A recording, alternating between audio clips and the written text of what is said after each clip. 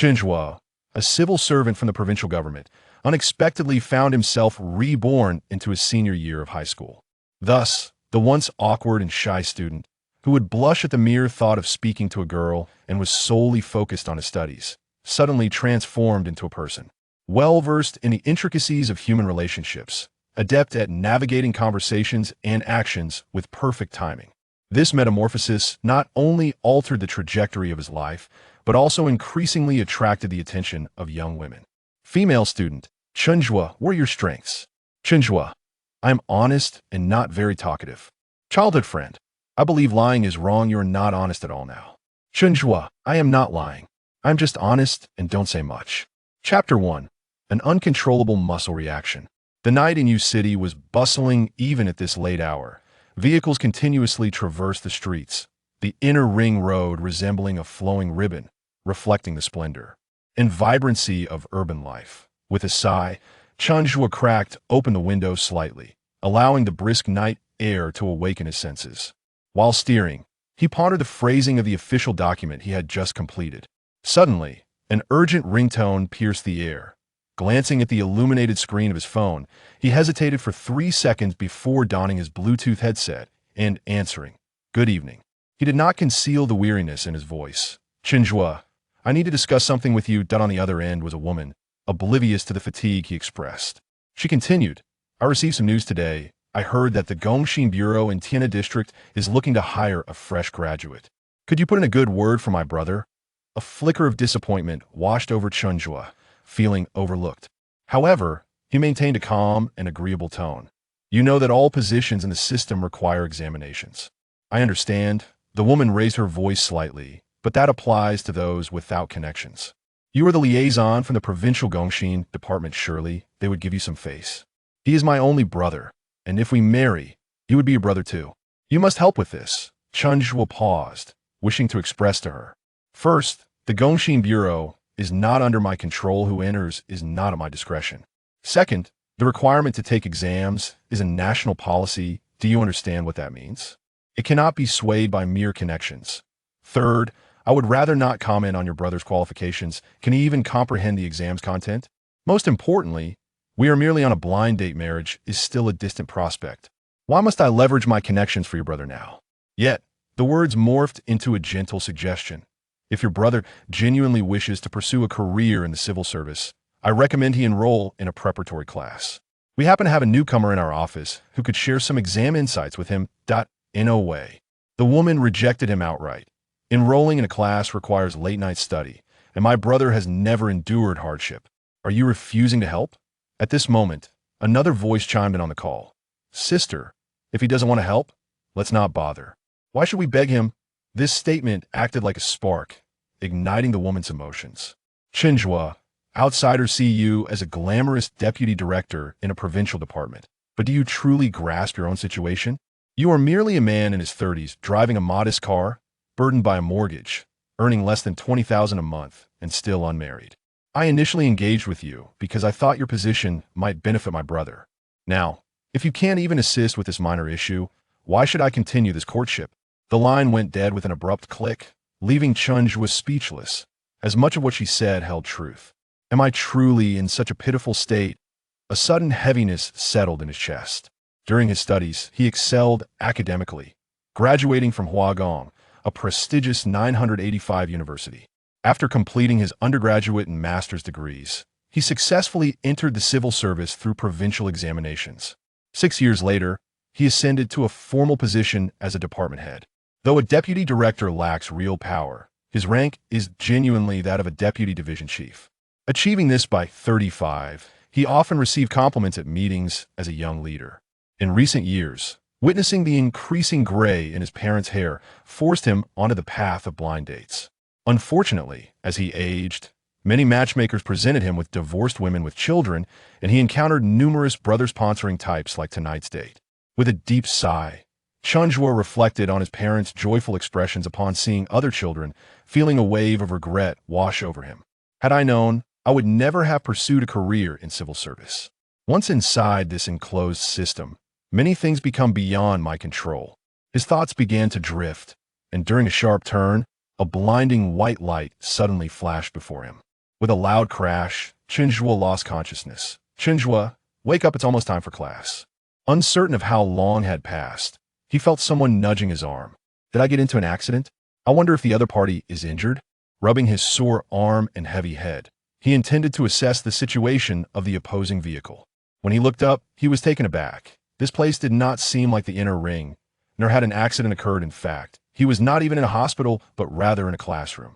Surrounded by students with hair slicked to their scalps and slightly greasy faces, some were sleeping on their desks, others were focused on their exams, while a few gathered to share jokes. Before him lay a tall stack of thick textbooks, the topmost one boldly emblazoned with the words 5 years of college entrance exams, 3 years of simulations.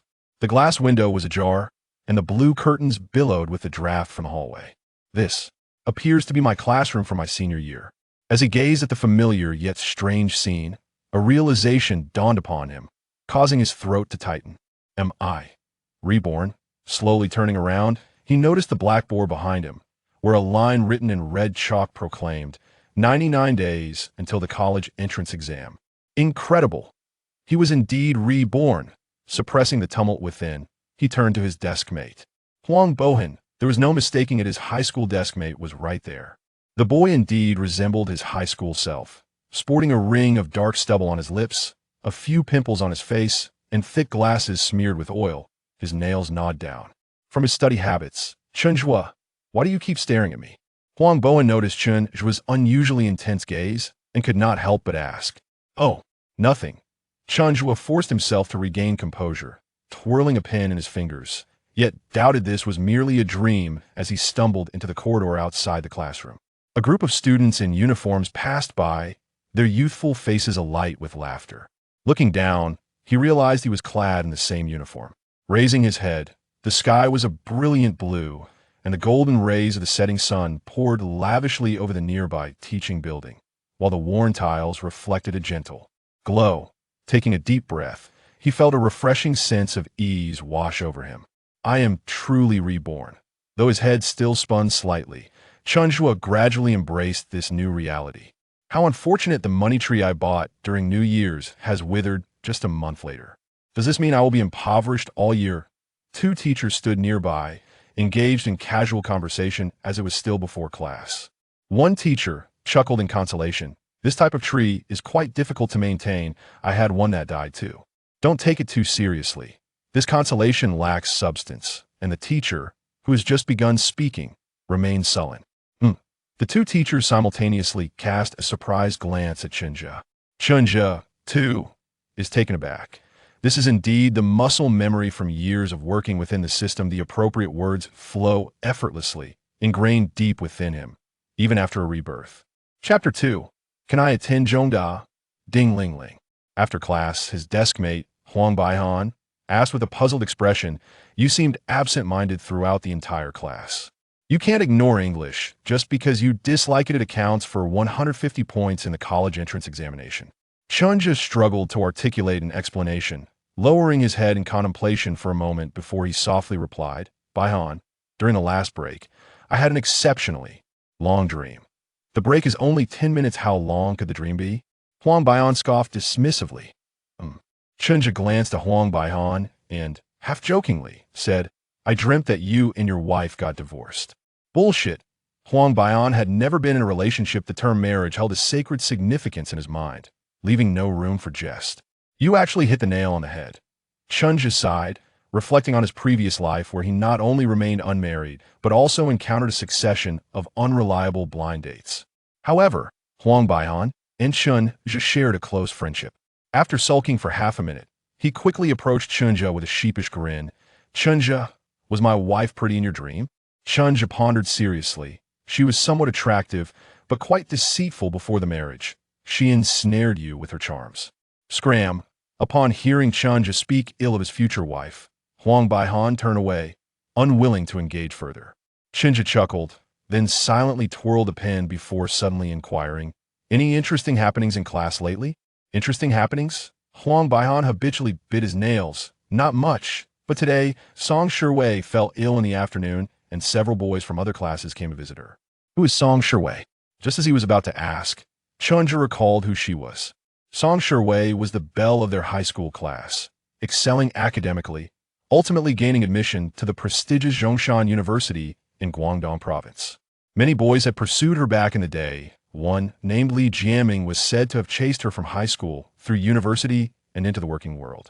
Song Shiwei had never acquiesced to him. Li Jiaming even went so far as to threaten to jump into the Pearl River, an incident that reportedly made the news.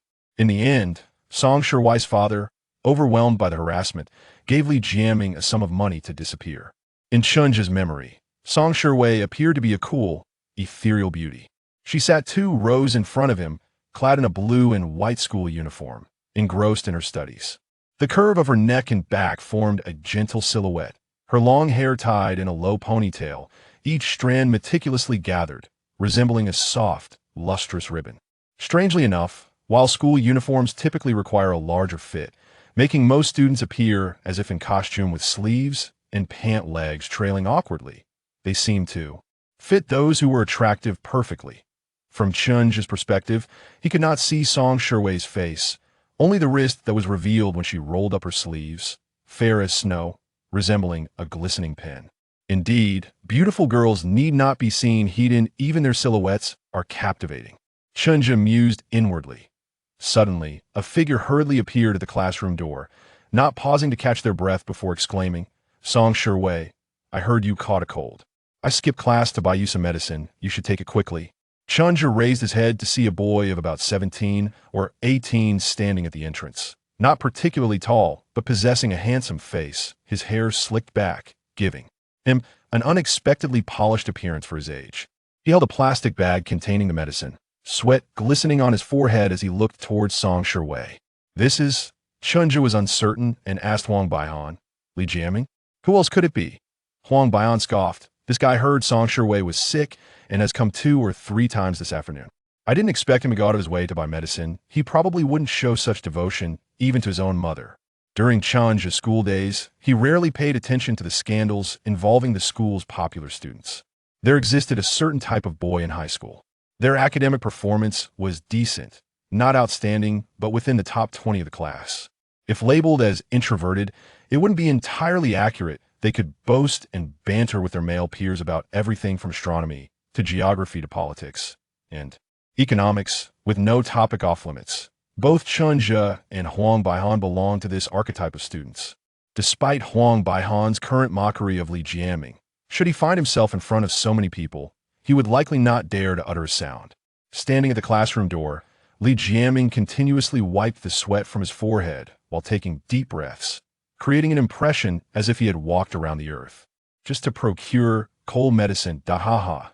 Chen Zhu chuckled silently. With his insight and experience, he could easily discern the performance. Noticing that Song Shiwei had yet to respond, Li Jiaming remained, pitifully saying, "Song Shiwei, I know I'm not worthy of you, but you're sick. Please don't turn me away. Just take the cold medicine." His expression was pleading, his tone ingratiating, his face painted with a sense of grievance and desolation. This young man is quite strategic. Chen Zhu found it surprising he was deliberately positioning himself as vulnerable to elicit sympathy and exert pressure on Song Shiwei through public sentiment. If it were another girl, at this tender age when one is easily swayed by such naive romantic gestures, she might indeed accept. His voice was clear, akin to the sound of jade beads falling onto a plate. Some kind-hearted girls had already begun to persuade. "Wei Wei, go and take the medicine. Li Jiaming means well." Huang Baihan, who was enjoying the spectacle, couldn't help but exclaim, "What is love in this world, that it drives people to such extremes?" Chen Zhu remained non-committal from an adult's perspective. Pursuing a girl is not inherently wrong, yet persistently clinging like an adhesive, even going so far as to resort to desperate measures, would likely distress the young lady. However, this matter was of little concern to him. Once evening's self-study commenced, Chen Zhu pulled out a mathematics workbook and attempted a few problems. He had initially assumed it would be akin to deciphering a foreign language, given that he had not encountered fx and sin in many years. However, upon seeing the first question, M21012 and XXX60, find him in, a familiar yet foreign problem-solving approach instinctively surfaced in his mind. Is this referring to an intersection? This question seeks the intersection of sets M and N. Set M contains the known 5 numbers, so I only need to solve the inequality for set N. The expression xx60 can be factored into x3, x20 thus. The range for x is 3 or 2. Chen Zhu flipped to the back of the workbook and glanced at the answer. 2 was indeed correct. Even though Chen Zhu successfully solved the problem, he found it hard to believe. After pondering for a moment, he continued to tackle several different types of math problems, even switching to physics and chemistry, ultimately discovering that he could solve most of them with ease. That I understand now, if that is the case. Chen Zhu had previously been a prodigy in his studies, excelling in mathematics, physics, and chemistry, consistently scoring around 140 points regardless of the exam's difficulty. However, his performance in Chinese and English had been comparatively poor, only managing scores between 90 and 100. His homeroom teacher had earnestly advised him numerous times. Chen Zhu, if you could elevate your scores in both Chinese and English by 20 points, gaining admission to Zhongda would be quite feasible. Otherwise, you would be left with the option of selecting a favorable major at Huagong. In his previous life, Chen Zhu disregarded this advice and, as a result, found himself at Huagong. His performance in Chinese must certainly improve. So, is this my fortunate rebirth? Chen Zhu's heart began to race uncontrollably as the prospect of being accepted into Zhongda loomed before him. Chapter 3. The wind that brushes through time. It is not that my alma mater, Huagong, is lacking in merit. After all, it is a 985 institution. However, the value offered by Zhongda is undeniably superior. Huagong is a pure engineering university, while Zhongda is a comprehensive university, with certain programs at Lingnan College and the medical school surpassing the admission scores of Qingbei. Lingnan College at Zhongda even claims to be on par with Peking University's Guanghua School of Management, having nurtured numerous corporate executives. Its recognition extends not only throughout the 5 provinces of South China, but also within Hong Kong and the international community. Yet, a pressing question soon occupied Chen's mind. If I truly manage to enroll in Zhongda, changing both my school and major, will I still pursue a career in public service? More directly, even if I remain at Huagong, will I still aspire to become a civil servant? The reason I initially sought a position in public service stemmed from my dissatisfaction with several jobs after obtaining my master's degree. In a state of extreme confusion and doubt, I fortuitously discovered the provincial examination registration. Like many graduates, the inability to secure a desirable job led me to consider public service as an option. To my surprise, I successfully passed the exam. Had there been a position with a monthly salary of 15,000, I doubt I would have pursued the provincial exam. Working within the system has its advantages and disadvantages, primarily depending on one's personal positioning and choices. The advantages include job security, a certain level of societal recognition, and access to connections when one's child is in school or a family member is hospitalized. If one were to be a civil servant in a small city, the sense of happiness could be quite high. Of course, there are drawbacks. The salary is modest, barely sufficient for living expenses.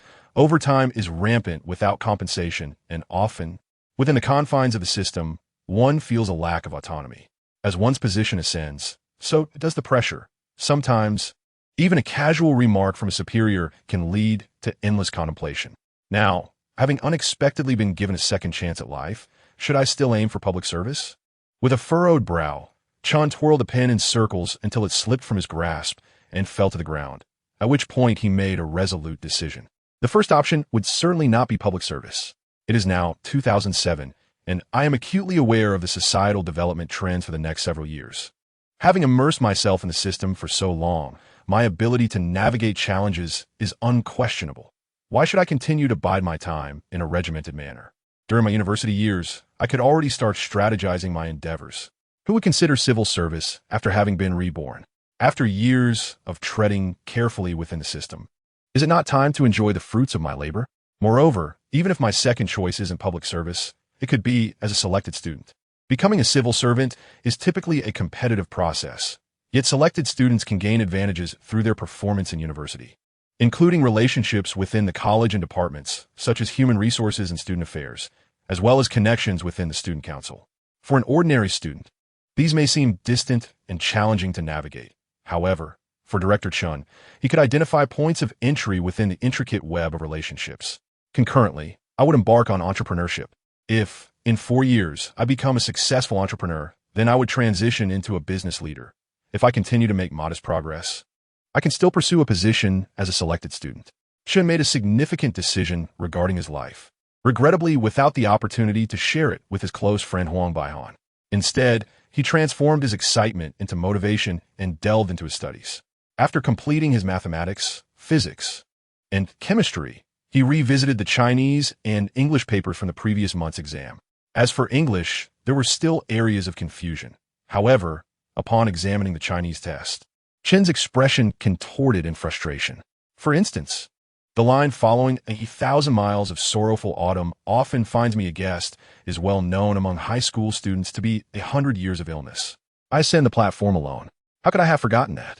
Furthermore, regarding the poem Yangzhou Man, the author clearly expresses sorrow over the devastation of war through depictions of Yangzhou's former splendor and a longing for peace. Why did I mistakenly interpret the poet's sentiments as merely a celebration of Yangzhou's vibrant scenery? Finally, the essay topic was utterly outrageous. Huang Baihan noticed Chen staring intently at the Chinese paper, his face a canvas of fluctuating emotions. He leaned over for a closer look and gently patted Chen's shoulder in reassurance. Although Huang Baihan's performance in mathematics, physics, and chemistry was not as remarkable as Chen's, his scores in Chinese and English were reasonably balanced, ultimately leading him to Huagong, albeit in a less prestigious major than Chen's. Chen cast a glance at the unremarkable Huang Baihan, remaining silent. He vaguely recalled that in the past, if someone wanted to take a leave of absence, they had to arrange for a substitute. I'm taking leave for lunch today. I've set up a buddy for you. Just follow along. Reflecting on it now, it seems both silly and naive.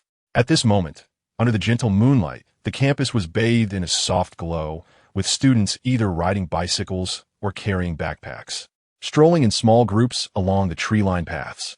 They engaged in lively discussions or whispered among themselves, exuding a vibrant and optimistic spirit, their smiles reflecting hopes for the future.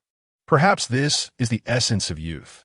Unaware of the vastness of the world, their confidence soaring as they believe themselves to be exceptionally gifted, yet they remain genuine and sincere. Enveloped by such an atmosphere, Chen found himself yearning to hum a few popular songs. Indeed, the campus radio station plays songs at this time every day, and tonight was no exception. Soon, the speakers blared Jay Chow's Hair Like Snow. Your hair like snow beautifies our parting. I burn incense, touched by whom? In a moment of reverie, Chen felt as though the winds of time were caressing him. Why aren't you moving? Huang Baihan, observing Chen lost in thought beneath the streetlight, could not help but urge him forward. Chen jogged a few steps to catch up and inquired of Huang Baihan. Huang, do you ever feel that although the school radio station's sound quality is poor, the songs it plays are always more delightful than those in our headphones? Really? Huang Baihan, perhaps lacking sufficient life experience or simply being too immersed in his current circumstance, found it challenging to relate. After all, one cannot simultaneously possess youth and the awareness of its fleeting nature. The bus stop was right at the school entrance, and the two boarded the bus, finding seats. At this hour, the bus was sparsely populated, with a few weary workers returning from late shifts, some resting against the windows, while others scrolled through their outdated Nokia phones. Each passenger seemed like an isolated island, scattered apart, never intersecting. When Chen first started working, he often found himself working late.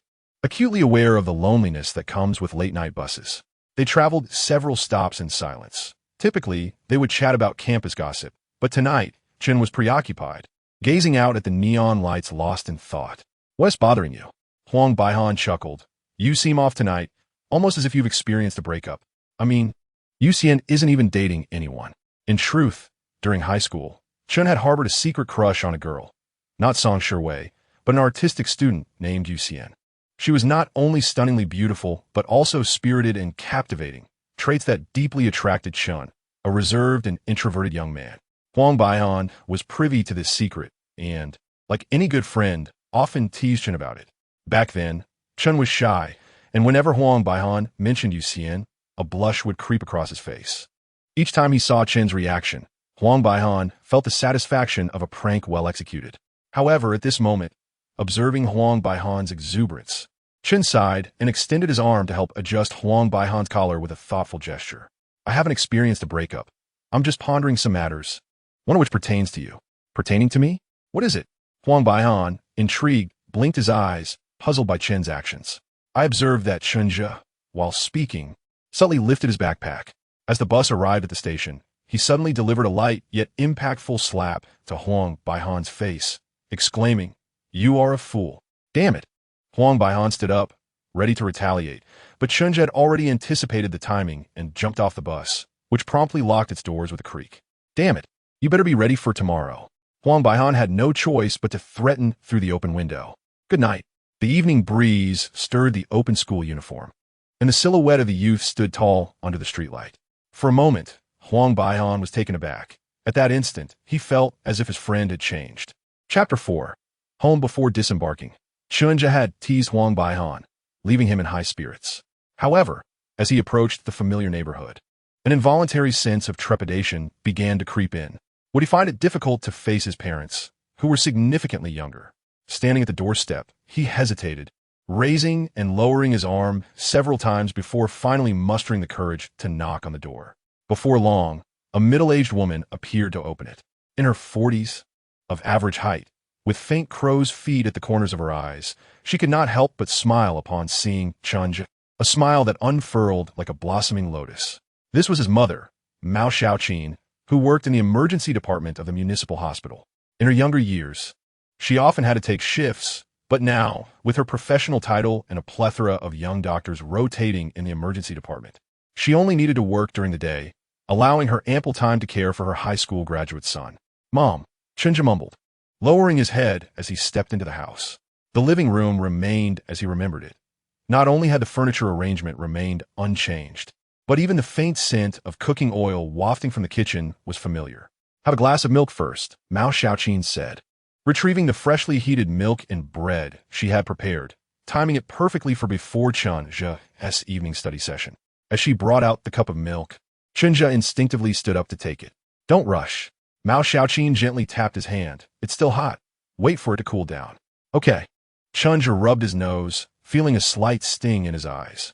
Unbeknownst to him, a warm tide swelled within, gradually soothing the unease and anxiety that had accompanied his rebirth. At that moment, as he sipped the milk, he felt as if he had entirely immersed himself in this 17-year-old body. Mom, he swallowed a mouthful of bread, and this second utterance of mom was markedly smoother. He glanced around but did not see his father, prompting him to inquire, "Where's Dad?" Mao Xiaoqin shrugged. He is probably out socializing again. Don't mind him. He is hardly ever home. Chen Peisong, his father, served as the deputy director of the neighborhood office. Though his rank was modest, the workload was substantial. Chen Zhu understood this busy lifestyle well, having experienced a similar state during grassroots poverty alleviation efforts. Upon encountering his parents anew, Chen Zhu felt a wave of excitement, but found himself at a loss for words. After inquiring about his father's whereabouts, he remained quietly absorbed in his milk. Mao Xiaoqin, unfazed, sat across the table, her gaze warm and affectionate as she observed her only son. She was exceedingly proud of him. Good grades, tall stature, and a penchant for avoiding trouble. He had never given her a moment's worry. He was patient in his endeavors, embodying the essence of his name, Chen Zhu, which signifies composure. If one were to nitpick, one could argue that he was perhaps overly introverted and honest. For years, she had never heard him speak of a beautiful girl or chase after a celebrity. His world seemed solely focused on academics. He was the quintessential ideal child that every parent dreams of. Whenever Mao Xiaoqin spoke of her son, her face glowed with pride. Yet, sometimes Mao Xiaoqin pondered. While being studious, obedient, and honest were commendable traits in middle and high school, they would require a broader set of skills as he transitioned to university and beyond. Chen Zhu, she said, tearing open a small bread roll and placing it before him. After you get into university, I suggest you consider joining the student council. Academic excellence is just one facet. A truly outstanding individual must develop in multiple dimensions. Chen Zhu paused. Though he had contemplated such a plan himself, he thought that as a deputy director, joining the student council hardly constituted meaningful experience. Wouldn't guiding be a more accurate term? Noticing her son's expression, Mao Xiaoqin assumed he was resistant, so she smiled and recounted, "When your father and I first met, he was so nervous during meetings that he could barely speak. Now, he could deliver a 3-hour speech without faltering. I believe joining the student council could still provide valuable experience." 3 hours of impromptu speaking? Chen Zhu thought to himself that he could manage that too. After all, it merely required a systematic approach to theory and a focus on parallelism in speech. Once he grasped these phrases, speaking extemporaneously would be as smooth as a flowing stream. However, he did not wish to argue with his mother, so he nodded in agreement. We'll see when the time comes. Chen Zhu rummaged through his surroundings, touching various items. Each corner of his bedroom held memories of his growth. And that slightly unresponsive desk lamp bore witness to countless late-night study sessions. Suddenly, he recalled something, bending down to retrieve a diary hidden in a drawer. What would it feel like to reread his high school diary after so many years? As he perused the immature, sensitive, insecure, yet proud words, he felt almost as if his toes were scraping the floor. Truly, who writes diaries in earnest? Perhaps he was never a serious person at heart. Only his later career choices forced him into that role. After finishing the diary, he began to play with a long obsolete Boo Boo Gao tape recorder on his desk. This relic had gradually fallen out of favor after 2010. Yet for children from ordinary families today, this 200 yuan tape recorder remained quite practical. It not only facilitated English listening practice, but also allowed for the discreet enjoyment of pop music. Chen Zhu had purchased several legitimate tapes of Jay Chou and pirated ones of Mayday. As he reminisced about the past, time slipped away until his mother urged him to hurry and take a shower, prompting him to reluctantly open the door. Here are your clean clothes. Mao Xiaoqin casually handed him a pile of fragrant garments. Chen Zhu glanced down and was surprised to see his own boxer shorts, instantly reminded that before entering university, all his clothing was washed by his mother.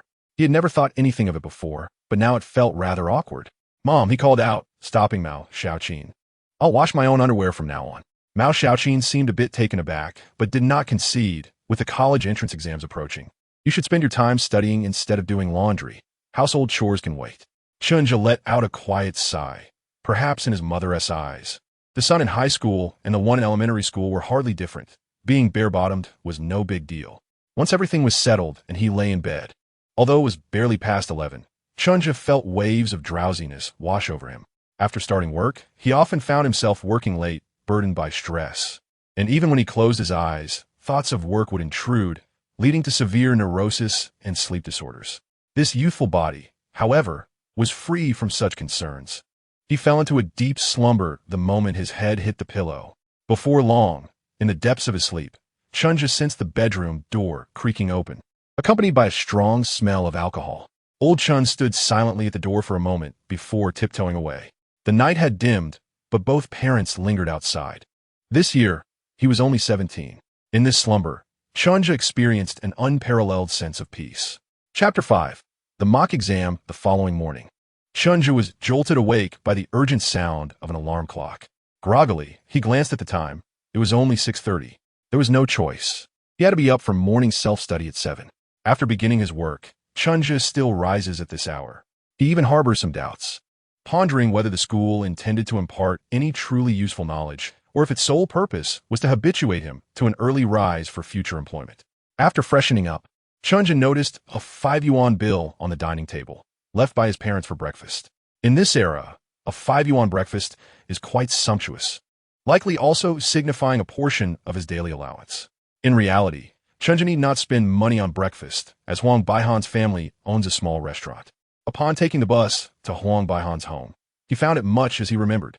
Huang Baihan's parents busily served other customers, while Huang Baihan sat at a small table enjoying his breakfast, a plate of buns and rice noodles set aside for Chen Zhu. After greeting Huang Baihan's parents, Chen Zhu took a seat beside him and said, "Da Huang, good morning." "Hey, don't call me by my nickname when there are so many people around," Huang Baihan complained, though he quickly resumed chatting with Chen Zhu, entirely forgetting the matter he intended to address. Observing his simple-minded friend, Chen Zhu was suddenly reminded of his own life trajectory. Had Huang Baihan's path remained unchanged, he would have entered the workforce directly after completing his undergraduate studies, bypassing further education. As a graduate of a prestigious 985 institution, his first job was commendable, and one would naturally expect a smooth progression in life. However, when it came time to marry, his lack of romantic experience led him to choose a partner who was vain and unwilling to embrace a simple life, resulting in a failed marriage that significantly impacted him, causing him to struggle to maintain any job for long. As he aged, finding employment became increasingly challenging, and it was ultimately Chen Zhu who leveraged his connections to secure private sector positions for him.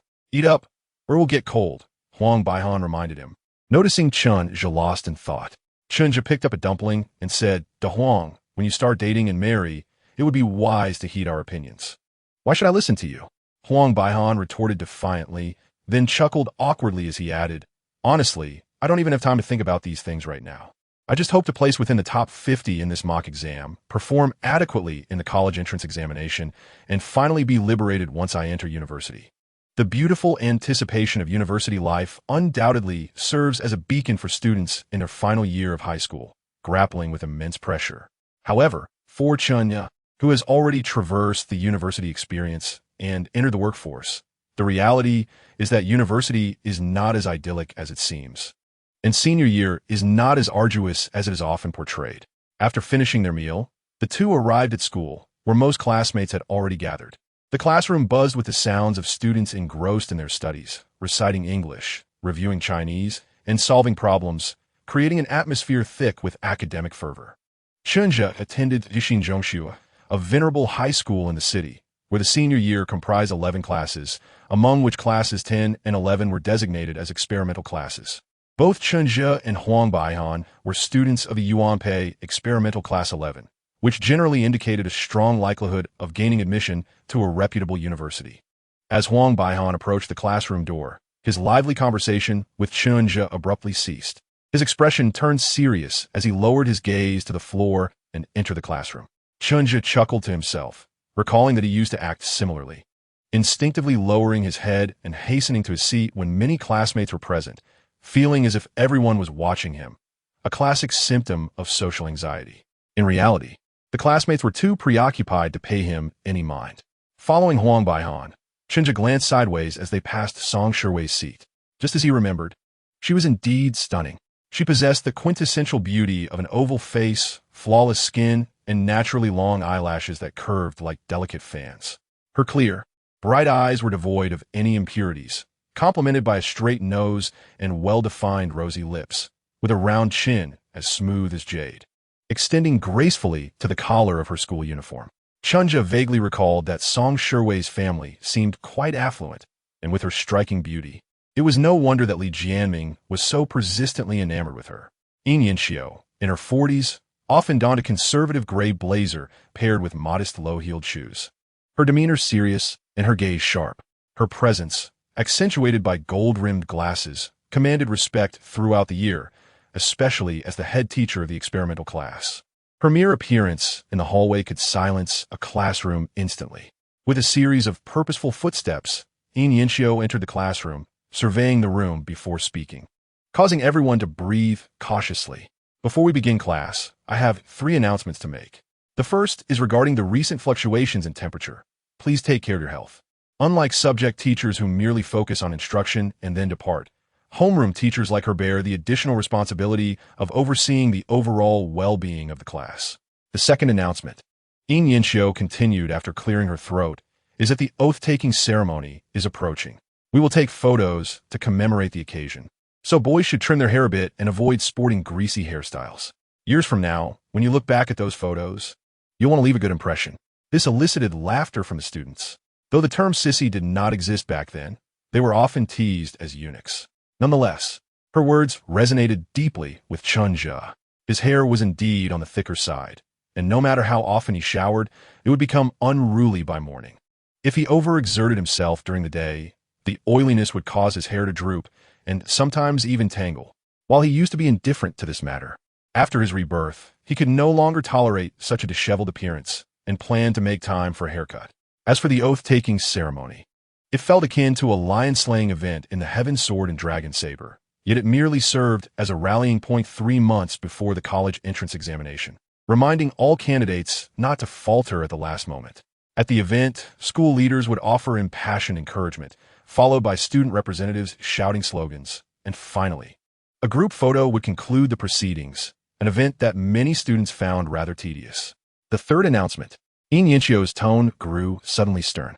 "Tomorrow marks the monthly exam, and I have emphasized numerous times that this exam is not organized by the school, but rather a province-wide mock examination, akin to the college entrance examination. I hope everyone will take it seriously.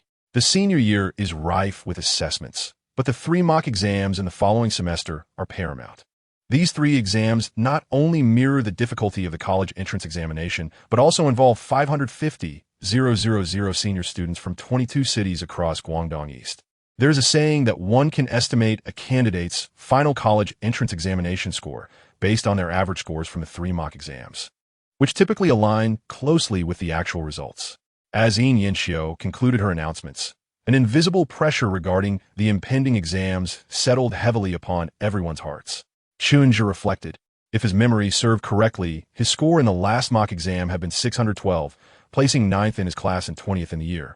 With a provincial rank of over 600, his performance in mathematics and science had been commendable, but his scores in Chinese and English had severely hindered him. He wondered how he would fare this time. Presently, he felt quite confident in his Chinese studies, perhaps even to the point of being frighteningly proficient, with an eagerness to showcase his abilities. Chapter 6. Yuxian, after Yin Yanxiu delivered her 3 announcements and established a sense of urgency, she finally commenced the lesson.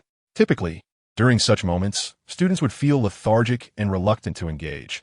Some self-assured students with perceived connections and capabilities would simply lay their heads down on their desks to sleep.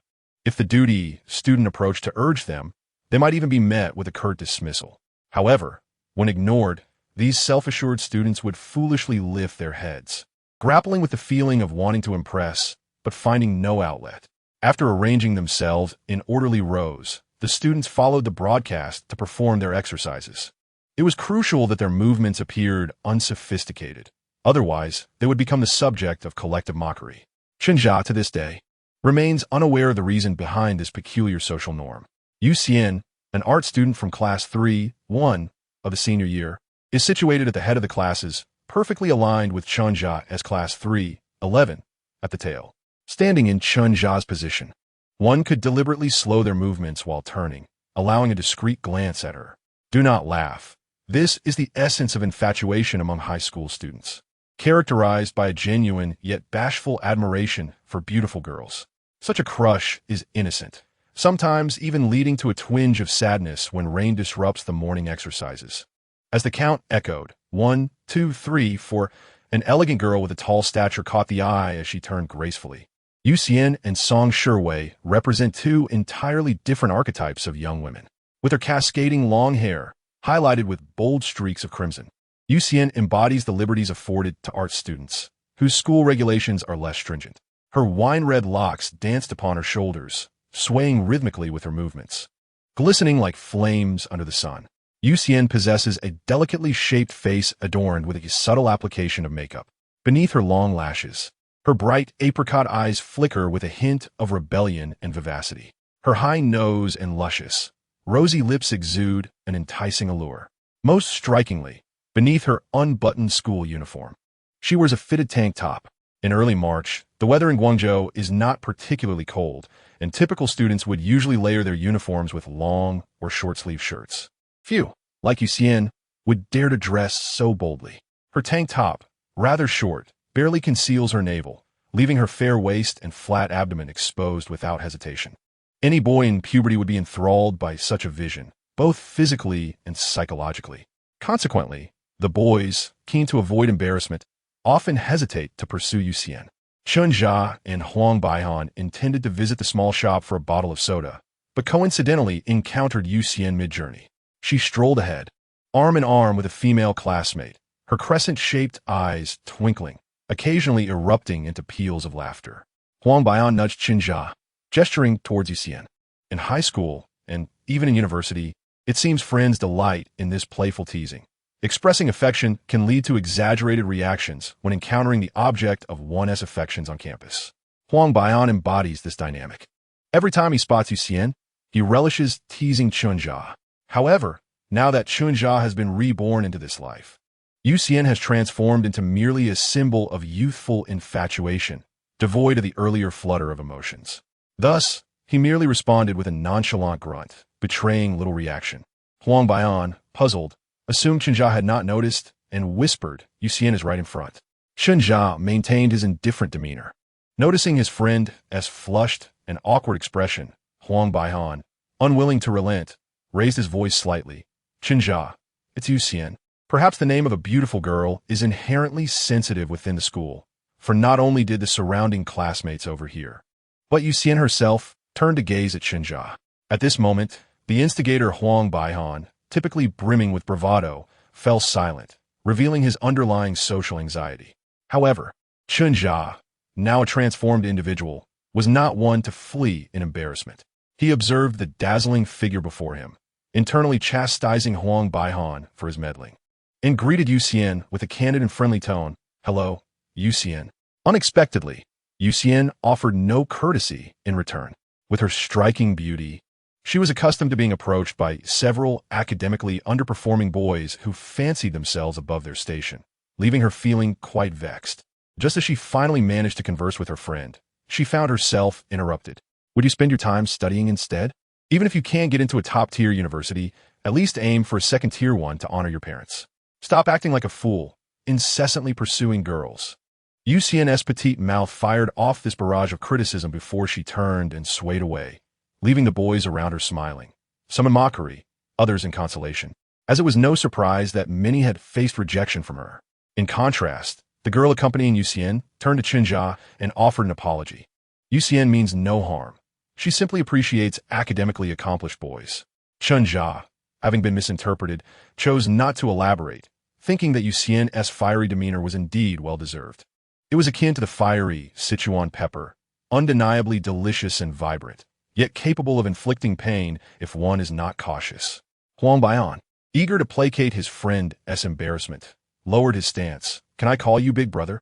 I'm just a few months older, but I'll call you that if it helps ease your anger. Sighing, Chen Zhu replied, I once dreamed of being a free-spirited butterfly, flitting through the world in playful abandon. Please, don't call me big brother, just call me butterfly. Call you butterfly? Have you watched too much of Huang Zhu's Guga? Huang Baihan found this amusing, yet to pacify his friend's irritation, he proclaimed grandly, all right. Butterfly, butterfly, will that suffice to quell your anger? A girl named Lu Han in the front row suddenly turned to glance at Huang Baihan, her expression somewhat peculiar. Chen Zhu nodded, let us put that incident behind us. In the future, when you see Yuxian, refrain from making a scene. What's wrong? Huang Baihan inquired, perplexed. Do you not like Yuxian? Chen Zhu pondered seriously. It wouldn't be accurate to say that. If I could date Yuxian, I would gladly live in a mansion and drive luxurious cars. Bah! Huang Baihan spat in disbelief. Chapter 7. Becoming the hero of one's own fantasies. Old Wang never lingers after class, promptly signaling the end of the lesson. Some students stretch, while others rest their heads on their desks to sleep. Yet, most prioritize their lunch. The school cafeteria's food is predictably mediocre, and after a few casual bites, Chen Zhu decided to drag Huang Baihan out to get haircuts. Huang Baihan was baffled. You only need a haircut once a month. Didn't you just get one last week? Currently, he had no concept of image management, and Chen Zhu was not surprised, for he had once been the same. Rubbing his thick hair, Chen Zhu opened his palm to reveal a sheen of oil reflecting the light, countering, don't you think this looks unattractive? I see nothing wrong. Huang Baihan replied earnestly, as many boys in their class sported similar styles. Fine, just say whether you're coming or not. Chen Zhu resolved to go alone for a haircut. Huang Baihan hesitated, then you must treat me to a cola later. Upon exiting the school gates, Chen Zhu did not scrutinize his options, casually selecting a nearby barber shop. He approached the barber, asking, are you familiar with an American-style crew cut? The barber, evidently out of touch with international trends, blandly admitted he was unfamiliar with such terms. In reality, students typically request a few common styles, one resembling a soldier's flat top, angular and stable, exuding patriotism, another like Chen Zhu's, slightly longer and thicker, usually just requiring a trim, and lastly, the rural shamart favored by artistic boys, which the barber preferred for its potential for creative styling. Nevertheless, Chen Zhu opted not to switch shops, and simply instructed, then thin out on top and cut the sides short. With clear guidelines, the barber understood the task at hand, while Huang Baihan, initially a spectator, succumbed to drowsiness and dozed off on the sofa. When he groggily opened his eyes, he found that Chen Zhu's haircut was nearly complete. Huang Baihan sauntered slowly to the mirror, intending to inquire about the time, when he suddenly paused, rubbing his eyes vigorously. Who was this person reflected in the glass? Chen Zhu, with a fair complexion reminiscent of his mother, Mao Xiaoqin, had previously sported long hair and an introverted demeanor, lacking in confidence and often walking with his head down, which had concealed his merits from others. Now, with a refreshing short haircut, not only did his fair skin stand out, but his high forehead was also revealed. When he smiled, his gaze exuded confidence and composure, his teeth white and neat, embodying the essence of a bright, sunny high school youth. Huang Baihan was taken aback, realizing that his deskmate of 2 years had transformed into someone almost stunning. Though perhaps stunning was too grand a term. Indeed, he was undeniably a bit handsome. An inexplicable sense of crisis welled up within Huang Baihan. They had both agreed to embrace their roles as academically focused underachievers. Yet now Chen Zhu had unexpectedly become attractive. What was he to do? Although Huang Baihan was internally astonished, Chen Zhu himself felt a hint of dissatisfaction. For reasons unknown, he always felt that he looked best while his hair was only half cut. Once fully finished, he found himself less appealing. Upon returning to the classroom, Chen Zhu's sudden transformation did not evoke any significant reaction, as was to be expected. In the experimental class, students rarely displayed ostentatious behavior, with only a few close friends teasing him with remarks like, "Not bad, you seem like a different person." As time passed, this situation became increasingly apparent, and just as the branches outside flourished and the cicadas buzzed noisily, the sweltering youth of this year's senior class would come to a close on June 7th. The teachers in the experimental class continued their lessons with utmost diligence, while Chen Zhu occasionally found his mind wandering. At times, he felt entirely acclimated to the rigors of senior year, yet other times he reminisced about his days in the provincial government office, drafting documents and participating in rural poverty alleviation efforts. "Who?" Chen Zhu inquired. "Li Jianming," Huang Baihan replied, chuckling foolishly. "This guy comes looking for Song Shiwei every day. Did he forget today?" Chen Zhu rolled his eyes, knowing that Song Shiwei would rather not see that persistent suitor. Just then, as if cursed with a crow's tongue, Huang Baihan's prediction came true. Mere moments into the evening study session, a cacophony of footsteps echoed down the hallway as Li Jianming, flanked by several boys, arrived at the entrance of Class 11. Strangely enough, he had made a special effort to dress up today, slicking his hair back and donning a somewhat ill-fitting suit. In his left hand, he held a cake, while in his right, he cradled a bouquet of vibrant red roses. He called out to Song Shiwei from a distance, "Wei Wei, today is my 18th birthday, and I would like to sincerely invite you to celebrate with me." The students in the classroom lifted their heads to glance at Li Jianming and then at Song Shiwei, and the once quiet atmosphere erupted into a flurry of commotion. Good heavens! Chen Zhu mused, realizing that Li Jianming had been waiting here all day, choosing to reveal his grand gesture at the last moment, leaving him curious as to how Song Shiwei would respond. True to form, Song Shiwei remained as indifferent as ever, not even lifting her head, her focus solely on her work. In that moment, it seemed as though the entire classroom was hushed, with only the sound of her pen scratching against the paper breaking the silence, while the rest of the students were engrossed in the spectacle. Observing Song Shiwei's cold demeanor, especially in front of so many peers, caused Li Jianming to lose some of his composure. He fidgeted and continued calling out, "Wei Wei, just have a piece of cake, okay? It would make my coming-of-age celebration the happiest day of my life." Suddenly, Song Shiwei put down her pen and coldly interrupted, "Do not call me Wei Wei." A fleeting flicker of irritation crossed Li Jianming's face before it was swiftly replaced by a look of startled apprehension. Chen Zhu thought to himself that this boy was indeed quite the performer. The high school students in the classroom lacked the perceptive insight to see through such facades. They were emotional, kind-hearted, and naive, most of them thinking that Song Shiwei was being overly cold. After all, it was her 18th birthday. What harm could there be in eating a piece of cake? Yet, they failed to consider that with Li Jianming's character, accepting even a small piece of cake could lead to more unreasonable demands in the future. From his seat in the back, Chen Zhu could not see Song Shiwei's expression, but he sensed her face was taut, likely expressing significant distaste for Li Jianming's approach. It was indeed a frustrating situation. Here she was, simply trying to focus on her studies, suddenly entangled by a ruffian. After pondering for a moment, Chen Zhu quietly asked Huang Baihan, who was in charge of maintaining order during evening study today. "The classroom is in disarray. Teachers typically assigned class monitors to uphold discipline during study sessions to alleviate their responsibilities. Huang Baihan glanced at the date. It's Friday, so it should be Kong Liangsong's turn. Chen Zhu inquired further. Will he intervene? Huang Baihan shook his head, chewing nervously on his nails. Kong Liangsong likes Song Shiwei. The entire class knows this. He probably wants to step in, but he's likely too timid. He has never taken the initiative. Chen Zhu nodded slightly, understanding the situation.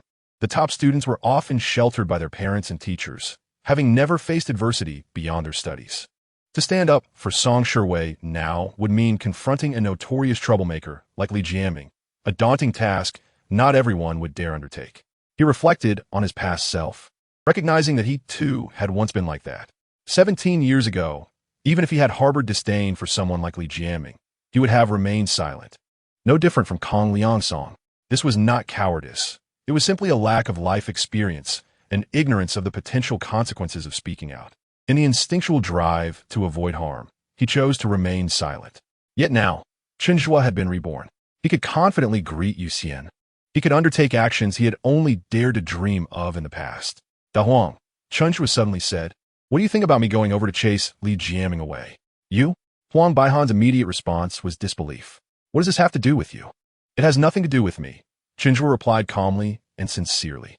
"I just feel discontent seeing him harass the girls in our class without any regard for us boys." At that moment, Li Jiaming's entourage was still laughing and egging him on. "Sister-in-law, just have a piece of cake, please." Huang Baihan, inherently a youth with a strong sense of justice, felt anger rise within him at their brazen attitude, yet he quickly recoiled. "I heard Li Jiaming knows a lot of people outside of school." Chen Zhu chuckled. "They're nothing but a pile of mud." Having once served in rural poverty alleviation, Chen Zhu recalled the saying that desolate mountains and treacherous waters breed cunning people. In the past, he had been cornered by a group of villagers wielding weapons over a relocation dispute. Those villagers had acted impulsively and were genuinely willing to resort to violence. In comparison, these schoolyard delinquents were insignificant. Huang Baihan was puzzled by his friend's newfound boldness. Yet Chen Zhu's display of confidence ignited a spark of courage within him. He swallowed hard and asked, "What do you plan to do to drive him away?" Chen Zhu contemplated for a moment. "Of course, I will try to avoid conflict as much as possible. By the way, do I hold any position in class?" It seemed that throughout his life, he had never been appointed to any class leadership role, which was quite reasonable, as teachers would not entrust class management to an introverted and earnest student. Huang Baihan confirmed this, pouting slightly. "You've only been a janitor. Was I really that inconspicuous?" Chen Zhu rubbed his chin thoughtfully, preparing to stand up. "Wait." Huang Baihan reached out to stop him. "Do you think they would take a janitor seriously?" "What janitor?" "That's a term you guys use. Our official designation is the director of the Class 11 Hygiene Management Committee." Chapter 8. Does Chen Zhu like you? Li Jiaming remained at the entrance, focused on his act of self-pity, his gaze fixed on his toes, slumped against the doorframe, on the verge of shedding tears. His underlings continued to stoke the flames of chaos. However, when he glanced up, he was taken aback to see a boy emerging from Class 11, tall and slender. With a crisp short haircut and fair skin, he exuded an air of delicate fragility often seen in academically gifted boys who, aside from their studies, seemed to possess little else. Yet, this boy's demeanor was strikingly composed, radiating an unhurried tranquility. Chen Zhu's sudden movement drew the attention of his classmates. His deskmate Song Shiwei, a girl with short, drooping hair named Mu Jiawen, characterized by her vivacious personality and charming little tiger teeth when she smiled, looked at Chen Zhu's retreating figure and said with mild discontent, "What is this person doing? Why is he going to the restroom at such a time?" Besides Huang Baihan, no one in the class understood Chen Zhu's intentions. Previously, he had been somewhat invisible in class, not among the top achievers nor the most favored by teachers, thus lacking presence. So, how could he possibly stand up for Song Shiwei? Exiting the classroom, he must have been desperate for the restroom, or someone would think. Regrettably, Chen Zhu's appearance suggested otherwise as he came to a halt before Li Jiaming. "Who are you?" Li Jiaming Karia, sensing the other's unfriendly approach as he tilted his head upward. Standing over 1.8 meters tall, Chen Zhu towered over Li Jiaming, who stood at approximately 1.7 meters. Despite the height difference, Li Jiaming had often wandered into Class 11, knowing full well that the boys there were typically selfish and cowardly, holding them in deep contempt. Chen Zhu's gaze sharpened, his attention fixated on the furrow of Li Jiaming's brow as he solemnly declared, "Hello, classmate. I am Chen the director of the Public Health System Management Committee of Class 11. Your ruckus at the entrance has severely disrupted our class's evening study discipline. I kindly ask you to vacate the area. Indeed, he had boldly stated such. Huang Baihan, seated nearby, felt a pang of envy and finally grasped the significance behind Chen Zhu's formal title. Director of the Public Health System Management Committee sounded far more authoritative and official than duty student. And if the other party was unaware, they could indeed be intimidated. What has gotten into Chen Zhu all of a sudden? Huang Baihan pondered with a hint of confusion. Li Jiaming, the fool who had been intimidated, instinctively believed that this lofty title implied a class committee member, casting no doubt on Chen Zhu's meddling behavior. In reality, this director held no official rank. With positions above him, such as the head and deputy of the class, Li Jiaming, wary asked, "What do you intend to do?" "I have made myself quite clear," Chen Zhu replied with unwavering resolve. "Your actions have severely disrupted our study discipline, and if you do not leave, I will fetch teacher Yanxiu from the office." Before Li Jiaming could respond, one of his underlings retorted defiantly, "So what if it's Yanxiu? Who's afraid of her?" "Excellent." Chen Zhu wasted no time, seizing the arm of the boastful student and dragging him towards the office. "Come on, darling, say that in front of her. She can't hear you here." Yanxiu commanded great respect among the entire grade, and during the peak popularity of the Su Yuping version of the Heaven Sword and Dragon Saber, she had earned the notorious title of the ruthless teacher with little competition. While it was acceptable to curse her behind her back, no student dared to raise their head in her presence, regardless of how formidable they were. Seeing that Chen Zhu was serious, the braggart recoiled in fear, and Li Jiaming stepped forward to intervene. "You can talk, but why resort to violence?" It is not uncommon for even adults to instinctively clarify who started it. "I did not lay a hand." Such responses might not resolve the issue and could entangle them in a debate over who initiated the altercation. Chen Zhu, experienced and astute, understood that in such moments, it was crucial to maintain a position of strength and initiative, leaving no room for the other party to react. With a swift motion, he grasped Li Jiaming's wrist and dragged him towards the office as well, declaring, "You think you can play mediator? Off to the office to explain yourself to teacher Yin." In the midst of this tug of war, a sudden rip echoed as the ill-fitted sleeve of Li Jiaming's suit tore free. "Huh!" Both halted in their tracks. Li Jiaming glanced down at his exposed arm, now resembling a monk clad in a gray robe.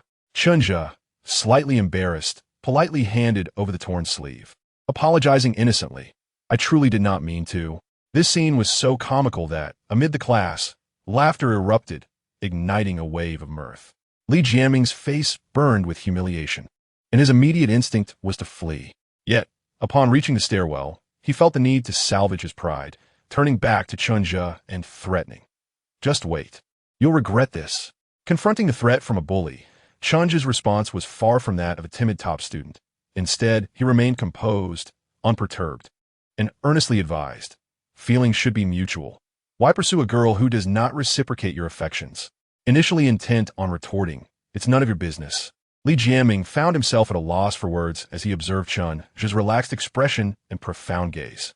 The dim light in the corridor cast shadows that enveloped half of Chen Zhu's figure, merging him with the encroaching dusk. For reasons unknown, Li Jiaming found himself unable to voice the harsh words that had been on the tip of his tongue. Yet he would not soon forget the boy from the experimental class who had embarrassed him. After dispatching Li Jiaming and his band of sycophants, Chen Zhu felt little sense of achievement, only a lingering regret that his advice had gone unheeded.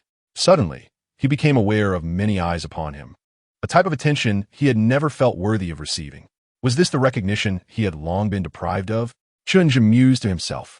One gaze came from Old, who scrutinized Chen Zhu for a considerable time before exclaiming to Song Shiwei, "I never expected the first boy to stand up for you would be Chen Zhu."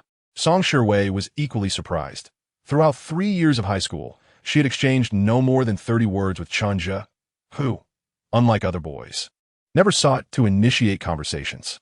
Thus, why would he choose to assist her? Perhaps, Mu Jiaowen tentatively suggested, "Chen Zhu likes you?" Song Shiwei furrowed her brow, still struggling to comprehend. If it weren't for their shared class, they seemed to inhabit two entirely separate worlds. Yet aside from that, what could possibly inspire a previously unremarkable introverted boy to act with such courage? "Chen Zhu must like you," Mu Jiaowen asserted with unwavering confidence, then began to lament. He should have confessed sooner. There are only about 90 days left in high school. What good will it do to work hard now? You won't even be able to attend the same university as you. It was well known that Chen Zhu struggled significantly with certain subjects. Based on past performance, there was at least a 40-point gap between their scores, and in their previous lives, they indeed attended different universities, one at Huagong and the other at Zhongda. However, Mu Jiawen suddenly had an idea and brightened. My scores are quite similar to Chen Zhu's. We could attend the same university. Now that he's cut his hair, don't you think Chen Zhu looks quite handsome? Not really. Chapter 9. The first major exam after rebirth. Quiet down. I am in deep thought. Huang Baian rubbed her forehead. Why have you changed so much lately? You not only dare to greet Yuxian, but also had the courage to stand up for Song Shiwei. Chen Zhu grinned. This is just the beginning. Perhaps even greater challenges lie ahead. However, the concept of rebirth is something that Huang Baihan finds utterly perplexing, leading him to lament. If I had not known about your secret affection for Yuxian, I might have thought you were enamored with Song Shiwei, which is why you were so willing to assist her. Chen Zhu, with a slight twitch at the corner of his mouth, yearned to correct 3 misconceptions. Firstly, does one necessarily need to harbor feelings for someone to stand up for them? Secondly, I no longer have a crush on Yuxian. Thirdly, even if I were to continue my secret admiration for Yuxian, it would not preclude my affection for Song Shiwei. After all, the law does not stipulate that one cannot harbor crushes on 2 girls simultaneously. However, given that it was only 2007, such notions of romance were still rather antiquated. Chen just sensed that voicing his thoughts would undoubtedly astonish Huang Baihan for an eternity, so he deftly shifted the topic. You are overthinking it. You must be quite the sensitive soul. Instead of wasting your energy on such musings, why not tackle a few more problems? Have you prepared well for tomorrow's mock exam? Upon the mention of the examination, Huang Baihan ceased to dwell on trivialities under the weight of pressure, expressing his anxiety. I made mistakes on 2 geometry questions during evening study. Suddenly, I feel so uncertain. He had heard that their street had been designated for reception duties, whether it be social engagements or overtime to prepare materials, completely misaligning with Chen Zhu's high school schedule. While drinking milk, Mao Xiaoqin kept him company for a while before urging him to wash up and get to bed early. She understood that the mock exam was imminent, and all parents of the senior students in Guangdong Eastern Province were acutely aware of its significance. The crucial battle awaited. The following day, Saturday, after having breakfast at a small restaurant near Huang Baihan's home, the two made their way to the classroom. Upon entering, Chen just sensed an abrupt halt in the reading sounds within the class, as if everyone had shared a silent glance. Although it may have lasted merely a fraction of a second, that moment of stillness was palpable. The midterm exams in high school were marked by stringent supervision, and this province-wide systematic examination was no exception. Each candidate was assigned an individual seat, which necessitated scheduling on weekends to free up classrooms for other grades. Buddy, do your best, Huang Baian encouraged, patting Chen Zhu on the shoulder. Since they were not in the same examination room, he took his pencil case and went off in search of classmates in his designated room.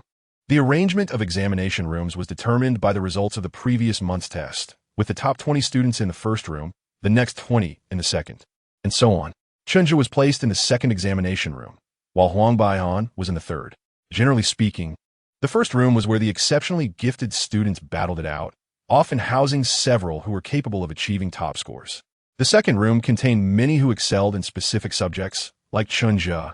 The third room comprised students like Huang Baihan, who were average performers but not top tier, representing a mix of 985 and elite 211 levels. Following the crowd to the second examination room, Chen Zhu found himself surrounded primarily by classmates from his own class and a few from another experimental class. After a moment of silent reflection to adjust his mindset, the bell rang, signaling the start of the exam, and the proctor began distributing the test papers. The sequence of the mock exam mirrored that of the Gaokao subjects: Chinese, mathematics, physics, English, and chemistry, with a total duration of 1.5 days.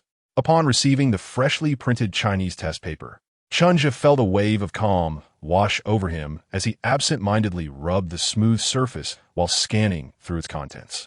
His accumulated knowledge now allowed him to comfortably tackle the analyses of poetry and prose, and even the daunting task of composing an 800-word essay, which previously seemed arduous, now felt effortlessly manageable. After all, during his time as a civil servant, he had drafted numerous provincial industry standards, often comprising tens of thousands of words. The 800-word essays of high school students were mere trifles, and upon completion, he felt a lingering sense of unfulfilled creativity. After 2.5 hours, the bell signaling the end of the exam rang, and students filed out of the examination room, exchanging knowing smiles with one another. This was not necessarily a reflection of everyone performing exceptionally well, but rather the nature of the Chinese subject, which rarely warranted much discussion since most students could fill the pages with relative ease. The true mix of emotions would come later during the mathematics examination in the afternoon. Following the 2-hour mathematics test, the expressions of the students were generally somber, save for the prodigies in the first examination room and a handful of sleepyheads in the last. Many wore flushed faces, akin to having just emerged from a sauna, a result of the challenging problems or time constraints causing their blood circulation to spike. Most candidates emerged with the same disheartening refrain: "It's over. If I can scrape a passing score of 90 in math, I'll consider myself fortunate." This was soon followed by a cacophony of voices comparing answers. Did you choose the second option for the multiple choice question? Did you manage the last fill in the blank? What? There's another geometry question on the back? I completely overlooked it. Chen Zhu was the type of student who could score 140 in mathematics, and many classmates sought him out to compare answers. If their results aligned, they would beam with joy. If not, some would instantly feel dejected, while others would stubbornly seek validation from other high achievers. Chen Zhu, Chen Zhu. Suddenly, he heard someone calling his name. Turning around, he saw a lanky yet spirited boy rushing towards him, urgently asking, "Chen Zhu, was your answer for the last geometry question 0 or 1? Chen Zhu recognized him as Wang Zhonghua, a classmate from middle school with whom he had lost touch since they were in different high school classes. His actual name was Wang Zhonghua, but due to a miscommunication at the police station during registration, he ended up with the feminine-sounding name that stuck with him. After every mathematics or physics exam, Wang Zhonghua would invariably seek Chen Zhu to compare answers. "I calculated it to be 1, Chen Zhu informed him. Upon hearing this, Wang Zhonghua's face lit up, and he exclaimed, "Great! I feel confident I can score 130 in math this time." A nearby acquaintance of Wang Zhonghua chimed in with a hint of sarcasm. "Zhonghua, are you bragging again? You said the same thing last time and only ended up with a score in the 90s. Undeterred by the teasing, Wang Zhonghua retorted earnestly, "A scholar should never be accused of boasting. It's simply confidence in oneself." "Chen Zhu, did you choose the last option for the multiple choice questions?" "Damn." Wang Zhonghua's expression soured as he lamented, "I was sure of my choice but changed it at the last minute. If only I'd stuck to my original answer." Chen Zhu chuckled, observing that each tier of students responded differently after examinations. The top students in the first and second rooms rarely engaged in discussions about their answers, often waving off inquiries about their performance with a dismissive gesture, claiming, "Not great, I just scribbled." Yet when the papers were returned, they would often find themselves with scores of 130. The middle-tier students from the 5th to the 12th examination rooms were the most eager to compare answers. These students genuinely desired to excel and worked diligently, yet their efforts did not yield the expected results due to either ineffective study methods or a lack of innate talent. Wang Zhonghua belonged to this category. As for the students in the 18th examination room and beyond, they typically only attempted the multiple choice and fill-in-the-blank questions, casually writing down a solution for the larger problems before waiting to submit their papers. Chapter 10. Will the results be released tonight? After finishing the Chinese and mathematics exams in the morning, Chen Zhu felt reasonably confident, especially about the Chinese test, which he anticipated would yield impressive results. In the afternoon, the first subject was physics. In stark contrast to the mixed emotions of the mathematics exam, the physics paper was met with a collective sigh of despair, even from Chen Zhu, who found the difficulty of this physics exam quite daunting. However, this was indeed reflective of the challenging nature of the Gaokao, as he recalled that the 2007 physics exam in Guangdong Eastern Province was notorious for its intensity. Regrettably, after so many years, Chen Zhu has completely forgotten the content of the exam questions, and it is impossible to find them online. Otherwise, he could have conducted some targeted revision, and perhaps the top scholar would have been himself. As expected, Wang Zhonghua approached once more to compare answers.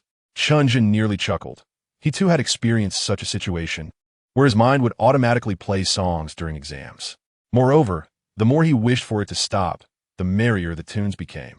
Besides Wang Zhonghua, other classmates also sought Chen Zhu's insights on the answers, and even the top students from the first examination room set aside their airs, engaging him in discussions over physics problems with their scrap paper. Despite the homeroom teacher Yin Yinxiu frequently emphasizing the importance of focusing on one subject at a time, could one truly expect this group of high school students to manage their anxiety effectively? Surrounded by his peers, Chen Zhu felt akin to a vendor of Tonghalu, encircled by eager children awaiting their sweet treats. At that moment, from the corner of his eye, he caught sight of a figure, tall and with an ethereal demeanor, Song Shiwei. She emerged from the adjacent first examination room, likely seeking a breath of fresh air to prepare for the upcoming English test. Perhaps she had few friends in the first examination room, or perhaps due to her character, she generally kept to herself at school. Standing alone in the corridor, her gaze drifted into the distance, lost in thought. A gust of wind swept through, causing her hair to cling to her face. With slender, jade-like fingers, Song Shiwei attempted to tidy her hair, but as soon as one side was arranged, the other was tousled by the breeze, creating a disordered yet aesthetically pleasing effect. Perhaps owing to her natural beauty, the lively group of boys who had just been bustling around Chen Zhu suddenly fell silent, transforming into gentle gentlemen, their voices lowering. Regardless of age, men instinctively feel the need to impress a beautiful woman. Chen Zhu smiled inwardly. Unlike in the past, when he would blush and fumble around upon encountering a female classmate, he now greeted Song Shiwei with a composed nod. Her eyes sparkled like clear glass lanterns. And in that fleeting moment when their gazes met, Chen Zhu found himself momentarily entranced. The second exam of the afternoon was English, one of Chen Zhu's weaker subjects. For the questions he could not comprehend, he chose the most appealing answer based solely on intuition. Much like the Chinese exam, after submitting their papers, the students hardly discussed the questions, aside from a few complaints about unclear listening sections. After all, compared to the straightforward answers of mathematics and physics, one cannot simply recite an English composition. Tomorrow would bring the final chemistry exam, and due to it being the last subject, regardless of the outcome of today's tests, the atmosphere lightened considerably. During evening self-study, amidst the symbols of sulfur dioxide and iron, oxide, the occasional whispers of idle chatter mingled. Without a teacher to supervise, they were all busy grading papers overnight, hoping to announce the results by Monday or even tomorrow evening. The following morning heralded the final chemistry examination. This subject, unlike physics and mathematics, required not only comprehension and calculation skills, but also a degree of memorization. This meant that even if one struggled with the last few complex problems, consistent study could still earn them some foundational points. Therefore, for the top students, the score disparity in chemistry typically remained minimal, with most achieving over 120 points. Upon entering his home, Chen Zhu was greeted by his father, Lao Chun, who stood up with a smile while reading a newspaper on the sofa. Chen Peisong, at 43 years old, served as the deputy director of a local street office. This role was no simple task, as nearly all matters within the jurisdiction ultimately fell to him, making Lao Chen's work both diverse and demanding, compounded by numerous social obligations. His once lean physique had transformed, resembling one encircled by a swimming ring, having lost the youthful stature of his earlier days. Yet, due to his extensive experience dealing with intricate issues in grassroots settings, Director Chen had acquired considerable wisdom and foresight. During Chen Zhu's tenure in poverty alleviation, he often consulted his father for advice when faced with challenging problems. Upon seeing his father for the first time since his rebirth, Chen Zhu felt an exhilarating rush, though he concealed it, greeting him as usual and settling onto the sofa to turn on the television. Chen Zhu and Chen Peisong were two contrasting personalities. Chen Zhu was reserved and introspective, while Lao Chun was humorous and engaging. After assessing his son, Chen Peisong suddenly exclaimed and made his way to the kitchen to speak with his wife. Mao Xiaoqin, it seems that Chen Zhu has changed entirely in just a few days. As she prepared dinner, Mao Xiaoqin was momentarily puzzled before realizing, our son got a haircut. At first glance, it was a bit jarring, but after a while, I think he looks quite handsome. Really? Chen Peisong felt that this transformation was not solely due to a change in appearance, yet he could not articulate the precise reason. Having worked in grassroots settings for many years and encountered countless individuals and situations, Director Chen could sense something different about his son. However, it was undeniable that this was still his child, and he could only attribute the change to the new hairstyle. A simple haircut has made my son seem much older than his years, Chen muttered to himself. During lunch, the family of three engaged in casual conversation. Chen Peisong noticed that although Chen Zhu still spoke sparingly, his articulation was clear and coherent, which eased his concerns. His greatest fear was that Chen Zhu might be facing difficulties at school, unwilling to share them with his parents due to his introverted nature. "Hey!"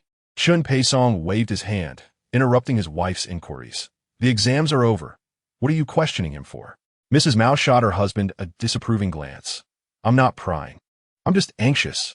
After all, not everyone can be as neglectful as some, losing track of everything while busy. Our son is diligent and never causes us worry. Otherwise, I would have to confront you."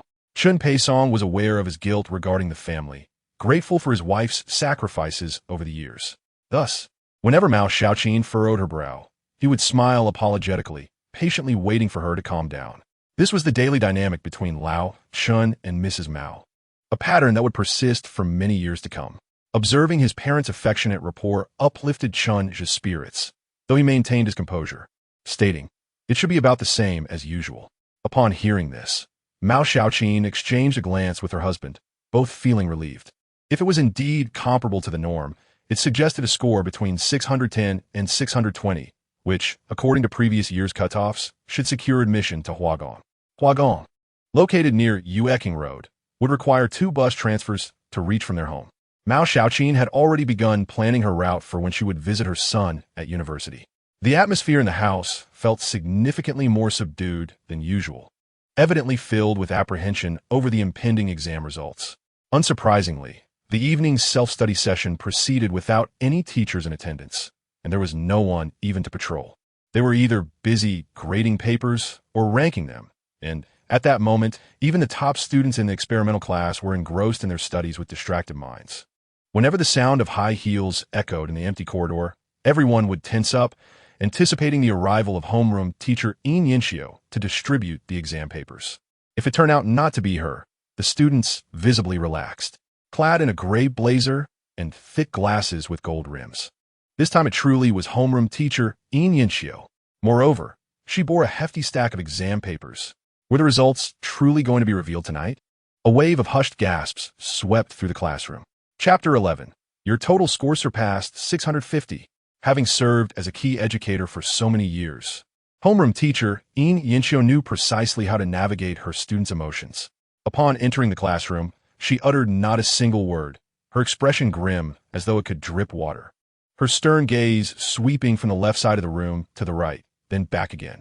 Each student instinctively held their breath, fearful that their name might be called unexpectedly. The atmosphere was so tense that one could hear a pin drop. It was indeed a deathly gaze.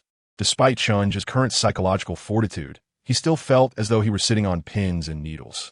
The students of Class 11 buried their heads even lower. Time seemed to stretch indefinitely until Yin Yinxiu finally spoke coldly. This exam has revealed numerous issues. Some of you may believe your revision was adequate, but you have failed to grasp the essential knowledge points.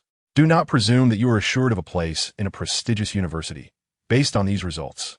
Some of you may only qualify for an ordinary undergraduate program. A few students were so anxious that their hands began to tremble, fearing that they might be among those mentioned by the homeroom teacher. For Yin Yinxiu, the homeroom teacher of this experimental class, there would never be completely satisfactory exam results, as students might underperform in one exam and do so again in the next. This is, of course, the demeanor of an experienced teacher. These gifted teenagers are prone to arrogance, necessitating constant pressure education. After analyzing the problems from the exam, she casually remarked, "However, some students have shown remarkable progress, which can be described as a leap." When Yin Yinxiu uttered this statement, although Chen Zhu kept his head down, he felt as if the homeroom teacher had glanced at him, uncertain if this was one of life's great illusions. Now, the distribution of the mathematics test papers commenced. Yin Yinxiu produced a stack of papers and announced loudly, "Students whose names are called, please come up to collect your papers." She preferred to distribute the papers in descending order of scores, revealing them publicly in front of the class. This approach not only allowed high scorers to bask in a sense of honor, but also served to motivate those with lower scores, creating a vivid tableau of simulated exam results.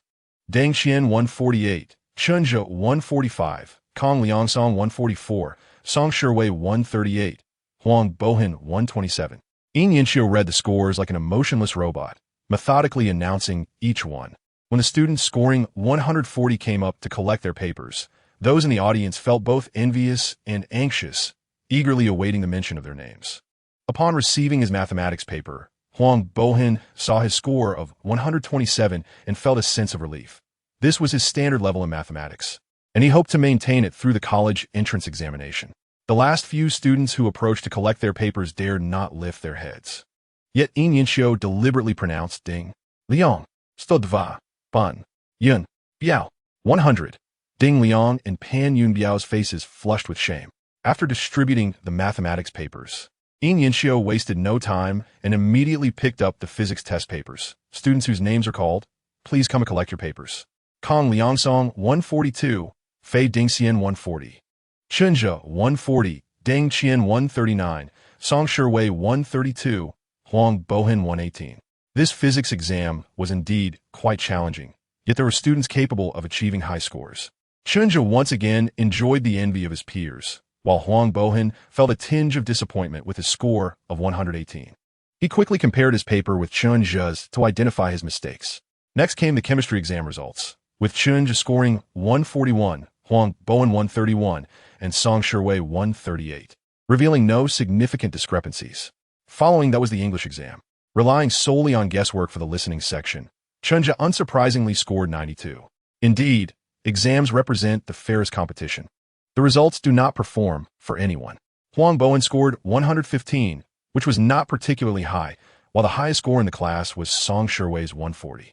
Finally, Huang Bohin achieved a score in one subject higher than Chen Zhu's, prompting him to stand a bit taller and wear a hint of a smile. He understood that his total score would undoubtedly fall short of Chen Zhu's. Countless monthly exams had confirmed that. Ultimately, the difference would hinge on how much his Chinese and English scores could compensate for the gap opened by mathematics, physics, and chemistry. Huang Bohin mused that although he lagged over 50 points behind Chen Zhu in the sciences, he had outperformed him in English by 23 points. He considered himself to still be in the same tier. Satisfied with his thoughts, he hoped they would eventually attend the same university so that he would not feel lonely. The next results were for the Chinese exam. As Yinxiu picked up the final stack of papers, she suddenly paused, her gaze lingering on Chen Zhu for a few seconds. Deng Qian 138, Mao Zhao 137, Song Shiwei 136, Chen Zhu. Perhaps it was the first time Chen Zhu's name had appeared in this position for the Chinese exam, and Yinxiu seemed slightly unaccustomed to it. She cleared her throat before stating clearly, Chen Zhu, 136. What? The class erupted in astonishment. While everyone was accustomed to Chen Zhu scoring 140 in mathematics, hearing that he had achieved 136 in Chinese caused an uproar. Did I hear that correctly? Chen Zhu scored 136 in Chinese? Wasn't he usually around 95? Could it possibly be due to guesswork? Come on, this is Chinese. While mathematics and the sciences might allow for cheating or lucky guesses, how could one guess in Chinese? Can one guess poetry analysis? Can one guess classical Chinese translation? Can one guess an 800-word essay? The peculiar aspect of Chinese as a subject is that if a student suddenly excels in mathematics or the sciences, others can find some rationale to convince themselves. But how could Chen Zhu have improved his Chinese score by 40 points in just a month? Under the astonished gazes of his classmates, Chen Zhu confidently approached the podium to collect his paper. Only 136? Could it be that the teacher made an error in grading? This was Chen Zhu's internal thought, masked by an expressionless demeanor. Yinxiu had likely recovered from her surprise long ago. As she handed the paper to Chen Zhu, she even remarked, your essay, was discussed thoroughly by the entire Chinese grading team, and ultimately, the head of the teaching and research group approved it, awarding you a high score of 58.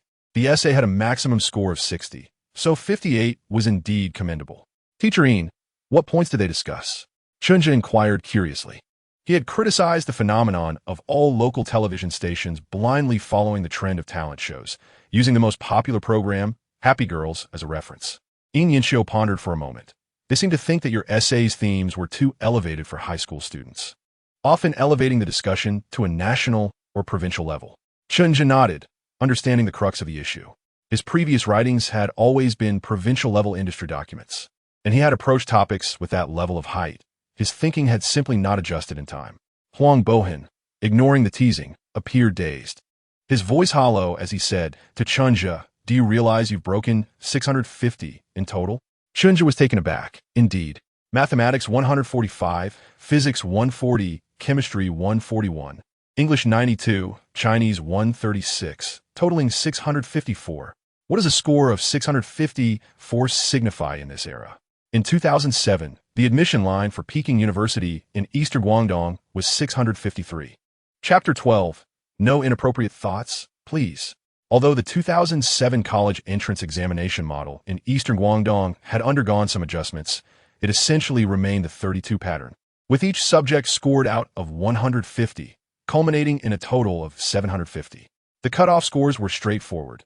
Scoring above 550 allowed admission to a first-tier university, while 600 ensured entry into a 985 institution, and 211 universities could be chosen almost at will. Scoring above 650 would place one at the threshold of the top tier, allowing for aspirations towards Tsinghua and Peking universities.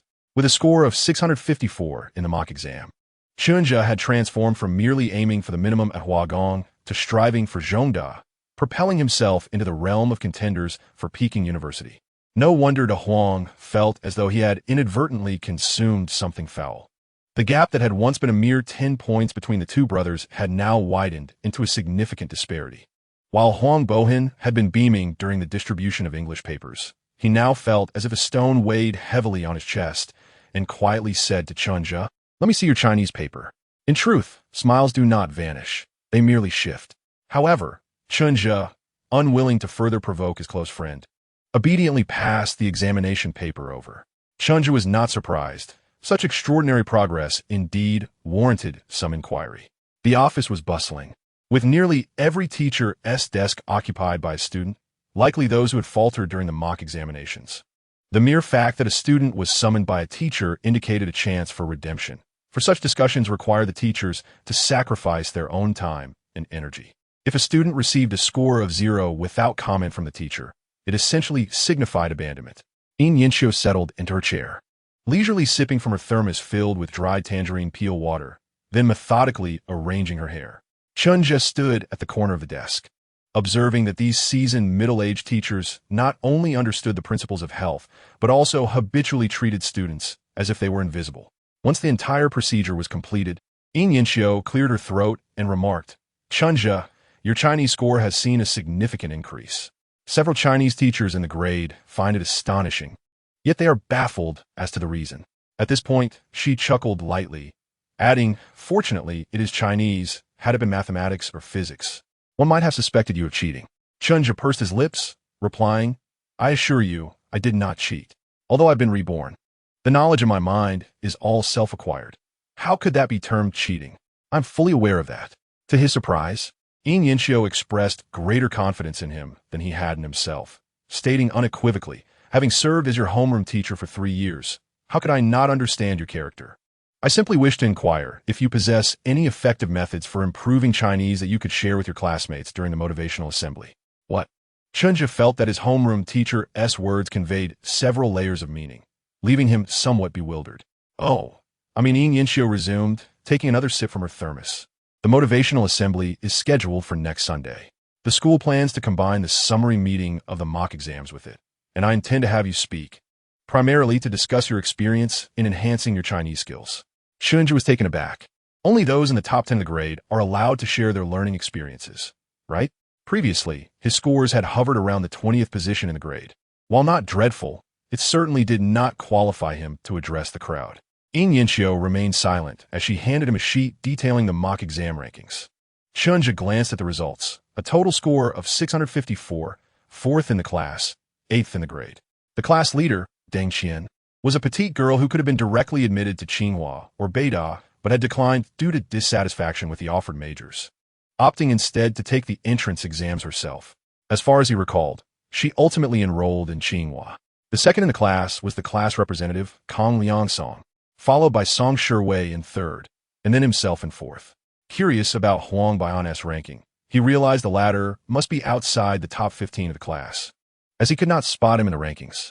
Unexpectedly, nearing graduation, he found himself becoming a figure of prominence within the school. Chen Zhu mused to himself. In a typical high school setting, There are several criteria for determining a standout student. One who excels academically to the extent that all faculty and students are familiar with them, as only a select few who frequently share their learning experiences achieve such recognition. Another type is the affluent student, or those proficient in one or two musical instruments, or possessing a melodious singing voice. Expanding the criteria, Li Jianming could also be considered a figure of note, given his persistent pursuit of song Wei was well known throughout the school. Noticing Chen Zhu's silence, his homeroom teacher, Yin, who believed she understood this introverted and earnest boy, assumed he was merely shy and offered gentle reassurances. Do not feel any psychological burden. You will simply be sharing your insights with your classmates. Chen Zhu shot her a curious glance, thinking that perhaps she underestimated him. After all, he had presented numerous reports at provincial industry standard conferences. What psychological burden could there be in boasting before a group of high school students? However, just as Chen Zhu reached the office door, he suddenly heard Yin calling from behind. Wait. Chen Zhu, turn around. Since your Chinese has improved so remarkably, is there a possibility for your English to have progressed as well? Yin's usually stern and composed demeanor was now infused with excitement, even a hint of anticipation. And in an instant, Chen Zhu grasped her meaning. Teacher, I have only enough time to enhance my Chinese and maintain my scores in mathematics and physics. Chen Zhu replied candidly. Had I entered the Foreign Affairs Department back in the day, the work environment might have improved my Chinese and English. As it stands, apart from the remnants of my English knowledge, I am only familiar with these 4 letters. Upon returning to the classroom, Chen Zhu once again felt the intense gaze of his classmates upon him. Unlike the previous occasion when he stood up for song Wei, this time, there was a more complex mixture of emotions in their eyes, given that everything in the experimental class was driven by academic performance. It resembled a scene from a fantasy novel where a disciple previously limited to the golden core stage suddenly erupted with power, vanquishing several Yuan Ing ancestors and overturning the established order of rankings. Whereas my Chinese exam paper, Chen Zhu inquired as he settled into his seat, intending to review the mistakes across his subjects. To his dismay, he discovered the Chinese paper was missing from his desk, and Huang Baihan did not possess it either. Huang Baihan gestured toward a student in the front row. Lu Han, return my paper, Chen Zhu instructed, pointing with his index finger at the girl in front, deliberately avoiding the 2 narrow straps visible on her back. Lu Han turned around, a girl entirely focused on her studies, indifferent to her appearance or figure. She had consistently ranked within the top 5 of the class. Yet unexpectedly, Chen Zhu's recent surge had pushed her down the ranks. I just glanced at your paper and noticed some of your poetry analyses were inaccurate. You shouldn't have scored so high, Lu Han retorted, her face betraying indignation. These academically gifted students were often direct in their speech, lacking any sense of tact. Chen Zhu, unfazed, understood that he had displaced her, and Lu Han struggled to accept initially, but merely shrugged and said, You're not the author. How can you claim my analysis is incorrect? Lu Han hesitated, but quickly responded, Anything different from the reference answer is wrong. Chen Zhu smiled. Chinese is not like mathematics. 1 + 1 = 2. In Chinese, there shouldn't be a definitive answer. Otherwise, how could there be 1,000 interpretations of Hamlet? But Lu Han was still inclined to argue. Chen Zhu, disinterested in a quarrel, sought to dismiss her, producing a piece of scrap paper and suggesting, I understand you're dissatisfied that I outperformed you in Chinese, but the exam results cannot be altered. Why don't we settle this privately? What do you mean? Lu Han asked, intrigued. I will write 3 idioms, and if you answer them correctly, I will concede that I am inferior to you, Chen Zhu calmly proposed. Really? Lu Han, confident in her knowledge, accepted, then write quickly. Chen Zhu swiftly scribbled a few words on the scrap paper, and upon Lu Han catching a glimpse, her face flushed red as she turned away, no longer pursuing the matter. Chen Zhu couldn't help but chuckle. I truly am a master of success. With just 3 phrases, I can elicit 180,000 from a woman. What he written? Huang Baihan, who had been sulking, now curiously snatched the scrap paper, only to find the words. Damn! Huang Baihan's face instantly turned crimson, and she spat. Are you a rogue? How am I a rogue? Chen Zhu felt aggrieved. And are all legitimate idioms from the dictionary. If you interpret them wrongly, that is not my fault. Huang Baihan paused, realizing that he had a point. Why had her first reaction been to think of something inappropriate? Chen Zhu smiled and gently reminded. Chapter 13, doesn't that boy seem a bit familiar? At the same time, She was puzzled by the sudden improvement in Chen Zhu's Chinese language skills. Why do I feel like you're acting as me? Chen Zhu, can you maintain this score in the second mock exam? Huang Baihan said with a hint of envy. If you can stabilize it, perhaps you could really get into Beida. Chen Zhu shook her head. It's hard to say. In truth, Chen Zhu felt that getting into Beida was quite uncertain. A score around 650 or 660 was nearly her limit, and even that barely qualified for Qingbei, leaving little room for selecting a good major. Surely, one cannot pursue archaeology, a field with a low cutoff score, which ultimately leads to merely wielding a shovel in the vast northwest for mining. It's best not to go to the capital at all. Huang Baihan snorted. If you stay in Yuecheng, we can meet more often. By the way, what did Teacher Yin want with you just now? She asked me to speak at the oath-taking ceremony. Chen Zhu shared that she was going to discuss how to excel in Chinese. Huang Baihan listened and felt a tinge of envy. Previously, during the monthly examination summary meetings, both she and Chen Zhu could only sit at the bottom and listen, but with a good friend by her side, there was not much feeling about it. Occasionally, they would even mock the mannerisms and Mandarin proficiency of the top students. Now, with Chen Zhu going on stage, Huang Baihan suddenly felt at a loss about whom to complain to. How virtuous! Mao Xiaoqin patted her husband on the back and then walked over to help Chen Zhu with her slippers, casually asking, "Has the first mock exam score come out?" "It has." "Really?" Mao Xiaoqin joyfully took her bag to the sofa. As a mother of a high school senior, she had devoted a tremendous amount of time and energy this year. At times, she was even more concerned about exam results than Chen Zhu. Pulling out the test papers, Dr. Mao examined them one by one while analyzing the reasons for the mistakes. Mathematics 145, you surely could have gotten this fill-in-the-blank question right. You were just too careless. Physics 140, I heard this exam was somewhat challenging. Chemistry 141, next time, please do not write so hastily. Neatness on the paper is also quite important. English 92. Chen Zhu, did you only read the comprehension without truly understanding it? Why did you only score 20? Chinese, Old Chen. Mao Xiaoqin suddenly called out a few times.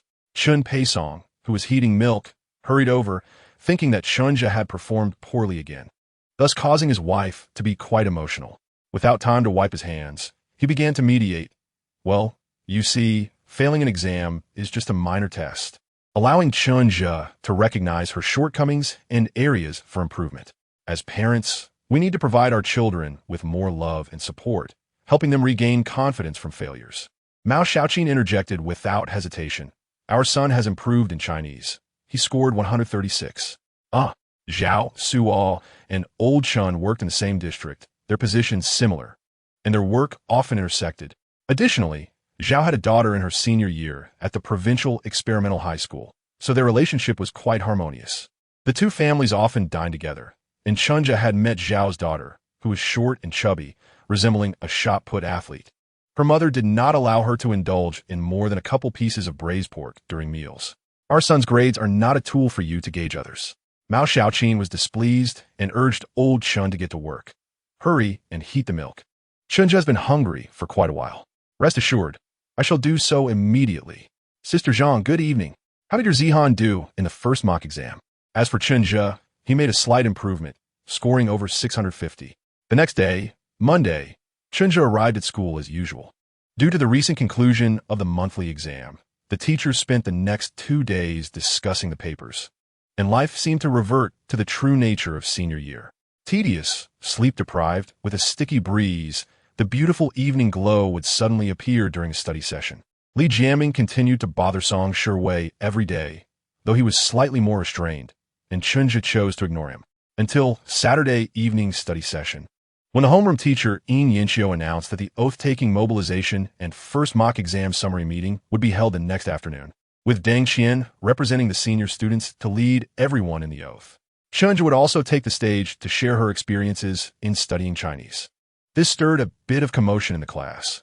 It turned out that Chen Zhu had reached a level in the homeroom teacher's mind comparable to Deng Qian. Mao Jiawen turned around, glancing at the gentle Chen Zhu, and immediately said to Song Shiwei, Wei Wei, with Chen Zhu's recent efforts, is he planning to confess to you? Deeply focused on her problems, Song Shiwei was momentarily distracted by her deskmate and did not feel angry. She tucked a strand of hair behind her ear, revealing a captivating visage. She seemed not to fully grasp Mao Jiawen's implication, looking at her deskmate in confusion. Look, Mao Jiaowen counted on her fingers, standing up for you. This is the first thing he has done for you. Cutting his hair, this is how he aims to change the image you have of him, improving his academic performance. He can now barely aspire to the same university as you. Even his personality seems less introverted than before. Song Shiwei had not anticipated this line of reasoning. Could it be that all of Chen Zhu's positive changes were due to herself? However, she disliked arguing and buried her head in her studies once more. Oh dear. Little Mao did not feel neglected at all. Instead, she rested her chin on her hand and sighed softly. If only a boy were willing to change for me. I wouldn't mind, even if it were Huang Baihan.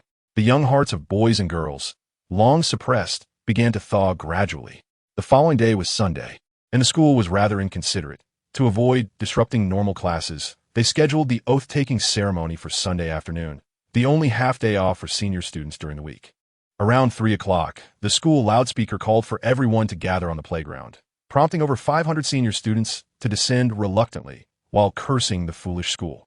Each class lined up in a manner that made it possible to clearly see the faces of students from other classes, unlike during morning exercises when they had to maintain a significant distance. The first to speak was Principal He Yong of Jixin Middle School, who strode to the microphone with a speech in hand, declaring loudly. At first, the students in the audience were somewhat curious, but soon their interest waned as the lengthy speech dragged on, leading them to whisper and chat among themselves. At that moment, a girl from class 3-1 gently tapped the shoulder of another girl beside her. Yuxian, doesn't that boy from the adjacent class seem a bit familiar? Chapter 14. Hello everyone. I am Chen Zhu from class 3-11. Who? Yuxian turned her head quickly, revealing a charming collarbone beneath her loose school uniform, following her friend's line of sight. This sudden movement startled all the nearby boys who had been sneaking glances at her, redirecting their attention to the principal's speech. It's that boy you told him to stay away from and focus on studying to aim for a second-tier university. Her friend whispered in Yuxian's ear. I just saw him again. He seems to be from class 11. Yuxian paused for a moment. Class 11 was the Yuanpei experimental class, where students were not only aiming for second-tier universities, but were expected to perform well enough to secure spots in first-tier ones, typically above the 211 threshold. Are you sure? Yuxian fluttered her long eyelashes, feeling unsure amidst the crowd. Absolutely. The girl named Wu Yu was quite adamant. I even helped you apologize back then, so I have a vivid impression of him. His hair was longer then, but now it's cut short. Wu Yu thought for a moment and added her unsolicited assessment. Actually, he suits short hair quite well. He looks much better than with long hair. Strange. ISN T Song Shiwei in class 11? Yuxian wondered. Why doesn't he confess to Song Shiwei? TSK. Wu Yu expressed her discontent, puffing her cheeks and saying, they say Song Shiwei is the school beauty. But ISN it just because she excels academically and comes from a wealthy family? In my eyes, you're even more beautiful than Song Shiwei. The fact that boy from the experimental class specifically approached you is the best proof. At that moment, Principal He Yong had just finished delivering an impassioned speech. Next, it was the turn of student representative Deng Qian to lead all the senior students in an oath. Dear classmates, comrades, after 10 years of hard study and 3 years of diligent effort, we shall achieve recognition on the gold list in 100 days. Deng Qian held a 4-page speech, reading an enthusiastic yet awkward slogan, prompting everyone to echo her words. Initially, everything went smoothly, but as the oath progressed, the atmosphere gradually became a bit unruly. Some highly emotional students, caught up in the moment, began to weep uncontrollably. This was not mere pretension. Aside from Chen Zhu, everyone experiences youth only once. And these tears encompassed not only a nostalgia for the tedious years past, but also the anxiety released under the immense pressure of the college entrance examination. Of course, there were also some disheartened students who were not genuinely invested. They understood that their chances of attending university were bleak, and being in such an environment felt quite uncomfortable. However, the majority of students continued to chant normally, neither overly excited nor disengaged, treating it as a routine task. Indeed, how typical of the boys in class 11. Yuxian thought to herself. So what do you think? Wu Yu leaned in, playfully saying, you often complain that the boys who confess to you are always the bottom-tier students. Now, finally, a handsome boy from the experimental class has confessed to you. Yuxian, being an art student, had always thought that academically gifted students were truly impressive. Those mathematical formulas and physical symbols that baffled her appeared to them as mere tools for achieving high scores. The convoluted problem-solving processes that made her dizzy. They could effortlessly articulate in dozens of lines. Her poor performance in cultural subjects had forced her to pursue the arts to gain entry to university. And most of her classmates shared similar reasons. Few truly loved the arts. Yet, during that era, students, parents, and even teachers often held biases against arts and sports students, believing they resorted to less conventional means due to an inability to pass the standard college entrance examination, especially since arts and sports students, unencumbered by strict regulations, often found themselves at the center of negative news, with campus gossip frequently revolving around them, leading regular students to view them as a source of danger. It seemed that merely being near them could jeopardize one's academic success. Even the boys who usually confessed to her were often those disinterested in studying, athletic types, or school jokers. The truly high-achieving boys all confessed to Song Sherwei. In the eyes of others, she appeared to be a rather unworthy girl, easily agreeing to date. Yu interrupted her thoughts again, jokingly adding, "Are you satisfied with that handsome boy from class 11? I can play the matchmaker and pass along little notes for you." "No." Yu frowned slightly, her delicate nose crinkling. "Being in class 11 doesn't guarantee excellent grades. I admire those in the top 10, whose scores can at least reach the thresholds of Tsinghua and Beida." At this point, the college entrance examination oath had concluded, and the atmosphere began to settle. The head of the senior year, Chao Jingjun, stepped onto the stage, adjusting his glasses as he said, "Please gather your emotions. We are now going to summarize the results of the recent mock examination. This exam presented a higher level of difficulty, but it reflects the standard expected of college entrance exam questions. The issues revealed also provide an opportunity for reflection on everyone's study attitudes, effectiveness, and methods. Those who did not perform well should not lose heart. There are still 3 months left for you to adjust." Of course, there were some students with strong psychological resilience who remained calm and performed exceptionally well under pressure, such as Chen Zhu from class 11. Now, let us invite Chen Zhu to the stage to share how to adjust one's mindset for examinations and some tips on studying Chinese.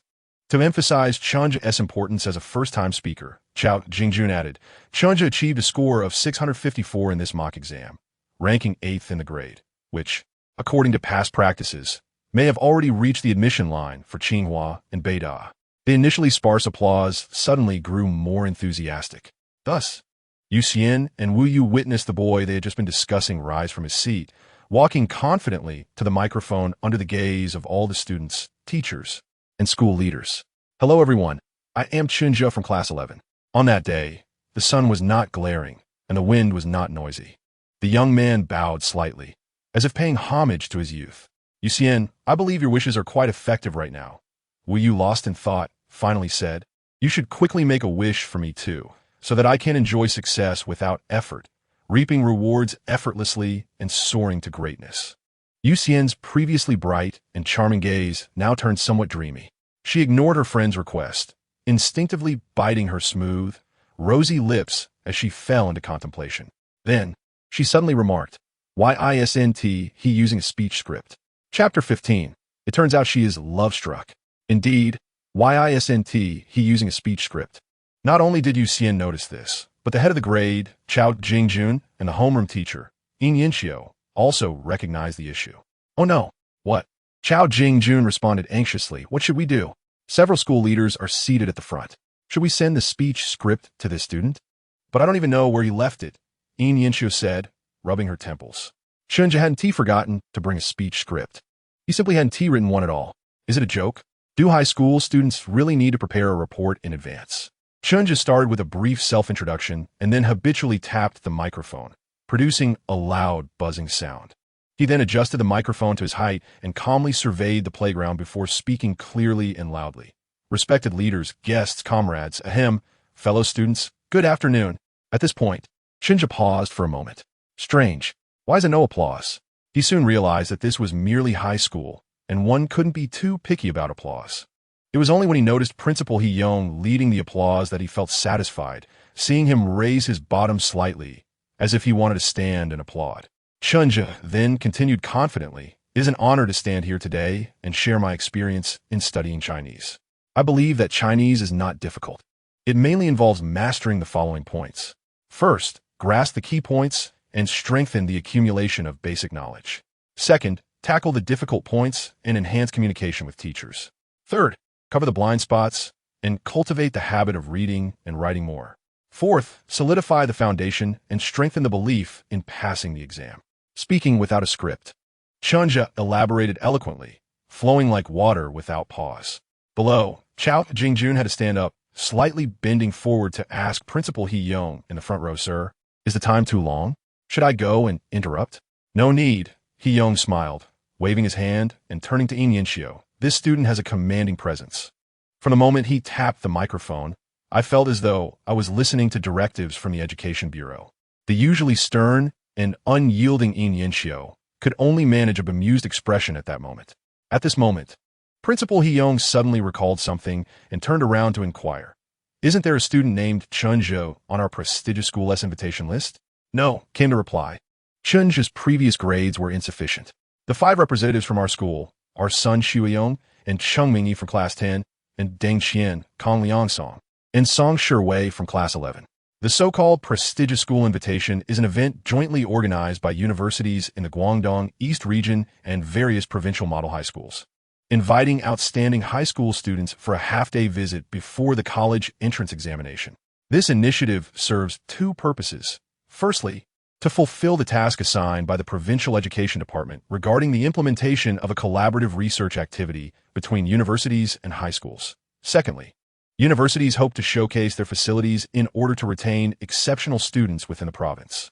The school that is paired with GXIN is none other than Zhongda University. However, due to the province-wide nature of this event and to avoid overcrowding, GXIN is limited to only 5 slots. The 5 students, Sun Shuiyong, Cheng Mingyi, Deng Qian, Kong Liangsong, and Song Shiwei, are all academic elites capable of gaining admission to Zhongda, but they also have the option of selecting other universities. Principal He Yong pondered for a moment and then exclaimed, "Let Chen Zhu participate as well. I believe there are professors at the School of Marxism who would appreciate him." The School of Marxism at Zhongda is renowned as the pinnacle of theoretical research in the country. Chao Jingjun, momentarily taken aback, responded, "But our list has already been submitted." "What of it? Adding 1 more person is inconsequential. Do you think Zhongda would deny us entry?" Principal He felt that old Chao was diligent yet somewhat rigid in his thinking. Unbeknownst to Chen Zhu, he had been added to the event list. After speaking confidently for over 20 minutes, he had fully adapted to the environment, articulating his thoughts fluently while observing the audience's reactions keenly. Meanwhile, the homeroom teacher, Inyensiu, was engaged in discussions with several school leaders, seemingly connected to her. The classmates were astonished, with a few huddled together, resembling a small village gossip circle. Huang Baihan appeared somewhat numb to the changes in Chen Zhu. Even if he were to suddenly announce the birth of a child, she felt she could accept it. However, Song Shiwei remained largely indifferent, even as Miao Jiawen animatedly described something nearby. She continued to gaze calmly at the podium, her exquisite features resembling a tranquil lake, her skin as pale as jade, exuding a delicate, cool glow, embodying an elegance that seemed removed from the chaos of the world. Chen Zhu's speech seemed to fall on deaf ears for her, as if he were a mere transparent figure. This was only interrupted when he misused a couple of adjectives, causing her long eyelashes to flutter ever so slightly. In the adjacent class, Yu Xian was considerably bolder, fixated on Chen Zhu alongside her friends.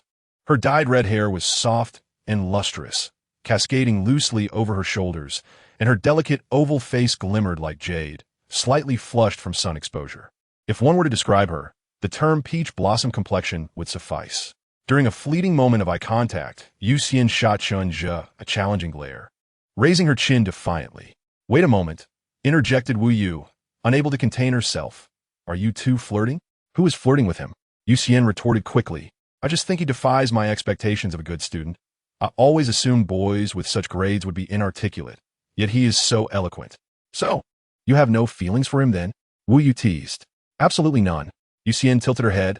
"I just think Shinji talks too much." Wu Yu stuck out her tongue.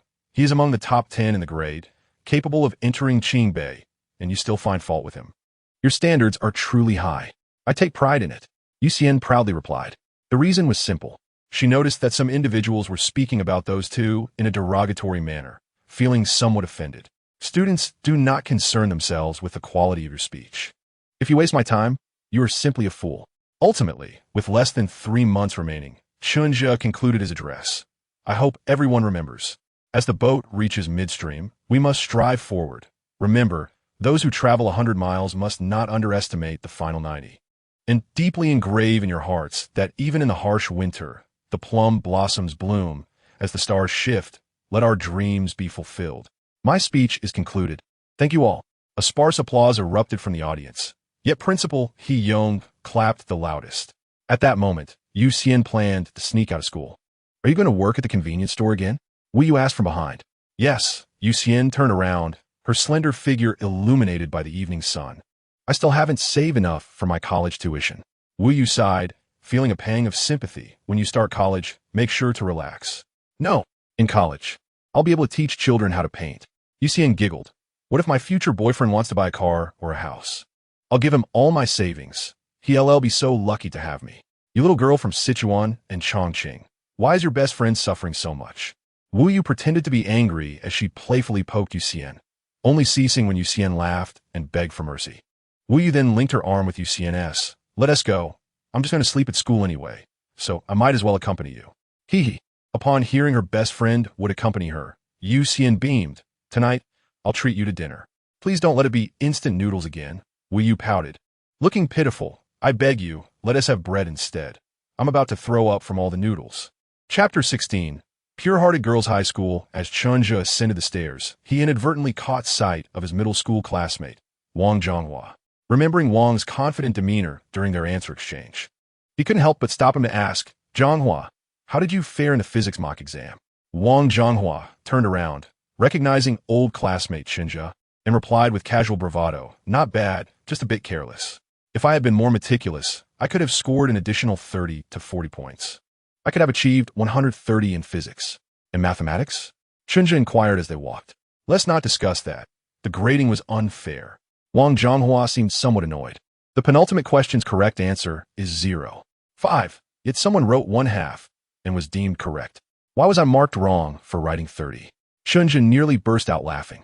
While 3005 was indeed accurate, did he expect the teacher to figure it out for him? Wang Zhonghua, are you boasting again? Some classmates familiar with Wang Zhonghua's character chuckled.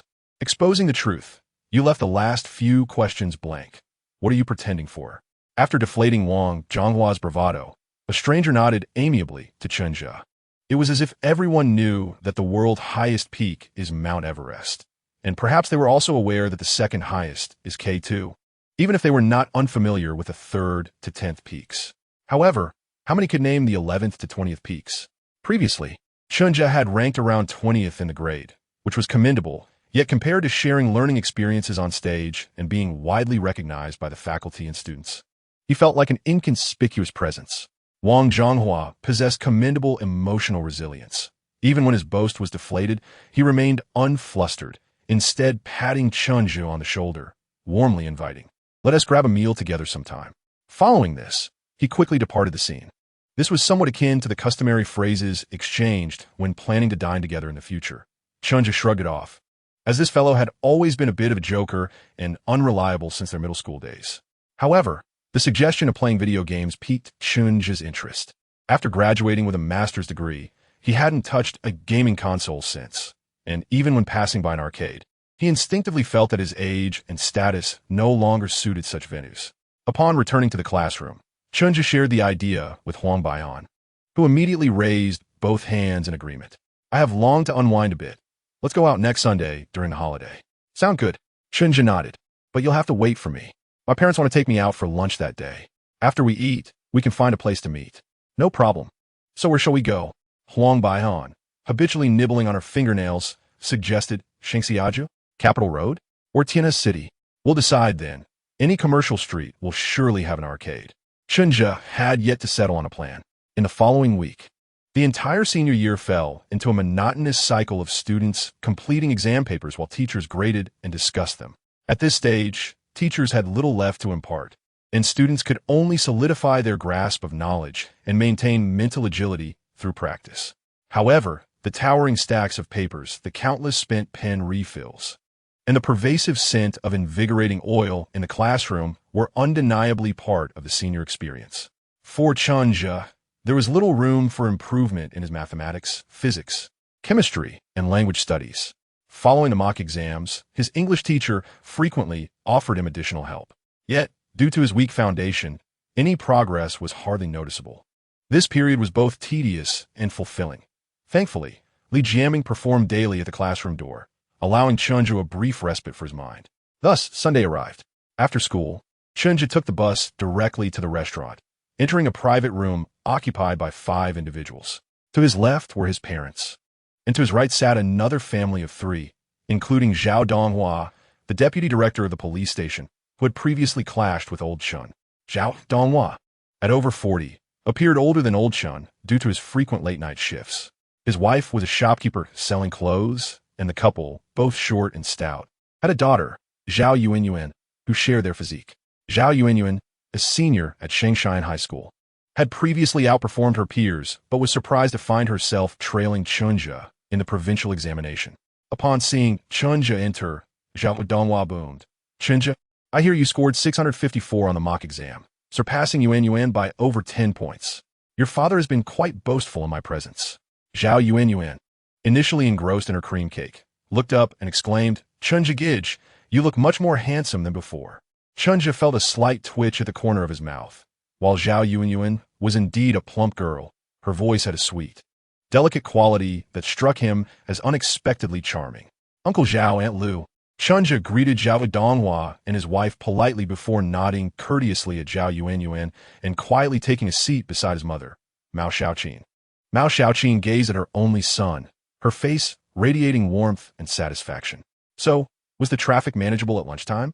"It was all right," Chen Zhu replied, taking a sip of the hot tea his mother had offered. He quietly added, "Mom, I'll only eat a couple of bites before heading out. I have plans with Huang Baihan to play some games." Mao Xiaoqin, familiar with Huang Baihan and knowing him to be a decent child, expressed no concern about their gaming potentially affecting their studies, even offering, "Do you have enough money? Would you like me to give you some?" "Not quite enough, Mom. Could you lend me another 100 yuan?" "Sure, but make sure not to eat any heavy, greasy fried food for dinner." This informal family gathering among friends saw Zhao Donghua and Chen Peisong discussing work while Mao Xiaoqin chatted with Zhao Yuanyuan's mother, Lu Chunlan.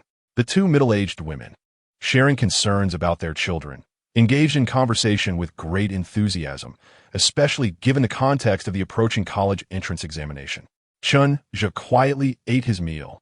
Having previously been perceived as introverted and taciturn, he was content to remain unnoticed. Zhao Yuanyuan, however, was quite talkative, alternating between discussing relationships at school and feelings of isolation in class, occasionally glancing at Chen Zhu as she passed dishes. Observing this harmonious scene, Zhao Donghua remarked, "Old Chen, we've known each other for many years. These 2 little ones must have met back in middle school. It's quite amusing. Isn't it? Your Chen Zhu is steady, while my daughter is lively. It does have a sort of childhood sweetheart vibe. Haha. Please, don't joke about that." Chen Zhu thought, reflecting that the typical childhood sweetheart narrative often involved fair-skinned, beautiful girls with long legs, while he was stuck with a chubby girl with a sweet, albeit somewhat childish voice.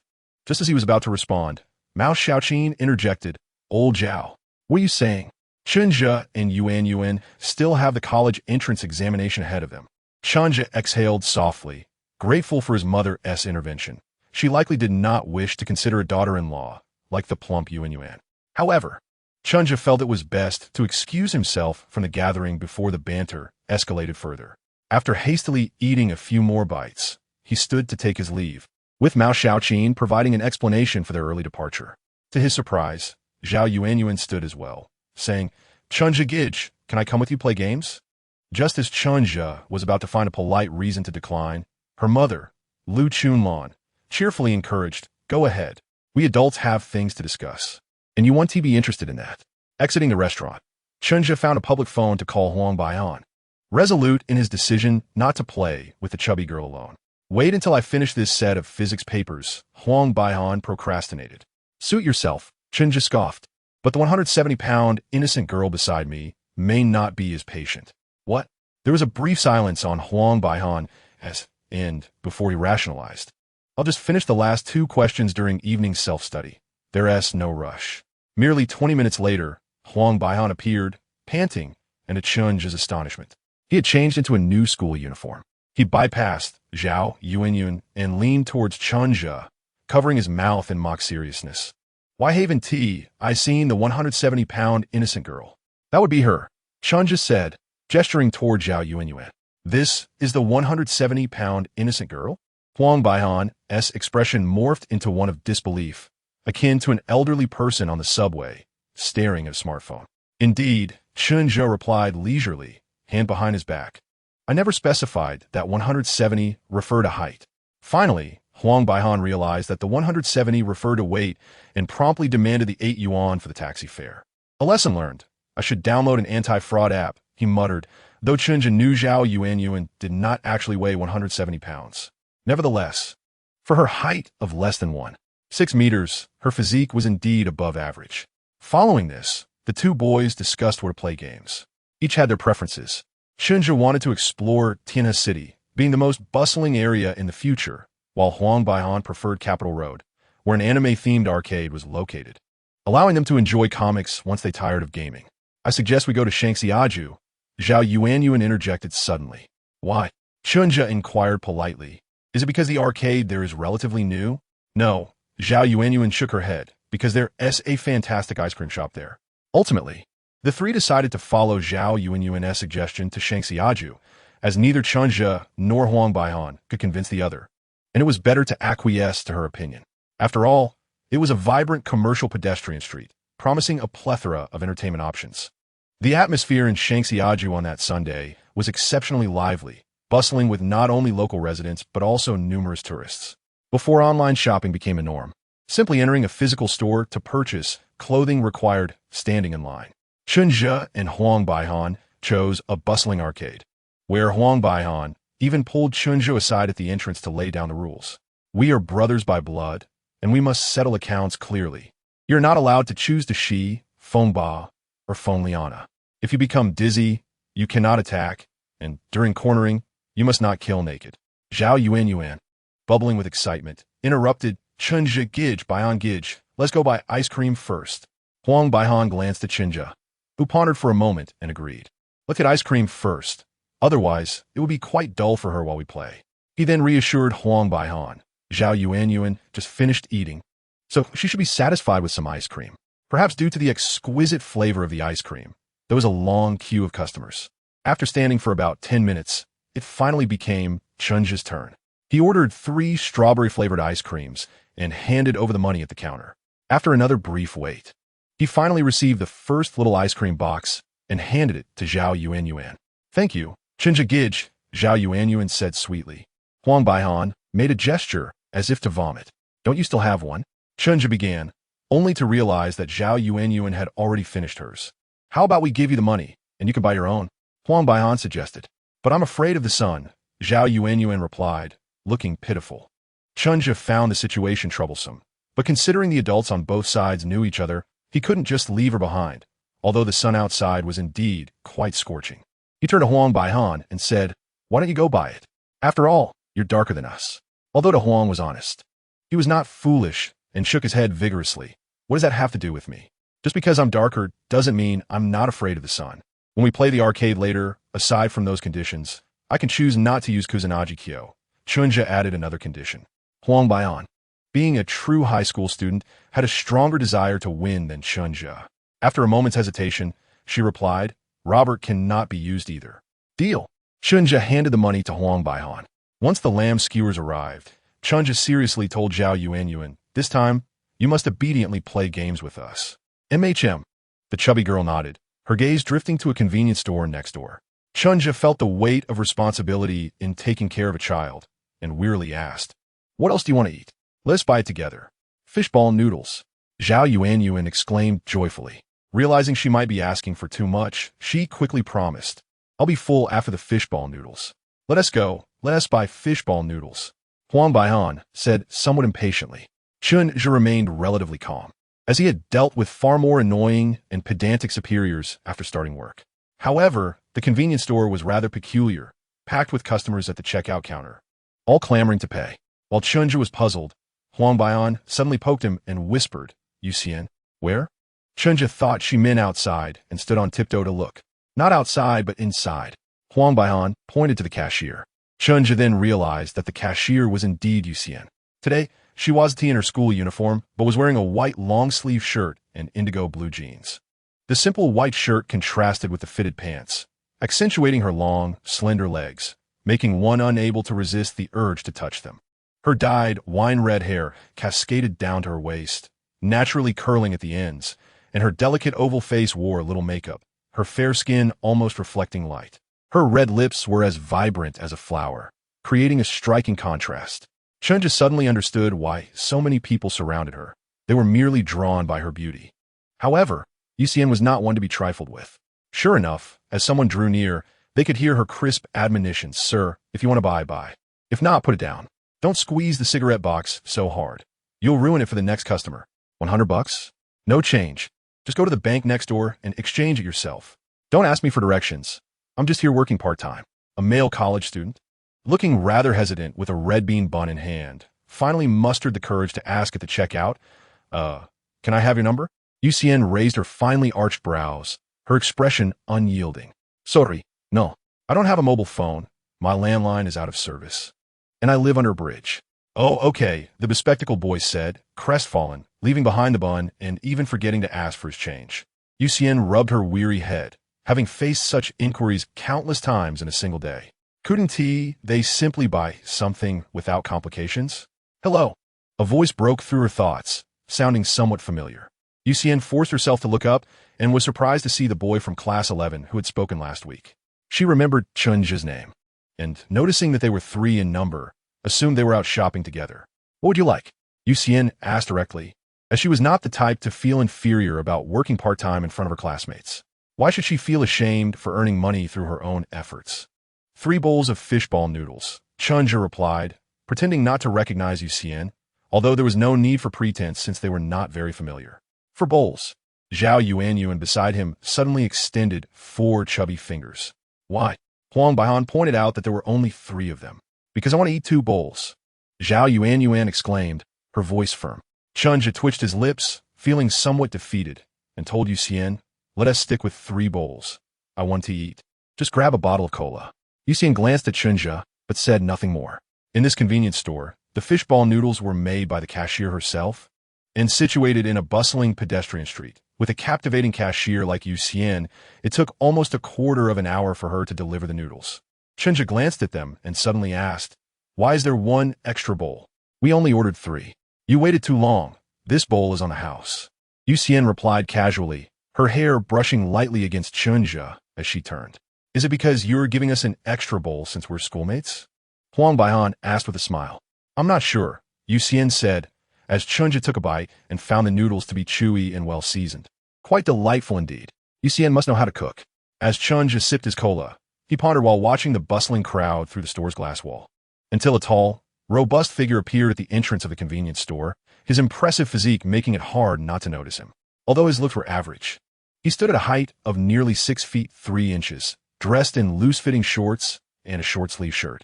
Sporting the latest air-cushioned basketball shoes with a prominently displayed red logo, as if to ensure everyone knew they were Nike. Such an appearance clearly indicated he was an athlete, specifically from Xian Middle School, as his shorts bore the school's name. Chapter 18, Then I Shall Lie Down. The athletic youth entered the convenience store and quickly spotted the busy Yuxian. He puffed out his chest before the glass door, as if that could enhance his appeal, then swaggered toward the checkout counter, pushing past several other customers. Some of them were not without their tempers and had already begun to voice their displeasure. But upon seeing his stature, they swallowed their words. Upon reaching the counter, the athlete leaned forward, placing both palms on the table, striking a pose he believed showcased his dominance. Yuxian, who had been focused on her calculations, suddenly noticed the queue had thinned and looked up to see this peculiar sight. He monopolized the cash register, leaving customers who needed to pay stuck waiting behind him. Witnessing such disruptive behavior, Yuxian did not hesitate to part her lips, asking, "Are you out of your mind?" When girls call boys crazy. If the tone conveys a sense of teasing, affection, or helplessness, it can indeed be interpreted in a different light. However, Yuxian's expression was one of utter distaste and annoyance, clearly indicating her extreme irritation. Unperturbed, the athletic student confidently leaned forward, stating, "I am not crazy. I merely seek an explanation from you." Yu uninterested in further dialogue, interrupted him directly. "If you wish to purchase something, do so. If not, leave. Sir, please come forward for a bottle of mineral water." Thus, the athletic student was left standing awkwardly at the cash register, while each customer passing by cast curious glances at him. Each time he attempted to speak, Yu immediately attended to the next customer, completely disregarding him. After standing there foolishly for some time, the athletic student finally realized how humiliating this was, and in a fit of anger, he rolled his shirt sleeves up to his shoulders, revealing his muscular biceps. This move was rather cliché, as Chen Zhu silently mused. Since exposing his biceps, the athletic young man seemed to regain the confidence he had upon entering. He blocked the next customer, flexing his gleaming arms, and declared to Yu, "I, Zhang Chao, have never been slapped in my life. I vowed that only my mother and my girlfriend could do so." Ah, Chen Zhu suddenly understood. This was the young hero who had once attempted to hold Yu's hand, but ended up receiving a slap instead. Nevertheless, that slap only served to enhance Yu's reputation for beauty and fierceness, well known even among junior students. This confrontation caught the attention of Huang Baihan and Zhao Yuanyuan. The chubby girl looked up for a moment, but finding the incident less captivating than her fishball noodles, she returned to her meal. Huang Baihan, as usual, engaged in hushed discussions with Chen Zhu about the commotion, revealing that Zhang Chao was a member of the school's basketball team. It was rumored that he had dumped his girlfriend to pursue Yu. You know this? Chen Zhu was surprised that someone of Huang Baihan's status at Jixin High School would have such insights. Heh, Huang Baihan grinned with pride. "I overheard someone while in the restroom. But it seems that athletes have a rather volatile temperament. They can behave themselves at school, but outside, it becomes unruly." As if Yu had an exemplary temperament, Chen Zhu chuckled softly. Yu resembled the most exquisite flower amidst thorns, capable of inflicting harm with a mere touch. "Well," she said nonchalantly, "a girlfriend is out of the question. I might as well consider you my mother." Instantly, numerous customers in the convenience store burst into laughter, perceiving the muscle-flexing young man as somewhat lacking in intellect. "They're laughing at your mother. Stop laughing, damn it." Zhang Chao felt humiliated and fueled by past grievances. His anger boiled over, prompting him to charge at Yu. She did not flinch, quietly gripping a ballpoint pen in her hand, her gaze coldly fixed on Zhang Chao. At that moment, two figures rushed forward. Chen Zhu reacted the quickest, with Huang Baihan following suit, both of them not exceptionally tall, but sturdy enough to block Zhang Chao. "What are you trying to do?" Both wore the Jixin High School uniform, and Chen Zhu had made quite an impression during the previous academic summit. Zhang Chao recognized this emerging figure of the campus and calmed down slightly. Chen Zhu had instinctively intervened. He would have done the same for any female in Yu's position. However, since he had stepped in, he felt it necessary to say a few words to de-escalate the situation. How to calm things down. A classic three-step approach. First, both parties receive 50 strokes. Second, explain the potential repercussions if the incident escalates. Third, offer the victim a glimmer of hope. I believe both of you have made mistakes in this matter. Chen Zhu began the first step smoothly. Yu, you should not have slapped someone in public, even if they were in the wrong.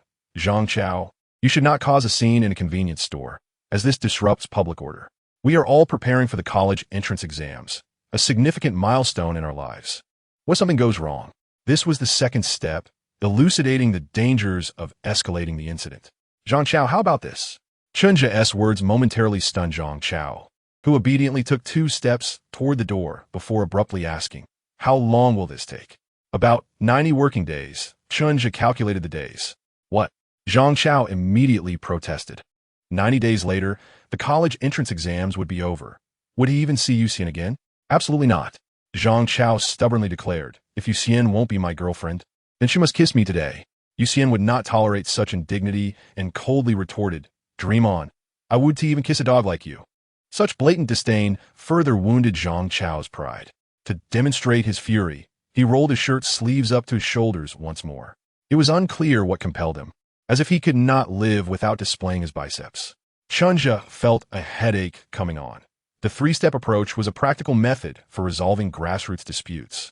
Yet who could have anticipated that both Zhang Chao and Yu would be so disconnected from reality? Thus, he stood in front of Zhang Chao once more. But this time Zhang Chao seemed to have lost his mind. Seeing Chen Zhu blocking him, he shifted his fury onto him, grabbing Chen Zhu's collar and menacingly demanding, "You're Chen Zhu, right? Think you can fight?" Despite being physically restrained, Chen Zhu remained unfazed. He gestured for Huang Baihan and the others to stay back to avoid any collateral damage. Then, he glanced at the convenience store surveillance camera and calmly stated, "I suggest you refrain from acting impulsively. The consequences may be beyond your capacity to bear." "What consequences?" Zhang Chao scoffed, completely dismissing Chen Zhu. Youths at this age often believe that their physical strength grants them invincibility, lacking any awareness of the law, convinced that brute force can solve all problems.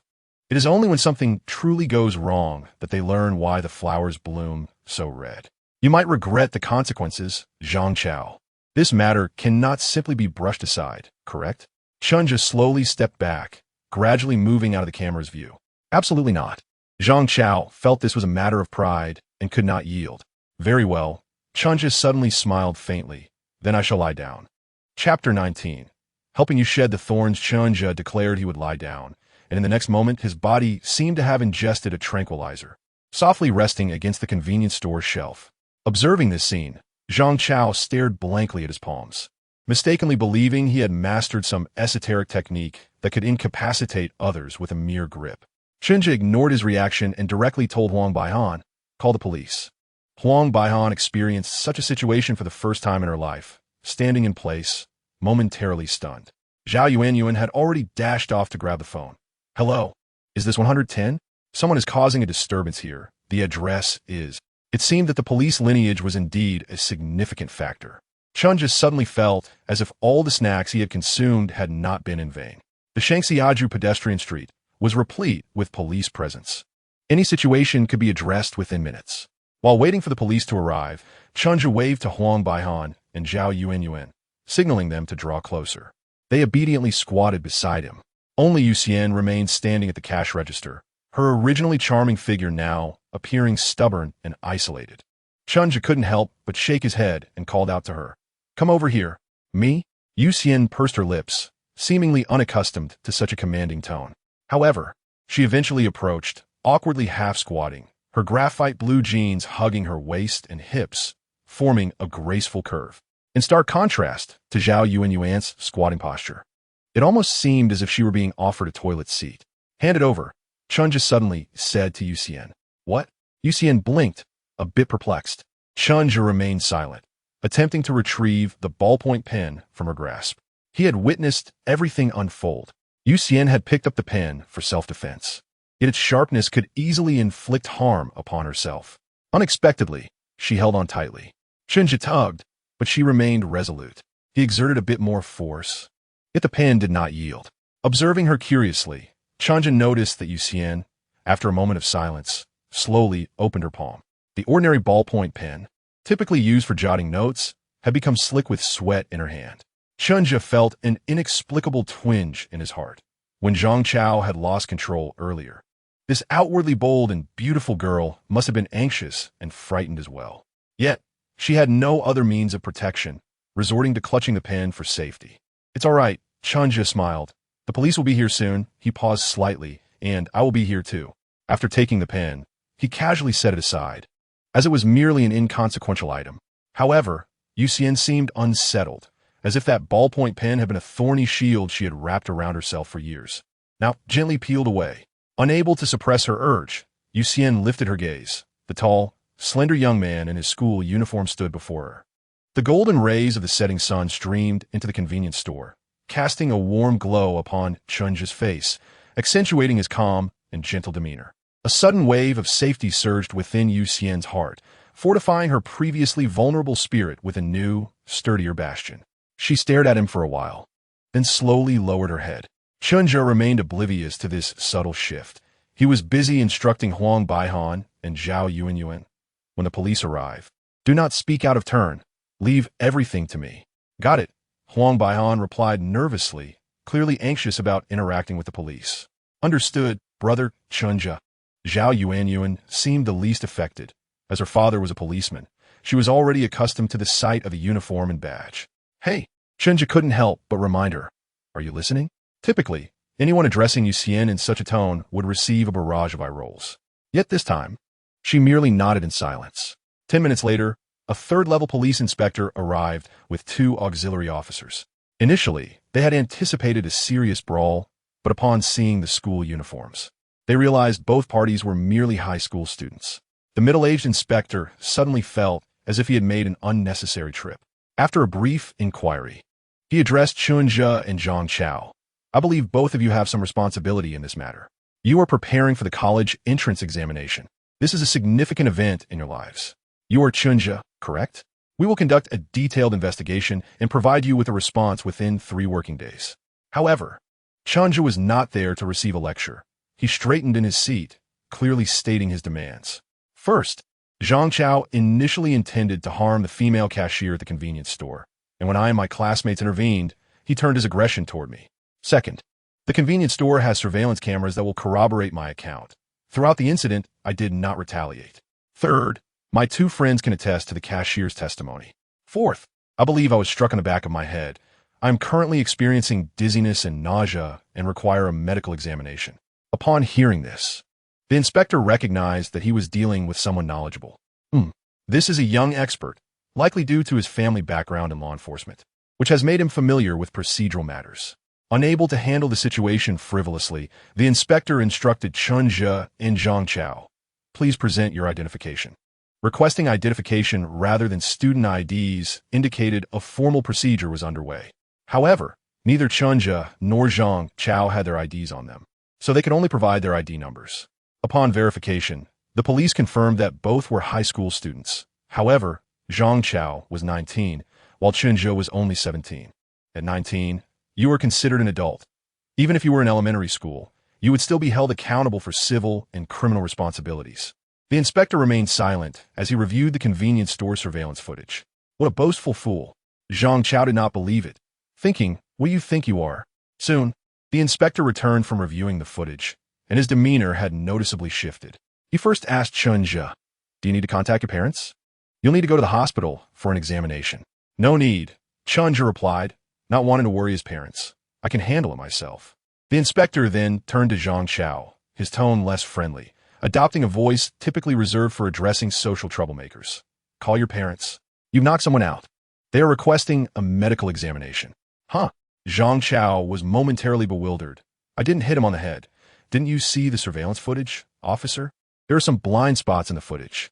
Just then, a police car with flashing lights arrived. The inspector gestured for Zhang Chao to enter the vehicle. Only at this moment did Zhang Chao begin to sense something was amiss. What's going on? I just wanted to show off and impress Yu Xian, perhaps even pursue a romance. But with Yu Xian's temperament, who could force her into something she didn't want? And as for that experimental class student, Chen Zhu, I truly didn't hit him. I merely restrained him. Everything else was just intimidation. How did I end up going through this entire process? Only to be taken to the police station for a statement? In this day and age, ordinary citizens still held a certain reverence for police vehicles. Simply sitting inside felt akin to having committed a crime. For a high school student like Zhang Chao, who lacked social experience and was oblivious to the law, the intimidation factor was heightened. As he was ushered into the police car, his face turned pale. Soon, Chen Zhu also entered, with an auxiliary officer seated between them. Just as the door was about to close, Yu Xian suddenly sprinted over. I want to go too. The inspector shook his head. There's no room in the car. I can squeeze in. Yu Xian stubbornly held onto the car door. Nonsense. The inspector was genuinely irritated. This is a police car. Do you think this is child's play? You can't just squeeze in. With that, the inspector firmly shut the door and stepped on the gas, heading toward the nearby hospital. Watching the police car recede into the distance, Yu Xian bit her lip until blood began to trickle out, then suddenly turned to Huang Baihan. Please keep an eye on the store for me. I need to find Chen Zhu. Wait, I can't do that. Huang Baihan exclaimed helplessly. It's all right, Brother Baihan. Zhao Yuanyuan approached the cashier, deftly operating the payment system, and sweetly remarked, my mother owns a shop, so I know how to do this. Chapter 20. A pretentious display detached from reality, the Hualin police station was situated not far from the pedestrian street. Yet the throngs of people caused a slight delay in the police car's speed.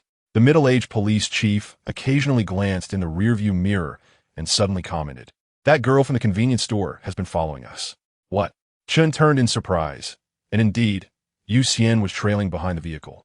She would run a little, then pause, then resume her pace. From a distance, her expression was obscured, but the hair that danced in the wind resembled a wisp of evening clouds drifting through the world. "Why isn't she taking a taxi?" A younger auxiliary officer inquired. "Where can you find an available taxi on the pedestrian street?" The police chief deliberately slowed down, sighing, "This young lady seems rather stubborn." It was unclear to whom he was speaking. Perhaps it was merely his self-reflection, as no one in the car responded. Upon arriving at the police station, Chen and Zhang Chao were taken separately to give their statements. Chen, having frequently collaborated with the local police on public affairs during poverty alleviation, was well acquainted with these procedures, and soon his statement was complete. When he emerged, he found Yuxian waiting outside. Her white shirt was thoroughly soaked, beads of sweat glistening on her forehead, slowly trickling down her temples, yet her beautiful almond-shaped eyes remained bright and resolute. At the first glance of her, Chen was reminded of the earlier wisp of evening clouds, yet he refrained from allowing the atmosphere to become too somber and joked. "It's a pity there's no sports day for the senior year. Otherwise, you would surely win first place in the girls' 1600 meters." Yuxian, unusually gentle today, did not respond to Chen's jest, but instead tidied her damp hair, standing quietly beside him. Before long, the middle-aged police chief was ready to take Chen for an injury examination.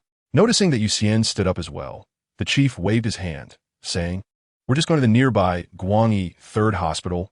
You should stay behind, as it's against regulations." Yuxian's gaze flickered, and she did not insist further.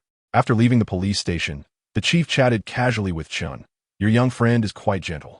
"She is not usually this gentle. She has quite a temper." Chen quickly clarified. Sensing the potential for misunderstanding, he reiterated, "She is not my girlfriend." Oh, the chief thought it peculiar. The girl was more beautiful than many of the policewomen at the station. Why the urgency to deny such a relationship? Upon reaching the hospital, the doctor, upon hearing Chen's symptoms of dizziness and nausea, promptly issued an MRI order for his brain. Since this was a special police order, the doctor reviewed the results immediately after the scan. As expected, there were no issues. The chief, holding the examination results, candidly told Chen, "You're no novice. So you should understand that this result means Zhang Chao won't face detention or imprisonment. At most, he'll need to write a guarantee letter." "Doesn't that feel like a futile endeavor?" "How is that futile?" Chen retorted. "If I hadn't made such a fuss and insisted on escalating the matter, you might have just taken a glance and left. Zhang Chao wouldn't even have to write a guarantee letter." The middle-aged chief was momentarily speechless. "I aim to ensure the evidence chain is comprehensive." Chen continued, "In addition to the surveillance footage, injury verification, and guarantee letter, I also plan to have 2 witnesses sign. With this complete set of documents, believe me, if I submit them to the school by 7 o'clock, Zhang Chao will be expelled by 8. The police chief finally grasped Chen's intent. He wanted Zhang Chao to understand that although he wouldn't face detention, Chen could still prevent him from continuing his education. "I see you're in a school uniform. You must be in the senior year," the chief suddenly inquired. "Yes, I'm in my final year.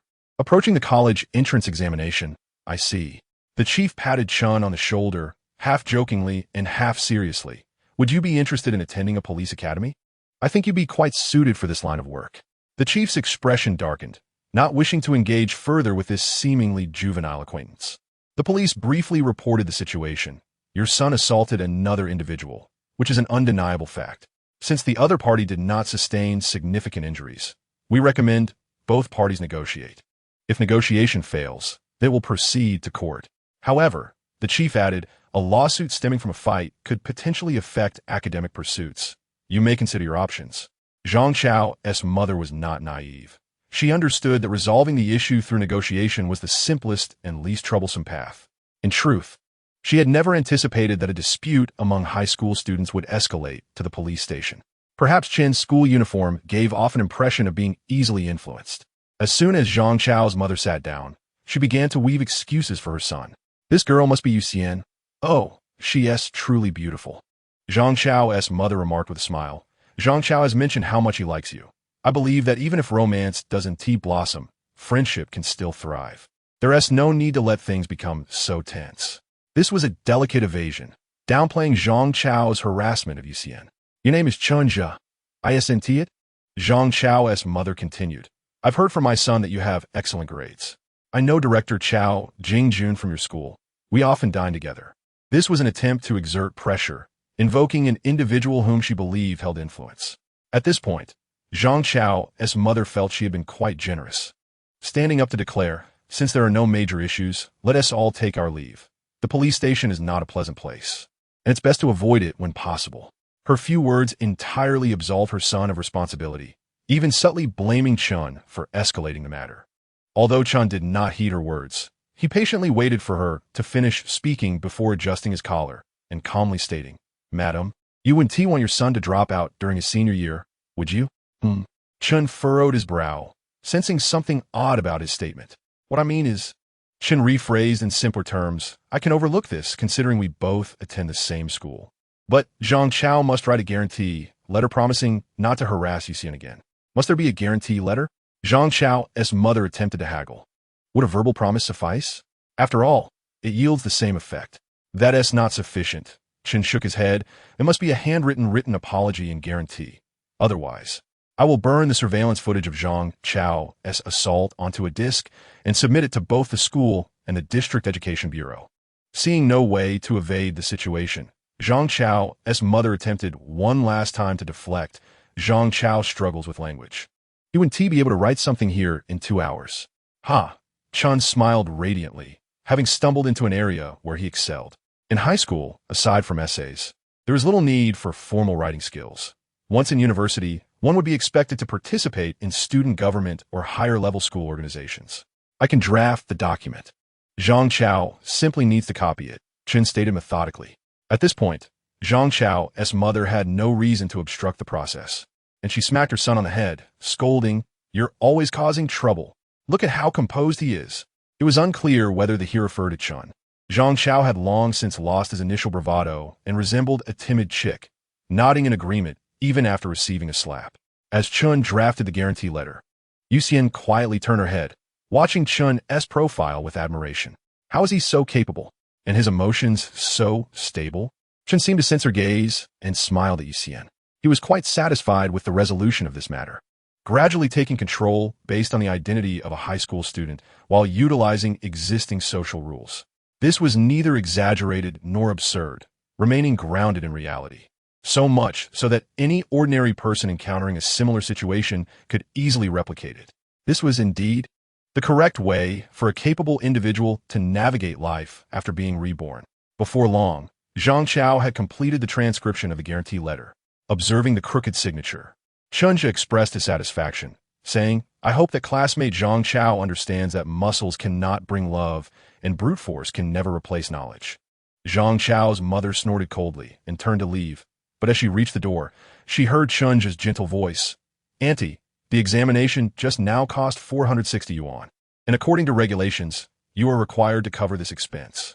Zhang Chao's mother suddenly felt a pang in her chest, akin to the discomfort of having to pay for a hotel room after going out with a man.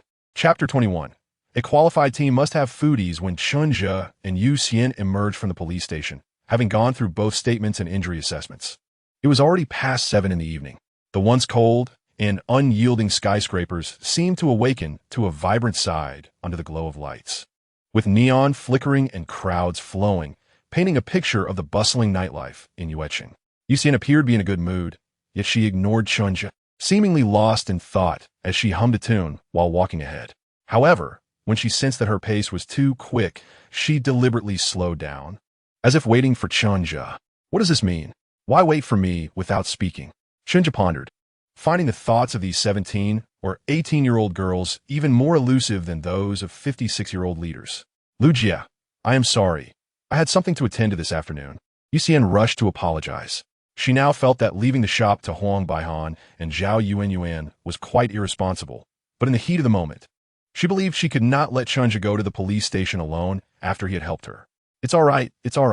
After taking a few steps, the female shopkeeper turned back again.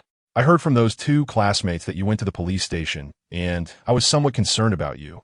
So I called your father." "Oh." The once cheerful Yu Xian's demeanor instantly dulled upon hearing that the shopkeeper had contacted her father, as if she did not wish to see him.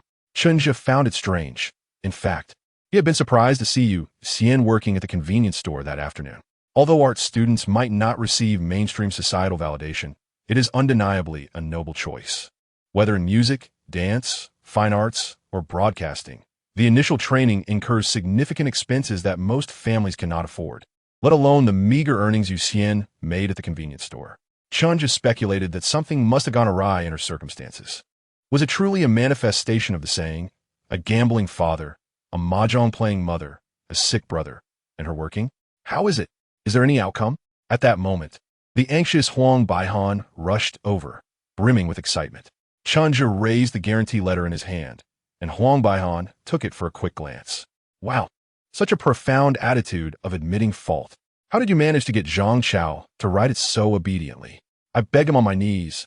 Chen Zhu rolled his eyes, thinking that Huang Baihan's question was indeed superfluous. Of course, he had to find a way to compel the other party to write it.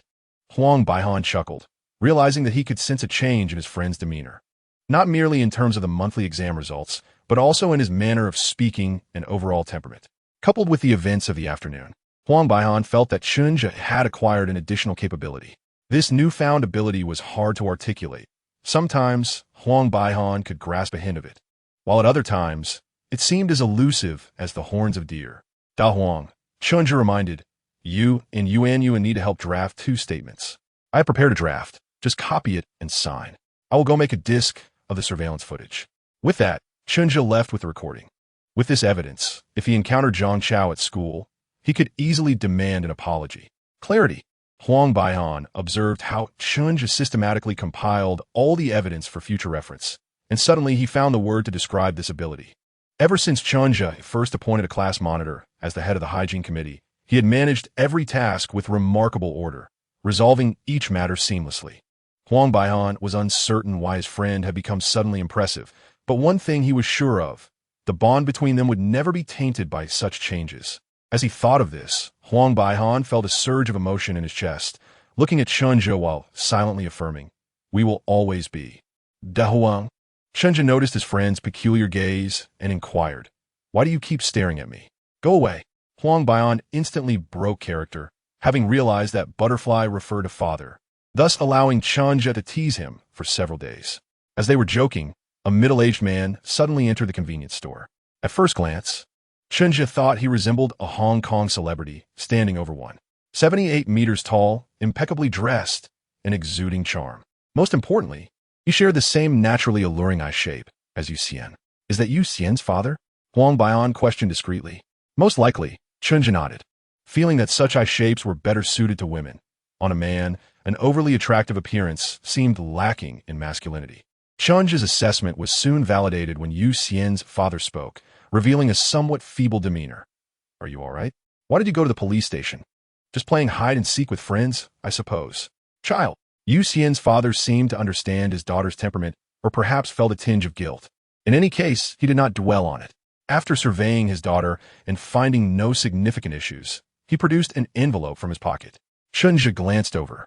The envelope appeared quite thick, and if it contained money, it should not be less than 3,000 yuan. However, it bore numerous creases, as if it had been hidden away in a corner, not meant for anyone's discovery. Yet, the mere fact that he could produce money indicated he was not a gambler. Gamblers always have pockets cleaner than their faces.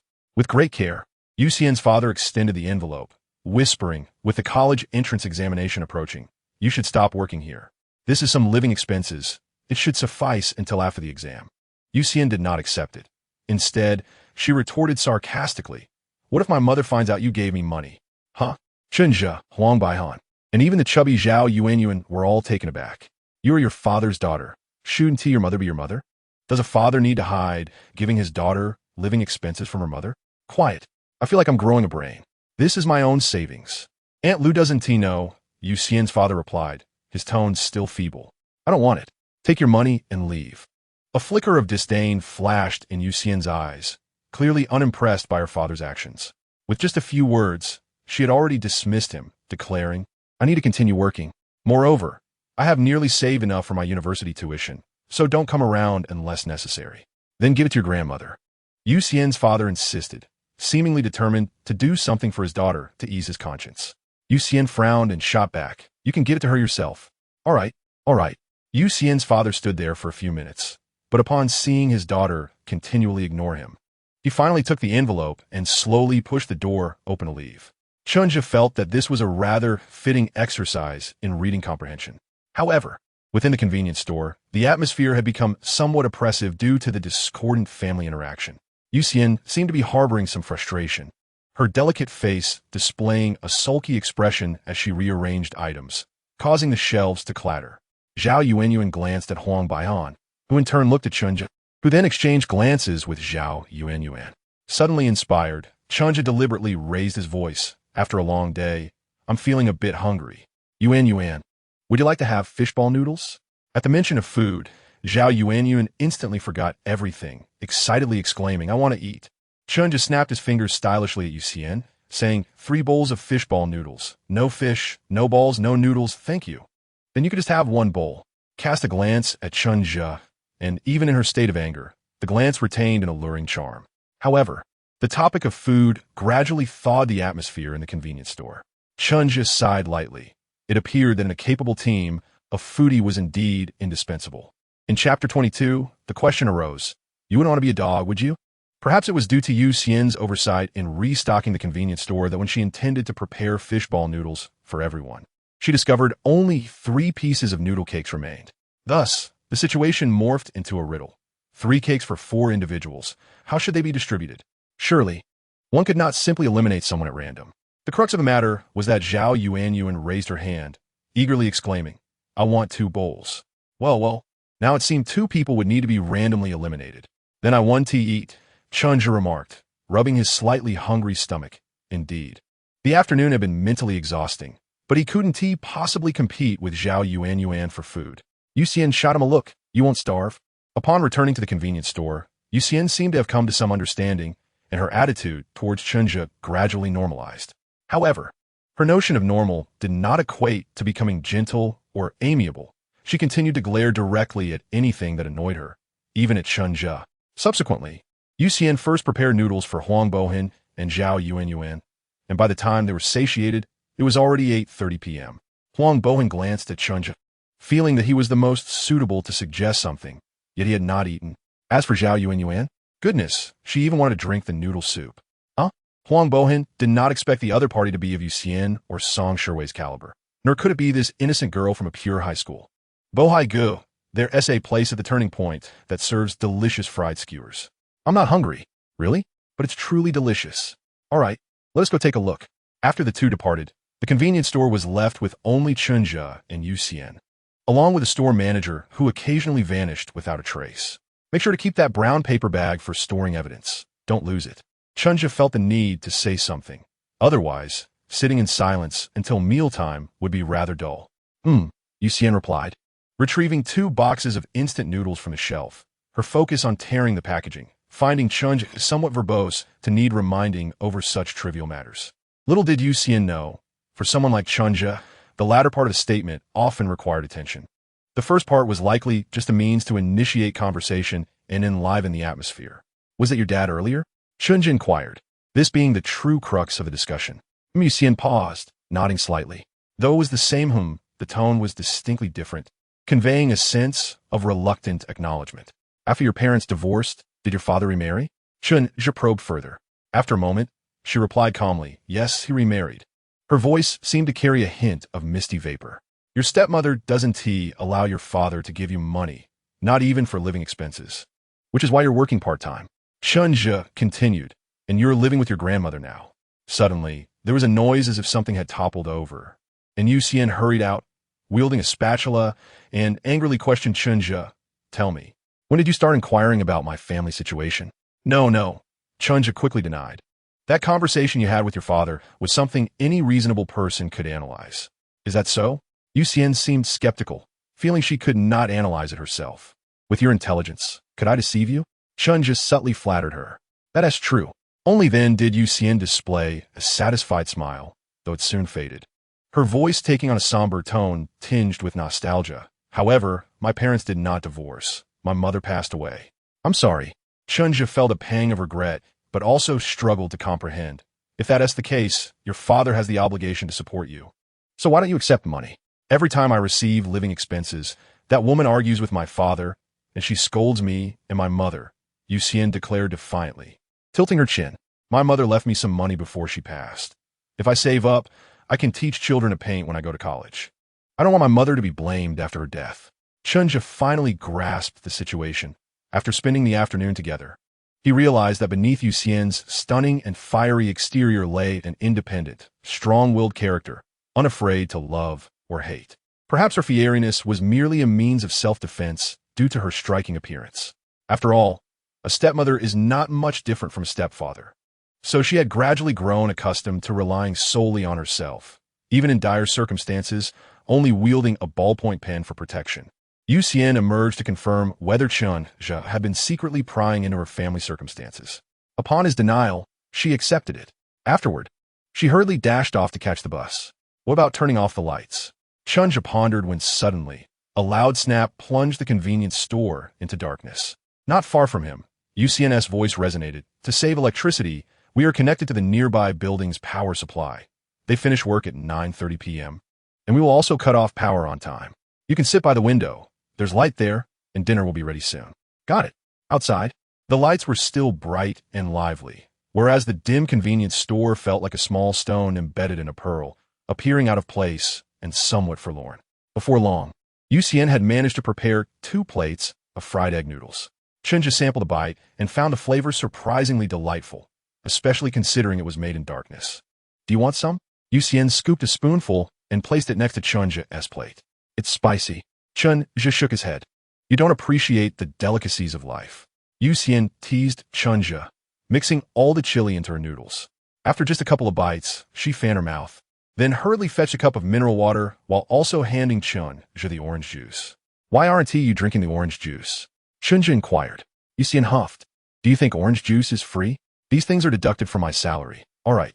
Haha. Chen Zhu did not hold back, chuckling as he twisted off the cap. Then you should earn more money in college, so you can treat me to a 1982 law fight. Just wait. Yuxian scoffed, yet mentally noted the peculiar reference to 1982 law fight. The two soon finished their meal, yet neither wished to move or speak. Yuxian sipped her pure water, gazing out at the neon lights, lost in thought. In the half-lit environment, her heart-shaped face resembled finely crafted porcelain, clear and three-dimensional. Her lips, flushed from the chili, resembled cherry blossoms, vivid and enchanting, her gaze alternating between clarity and confusion. When her eyes sparkled, they shimmered like waves. When clouded, they exuded an alluring mystery. An inadvertent pout added a playful charm to her demeanor. Dinner is done. Now I need to clean up. Perhaps sensing that it was getting late, Yuxian stood up, rallying herself, and for ease of tidying up later, she bit down on a hair tie and gathered her scattered hair. At that moment, the moonlight spilled over her, highlighting her graceful form beneath the white shirt, prompting Chen Zhu to feel that if he didn't utter a few flirtatious remarks, he would appear to be a normal man. So, Chen Zhu cleared his throat. Earlier you said you'd rather kiss a dog than Zhang Chao. You wouldn't really want to kiss a dog, would you? What? Yuxian suddenly turned to Chen Zhu. You wouldn't actually want to be a dog, would you? Chen Zhu hurriedly waved his hands. Don't say such things. How could that be? It's just that it reminded me of what our teacher taught us in childhood. One should be as loyal to friends as a dog. That both wanting to be and not wanting to be. How hypocritical. Yuxian fell silent, gazing quietly at Chen Zhu, lost in her thoughts. After a moment, she softly suggested, then close your eyes. Chen Zhu obediently shut his eyes, even suppressing the urge to swallow. This is something you initiated. I neither compelled you to do so, nor suggested that you act like a dog. After a brief pause, Chen Zhu merely felt his lips being gently flicked by her fingers. You quite the flirt, she teased. No time for that. Damn it. Not even a bit of benefit for me, just commanding me around. In chapter 23, Chen Nagalu remarked, as art students, we may lack in many aspects, but we certainly have an abundance of time. Yuxian threatened fiercely. As a man, you wouldn't want your reputation in the community to decline, would you? All right. Next time I would rather my reputation suffer than to offer assistance, Chen Zhu replied, standing beneath the dim glow of the streetlights. With her slightly damp hair dancing in a breeze, Yuxian smiled, her lips curling up in delight. The tranquil street seemed to extend her mood, invoking an inexplicable sense of peace and belonging. I understand. You sleep as you wish, she replied, waiting until Chen Zhu's figure vanished before turning to ascend stairs. Mao Xiaoqin, as usual, warmed up some milk and bread, utterly oblivious to her son's afternoon escapade at the police station. This week had indeed been arduous. The sun was nowhere to be seen, laundry never dried, and droplets perpetually gathered on the ceiling, often plopping down onto her head while using the restroom. As was customary, Chen Zhu sought out Huang Baihan first. De Huang's spirits were still high, seemingly lost in the events of the previous day. Although he was neither the protagonist nor even a supporting character, he found the experience far more engaging than the lifeless information in textbooks. Chen Zhu munched on a bun as he spoke. You mean she felt obliged to comply with the request because you helped her yesterday? Huang Baihan questioned eagerly. Casting a glance at De Huang, Chen Zhu responded, If I said yes, would that brighten your mood? Indeed, Chen Zhu candidly admitted, relishing the moment. Damn. Although I had considered that possibility, hearing you confirm it makes me a tad envious. Huang Baihan lamented. Why couldn't you just deceive me? Our party's young pioneers do not indulge in deceit. Chen Zhu replied with a grin. Well, you have indeed achieved what you desired, Huang Baihan remarked. You wouldn't understand. He continued, nervously biting his nails. Chen Zhu seemed oblivious, engrossed in reciting from his English textbook. Some teachers, in an effort to foster a more serious attitude during tests, would arrange for students to exchange and grade each other's papers, ultimately assigning scores. Sometimes this exchange occurred between desk partners, though the results were often subpar due to mutual protection of one another, failing to uncover genuine knowledge gaps. More frequently, after collecting the papers, they would be redistributed randomly, which could lead to new dilemmas, as certain tests became coveted items, occasionally requiring a price to obtain them. For instance, classmate, I got Song Shiwei's paper. Classmate, give it to me. I'll treat you to lunch. When chemistry teacher Feng Jie entered the classroom, she delivered a few remarks before distributing the exams. Soon, the classroom was filled only with the sounds of scribbling and paper rustling. Chen Zhu received the exam of a girl named Shiying, whose name he barely recognized. Huang Baihan received a boy's paper from their class. The prize for the paper exchange went to a boy from the adjacent group named Jin Hui, whose demeanor resembled that of the former Chen Zhu, reserved and taciturn. However, upon receiving Song Shiwei's chemistry paper, a visible joy spread across his face as he grinned widely. For these introverted students, opportunities to engage with the class beauty were rare, perhaps only occurring once or twice a year. Yet before the excitement could settle, someone approached from behind, tapping his shoulder. Jin Hui, can I trade papers with you? The class monitor, Kong Liangsong, was well aware of Jin Hui's reluctance to exchange papers as he hesitated visibly. I'll treat you to lunch, Kong Liangsong politely and sincerely offered, presenting an item for exchange. Well, okay then, Jin Hui finally acquiesced, glancing back at his paper with lingering reluctance. Jin Hui was certainly not in need of meal. His reluctance stemmed from his character. He struggled to refuse others. Furthermore, Kong Liangsong's affection for Song Shiwei provided a valid reason for his actions, making Jin Hui wonder if his refusal would imply he harbored similar feelings. In the lively classroom, Huang Baihan could not help but mutter under his breath, what a joke. When Li Jiaming harassed Song Shiwei, he didn't dare intervene, yet he bullies Jin Hui, a decent fellow. Chen Zhu, if it were you, would you trade? Huang Baihan inquired. It doesn't matter to me, Chen Zhu shrugged. If someone desires Shiying's paper, let them have it. That's not what I meant, Huang Baihan pressed. If you had Song Shiwei's paper, would you trade it for Kong Liangsong's? I don't know, Chen Zhu replied honestly. Right now, I'm indifferent. If his attitude were a bit better, I'd feel fine agreeing. However, if I felt as Jin Hui did and genuinely didn't want to trade, I would certainly refuse.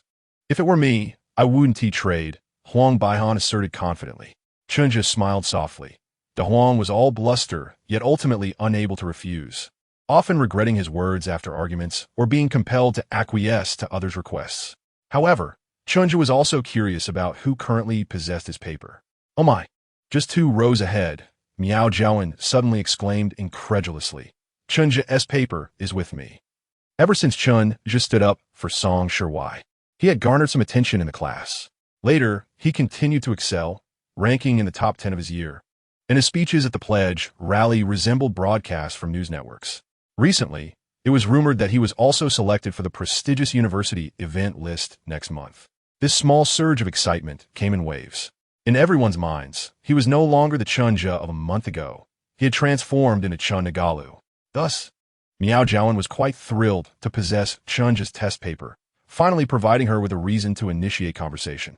In Chapter 24, The Cunning Man, one must say, Chen Zhu's handwriting is truly remarkable. Each step of his derivation of equations is meticulously organized. Miao Zhaowen initially skimmed through Chen Zhu's chemistry test paper without focusing on specific questions, then mused aloud, if I were the teacher, this presentation would earn an extra 5 points. This was merely a manifestation of her compulsive habits developed from her job. The formatting requirements for official documents are exceedingly stringent, with specifications for primary and secondary headings, font styles, and even line spacing. Miao Zhaowen's deskmate was Song Shiwei, yet she seemed disinterested, intently listening while grading another boy's exam. Miao Zhaowen awarded Chen Zhu a score of 143. His performance in mathematics and science had always been commendable, and such routine practice assessments posed no challenge for him, making 143 a reasonable score. However, Miao Zhaowen felt somewhat uneasy, reviewing the paper twice before turning to Song Shiwei. Wei, this is my first time grading for Chen Zhu. Please check it for me, so he doesn't think I marked it carelessly. Without a word, Song Shiwei accepted the paper, quickly scanning it and indeed discovering an error. One problem's answer was iron 3 oxide. However, Chen Zhu had mistakenly written it incorrectly, something Miao Zhaowen had overlooked. As Song Shiwei contemplated revealing her thoughts, she found that Miao Zhaowen was embroiled in a heated argument with her male classmate, Tianyang. How could you give me only 130? I didn't make a mistake on that question. Is this your way of taking revenge because I mentioned your height last time?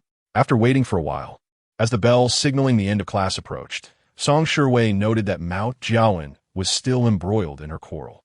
Therefore, she gently circled the erroneous chemical formula of Fe3O4 with her pencil, softly and subtly.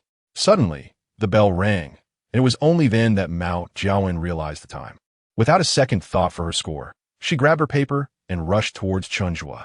Chen Zhu, you scored 143 this time. I graded your paper, she declared, standing before Chen Zhu with a hint of triumph. However, Chen Zhu did not have a particularly vivid impression of her. Although Miao Zhaowen was relatively attractive, with her cute tiger teeth lending her a charming innocence, she remained somewhat inconspicuous. The sole reason for this was her unfortunate positioning as Song Shiwei's deskmate, which rendered her akin to a mere handmaiden, as all attention gravitated towards the school beauty, Song Shiwei. Thank you. Is it all? Miao Zhaowen could not resist reminding him. I even noted the correct answers beside your mistakes. Chen Zhu, quick on the uptake, noticed the hint of disappointment on Miao Zhaowen's face. He promptly picked up the chemistry paper and pretended to review it. How odd. I noticed that 2 elements were missing from the periodic table. It seems magnesium and aluminum ended up with you, he jested. Miao Zhaowen was momentarily taken aback, but once she grasped the humor, she erupted in laughter. Chen Zhu, you've really improved, she thought to herself, reflecting on how he used to shy away from looking at girls, yet now he could easily make them laugh. Miao Zhaowen always believed that Chen Zhu's transformation was for Song Shiwei's sake, whether in terms of his enhanced appearance or improved grades.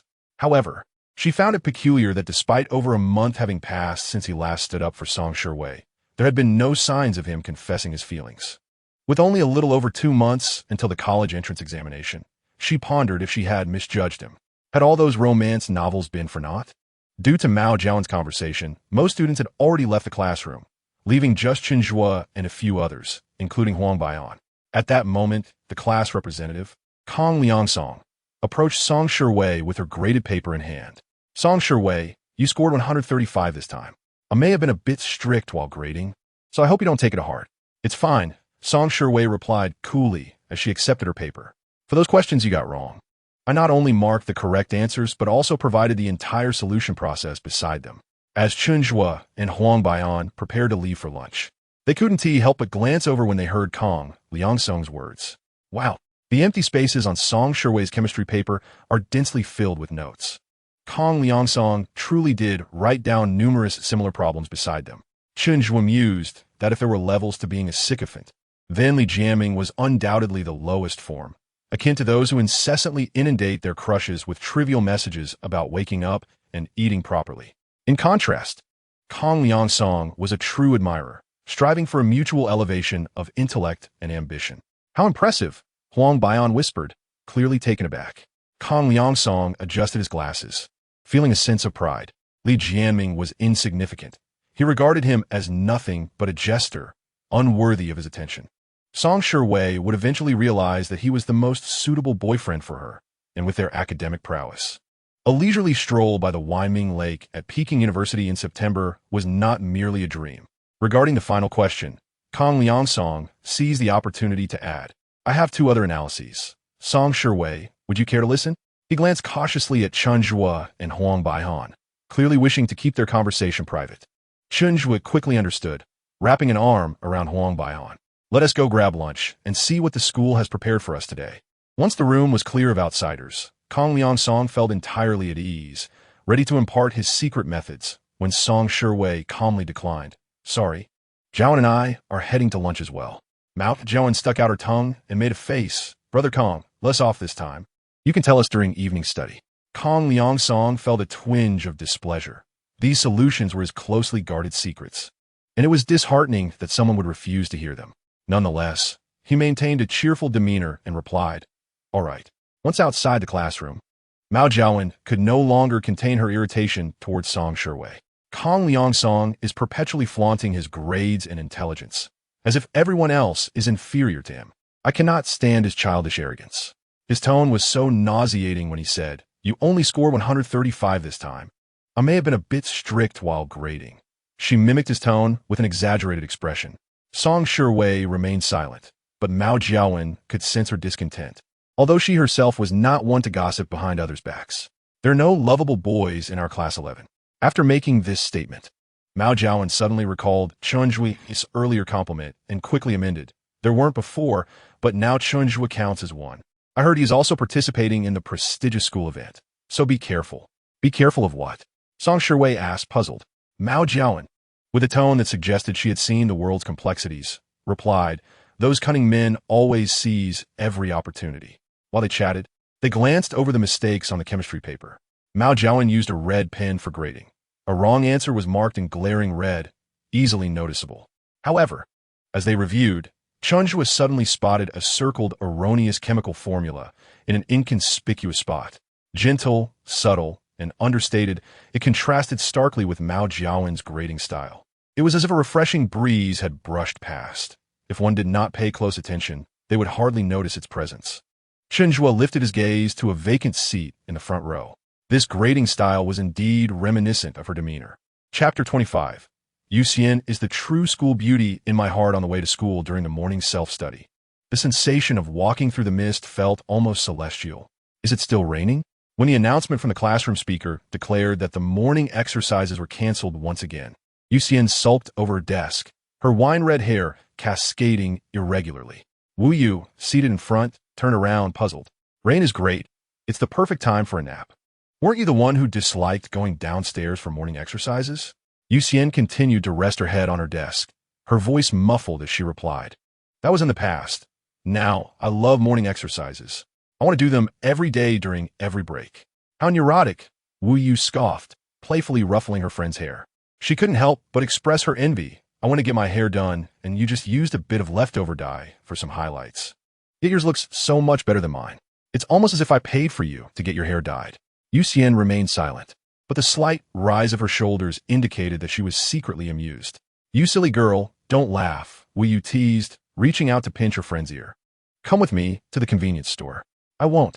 I want to sleep. Yuxian initially refused decisively, but suddenly recalled something, sitting up with bright, eager eyes.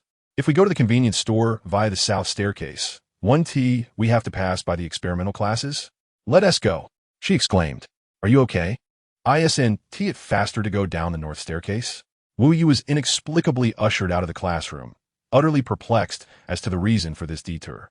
The corridor stretching between Gaosan 1 and Gaosan 11 was long, and since there was no need for physical exercises during the break, many students congregated outside, engaging in laughter and idle chatter.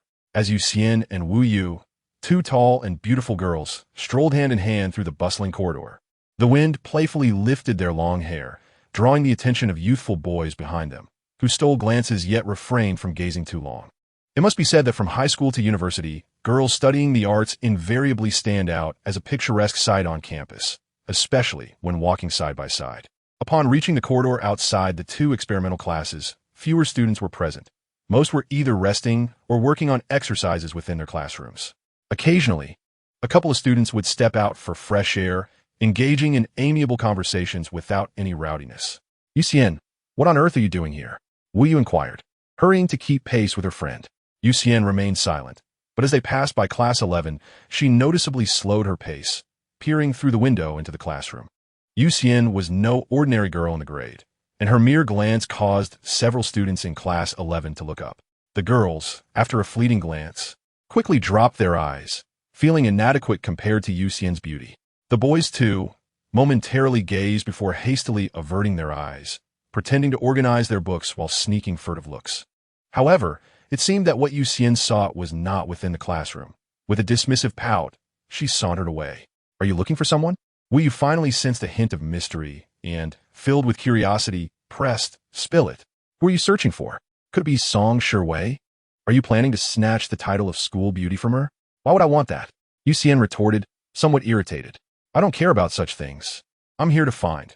Just as Yuxian was about to reveal her purpose, she unexpectedly bumped into Zhang Chao, who had turned up the stairs. Wu was well aware of this athletic student, known for his brash and unreasonable nature. He had once attempted to hold Yuxian's hand only to receive a slap in return. Wu eyed Zhang Chao warily, aligning herself with her friend in solidarity. To their surprise, upon spotting Yuxian, Zhang Chao momentarily froze, then abruptly turned and left without a word. Wu thought this behavior rather illogical. There were no teachers around, yet Zhang Chao appeared to be conceding. Weren't you headed to the convenience store? Off you go then. Curious about the reason? Yuxian turned around, her gaze playful and alluring. Tell me quickly. Wu realized something monumental must have transpired, igniting her gossiping instincts. Class is about to start. Yuxian teased, glancing at the time. Let us talk after class. We wouldn't understand anyway. Wu declared decisively. No way, I still want to learn. Yuxian deliberately chose to keep her friend in suspense, waiting until after class. Wu hurriedly pulled Yuxian to a nearby milk tea shop outside the school, securing a corner table and ordering 2 cups of tea, which she emphatically placed on the table. Speak quickly, the night is restless, Wu exclaimed, occasionally letting out sharp gasps. What does Zhang Chao think he is? How dare he approach you at the convenience store? Utterly shameless. What? Chen Zhu and another boy were there too and helped to stop Zhang Chao from going crazy, Wu noted. Zhang Chao was taken aback when he saw Chen Zhu. Right? Of course. He is foolish, no doubt, but he is not a complete thug. Even the least capable athlete can get into a sports college. Unless he has no desire to attend university, Wu explained. So, by the time Yuxian finished recounting the story, Wu, seeing the sparkle in her friend's eyes, suddenly asked, have you fallen for Chen Zhu because of his help? Not at all.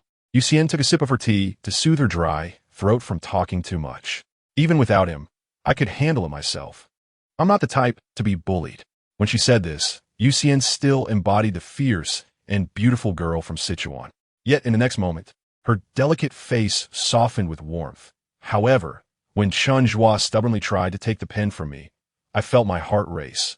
It was a moment of tenderness, affection, and reliance. But Yuxian extended her slender fingers, pinching her index finger. That feeling of affection, of fondness and reliance, amounts to merely this tiny bit. At that moment, her index and thumb intertwined in a gesture reminiscent of a heart. Is it truly just that little? Wu questioned skeptically, gesturing toward the milk tea cup. Do you believe it's merely a trivial amount when, in reality, it's an overwhelming love, more abundant than this cup of milk tea? Absolutely not. Yuxian replied with unwavering confidence. You're dragging me along to see Chen Zhu, and you still want to pretend that your desire to do physical exercises downstairs, ISNT, to encounter him? Wu rolled her eyes. So I ask you, when you see Chen Zhu at school in the future, will you pretend not to know him? Why would I? Yuxian blinked in confusion. If I like him, should I act like a stranger? Xiaoyu, I'm not that kind of person. What will you do then? Wu inquired. I'll greet him directly, Yuxian declared cheerfully. As class 11 was held back by their homeroom teacher, Yin Yinxiu, by the time they rushed to the playground. Most students from other classes were already in position. As Chen Zhu passed by the queue of Gaosan 1, he suddenly heard someone call out, Chen Zhu, good morning. Chen Zhu turned around. Yuxian tilted her head, her smile radiant under the bright sun. You look even more beautiful today than yesterday, Chen Zhu complimented casually. Oh please, You're just flattering me. You didn't even see me yesterday. Yu Xian playfully chided, then turned to greet Huang Baihan. Good morning, Huang Baihan. Yu Xian had deliberately inquired about Huang Baihan's name, as he had assisted her at the convenience store and should now be considered friend. However, Huang Baihan was completely taken aback that a girl of Yu Xian's caliber would actively greet him. Standing at 7 meters tall, with an alluring appearance, Yu Xian's attention left him feeling immensely gratified. In that moment, he believed he had reached the pinnacle of his life at Zhizhong High School, overshadowing any previous encounters with Song Shiwei. Huang Baihan mused, my apologies, Song Shiwei. It seems you and I are on equal footing, but from now on, Yu Xian is the school beauty in my heart. Chapter 26. Where the first pot of gold comes from the bold red chalk writing on the blackboard had transformed into a stark reminder. There are only 68 days until the college entrance examination. Furthermore, mid-April marks the second provincial mock examination. The significance of the second mock is well understood by the students. There is no need for teachers to apply pressure, as these seniors impose it upon themselves. Every day, they arrive at school punctually, attending classes in mathematics, physics, and chemistry, listening attentively. They also engage in English classes, staring blankly at the test papers or illustrations in their textbooks when comprehension fails them. This habit, formed since elementary school, persists as they find themselves drawn to the illustrations, fantasizing about living within those charming images. It's amusing how, even after reincarnation, they still find these delightful illustrations captivating. During evening study sessions, they tackle past examination papers, grappling with several difficult questions and feeling a sinking dread. Will I fail to gain admission to university? This is a classic case of pre-exam syndrome. The closer the exam approaches, the more one feels out of touch with the material. The more they strive to practice, the more they feel their grasp slipping away. It's akin to staring at a single character for too long until it becomes unrecognizable, erasing once familiar knowledge from memory. However, this psychological issue must be resolved by Huang Baihan himself, while Chen Zhu can only offer the most superficial comfort. Sigh. Huang Baihan gently rubbed his heavy temples and sighed wearily. The third year of high school is truly exhausting. If my father were the president of the United States, would I be able to bypass the college entrance examination and proceed directly to university? Graduating from university would surely lead to a splendid job. Chen Zhu chuckled in response. What did you start dreaming so cautiously? If your father were to become president, you would need to abandon the notion that hard work is the only path to earning money. Hearing this, Huang Baihan couldn't help but laugh foolishly. Despite the current hardships and fatigue of life, he found solace in the companionship of friends. Indeed, youthful friends are the cherished custodians of one another's youth. Suddenly, Huang Baihan inquired, now that you've been accepted into university, what are your plans? I've heard that there isn't as much homework, and there are many peculiar clubs. Do you intend to participate? Chen Zhu pondered for a moment, realizing that there were indeed many aspirations he wished to pursue. However, he believed that the first step should not be university, but rather the summer vacation following the college entrance examination. We could discuss university matters when the time comes, he said modestly. For now, I simply wish to earn some pocket money during that summer. Doing business then? Huang Baihan automatically interpreted the desire to earn pocket money as a venture into entrepreneurship, given that his family owned a small restaurant. He instinctively asked, starting a business requires capital. Even to open a small restaurant, one must purchase ingredients in advance. Where would you acquire the funds? Chen Zhu had already considered this and shrugged. I do have some capital, albeit modest. It is legitimate and lawful. I neither steal nor cheat. Where would that come from? Huang Baihan asked, astonished. How could a high school student have capital? Are you hoping to find money on the street? No way. Chen Zhu almost felt compelled to give Huang Baihan a playful flick on the forehead. You know you're supposed to have a celebration for your university acceptance, right? I plan to collect those red envelopes as my initial funds. In 2007, there were no strict regulations against such celebrations, and it was customary for students to hold a banquet upon being accepted into university. Not to mention, even for someone with Chen Zhu's grades, celebration was expected, allowing him to reclaim the red envelopes he had previously given. Will your parents really give you that?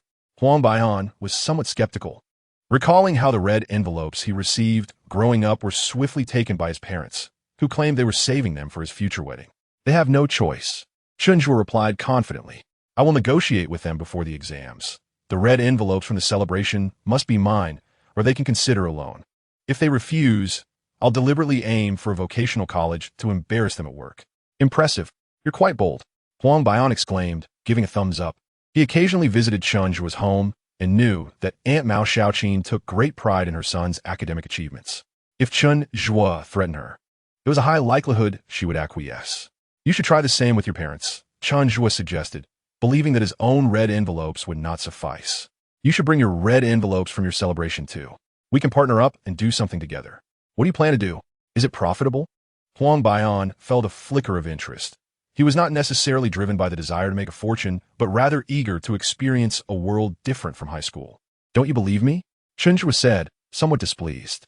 Between our two celebrations, we should have at least 50,000 yuan. Do you think I could double it in just one night? Is that even possible? Despite Chen Zhu's history of modesty, Huang Bian found it hard to believe that a 17-year-old could achieve such rapid profits. Transforming 50,000 into 100,000 would take a small restaurant several months to accomplish. I'll tell you, Chen Zhu generously offered to share his secret to doubling the investment. Huang Bian leaned in, glancing around nervously, wary of being overheard by other passengers on the bus. There's a newly opened internet CAF downstairs from my building. They have a promotion. If you recharge more than 10,000 yuan, you get a bonus equal to your recharge amount. If we invest all 50,000 yuan, we could instantly have 100,000. Are you out of your mind? Huang Bian retorted, exasperated. There's no industry where you can double your money overnight. Really? In the distance, a building named UFA Securities still glimmered with lights. While civil servants were prohibited from engaging in business, there were several legal sources of income beyond their salaries, including stock trading. Chen Zhu was indeed knowledgeable about the stock market, though he wouldn't have pursued had he been reborn after 2015. However, in 2007, the stock market was ripe for speculation. The 2008 Olympics held in the country not only showcased China's cultural and economic strength, but also marked a significant step towards the rejuvenation of the Chinese nation. With numerous infrastructure projects in progress, the domestic market soared. From the latter half of 2007 to January 2008, the Shanghai Composite Index skyrocketed from just over 2,000 points to over 6,000. What does 6,000 points signify? In 2024, the index still fluctuated around 3,000, illustrating the sheer extent of the Olympic impact. There was a saying at the time, even grandmothers selling vegetables in the market wouldn't incur losses in the stock market. If grandmothers could profit, Chen Zhu certainly could, as he focused on investing in tourism, infrastructure, real estate, and transportation, typical stocks benefiting from the Olympics. New energy, military, or technology stocks were best avoided, though even those would yield modest returns.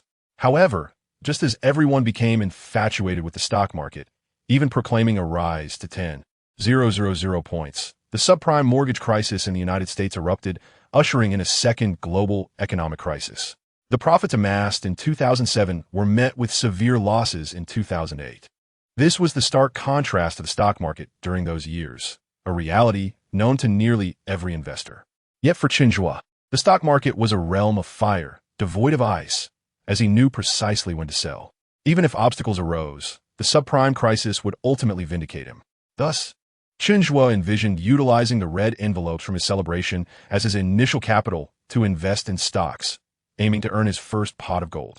This would lay the foundation for future industry endeavors, akin to a three-step approach to resolving grassroots conflicts. However, the amount from a celebration was insufficient. Even with Huang Bian's involvement, it wouldn't suffice. Chen Zhu resolved to also recruit Zhao Yuan into their investment team, as her family's financial situation was similar, likely yielding 3,000 to 4,000 yuan in celebration funds. Lost in these thoughts, he finally returned home, where Aunt Mao Xiaoqin had not only prepared bread and warm milk as usual, but also handed him a freshly laundered school uniform. "Mom, there's no need to change uniforms so frequently," he remarked casually, noting that he only changed his jacket every few days. "Aren't you visiting Zhongda tomorrow?" She replied, "You need to dress appropriately. After all, it reflects on the reputation of Jixin High School." Chen Zhu suddenly realized that tomorrow was the day for the prestigious school visit. The next morning, a Sunday, Chen Zhu donned his fragrant school uniform and arrived at school, but instead of heading to the classroom, he boarded a bus at the school gate. Zhongda has 3 campuses in Yueqing: the South Campus, North Campus, and East Campus. The South Campus, being the main campus, boasted nearly a century of history with its red bricks and green tiles, surrounded by lush trees, a testament to the profound legacy of a top-tier institution. Moreover, the South Campus housed some of Zhongda's renowned faculties, such as the Lingnan Finance Institute, the Marxism Research Institute, and the College of Ecological Management, making it an ideal showcase for their strengths. Jixin Zhongshuhe is approximately 10 kilometers away from the South Campus. Thus, the school has arranged for a bus to transport the students. Upon boarding the vehicle, Chen Zhu realized he was the first to arrive, a testament to the fact that Mao Xiaoqin placed even greater emphasis on punctuality, having urged him to rise early and prepare. Before long, Deng Qian also arrived. Slender and academically exceptional, Qian Huang clutched a small car in her hand, which bore the English vocabulary words she had previously misspelled, reciting them as she boarded the bus. Upon entering, she merely lifted her eyelids momentarily before selecting a seat, seemingly unwilling to squander a single moment. Song Shiwei was the third to arrive. The campus beauty, still aloof yet strikingly attractive, wore her soft, low ponytail cascading down to her waist. Her porcelain-like complexion exuded an ethereal elegance, and the simple pairing of her school uniform with a white short-sleeve shirt appeared effortlessly pristine, captivating the eye even without makeup. Kang Liangsong was the fourth to board. He surveyed the seating arrangement within the bus and noted that, despite each row accommodating 2 seats, the abundance of empty spaces led everyone to sit apart rather than crowd together. With a hint of regret, he cast a glance at the vacant seat beside Song Shiwei before choosing to sit behind her. Sun Xiuyong and Cheng Mengyi from Class 10 were the last aboard. And interestingly, despite being classmates, they did not sit together. These top students seemed to exist in their own distinct circles, devoid of the need to appease or cling to one another. When the grade director, Chao Jingjun, eventually arrived, the bus commenced its journey. As the supervising teacher for the day, he was responsible for managing the students. After a short while, he turned to engage the students in casual conversation. Today you are headed to Zhongda. I have a good friend named Qi Zheng who also works there. We were college roommates. Those who have attended middle and high school are aware that teachers often boast about 2 types of connections. The first involve a classmate or fellow villager who has attained some notoriety or social standing, and teachers relish sharing tales of their past together. The second is about their own children, leading to inexplicable anecdotes of their achievements during class. At this moment, it was clear that Director Chao was eager to reminisce about his camaraderie with teacher Qi Zheng at Zhongda, yet he had unfortunately chosen an audience ill-suited for such tales. Could Deng Qian, Song Shiwei, Kang Liangsong, Sun Xiuyong, and Cheng Mengyi truly appreciate his boasting? Qian Huang, engrossed in her studies, did not even lift her head. Song Shiwei merely glanced over before returning her gaze to the window. Kang Liangsong was preoccupied with discreetly observing Song Shiwei from behind. Sun Xiuyong and Cheng Mengyi exhibited a similar indifference. At this point, Director Chao might have found himself reminiscing about the more conversational students from the regular classes, who would engage with him rather than leaving him to deliver a monologue. Ultimately, it was Chen Zhu's innate kindness, or perhaps the residual muscle memory of his previous interactions, that prompted him to subtly play the role of the supportive audience member. Really, Teacher Chao? What happened next? It must have been challenging for you back then. His gentle interjections served as a lubricant for the conversation, providing Chao Jingjun with a metaphorical ladder whenever he needed encouragement to continue. As Chao Jingjun grew increasingly animated and enthusiastic, perhaps overcome with joy, he unexpectedly shifted the tone of the conversation, expressing a tinge of melancholy. Unfortunately, my friend is now a leader and teacher at Zhongda, while I am merely teaching in high school. Chen Zhu was momentarily taken aback, thinking to himself, come on, Teacher Chao, that's not fair. I've been supporting your stories, and now you're casting a shadow over the conversation. In truth, after their brief exchange, Chen Zhu realized that Director Chao's capabilities were somewhat limited, suggesting he had likely advanced through the ranks primarily by virtue of time served. However, to lament one's circumstances without reflecting on one's own abilities could easily offend Chao Jingjun. It is also futile to suggest that mere happiness suffices, or to dismiss the achievements of others as inconsequential. Such sentiments hold little weight. After careful consideration, Chen Zhu spoke up. Teacher Chao, I believe the situation is quite different. If we were to liken students to trees, middle and high school students are undoubtedly the most challenging to nurture, for they are still young and require the gardener's daily watering, fertilization, and pest control. By the time they reach university, the trees have largely taken shape, requiring only occasional pruning. Therefore, from the perspective of teaching and nurturing, your dedication and contributions to the education sector far exceed those of your classmates. Chen Zhu's words, delivered at a measured pace, appeared sincere and earnest.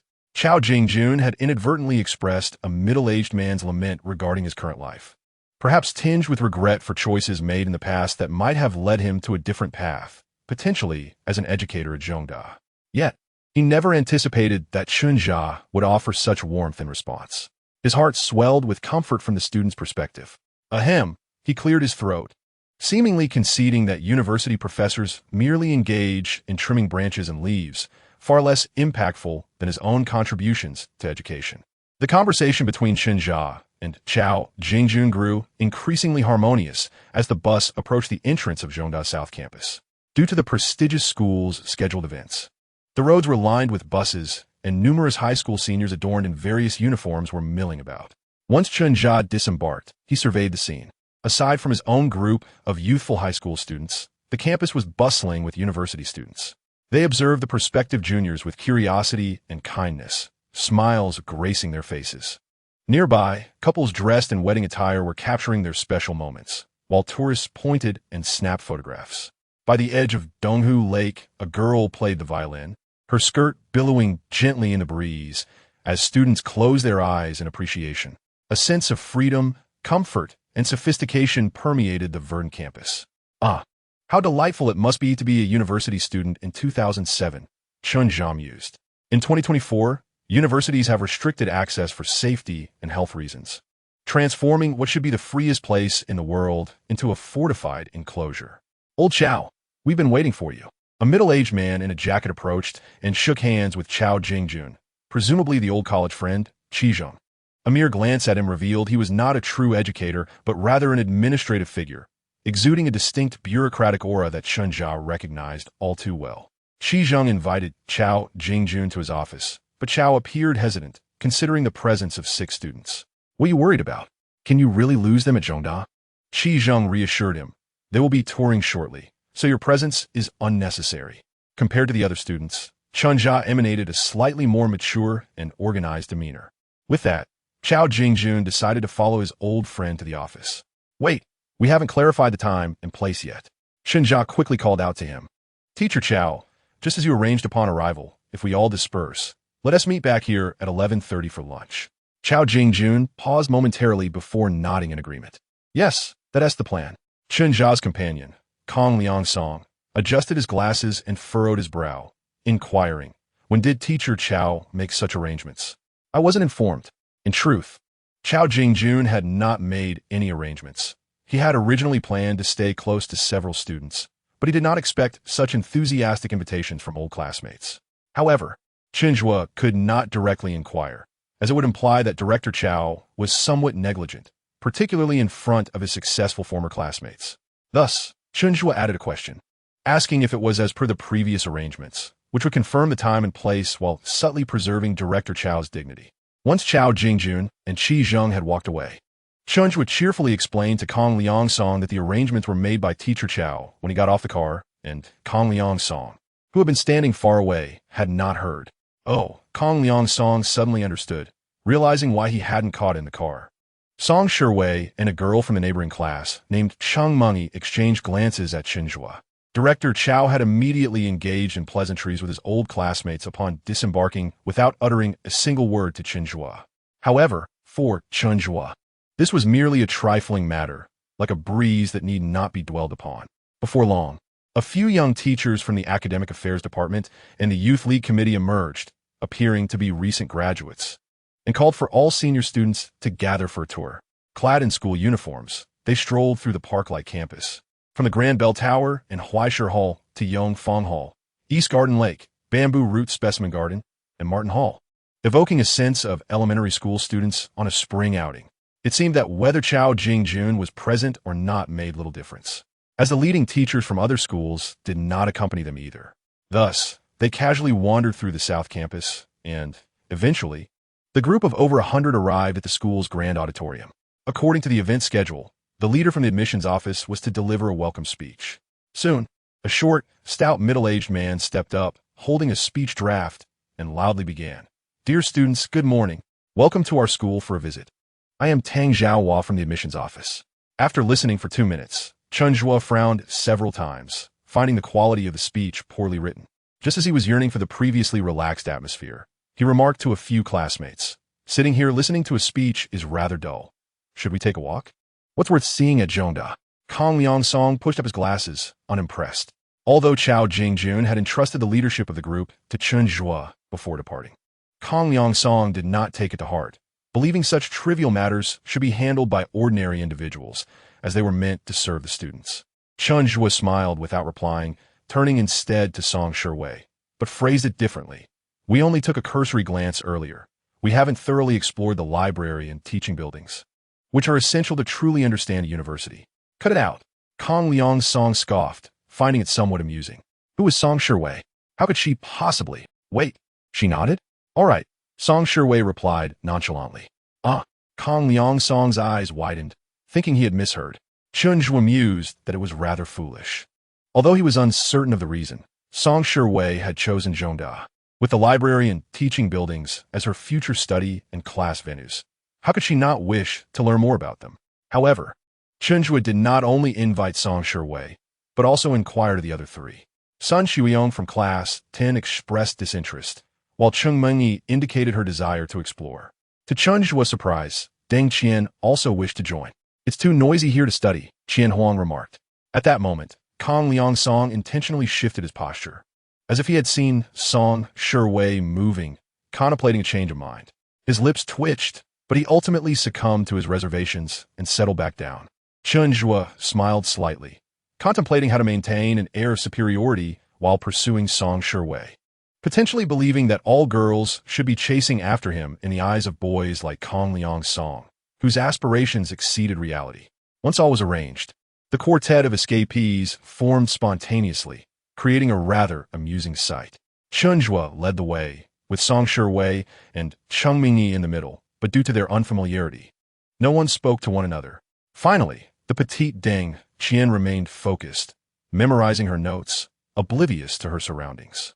Despite this, Song Shiwei's stature and beauty attracted attention wherever she went. She seemed to stand slightly taller than Yu Xian, approximately 171 centimeters, drawing considerable admiration. Following the directional signs, they quickly arrived at the library of the South Campus.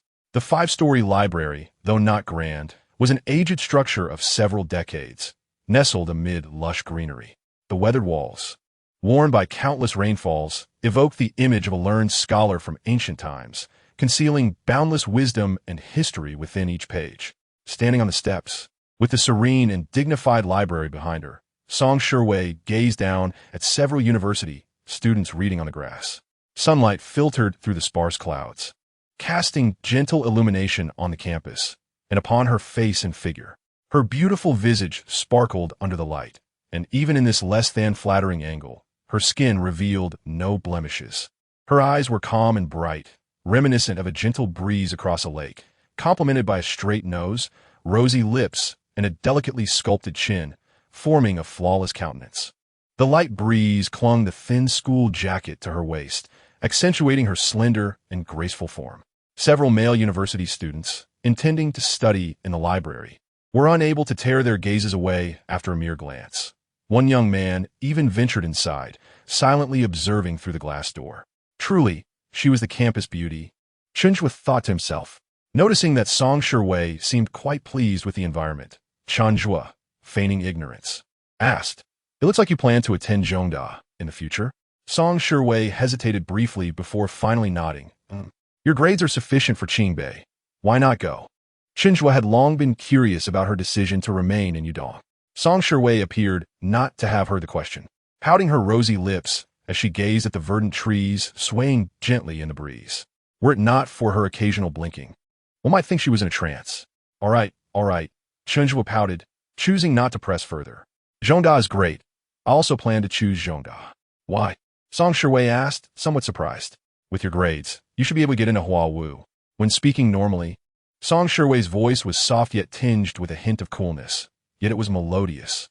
Huawu refers to the 5 prestigious universities in China: Fudan, Jiaotong, Zhejiang University, Nanjing University, and the University of Science and Technology of China, all ranked just below Tsinghua and Beida. In fact, following the first mock exam, the school organized additional tests, and Chen Zhu's Chinese score had consistently remained above 130, with a total score also stabilizing around 650. It became clear to everyone that his mock exam results were not a fluke. Nevertheless, Chen Zhu had his calculations. The admission scores for Huawu and Yudong hovered around 645, and his potential peaked at just above 650. Should he falter, though the likelihood was slim, it was not entirely out of the question. That could lead to a slip in the admissions process. In 2007, the method for filling out college applications in Yudong was based on estimated scores, meaning that all candidates had to submit their choices around May. Prior to the actual examination, this method held the greatest variability and instability. Some regions allowed applications to be submitted after the exam, but before the scores were released, termed estimated score applications, which were slightly less challenging. The least difficult method was to apply based on actual scores, allowing candidates to increase their chances of university admission. Chen Zhu felt that even if everything went smoothly in the end and he managed to squeeze into Huawu, the coveted majors would likely remain out of his reach, ultimately leading him to the vast northwest to dig for minerals. Thus, when considering all factors, Zhongda appeared to be the most stable choice, conveniently close to home, allowing him to avoid wasting his scores by selecting a few prestigious majors there. Consequently, he gazed upward, lost in thought as he stared at the vibrant green leaves. After a moment of silence, Song Shiwei glanced over at him and immediately understood that he was mimicking her demeanor. Her cheeks flushed slightly, and she gently turned away to leave. Chapter 29. The Insect Society. While Chen Zhu conversed with Song Shiwei, Deng Qian paid no attention at all. However, Cheng Mingyi was somewhat intrigued, as she had believed that Song Shiwei never engaged in casual chats with boys. After they finished exploring the library, the 4 of them prepared to visit the teaching building.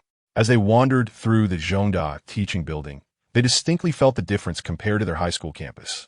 The students appeared much more relaxed, with some even engrossed in their phones. If one needed to use the restroom, there was no need to raise a hand. One could simply slip out through the back door.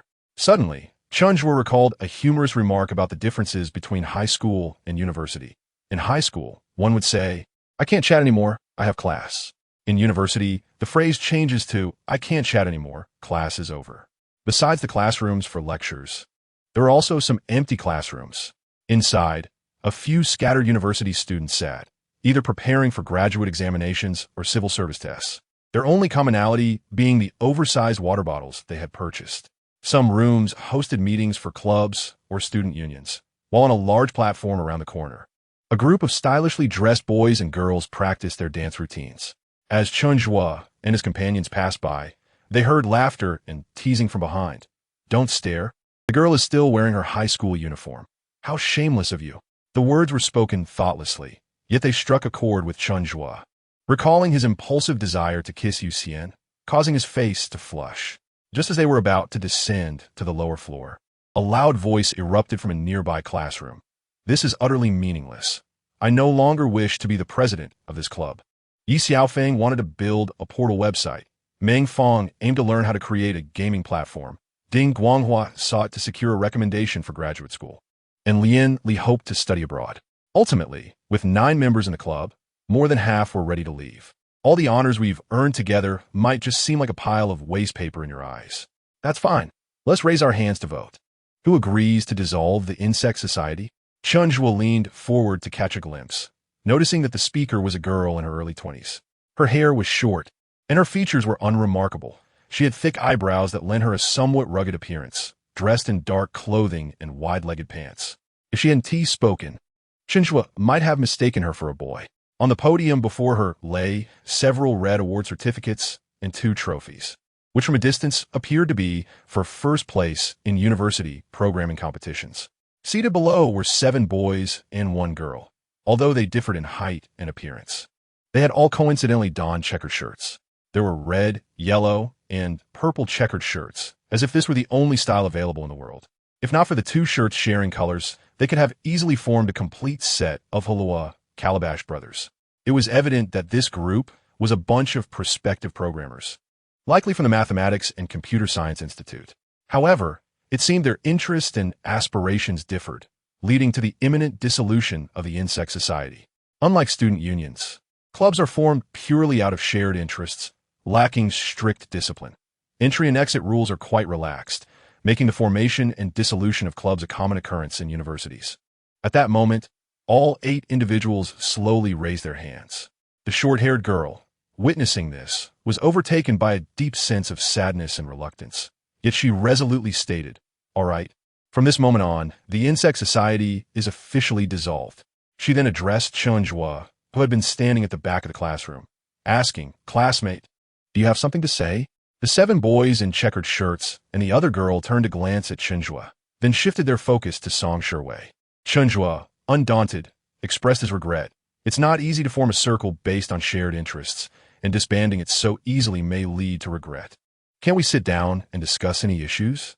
The university students in the classroom couldn't help but chuckle at the sight of this high school uniform-clad youth attempting to comfort them. The short-haired girl asked, "You must be here for the elite university gathering, right? Your grades must be quite good. Are you hoping to apply to the Computer Science Institute and become our junior?" Chen Zhu understood that his personality was not suited for research. Rather, he was more adept at uniting those inclined towards research to strive for higher goals. He might consider applying. Chen Zhu offered a vague answer before suggesting, "Senior, could we exchange contact information? I would like to consult you if I have any questions." In his future design plans, he was determined to enter the internet market for strategic pursuits. The stock market was merely a fleeting opportunity linked to the Olympic fervor. He intended to profit quickly and then withdraw. Such ephemeral ventures could not serve as a foundation for his endeavors.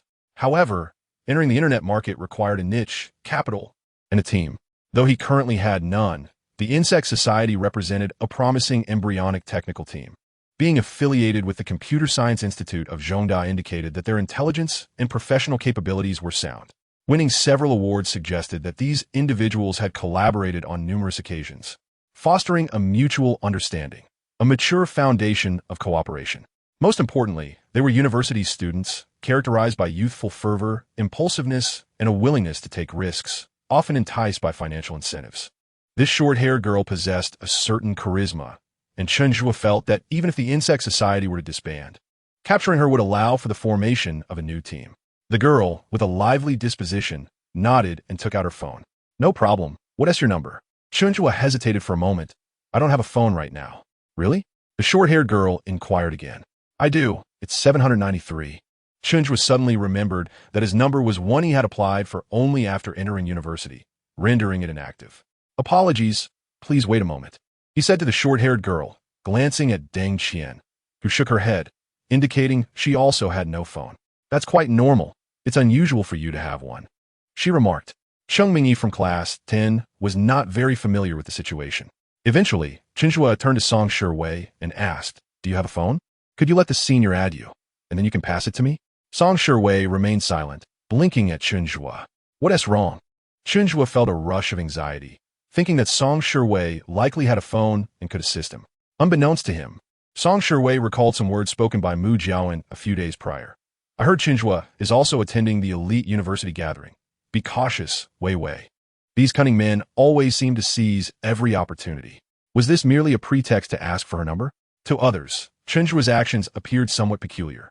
After only a brief exchange, he was eager to acquire the other party's contact information. To give or not to give. If she didn't have it, that was fine. They could meet again when he gained admission to Zhongda. While she had a lively spirit, her patience was lacking. Perhaps she was better suited for project management rather than leading an entire team. All right. Chen Zhu could only feel a twinge of regret. After finishing the college entrance examination and beginning military training, it would be October, and half a year would pass without knowing how circumstances would unfold. Regrettably, he had come to participate in the event empty-handed, without paper or pen. The computer science students attending the meeting had not brought any either. Otherwise, he could have noted down her phone number. If I were to leave the landline at home for her, would this short-haired girl think I am being presumptuous? Clearly, it was you who sought my contact information, yet you still leave a landline for me? Song Shiwei. Chen just still wanted to give it one last shot. Qi Zheng mentioned he would take me out for a meal, and also extended the invitation to you all. Thus, when the old classmates suggested we have a simple lunch together in the cafeteria, Chao Jingjun did not refuse, but insisted on calling the students first. On the way to the Santawan cafeteria at Zhongda, old Chao patted Chen Zhu on the shoulder and inquired, "How was the visit this morning?" Chen Zhu pondered for a moment and replied, "It was passable." Chapter 30. Stop dodging. You truly like Song Sherway? Santawan is a relatively large cafeteria in the southern campus, comprising 5 floors. The first 3 floors are public dining areas, while the 4th and 5th floors are generally reserved for faculty members. Chao Jingjun led Chen Zhu and the others to the 4th floor, where Qi Zheng was already seated at a large round table, with the dishes already ordered. "Old Chao, I won't be drinking at lunch today," Qi Zheng remarked with a smile. "We'll have a proper drink when we find some free time in the evenings. It is customary not to drink during lunch-work meals, yet one must still be polite to prevent any hard feelings." Given his low tolerance for alcohol, Chao Jingjun was also reluctant to drink. During the meal, Qi Zheng and Chao Jingjun engaged in casual conversation and occasionally encouraged a few students, saying, "Eat up. Don't be shy. The food at Santawan is quite good." The dishes indeed tasted delightful, aligning well with the light flavors typical of Eastern Guangdong. However, while eating, Chen Zhu suddenly realized that Qi Zheng seemed to hold a certain status at Zhongda. Many young teachers would greet Qi Zheng with a respectful Director Qi. Even professors and associate professors would nod with smiles. A man of real authority, Chen Zhu mused. Even Chao Jingjun could not help but exclaim, "Back in the day, the 6 of us in the dormitory, you, old Qi, have truly excelled." "Not all," Qi Zheng humbly replied. "If it were possible, I would retire early, preferring to stay at home, sipping tea and reading books." "Old Chao, you know I have a passion for collecting books." This feigned humility carried a hint of insincerity, something Chen Zhu had often observed in the past. "Of course, I remember. You were already collecting books during university. Don't you have around 10,000 volumes at home now?" "Over 15,000, Qi Zheng replied, pride seeping through his tone. Look, Chao Jingjun retained his high school teacher's habit, seizing the opportunity to educate the students. "You all should learn from Teacher Qi, cultivating the habit of reading and collecting books to enhance your own refinement." The aim was to foster a harmonious dining atmosphere. Relying on Deng Qian and Song Sherwei for this was impossible, and as Chen Zhu fiddled with the chopsticks, preparing to exert himself, a young teacher approached. Having overheard Chao Jingjun's words, he cheerfully remarked, "Isn't it obvious? The saying goes, a person with knowledge radiates elegance. Our Director Qi is indeed a true scholar, exuding philosophy in his speech and actions. Every time we converse with him, we learn so much new knowledge." Wow, Chen Zhu thought, is there competition even in this arena? Besides, I never intended to compete. I merely wished for everyone to enjoy this meal together. After contemplating for a moment, Chen Zhu set down his chopsticks, waiting for the young teacher's flattery to subside before stating, "With so many books, Teacher Qi must have a beautiful study at home." This statement seemed to scratch an itch deep within Qi Zheng. He had grown weary of compliments, but found Chen Zhu's words reigniting his enthusiasm for conversation. "When I moved a few years ago, I intentionally reduced the size of my bedroom to create a spacious 60-square-meter study." Qi Zheng spoke with delight, unable to resist casting a few more glances at Chen Zhu. "One of our experimental class students is quite steady in his speech and actions. He has a good chance of getting into Qingbei this year," Chao Jingjun added. The student's eloquence only served to enhance the teacher's reputation. Chen Zhu, however, did not rush to explain that he would be applying to Zhongda. Some twists must be allowed to unfold in their own time. Some affections should also be reserved for the right moment. Of course, the slightly drowsy old Chao opened his eyes and smiled. He is the head of the budget management department. If there's any event to be organized at Zhongda, it cannot bypass him. Chen Zhu immediately grasped the implications of this position. While the budget management department does not directly manage students, any initiative from the Student Council or the Communist Youth League must ultimately submit their funding requests to Qi Zheng's desk. By the way, regarding the professor from the School of Marxism, Chao Jingjun, recalling Principal He Yang's reminder, addressed Chen Zhu, "I inquired with Qi Zheng today. The professor is giving a lecture at the party school today. Perhaps we can discuss it another time." Enough already, Chen Zhu thought. If I were to meet the professor from the School of Marxism, I might end up becoming the principal of Zhongda after 4 years of maneuvering. Upon returning to school, as Sunday afternoons are free, students engaged in leisure activities. Deng Qian, Kong Liang Song and Sun Shuiyong, as resident students, went to the classroom to review. Evening self-study began at 6:30 p.m., and students arriving early typically chatted. Mu Jiawen was discussing the plot of the wildly popular Taiwanese idol drama Prince Turns into a Frog with a female classmate in the back row. Upon seeing Song Shiwei arrive, Mu immediately abandoned her conversation and turned to Song Shiwei, asking, Wei Wei, did you have fun at today's event? Recalling the comfortable atmosphere of Zhongda's library, Song Shiwei nodded. And Chen Zhu? This was the real question Mu Jiawen was eager to ask. Did he confess anything to you? No, Song Shiwei replied coolly. What? Mu Jiawen was somewhat disappointed, realizing that if Chen Zhu still hadn't taken action, her previous judgment might have been mistaken. So, did you just participate in the event, as usual? The gossip-hungry Mu could not let it go, just as she was about to write her assignment. Song Shiwei paused her pen at the question. Is there something more to it? Mu Jiawen suddenly perked up like an excited puppy. Wei Wei, please tell me quickly. It seemed that Song Shiwei could not resist her deskmate's pleas. She hesitated for a moment before saying, Chen Zhu asked for my contact information. Asked for it? Mu Jiawen was momentarily taken aback. Did you give it to him? Song Shiwei nodded and then shook her head. What does that mean? Mu Jiawen was confused. With a sigh, Song Shiwei set down her pen and briefly recounted how Chen Zhu had requested her contact details. TCH, Mu Jiawen scoffed after hearing the story. Wei Wei, let me tell you, this is just a flimsy excuse from a man. Even if he had no pen or paper at that moment. With Chen Zhu's excellent math skills, how could he forget an 8-digit number?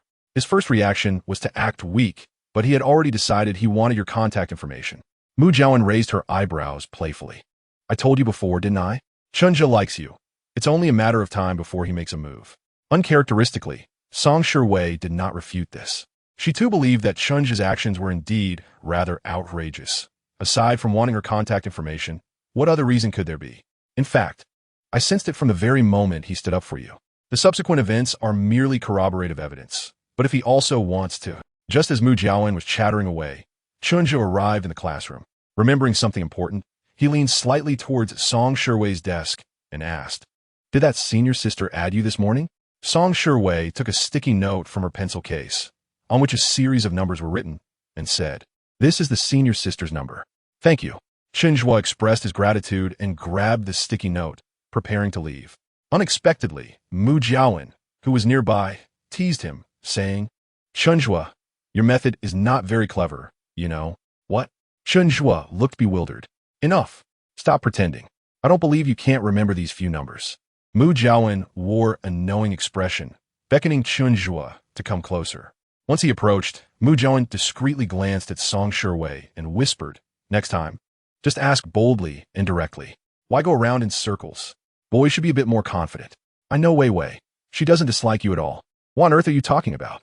Chen Zhu was utterly confused, and just as he was about to ask further, the bell for evening self-study suddenly rang. I've never felt inferior. Can you really remember this?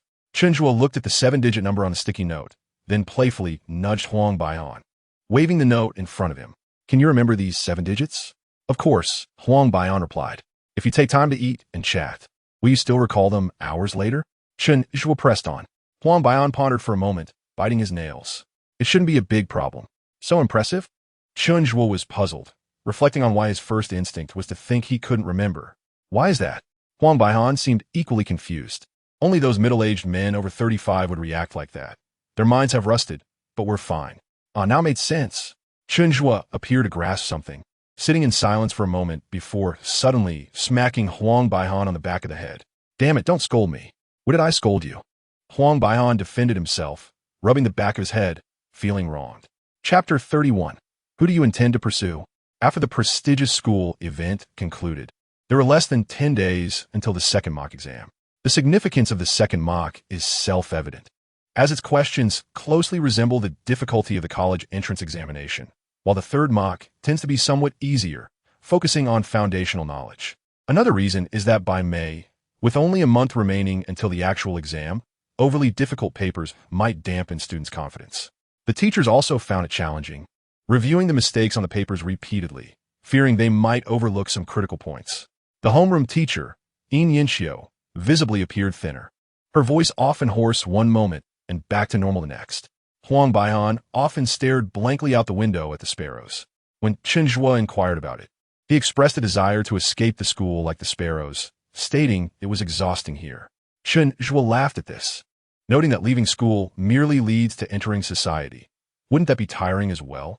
It would be better to study diligently and earn exceptional scores to adorn one's wings with a golden edge, enabling one to soar higher and further, appreciating the more splendid vistas. However, Huang Baihan was not receptive to this at the moment. He was increasingly reluctant to participate in the morning exercises. Each time the exhilarating sports anthem played, he mumbled, "Hurry up and let be May. Hurry up and let it be May." Because in May, the third-year students would no longer have morning exercises. Only the first and second-year students would go downstairs to stretch, while the third-year students merely needed to observe from the corridor. By then, everyone would be quite pleased, feeling as though they had gained a significant advantage, completely unaware that they would never have the chance to participate in morning exercises again. "Let us go. UCN will greet you in a bit."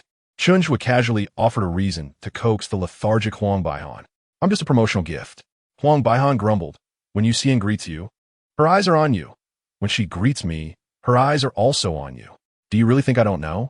Chen Zhu laughed wholeheartedly. This kid wasn't foolish after all. How had he been so easily misled by that woman back then? He should encounter her once he reaches university. He had also failed to see her true nature back then and suddenly felt a sense of anticipation for her Oscar-worthy performance. However, despite his complaints, Huang Baihan still lacked the courage to linger in the classroom, reluctantly heading downstairs after just a few minutes of procrastination. Passing by the queue of class 3-1, he ran into UCN. Previously, during morning exercises, UCN would greet Chen Zhu and his friends, causing quite a stir among the grade. However, with the second mock exam approaching, such gossip had faded into the background. UCN seemed to have realized this, gradually adopting a more subtle smile. Especially upon seeing Chen Zhu, her eyes curved into a crescent of joy. "My thoughts are truly disjointed," Chen Zhu mused while performing the morning exercises. He subconsciously felt that he couldn't memorize a mere handful of Arabic numerals. Yet, he could never forget Qi Zheng's habit of collecting books. He could even recall a remark made by Chao Jingjun during lunch yesterday, stating he disliked drinking alcohol and preferred red tea. Chen Zhu sensed that his current thought process was often permeated by the nuances of human relationships, lacking the simplicity characteristic of a third-year student. He now merely hoped for September to arrive, believing that in the small social environment of university, such a mindset might actually be an asset. After the morning exercises concluded, UCN and Wu Yu were deliberating whether to go to the restroom or the school store when Chen Zhu smiled and approached. Huang Baihan followed closely behind like a bodyguard, ready to accompany Chen Zhu to the restroom, as they had established a camaraderie in that regard. Wu Yu was the first to spot Chen Zhu, immediately greeting him with a smile. "Director Chen has arrived." "What Director Chen?" Chen Zhu inquired, curious. "Because at your age of 17 or 18, you speak and act with such maturity," UCN chimed in, leaning in with a playful glance at Chen Zhu. "So we decided to give you the nickname Director Chen." In truth, UCN had considered calling him Dog Chen, due to an incident where he had once preferred to be a dog to be closer to her. However, that was too private and embarrassing, potentially tarnishing Chen Zhu's reputation. Unless they were alone, UCN intended to keep that joke to herself. "You're giving me a nickname?" Chen Zhu countered reasonably. "Then I'll call you Sister, since your surname is Yu." "Sister?"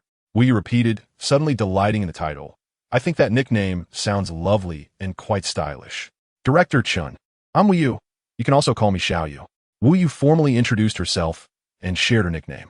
Making friends in high school was this simple. First, state your full name, then share your nickname or alias. Huang Baihan blinked and suddenly declared, "You all carry on. I have something to attend to." "Don't go." Chen Zhu grabbed Huang Baihan. "No one here knows your nickname is Da Huang."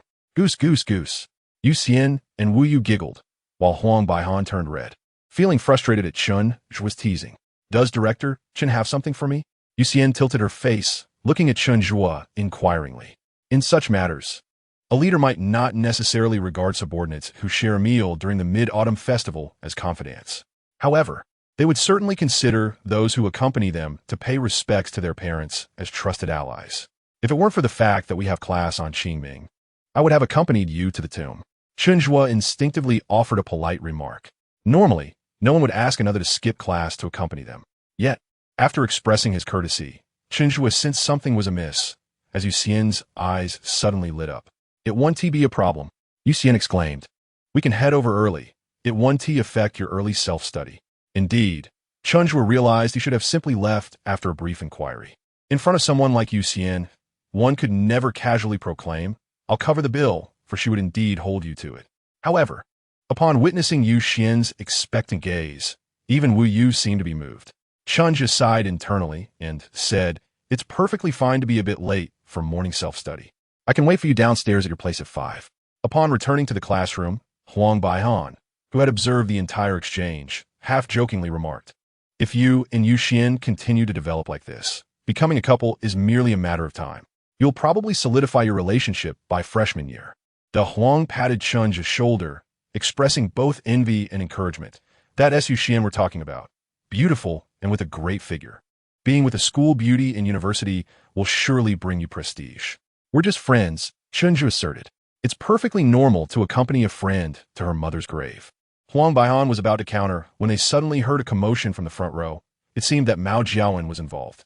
She was indignantly confronting a boy, saying, Luo Feng, what do you mean? Why did I only get 103 on the physics exam? Deducting 2 points for not writing a period? How am I supposed to know if you finish this question?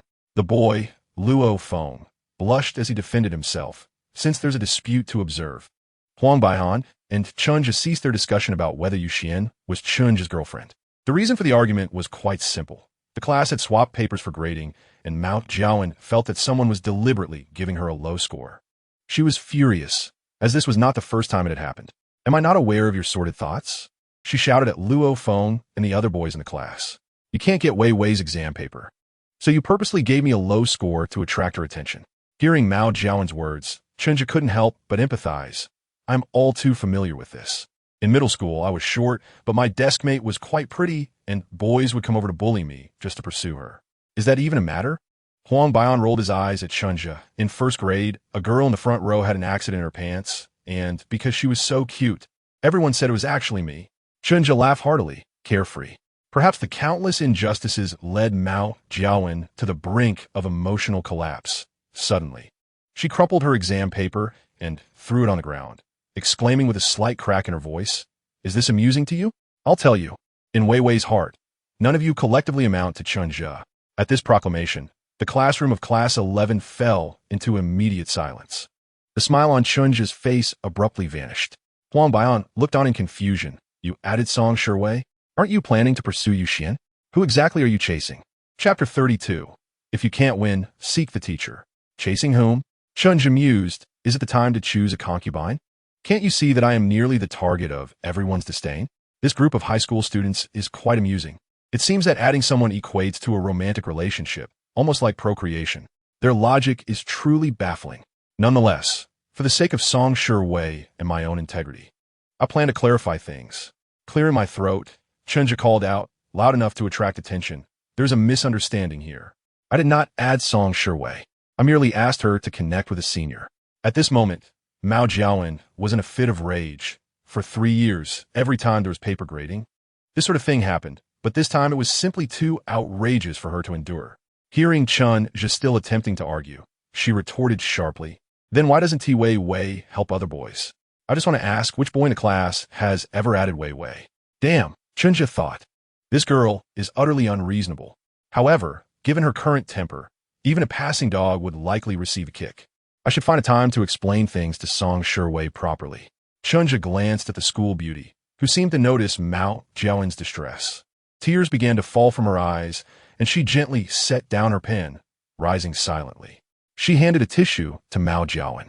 This simple gesture seemed to calm Mao Jiawen slightly. It appeared that there was really nothing between Song Shiwei and Chen Zhu. Was I spreading rumors? Mao Jiawen, with tears shimmering on her cheeks, blankly accepted the tissue. Song Shiwei remained silent. She then walked to the other side and began to pick up the crumpled exam paper. Piece by piece, her demeanor was remarkably calm. The soft, radiant light illuminated her face, enveloping her in a gentle glow. Her long eyelashes fluttered softly, and as she bowed her head, a glimpse of her ivory neck was revealed, as striking as the moonlight amidst a vast galaxy. Throughout the entire process, she did not utter a word, nor did she offer any explanation regarding the matter, and she did not even glance at Chen Zhu. She looked at no one, maintaining an air of unearthly tranquility. The classroom was so quiet it felt submerged in the sea, with only the sound of swallowed saliva breaking the silence. Even Mao Jiawen forgot to wipe her nose, only realizing it when mucus nearly crawled into her mouth. It was not until the physics teacher, Wang Desan, entered to commence class that he noticed the peculiar atmosphere in the classroom. The students, as if nothing had happened, began to retrieve their physics papers. Chen Zhu, you're finished, Huang Baihan thought, initially feeling a mix of anger and jealous bitterness. He was upset that Chen Zhu hadn't informed him about adding Song Shiwei, questioning whether he still considered him a friend. The jealousy stemmed from the fact that both of them had previously been unnoticed, yet in just over a month, Chen Zhu had become a campus sensation, managing to engage with two of the most beautiful girls, Song Shiwei and Yu Xian.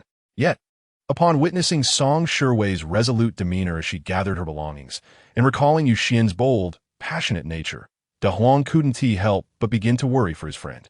Chen Zhu, however, remained composed. After all, it was high school. If questioned, he could simply say they were classmates, and friends at that. If anything were to arise, they could address it once they entered university. Huang Baihan, as jealousy was superficial, but someone else's jealousy was genuine. The class representative, Kang Liangsong, viewed Li Jiaming as a mere clown, given his poor grades, while Song Shiwei had always treated him with indifference. However, Chen Zhu was different. He was taller and more attractive than Kang Liangsong, and now it seemed he was also particularly articulate, charming even the head of the grade, Chao Jingjun, at the prestigious school event. The most critical factor was that Chen Zhu's academic performance was commendable. Though unaware of the exact details, Kang Liangsong felt a strong sense of urgency upon hearing Mao Jiawen's words. How could he eliminate Chen Zhu?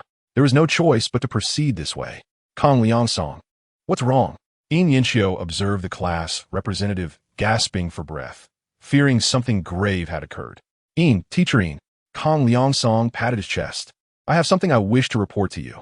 As the other teachers were out for lunch in the office, Yin Yinxiu, while speculating, poured a cup of water and crossed her arms. Speak. What is it? Thus, Kang Liangsong reported the situation regarding Chen Zhu and Song Shiwei's budding romance to Yin Yinxiu. To bolster the credibility of his claims, he included every possible piece of evidence, not to mention Chen Zhu's earlier act of standing up for Song Shiwei. Teacher Yin, he concluded, adopting a neutral third-party perspective, I believe that engaging in a relationship before the college entrance examination is ill-advised, and I hope you can take firm measures against Chen Zhu, keeping him away from Song Shiwei. Yin Yinxiu listened quietly, refraining from commenting on Kang Liangsong's statements. If the situation were indeed true, isn't love the result of mutual affection? Why should only Chen Zhu be penalized? Moreover, while Kang Liangsong may be a promising student, so too are Chen Zhu and Song Shiwei. With the second mock exam looming, would you really have me punish those two? Yin Yinxiu has served as the head teacher of the experimental class for many years and has encountered such situations before. Therefore, she decided not to intervene or even engage in a conversation for the time being. She intended to verify the authenticity of the issue first and then review the results of the second mock examination. Even if Chen Zhu and Song Shiwei were indeed in a romantic relationship, as long as their scores remained stable in the second mock, Yin Yinxiu would feign ignorance of the matter. Perhaps only at the farewell banquet after the college entrance examination would she jokingly mention it. However, if their grades were to decline, even without a romantic involvement, Yin Yinxiu planned to intervene. Naturally, she did not wish to dampen Kang Liangsong's enthusiasm and morale, as he was also a promising student for Qingbei. Thus, with a smile, Yin Yinxiu encouraged him, saying, I will try to find time to talk with them. Thank you, Kang Liangsong, for your active concern for your classmates and fulfilling your duties as a class committee member. All right, Teacher Yin, please do so as soon as possible. Kang Liangsong replied, his tone filled with worry and urgency. He feared that any delay might result in Chen Zhu stealing Song Shiwei's first kiss. With a smile, Yin Yinxiu watched as Kang Liangsong left. After a moment of contemplation, she pulled out a list of students and furrowed her brow at the names of Chen Zhu and Song Shiwei. Could these two individuals, so seemingly incompatible, truly be in love? Chen Zhu was still unaware that he had been reported. If he knew, he would merely think Kang Liangsong was being foolish. What began as mere rumors had unexpectedly reached the teacher. This situation was akin to the disciplinary committee apprehending someone without concrete evidence, leaving an indelible mark regardless of one's innocence. Eventually, discussions would revolve around past grievances rather than academic achievements, with the underlying implication being that one had once been caught by the disciplinary committee, analogous to a student having experienced early romance. There was only one perfect solution. Chen Zhu remained oblivious to the scrutiny, continuing to attend classes and leave school punctually. Chapter 33. Ripples. It did not take long before the sound of approaching footsteps echoed through the corridor, creating a sense of anticipation before the individual even arrived. Chen Zhu looked up to see a tall silhouette emerge from the shadows. In the blink of an eye, the figure stepped out of the building. At that moment, the gentle moonlight seemed to possess a magical quality. As the silhouette came into contact with the light, it transformed into the enchanting Yuxian. Director Chen, how long have you been waiting? Yuxian's lips curled into a slight smile, her eyes sparkling with a glimmer of happiness. Since her mother's passing, she had always visited the grave alone, but this year, she was pleasantly surprised to have company. For Yuxian, solitude was acceptable. Yet if she were to have someone by her side, it could only be Chen Zhu. Her grandmother was aging, and her father had remarried. Although Wu Yu had offered to accompany her, Yuxian had declined, feeling it was too soon and not wanting to trouble her friend. Yuxian was inherently independent and disliked owing favors, yet she found it difficult to refuse Chen Zhu's help, seemingly wishing to cultivate a deeper bond between them. If he needs my assistance in the future, I will certainly do my utmost to help, she reassured herself. Perhaps Wu Yu was right. Girls in love often struggled to control their emotions, finding reasons to justify their feelings. I just arrived not long ago. It seems I must trouble you, Director Chen, Yuxian said, directly handing a large bag to Chen Zhu. As he accepted it, he remarked, is it possible that I was merely being polite? Is it possible that I don't understand at all? Yuxian placed her hands on her hips, embodying a playful demeanor that suggested her foolishness was justified. Chen Zhu chuckled. The large bag, while appearing bulky, was surprisingly light, likely containing offerings such as paper money. Let's go. We should take a taxi first. Chen Zhu led the way out of the community, albeit somewhat awkwardly. With both arms wrapped around the large bag, his limited visibility slowed his pace, and his shadow on the ground resembled a rotund Donald Duck, a stark contrast to his usual composed and confident image. After walking a few steps, Chen Zhu noticed that Yuxian, who was only carrying a small bag, had not caught up, prompting him to call out, "Hurry up." "I know," Yuxian replied with a drawn-out tone, her wine-red hair playfully swaying at her waist. "Humph, always so serious. Now you finally look like a youth." Once they exited the neighborhood, dawn was still breaking, with a few sanitation workers in orange uniforms tidying up the streets. Chen Zhu glanced at his wristwatch. It was just past 5 o'clock. At this hour, public transport was sparse, and even taxis would be hard to come by. However, as a first-tier city, there would still be available cabs if they waited. The two stood side by side at the street corner, and as Yuxian observed Chen Zhu stamping his feet and shaking his shoulders, she couldn't help but ask, "Are you cold? Aren't you?" Chen Zhu responded in surprise.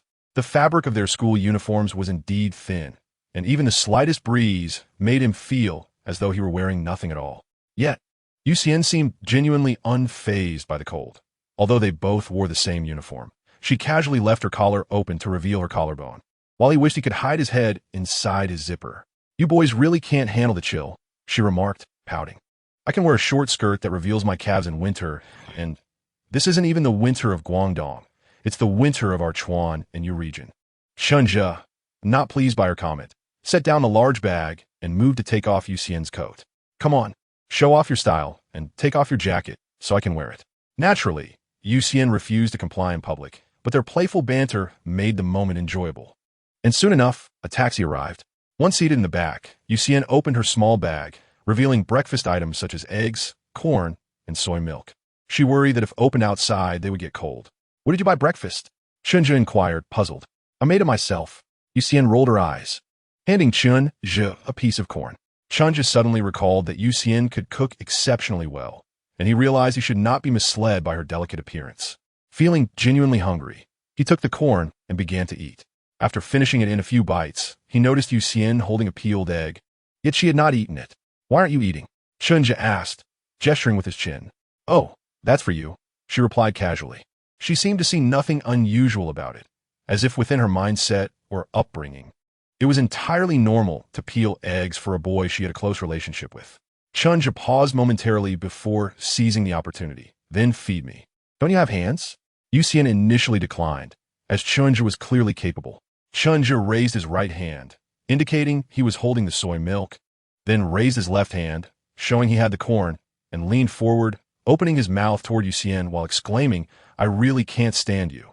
With no other option, Yuxian reluctantly placed the peeled egg into Chen Zhu's mouth. However, at the moment their lips and fingertips accidentally brushed against each other. Chen Zhu distinctly felt Yuxian's fingers retract slightly. Suddenly, she lost her desire to speak, turning her gaze to the increasingly bright scenery outside as she quietly finished the remnants of Chen Zhu's breakfast. The cemetery was located on Dagwan Road, and they arrived quickly without much traffic in the early morning. However, the taxis were unable to move at the entrance, as numerous private vehicles lined the road, with each person holding packages or flowers. Yuxian regained her composure and led Chen Zhu through the cemetery, eventually arriving at a set of steps. She took the large bag from him and said, "My mom is down there. Please wait here." "Okay," Chen Zhu nodded. At present, maintaining a friendship seems rather inappropriate for the solemn occasion of memorializing the departed. Moreover, Yuxian certainly needs to share some heartfelt sentiments with his mother, which would render Chen Zhu's presence somewhat awkward. Chen Zhu stood there, occasionally observing some impeccably dressed, successful middle-aged men and women kneeling on the ground, expressing their pent-up grievances. Perhaps, even in the presence of their deceased parents, they still perceive themselves as children. About 20 minutes later, Yuxian ascended. The scent of smoke lingered on him, and his eyes were tinged with redness. Chen Zhu understood that any words at this moment would be ill-timed. Simply being there was sufficient. Everything was conveyed in silence. It was not until they exited the cemetery and basked in the gentle warmth of the rising sun that Yuxian finally exhaled deeply. Chen Zhu recognized that now was the moment for conversation. It was nearly 7 o'clock. Chen Zhu took a few steps forward, and a sudden impulse prompted him to turn back. Yuxian remained where he was, gazing at Chen Zhu. The redness at the corners of his eyes reminiscent of the vibrant blossoms of April peach trees, strikingly beautiful. Chen Zhu offered a gentle smile, reflecting on how encounters between individuals resembled delicate ripples, gradually expanding outward. Chapter 34. The spotlight draws attention unfortunate for him, having attended university. He realized that simply arriving late, yet still making it to class, was already commendable for the school's reputation. Why then should he rush and end up drenched in sweat? Thus, Chen Zhu proceeded at a normal pace through the school gates, blissfully unaware of a few individuals in a nearby rice noodle shop who were fixated on him. "Look, that's Chen Zhu," remarked a boy in a Jixing high school uniform, his slick-back hair and somewhat slick demeanor evident. Accompanying him were two young men clad in leather jackets, appearing to be around 20, their faces glistening as if they had just emerged from an all-night gaming session. One of them squinted for a long while, shaking his head and saying, "It's too far to see his face clearly. Should we move a bit closer?" Don't go. The boy from Jixing quickly waved his hand. "Chen Zhu is quite clever. Getting too close might alert him." "That doesn't matter," declared the leather-clad youth with bravado. "When the time comes, we'll pass him a little note and ask him to come out for a chat." Despite using the word ask, it was evident that it lacked any semblance of politeness. "Brother Shan, Brother Kai, please don't take any drastic actions," the Jixing boy reminded, fully aware of the gravity of the situation. "We just need to call him out for a few words. A little scare will suffice." "You're too timid, Shaoli," scoffed the leather-clad youth. "A few kicks and a slap or 2-1-T hurt him. Rest assured, we'll make sure you get your revenge." "Damn it. How dare he steal my brother's girl?" Time flew by, and when the words on the blackboard transformed to indicate that there were only 54 days remaining until the college entrance examination, the province's second mock exam was fast approaching. Under the looming pressure of exams, the atmosphere in the entire building housing the third-year students was heavy, except for the athletes and art students. Since their specialized entrance examinations had already been completed at the end of last year, they were now merely waiting for the examinations in June.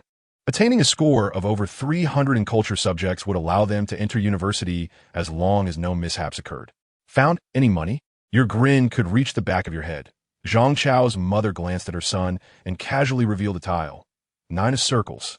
Zhang Chao retrieved a bottle of cola from the refrigerator, gulped down a few sips, and let out a satisfied burp.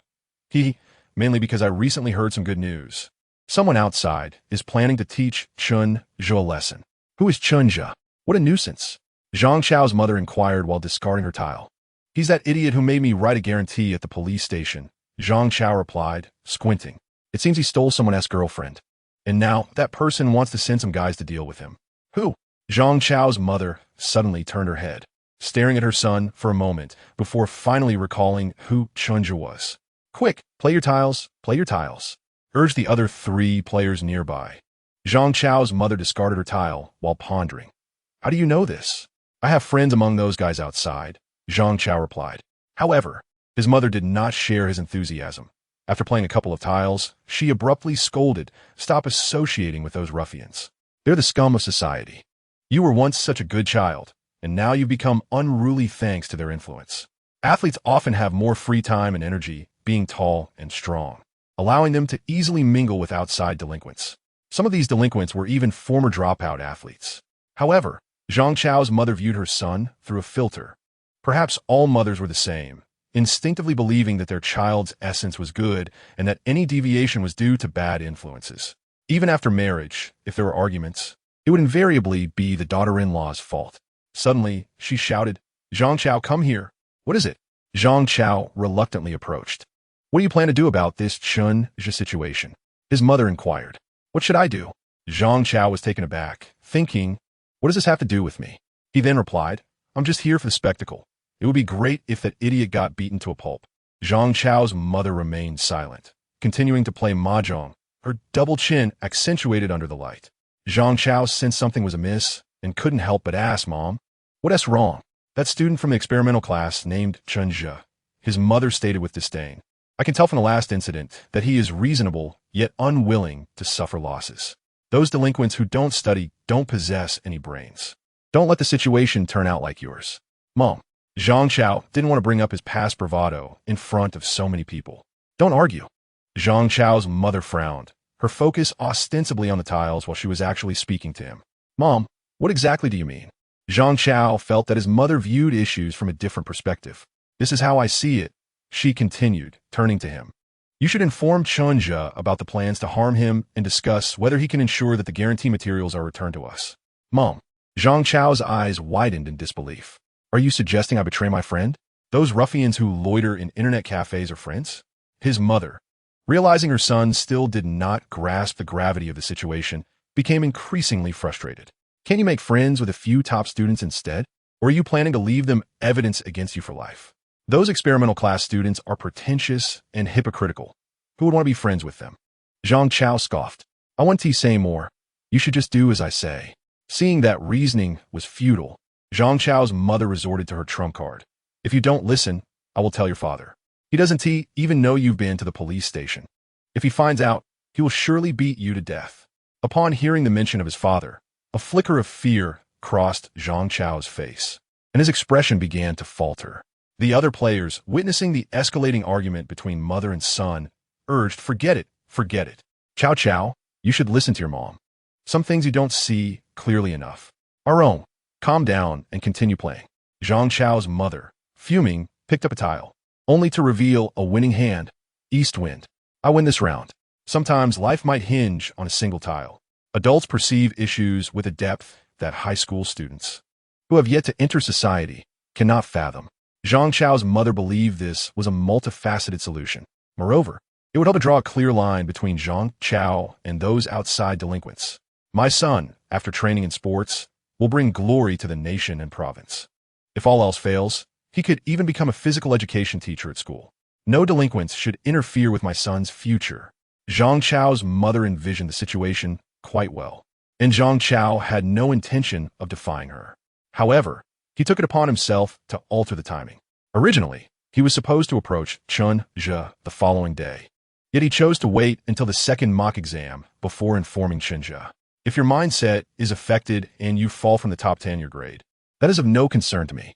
In Chapter 35, did Chen Zhu get beaten?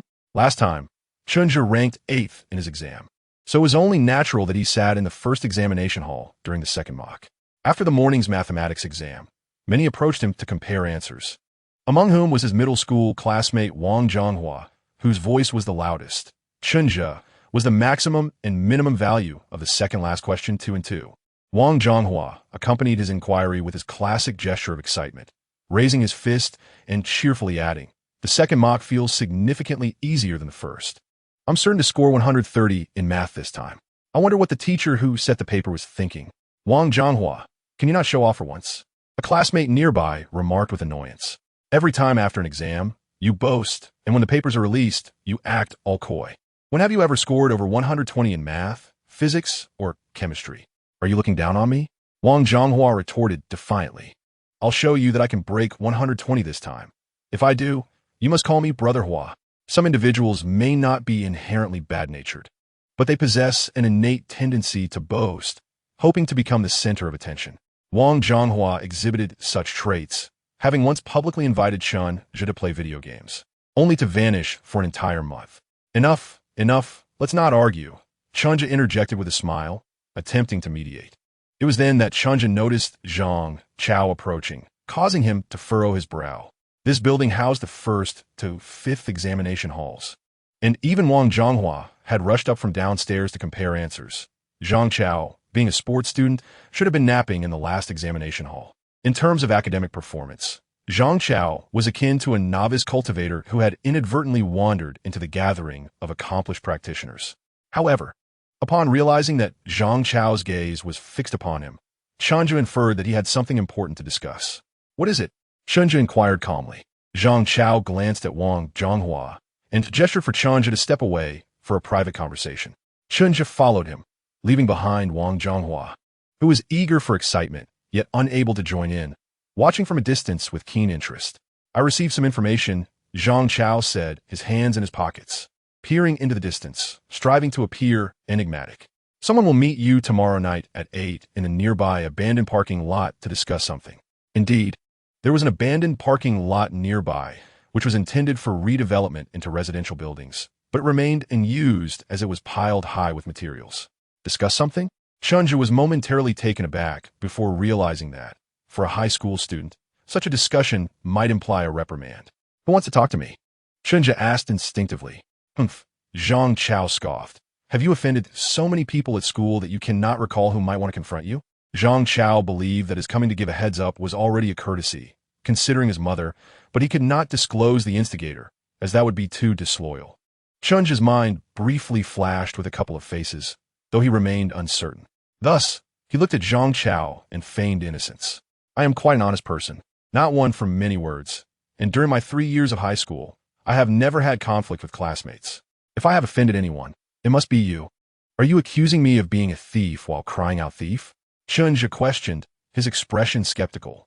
This infuriated Zhang Chao, who, despite his good intentions in delivering a warning, found himself mistaken for an antagonist and could not help but exclaim, "Stop talking nonsense. You stole the girl that Li Jiaming likes, and now you're surprised someone is after you?" "Oh, so it's Li Jiaming," Chen Zhu replied, somewhat surprised yet not entirely so. It was likely that after that incident, when he had been expelled from the classroom, Li Jiaming had taken note of him, but it had not escalated to violence. The true catalyst was probably the rumors surrounding him and Song Shiwei. Li Jiaming had been loitering around class 11 every day, so he could not possibly be unaware. With this thought, Chen Zhu couldn't help but sigh. The misunderstandings between boys and girls during high school, in the eyes of these students exhausted by academic pressure, might seem like a budding romance. In truth, he had yet to add Song Shiwei as a contact, so being misunderstood felt rather unfortunate. At this point, Chen Zhu had another question. Would Li Jiaming approach him personally? If it were Li Jiaming, his small stature could not possibly match up to him. He would surely need someone like Wang Kai to assist him.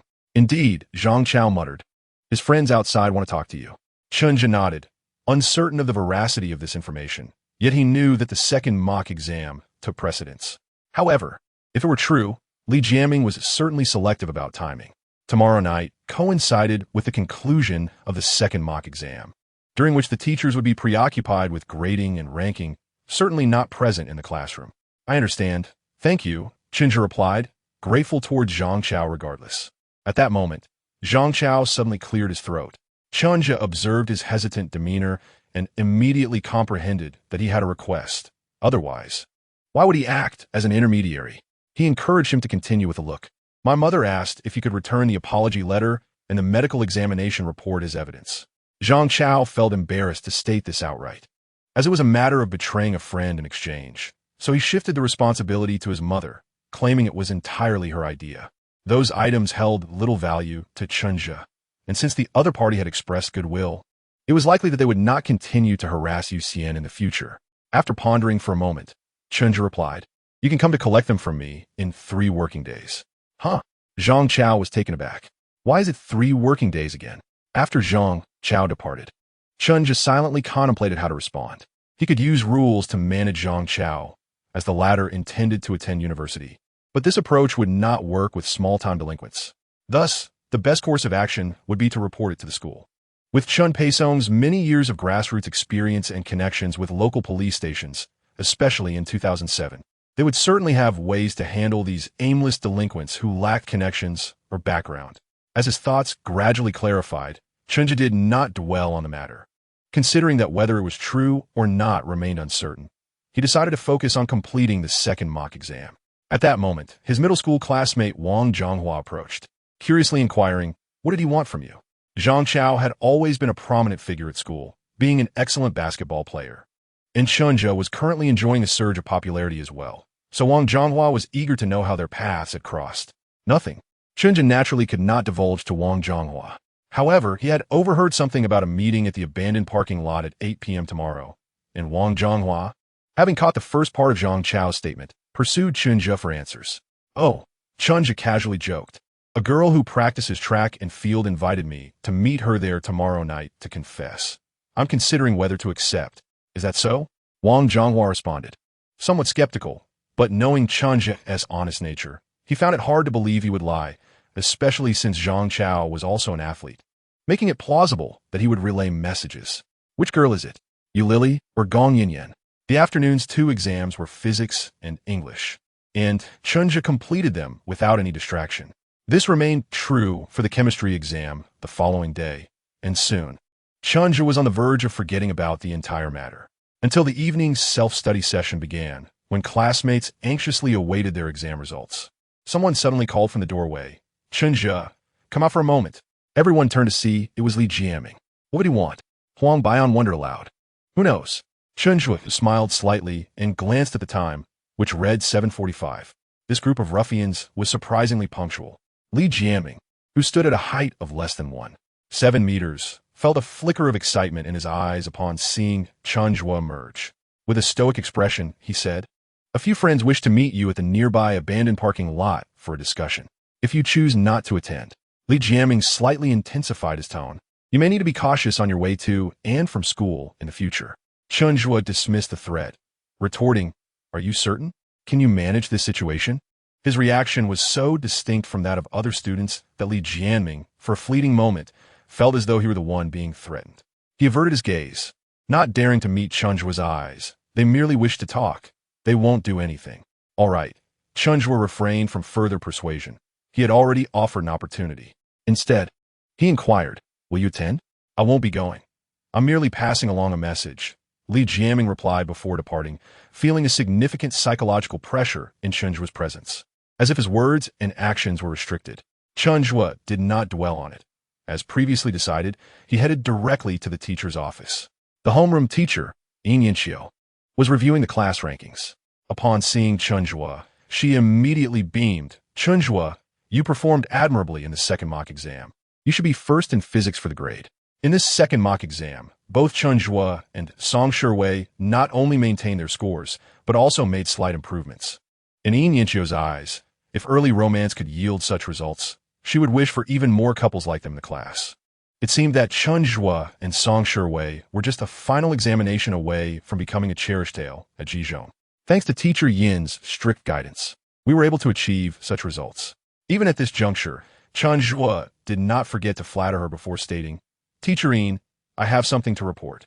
Initially, Yin Yinxiu paid little attention, sipping on Chinpi water while listening to him speak. However, as the conversation progressed, her expression grew serious. With a thud, she set down her thermos and pulled Chen Zhu along. "Come, we must find Director Chao." The grade director, Chao Jingjun, was equally incensed upon hearing the news. He had grown fond of Chen Zhu, especially since he had restored his reputation in front of his old classmate, Qi Zhong. Thus, he promptly summoned several young staff members from the security department, and together, a group of 7 or 8 made their way to the abandoned parking lot near the school. Within 2 to 3 minutes, they arrived at the dimly lit lot, scanning the area for the ruffians. Suddenly, One of the security guards exclaimed. It seems someone is being beaten over there. Upon hearing this, Chao Jingjun hurried forward, with Chen Zhu trailing closely behind. As they approached, the sounds of the beating became increasingly distinct. Chen Zhu, I never intended to hit you, but you are truly infuriating. It's one thing to steal my brother's girlfriend, but you don't even dare to admit you are Chen Zhu. Why are you sneaking around? As Chen Zhu ran, his pace abruptly slowed. This presented a profound philosophical dilemma. If I were Chen Zhu, then who is the one being beaten? Chapter 36.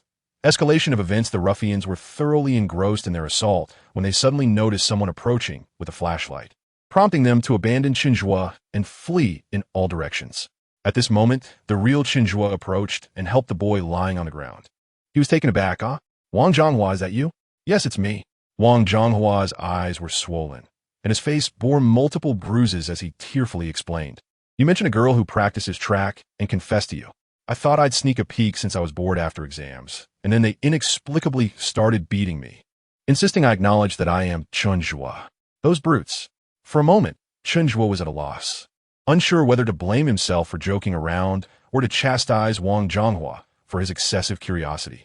Just then, he caught sight of Director Chao Jingjun and teacher Yin Yinxiu approaching, prompting him to whisper, if you seek revenge, do not settle privately. You must report this to the police. Wang Zhonghua, with tears in his eyes, glanced at Chen Zhu, and upon seeing his calm and resolute demeanor, nodded in agreement to trust his old classmate once more. Director Chao Jingjun and teacher Yin Yinxiu, armed with flashlights, arrived and illuminated Wang Zhonghua's face. Although they did not recognize him, they confirmed he was a student from Zhejiang, given that he still wore the school uniform. Let us head to the hospital, Chao Jingjun decisively commanded, intending to address the situation while ensuring Wang Zhonghua received medical attention. The adage, the tail wags the dog, came to mind. As a mid-level leader in the school, his approach would be to minimize the issue to avoid tarnishing the school's reputation. However, Wang Zhonghua, having been forewarned, vehemently disagreed, wiping his nose and exclaiming, I refuse to go to the hospital. I want to report this to the police. I cannot be beaten without consequence. I want them to face severe punishment. We're not saying we won't report it. We just want to go to the hospital first. Look, your nose is bleeding. You must trust your teachers. Chao Jingjun attempted to calm Wang Zhonghua, aware that if they went to the police station, the situation could escalate beyond control. No, I must report it first. Wang Zhonghua discerned that Director Chao Jingjun intended to handle the matter quietly, but he could not suppress his indignation. This felt more unjust than participating in the nationalist forces in 49. Chen Zhu remained silent, internally wishing to go to the police station. Wang Zhonghua's face was swollen like a pig's head. If they entered the station, the ruffians would be finished. Yet, this was certainly not the outcome Chao Jingjun desired. Although Chen Zhu outwardly refrained from opposing him, he silently watched as Wang Zhonghua and Director Chao engaged in a tug-of-war. Ultimately, Wang Zhonghua, as the victim, held more sway, especially as he stubbornly rose from the ground, clutching his backside, determined to report the incident to the police. Teacher Yin Yinxiu, being a female teacher, could not bear to watch any longer and frowned. Director Chao, we should go to the police station first. She glanced outside the parking lot, where a few onlookers, both students and nearby residents, had begun to gather, and sighed, as long as we handle this fairly, any rumors will eventually dissipate. Let us go. I will make a call to Principal He. Reluctantly, Director Chao acceded, casting a puzzled glance at Chen Zhu as he passed, wondering why the ruffians had sought to speak with him. Now, they had encountered the ruffians, yet it was other students who ended up being beaten. Chen Zhu naturally accompanied Wang Zhonghua to the police station. Logically speaking, had he ventured out alone tonight, he might have avoided the beating. However, in reality, Wang Zhonghua had taken the brunt of it for him. This was a tangible injury that required documentation, and those ruffians would surely end up in detention. Were they? De Huang expressed concern for his friend, as Chen Zhu had previously crossed paths with Li Jiaming. Huang Baihan hurried to the office, intending to report the incident to teacher Yin Yinxiu. To her, what could possibly be more pressing than the mock exam results? Suddenly, Huang Baihan's anxiety escalated, and he rushed to the entrance of Class 5, calling out for Li Jiaming. Where is Chen Zhu? De Huang inquired, his expression serious. Li Jiaming was taken aback. I'm asking you, where is he? Huang Baihan pressed urgently. Why are you so anxious? Li Jiaming, though intimidated by Chen Zhu, was not afraid of the seemingly honest Huang Baihan. He pursed his lips. Someone asked him to meet at the nearby parking lot to chat. It should be nothing serious. Without waiting for the rest of his sentence, Huang Baihan dashed down the stairs, with Li Jianming hastily following suit. As Huang Baihan approached the school gate, several security guards halted him, inquiring, "Where are you headed, student?" Given that it was the time for evening study sessions, his hurried exit from the school certainly raised suspicions. "I'm just going to the parking lot," he stammered. "Who is your friend?" One young guard, who had recently been at the scene of an incident, waved his hand and advised, "Just don't go over there. A student has been injured, and they've gone to the police station." Panic surged through Huang Baihan as he immediately asked, "Who was injured? Is it Chen Zhu?" His mind raced with confusion, and even Li Jianming behind him felt his legs weaken from fear. "I warned you all. Do not resort to violence. Why did they have to escalate things and involve the police?" After a moment, Huang Baihan took a few deep breaths, striving not to spiral into despair. What if Chen Zhu was not severely hurt? Yet, being just 18, he was at a loss about what to do in such a situation. His thoughts were muddled. While Li Jianming continued to explain, "I only intended to scare Chen Zhu. I never imagined they would actually resort to violence." "Get lost." Lu Han, a girl seated in front, turned around with concern and confusion, asking, "What's wrong? Why do you look so pale?" "Chen Zhu." Huang Baihan felt a dryness in his throat, trembling as he organized his stationery, attempting to maintain a calm demeanor, though he found it impossible. "He was injured by someone," Li Jianming called. "They've gone to the police station. I need to find him." In moments of anxiety, one's voice often unconsciously rises. Even without raising his voice, in the hushed atmosphere of the study hall, Huang Baihan's words detonated like a bomb. The classroom erupted into chaos, most students expressing shock and concern, as Chen Zhu was their classmate. Kang Liangsong, however, remained unfazed, blinking and preparing to tackle a couple of math problems to celebrate. "Wei, did you hear that?" After her initial surprise, Mao Jiawen turned to Song Shiwei, her expression momentarily blank, and added, "Could it be because of you?" Song Shiwei abruptly exited the classroom in silence. In 2007, Zhejiang prohibited communication devices on campus. While students could sneak in phones, they risked confiscation if caught by teachers, who would return them only during holidays. Thus, most students refrained from carrying such devices due to the hassle. Song Shiwei approached the payphone at the convenience store, calmly dialing a number Dad. After gathering his belongings, Huang Baihan stepped out of the classroom under the watchful eyes of his classmates. Upon inquiring about the police station's location at the security booth, he suddenly recalled something and rummaged through his bag for a phone directory, finding a number to call. "Aunt Mao? This is Huang Baihan. Chen Zhu has been injured." "Hello. Yu Xian, are you still at the convenience store?" Wu Yu spoke urgently into the receiver. "Chen Zhu has been injured. I'm not sure what happened, but the whole grade is buzzing about it." "Don't panic, we'll go together," came the reply. This night was destined to be quite eventful. Chapter 37. The school beauty came to see me. The police station near Zhejiang High School, known as Nanglingxia Road Police Station, is one of the larger grassroots institutions in Yueqing. A modest 5-story building, the first floor serves as the service hall and reception center. Curiously, Huang Baihan passed by here every day on his way to school without a second thought. But standing at the entrance today, he felt a profound respect emanating from within.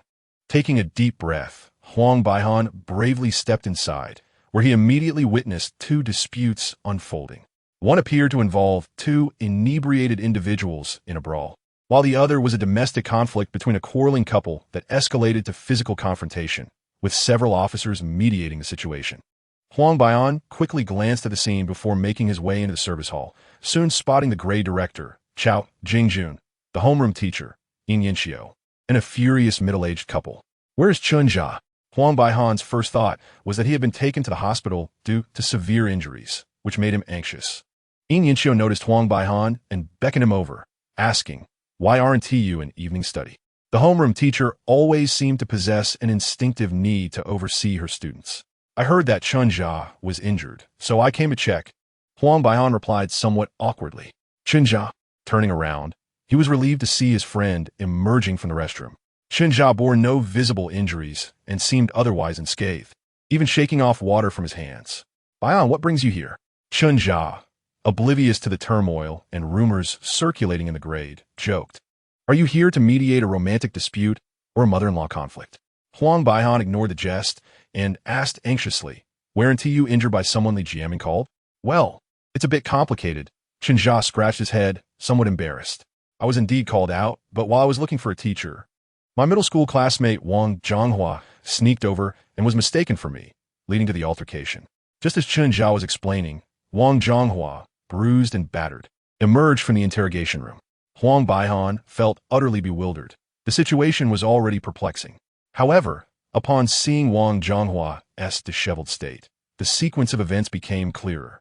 The middle-aged couple then pulled Wang Zhonghua aside, expressing concern for his injuries while scolding him for meddling. It appeared to be Wang Zhonghua's parents. "This is bad," Huang Baihan exclaimed, suddenly realizing, "Chen Zhu, I should inform your mother that you've been injured and taken to the police station." "What?" Old Chen appeared more composed, though his face displayed both concern and seriousness. At least his clothing was tidy. In contrast, Mao Taiho appeared disheveled, with tear streaks on her face and mismatched shoes. Wearing a nightgown hastily covered by a coat with misaligned buttons, she immediately spotted her son, Chen Zhu, rushing over to assess him, momentarily stunned. "Baihan said you were hurt by some thugs." Mao Xiaoqing glanced at her son and then at Huang Baihan. "I was indeed called out, but I'm not injured," Chen Zhu reiterated. Nearby, Chao Jingjun inquired of Yin Yanxiu, "Are those Chen Zhu's parents?" "Yes," Yin Yanxiu nodded. "I met them during parent-teacher meetings. Chen Zhu's father works at the street office, and his mother is a doctor." "I see," Chao Jingjun mused, realizing that Chen Zhu's maturity and composure might stem from his family upbringing. Reflecting on family matters, old Chao couldn't help but sigh internally. Wang Zhonghua was a rather troublesome student. His parents owned a business and were not easy to persuade. Before long, the principal of Zhizhong High School, Hiyong, along with Wang Zhonghua's homeroom teacher, Bianing, and the head of the student affairs office, Su Zhaokai, arrived. Their purpose was twofold: to assess the students' injuries and to handle the situation delicately to prevent any negative impact on the school's reputation.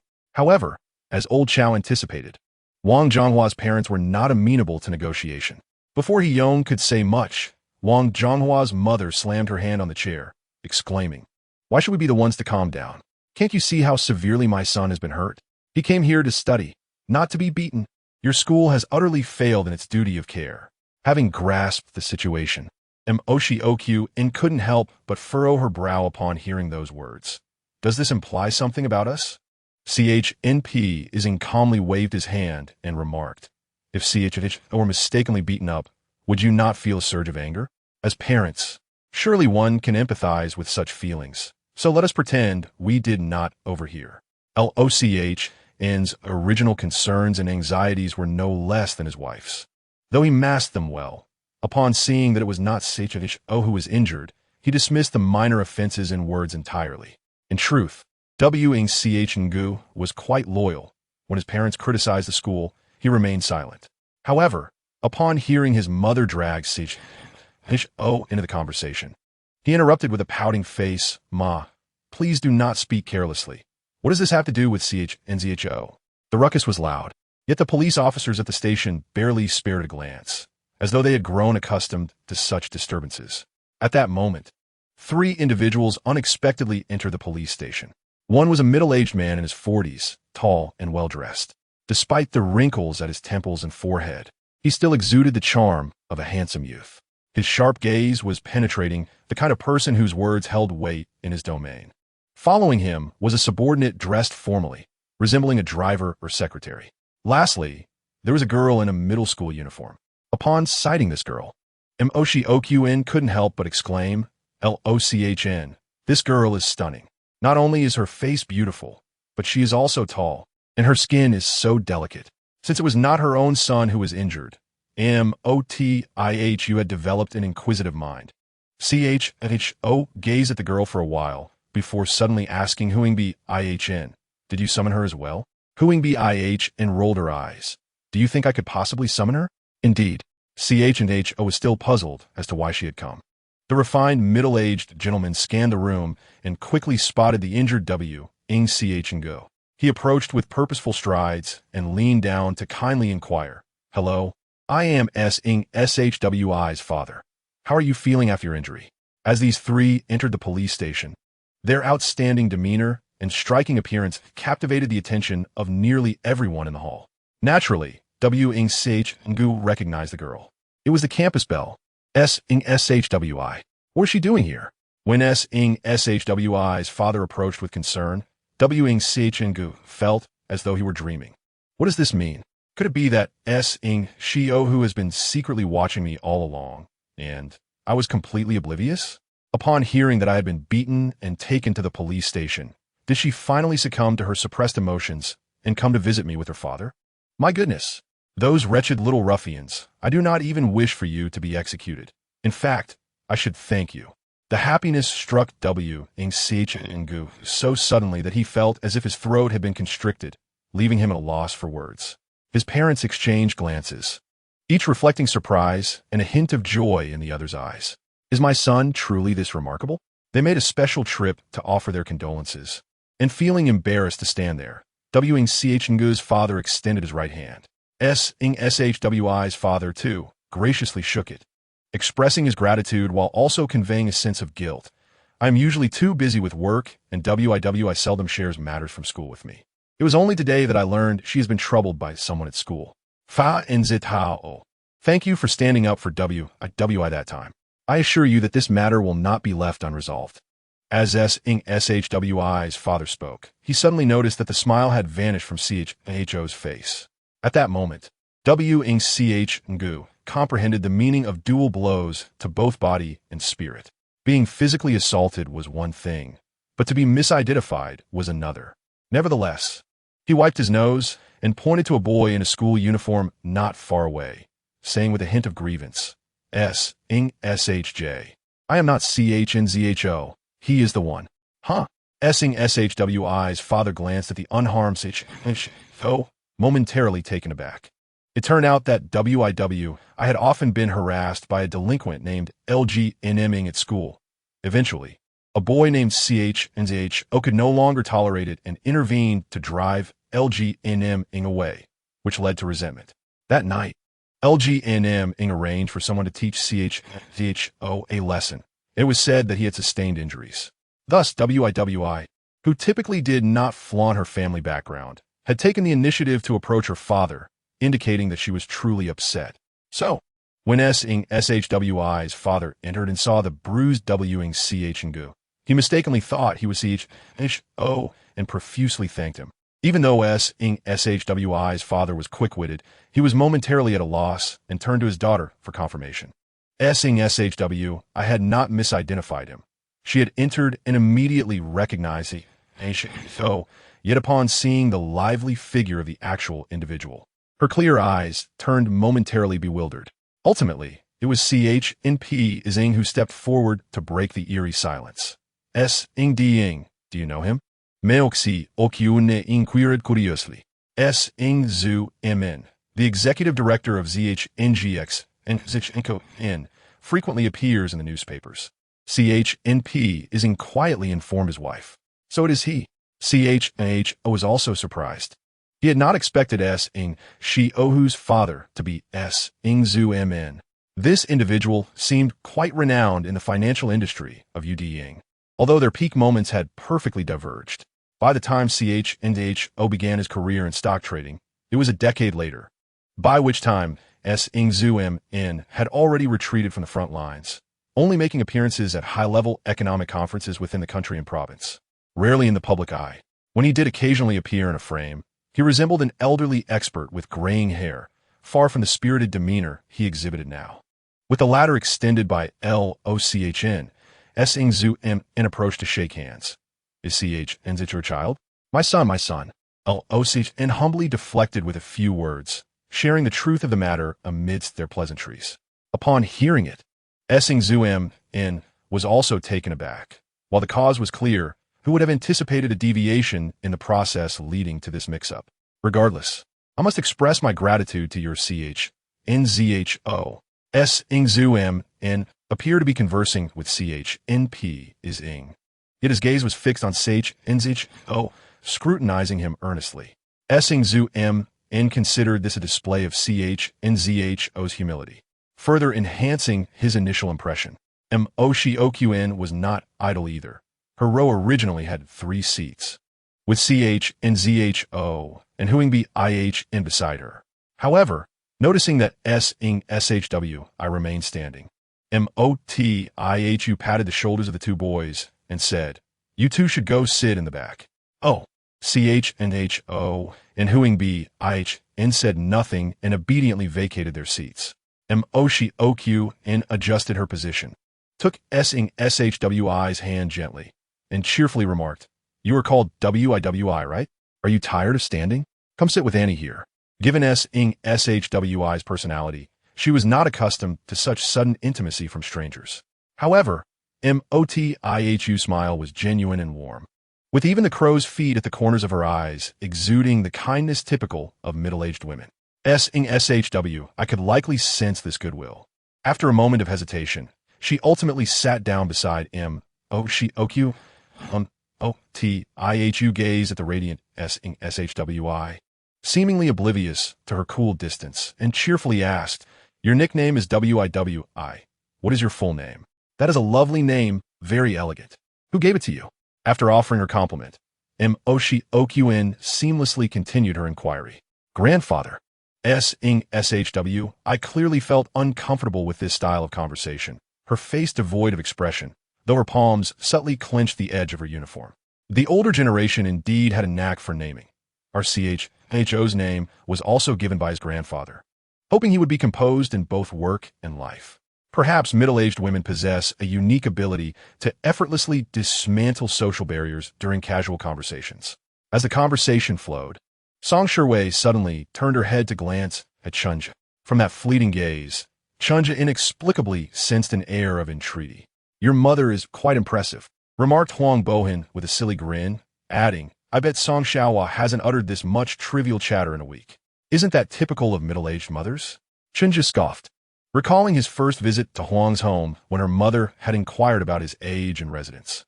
Before he could finish, Mao Xiaoqin kindly interjected, "Wei Wei, when is your birthday?"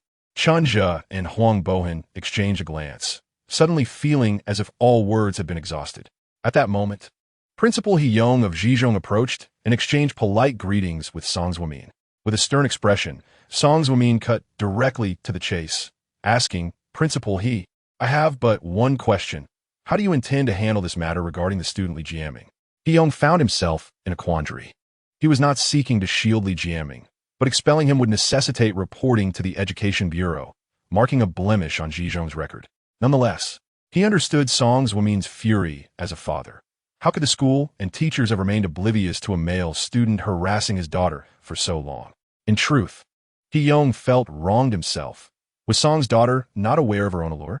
The teachers in the senior year were well aware of Li Jiaming's pursuit of Song Shiwei and had issued numerous warnings. However, Li Jiaming had never crossed the line. Confining his harassment to mere verbal taunts and scolding him had sufficed. Surely expulsion was too extreme for such behavior.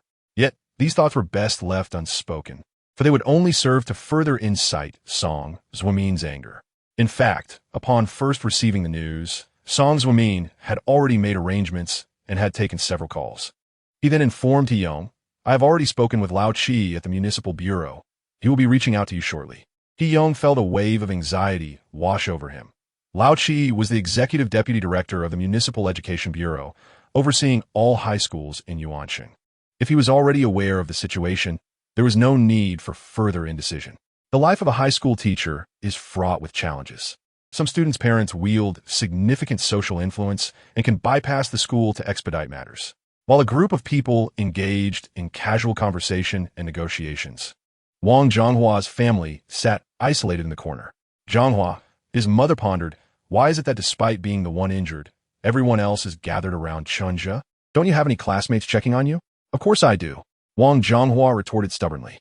My friends simply don't know about it. Otherwise, they would have flooded in here. This little police station couldn't possibly accommodate them all.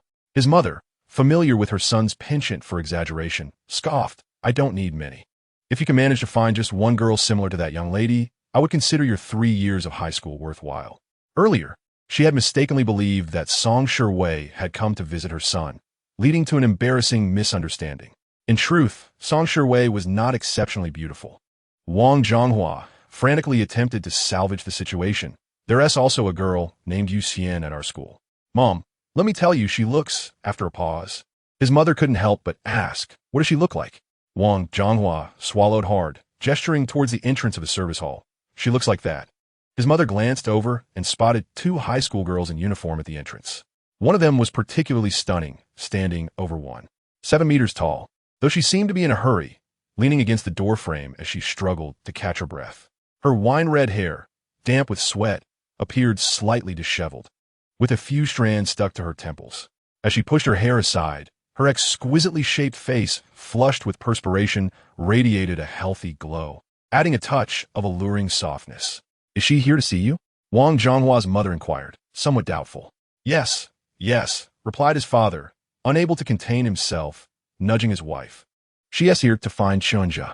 If you want to assign blame, you can only fault your son for not being the real Chen Zhu. Upon receiving a call, Yuxian hurried from a convenience store in Shangxiaju.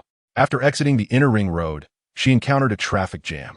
When one is anxious about a particular issue, they feel compelled to take action. Otherwise, sitting idly in a taxi only invites a torrent of anxious thoughts. Thus, Yuxian opted to disembark and run, fervently hoping that Chen Zhu's injuries were not severe. At the intersection across from the police station, she met Wu Yu, who had been waiting there all along. However, upon entering the service hall, their hearts racing, they found Chen Zhu chatting cheerfully with Huang Bowen. The moment Chen Zhu laid eyes on Yuxian, a flicker of surprise coursed through him, quickly mingled with an inexplicable sense of unease, as if some untold secret had been unveiled. This was utterly absurd. After all, they were merely classmates. Chen Zhu mentally reiterated this fact. Da Hong, Huang Bowen interjected, I didn't inform Yuxian about this. If you two end up in a quarrel, don't pin the blame on me. Chen Zhu silently cursed, realizing that even Huang Bowen had sensed something amiss. Moreover, the individuals present were seasoned strategists, their cunning well established. Just look at the assembly.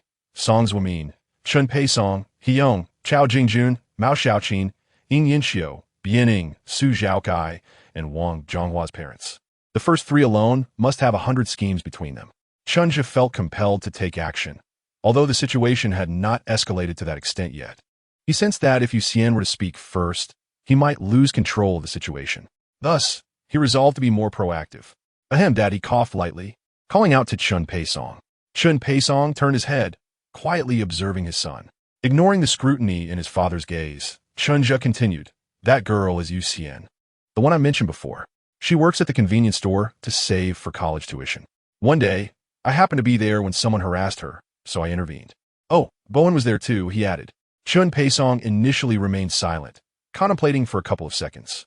In that brief interval, he scrutinized Yuxian, noting her evident concern for his son, which explained her hurried arrival. He also assessed his usually obedient son, Chen Zhu. Though 2 seconds may seem brief, for someone like Chen Peisong, it was ample time to ponder many matters and make decisions, even to display certain expressions. He then nodded, as if a light bulb had gone off in his head, exclaiming, That's her. Mao Xiaoqin interjected, puzzled. How come I wasn't informed about this? From Chen Zhu's perspective, this was akin to undermining the situation. It was merely a trivial matter, and with his busy schedule, he could hardly recall every detail to report back to her. Ultimately, it was Chen Peisong who stepped in, casually addressing the past. In reality, he had no concrete understanding of the situation. He could only affirm that his son had never mentioned Yuxian to him.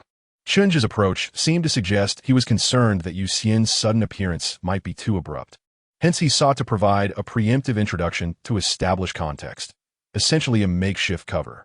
Chen Peisong found himself puzzled, wondering who this cover was intended for. Was it for Song Shiwei? As Yuxian regained her breath and straightened her posture, she exhaled deeply. Under the scrutiny of numerous eyes, Yuxian remained unfazed. She walked straight up to Chen Zhu and inquired with curiosity, Didn't you say you were injured? Chen Zhu smiled inwardly. Beneath Yuxian's alluring and vibrant exterior seemed to reside an innate courage, perhaps a result of her fondness for spicy food. Dad, Mom, this is Yuxian and Wu Yu, my classmates from school, and also my friends.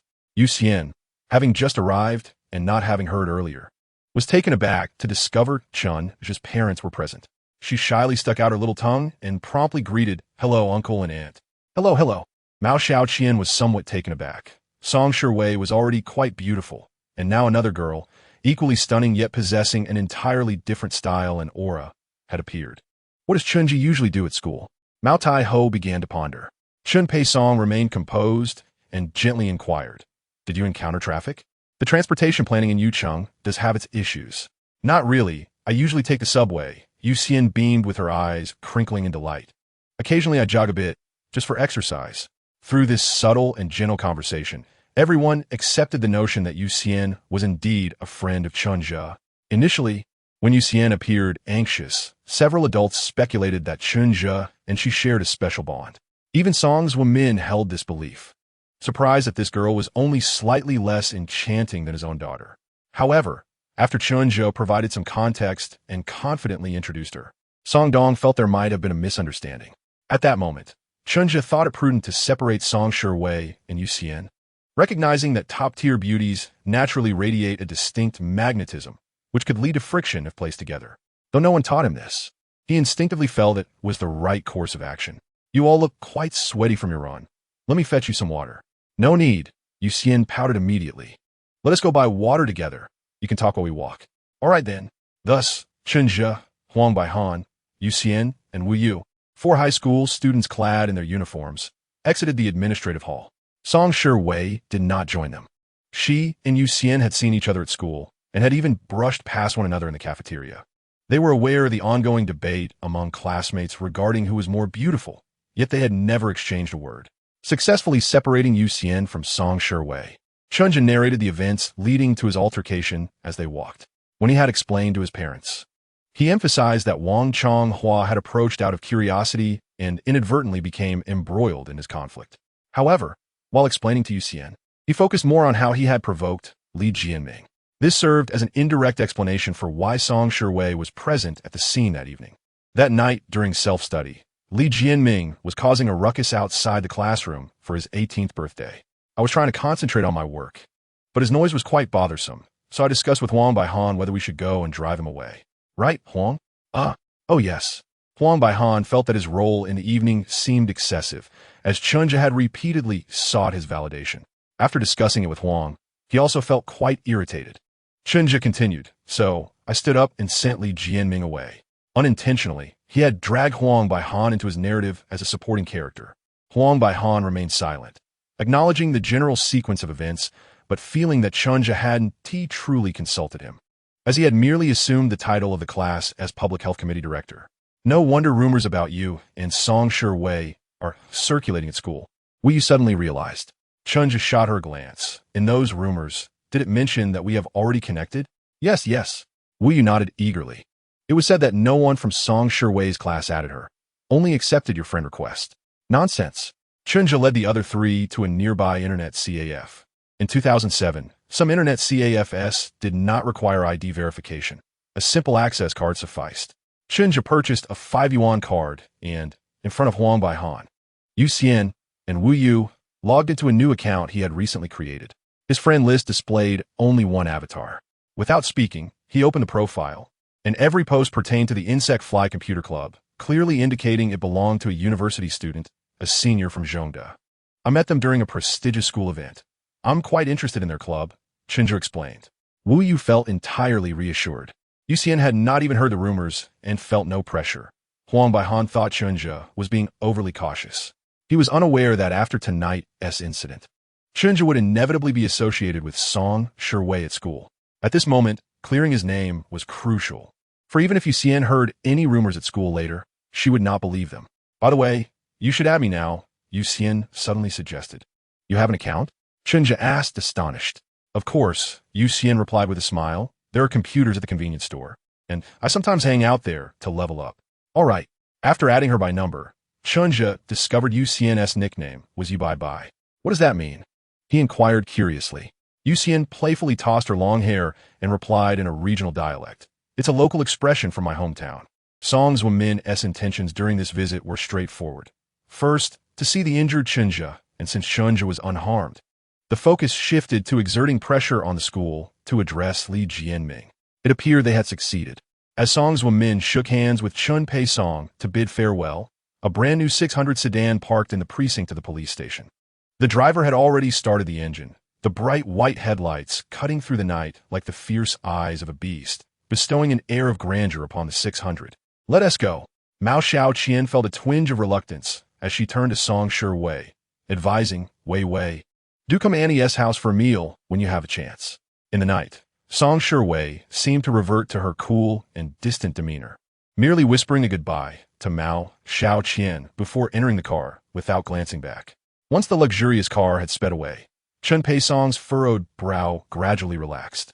He was preparing to discuss matters with Chen Zhu when he heard his partner approaching Yuxian. Girl, what is your name, and where is your hometown? Andy, my name is Yuxian, and my hometown is in Chuanyu, but I grew up in Yucheng. Yuxian reintroduced herself. Oh, Mao Xiaoqian observed Yuxian carefully this time, her features illuminated by the light, revealing a beauty as vibrant as peach blossoms. Girl, are you also from the art class of the senior year 11 at GX Science Center?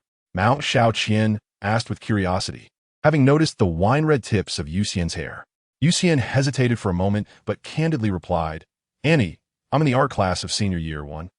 After speaking, Yuxian gently bit her lip, discreetly gauging Mao Xiaoqian's reaction. An art student? That's impressive. Mao Xiaoqian's expression remained unchanged, though a hint of surprise tinged her voice. Chen Zhu also took lessons in gouging as a child, but he learned nothing despite spending money, leading us to believe that art is more challenging than mathematics. Not at all. Mathematics is very difficult. Mao Xiaoqian's response brought Yuxian immense joy, being quite uncalculating. She immediately began to bemoan the complexities of mathematics and science. It was at this juncture that Mao sighed, both are beautiful and good girls. But little Yu is an art student. Cultural scores in art aren't typically strong, whereas it seems Wei fares a bit better. Just now, the reaction of Mao Taiho was merely an act, intended to spare Yuxian from feeling disheartened. Yet, like all conventional parents, she instinctively harbored a prejudice against art students. Oh, this is quite a selection you've made, Chen Peisong jested, watching as the taxi gradually diminished into the distance. After a moment of contemplation, he remarked, I actually think Yuxian is a splendid girl, genuine and kind-hearted without any ulterior motives. Moreover, she genuinely cares for Chen Zhu. As for art students, old Chen chuckled. I maintain that art is a ladder to human civilization's advancement. However, Wei, Mao Taiho, was about to retort. All right. Old Chen waved his hand dismissively. I know what you wish to convey. These matters are not the crux. Right now, the Gaokao is of utmost importance for Chen Zhu, and that is our family's primary concern. Upon hearing her husband's words, Mao Xiaoqian immediately regained her composure. It was a close call. She had nearly become ensnared in the enchanting fantasies of a beautiful daughter-in-law. If Chen Zhu fails to gain admission to university, it would not only dishearten Song Shi and Yuxian, but even Zhao Yuanyuan might not regard him highly, Mao Xiaoqian inquired. Isn't Chen Zha's homeroom teacher still in the hall? Chen Peisong, with his hands clasped behind his back, ascended the steps of the service hall once more. First, we shall inquire about Chen Zha's results from the second mock exam, and then conveniently seek advice on how to fill out the preferences for May. In 2007, the process in Yedong still relied on guessing scores. The specific procedure was as follows. On a certain day after the third mock exam in May, the entire class would gather in the school's computer room to input their identification information on the admissions website and select their first, second, and third choices. Chen Peisong and Mao Xiaoqian were deliberating on selecting a suitable school and major for their son, while in Chen Zha's mind, the plans were already laid out. Lingnan College at Zhongda or the School of Marxism. Should he choose the latter, he would likely pursue a career in government. However, if he opted for Lingnan College, he could venture into both business and politics. Regardless of the department or major, Chen Zhu intended to secure a spot as a selected student during university, thereby leaving a fallback option should his entrepreneurial endeavors falter. Director Chen, we have arrived. They soon reached Yu Xian's residence. It seemed that we would also spend the night there, so Chen Zhu remained in the car, merely waving to say goodnight. After a short while, as the taxi continued its journey, Huang Baihan, seated in the front passenger seat, turned to inquire, Chen Zhu, you don't genuinely intend to date two girlfriends, do you? Huang's bluntness caused the driver, who had been intently listening to the radio, to lower the volume discreetly, eager to catch the gossip. Not at all. Chen Zhu hesitated to admit, I have never been in a relationship, but I am not foolish. He fell silent for a moment, the streetlights casting mottled shadows through the window, dancing across his face. After a while, Chen Zhu sighed softly. I hope that when you find yourself in a relationship, you can maintain such clarity? This statement essentially acknowledged Huang Baihan's concerns. Unable to contain her curiosity, Huang Baihan pressed further. Why? Chen Zhu had indeed reflected upon this. What was the underlying reason? To speak of feelings, he found himself not particularly deep in affection for either Yu Xian or Song Shuwei. Yet, why did his subconscious seem to echo Huang Baihan's assertion of betting on both sides? Perhaps it stemmed from greed, a reluctance to let beautiful things slip away. Hence the internal struggle resulting in a passive stance of neither pursuing nor rejecting until university life commenced. Chen Zhu conveyed this reasoning to Huang Baihan, who surprisingly expressed understanding. I once fantasized similarly, believing that all the school beauties adored me. However, Huang Baihan candidly admitted, but I lacked the capability to achieve that. Chen Zhu remained silent. Huang Baihan was incapable because he had not been reborn. Conversely, some individuals might not succeed even with a second chance. Nonetheless, having been reborn, many things were not as daunting as they seemed, provided one merely harbored the thought. Just as moments ago at the police station, when he felt the urge to not let Song Shuwei and Yu Xian misunderstand, many actions and thoughts naturally followed suit. Observing Chen Zhu's silence, Huang Baihan assumed he was engaging in serious reflection and could not help but advise, you mentioned not wanting to let beautiful things slip away. What will you do if you encounter even more stunning girls in the future? Chen Zhu had not considered that possibility, as he had seen quite a bit in his life before and after his rebirth, and both Song Shuwei and Yu Xian were already at the pinnacle of beauty. Let it be, Huang Baihan continued, choose one honestly. I genuinely believe Yu Xian is truly perfect. She is Yu Xian, after all. Song Shuwei's family background is exceptionally affluent, as evidenced by that private car. Despite spending more time with Yu Xian currently, Chen Zhu could not resist jesting upon hearing Huang Baihan's firm support for Yu Xian. Ha. Huang Baihan chuckled a couple of times before reflecting, Chen Zhu, I understand you. You are not that type of person. And do you really think those wealthy individuals are fools? Song Shuwei's father seems quite astute. Chen Zhu found himself in agreement with this sentiment. Unable to restrain himself from gazing up at the clear, cold moon, pondering whether Song Shuwei had returned home yet. In fact, Song Shuwei had just arrived at her apartment complex, named Zhujiang Daijing, an ultra-luxurious first-line riverside community. A mere 500 meters away, the future landmark of Guangzhou, the Canton Tower, was under construction. Old Song paused momentarily, shaking his head as he cautioned, do not mention today's events to your mother. Knowing her character, she might insist on accompanying you to school. Chapter 41. The Mother Who Frowns Ding Dong. At the entrance of room 1605 in a certain villa at Zhujiang Daijing, Song Shuwei rang the doorbell. Shortly after, the security door opened, revealing a woman in her 50s, clad in an apron, her hands and feet slightly rough. After a brief exchange, she retrieved a pair of slippers from the shoe cabinet in the foyer and carefully placed them on the ground. Thank you. Once Song Shuwei had changed into the slippers, she entered the living room, where a middle-aged woman sat upon an expensive, exquisitely crafted sofa. She appeared to be in her early 40s, but her well-maintained appearance made her seem even younger, adorned with a pair of gold-framed glasses. There was a discernible resemblance between her and Song Shuwei. By all accounts, she should have been quite beautiful, yet the faint wrinkles etched across her forehead from frequent frowning somewhat marred that beauty. She was none other than Song Shuwei's mother, Lu Man, a professor at Huazhong Agricultural University, who had been voted the most beautiful female professor since the establishment of the university 98 years ago. I was delayed in the classroom. Song Shuwei seemed accustomed to her mother's tone, replying with a stoic expression. There were no issues in the classroom. Lu Man set her phone down, her words appearing to be a self-reflection, tinged with sarcasm, and perhaps even a hint of self-pity. Just don't be like your father, who, to avoid seeing me, buries himself in work for 10 days and nights, disappearing from sight and even sleeping in the office. Instantly, the grand, luxurious living room fell silent once more.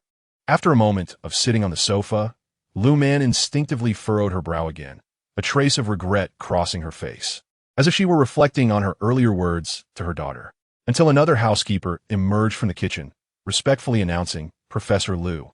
The bird's nest with silver fungus and lotus seeds has been prepared. Oh, how long has it been simmering? Lu Man raised her hand to tap her phone screen, checking the time before making her way into the kitchen. The quickly extinguished phone screen displayed a charming young girl in a white dress, seated amidst a cluster of flowers. Her lips slightly pursed. Adjacent to this image was a line of text, Weiwei's 10th birthday commemoration. This residence spanned nearly 300 square meters, with the kitchen itself exceeding 40 square meters. The opulent chandelier resembled a cascade of dazzling pearls, illuminating the kitchen with a radiant glow. On the marble countertop sat a bowl of bird's nest with silver fungus and lotus seeds. Lu Man approached, scooped a spoonful to taste, and then shook her head, stating, "Let it simmer a bit longer. I feel the lotus seeds are still a tad firm. It's late, so Weiwei should consume something easily digestible." "Understood," the housekeeper promptly replied, resuming the gentle simmering. The kitchen sound insulation is remarkably effective. The hum of the range hood is inaudible from the living room. Within the confines of her home, it feels as though only the sound of her own breath remains. Lu Man sat alone for a while, suddenly feeling a wave of restlessness, and quietly made her way to the balcony. Her spacious home afforded a broad view, clearly revealing the daily lives of some neighbors. On the opposite 11th floor, a young couple snuggled together on the sofa, engrossed in their television. The 8th floor housed a mischievous little girl who, at this hour, was reluctant to sleep. She was practicing riding her bicycle in the living room, her father closely supporting her while her mother watched with a smile. On the 14th floor, an elderly couple was present. The elderly lady was cutting her husband's hair while he held a mirror, nodding and shaking his head, seemingly reflecting on the passage of time. As Lu Man observed them, a sudden sense of melancholy washed over her. They may not possess the wealth of her own household, yet they all seem to have companionship. Lu Man approached her daughter's bedroom door, gently knocking twice before Song Shiwei answered. "Let's have something to eat first," Lu Man said, placing the tray on the table. Suddenly, she seemed to recall something, hastily stepping out again. Upon her return, Lu Man held a new nightgown in her hands. "The aunt who just changed your clothes seems unaware that all your intimate garments should be hand-washed. She put your nightgown in the washing machine. I don't intend to keep it, so just wear the new one." "Oh," Song Shiwei replied, her gaze lowered, taking small bites of her food. Lu Man sat beside her, observing her daughter, who resembled a blooming flower, and inquired, "Has the second mock exam result come out yet?" In truth, if nothing unexpected occurred that evening, the results should have been released. However, sometimes the monthly exam scores are indeed delayed by a day. Lu Man unconsciously furrowed her brows again. "I still don't quite understand why you refuse to study abroad. Your English is so proficient that communication barriers would not exist. Not going abroad is one thing." Lu Man sighed, her persistence evident, but rejecting Qingbei and insisting on studying at a university in Yuandong. "I just don't comprehend.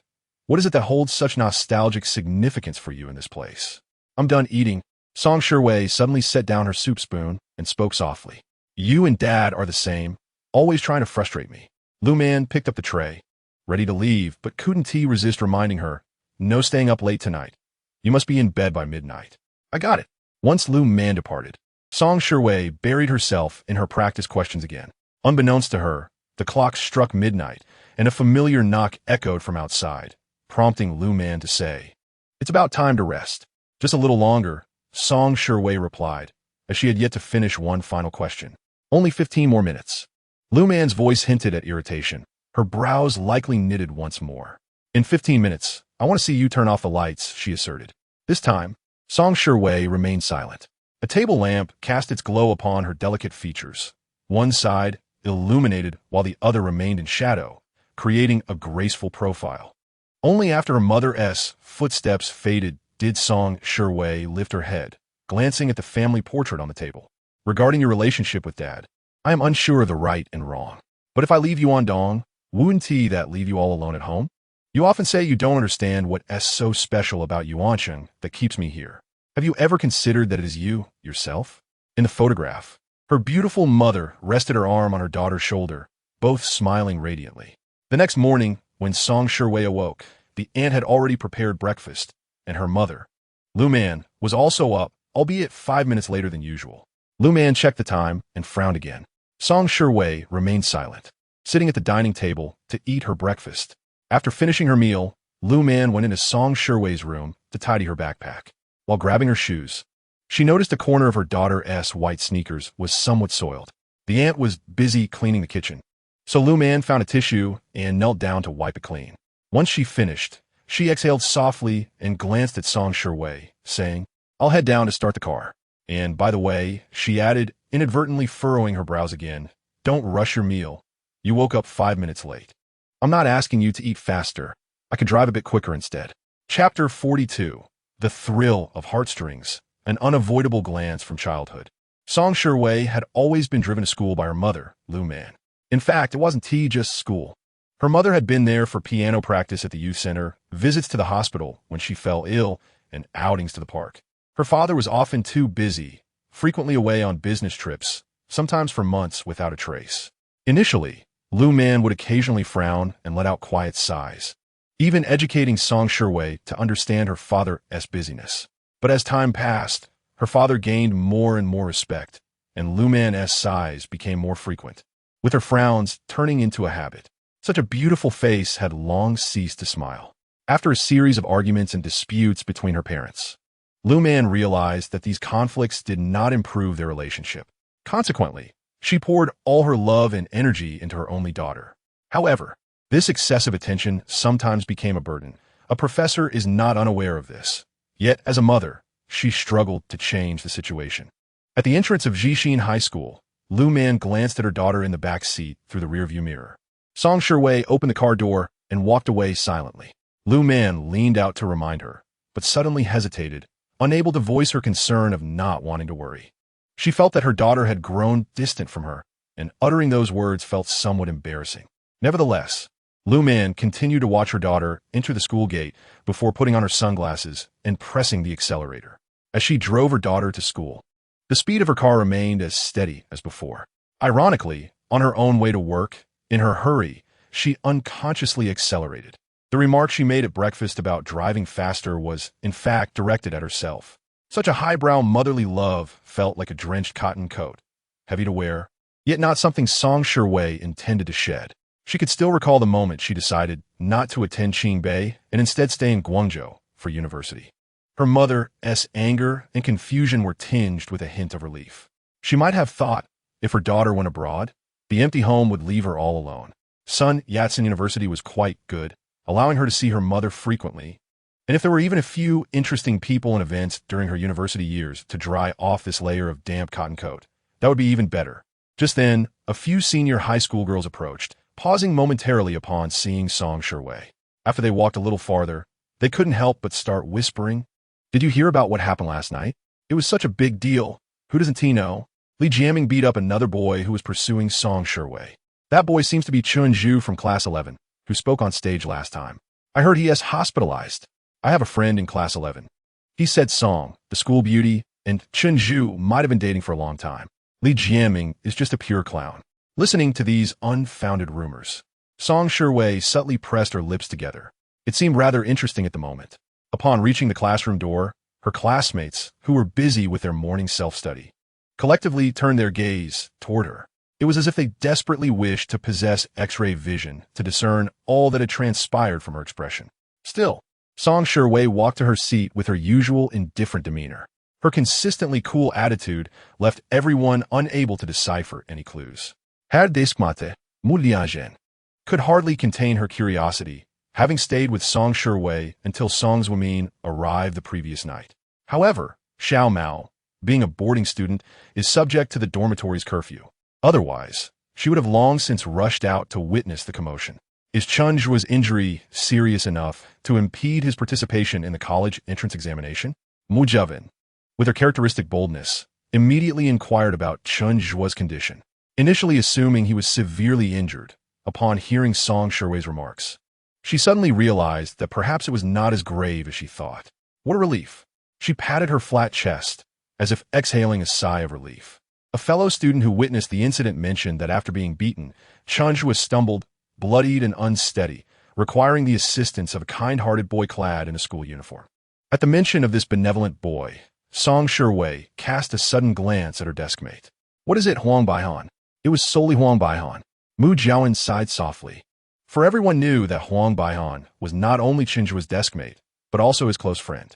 With Chen Zhu now injured, he would need time to recover, leaving Huang Baihan to dine alone in the cafeteria. As Huang Baihan entered the classroom, he noticed the collective gaze of his classmates piercing through him like javelins. Unaccustomed to such attention, he felt startled and hurried to his seat, mentally cursing Chen Zhu for his foolishness in seeking out the restroom at such an inopportune moment. By the time he approached his desk, his classmates had finally processed the situation, scanning him up and down as if they were a group of scanners assessing his injuries.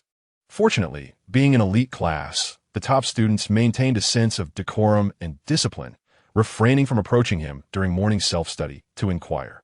Nonetheless, desk mates exchanged furtive glances at the seemingly unscathed Chen Zhu while discussing various accounts of the incident, apart from Qian Huang, who was solely focused on her studies, or Song Shiwei, who knew the truth, and Mu Jiaowen, who was simply dumbfounded.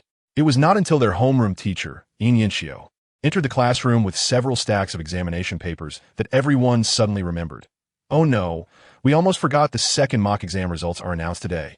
In the minds of the senior students, their examination results took precedence over any concern for Chen Zhu's injuries, regardless of how exaggerated the situation was. Upon entering, Yin Yanxiu immediately sensed the unusual atmosphere and, without hesitation, reprimanded the class. Do you all think you performed exceptionally well? I have reiterated countless times that during morning self-study, you must recite loudly to retain the information. She then placed the papers on her desk, crossing her arms and surveying the classroom. Wherever she roamed, the volume of recitation naturally intensified. After several laps around the room, the student's attention was once again captured, allowing Yin Yanxiu to breathe a sigh of relief. As the homeroom teacher, she genuinely worried about the examination performance of her students during these final days.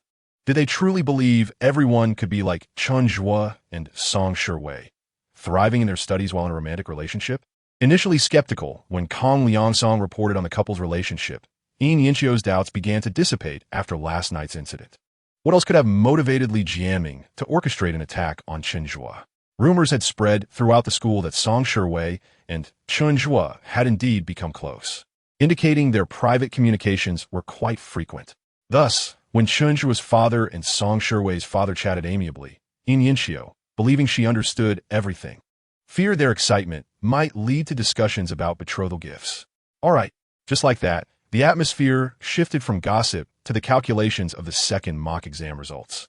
Yin Yanxiu first addressed her mathematics subject, reading names one by one. Deng Qian 148, Kong Liangsong 146, Chen Zhu 145, Song Shiwei 143. Chen Zhu's name commanded attention today, especially as his mathematics score closely followed Song Shiwei's. Their papers stacked together, and they almost approached the podium simultaneously to collect their papers. How theatrical, Chen Zhu muttered under his breath, and in front of the watchful eyes of his peers, he and Song Shiwei passed each other in the narrow aisle between their desks, their expressions devoid of emotion. Yet, in the eyes of their dreamy high school classmates, their facade of indifference concealed a whirlwind of emotions, fluttering hearts, lowered gazes, and the art of feigned nonchalance. Kong Liangsong, upon seeing his bright red score of 146, clenched his fists, regretting not scoring 144. That would have perfectly positioned him between them. After distributing the mathematics papers, Yin Yanxiu proceeded to hand out the physics results, with Chen Zhu achieving the top score of 148 and Song Shiwei scoring 140. However, Yin Yanxiu noticed that as she read Chen Zhu's name, followed by a few others, some female students expressed a tinge of regret, as if they longed to see Chen Zhu and Song Shiwei's papers connected. Amused, Yin Yanxiu thought to herself that high school romances were pure and beautiful. Even the simple act of submitting homework together could evoke a sense of happiness. Thus, after finishing physics, she intended to distribute the Chinese papers, but suddenly opted for English instead.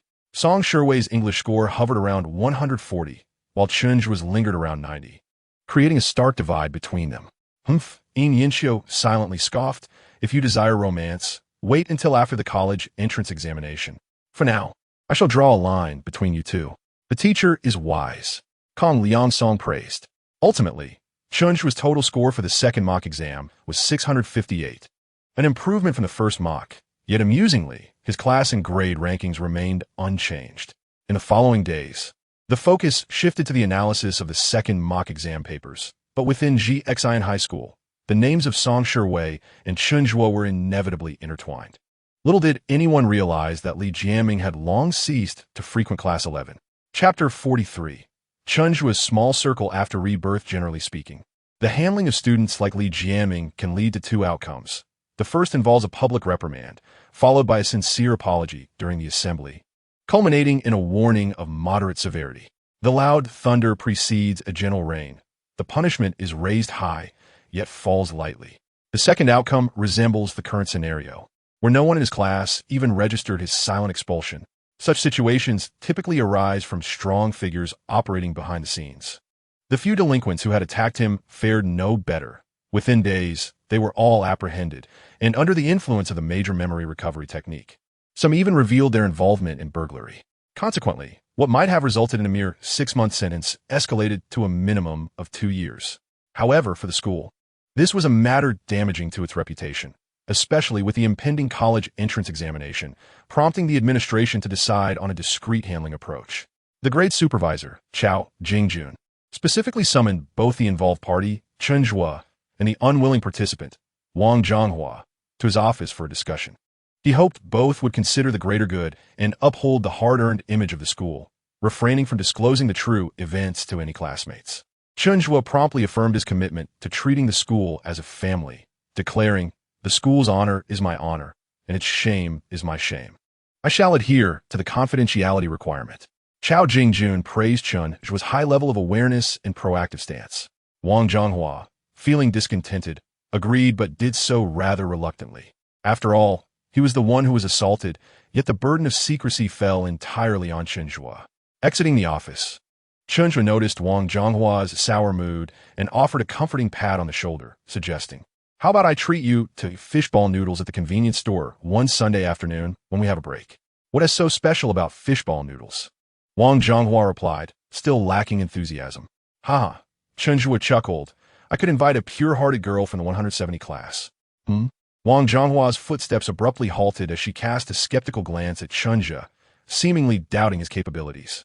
However, upon hearing a single statement from him, all her doubts dissipated. "When I was at the police station, both Song Shiwei and Yu Xian came to visit me.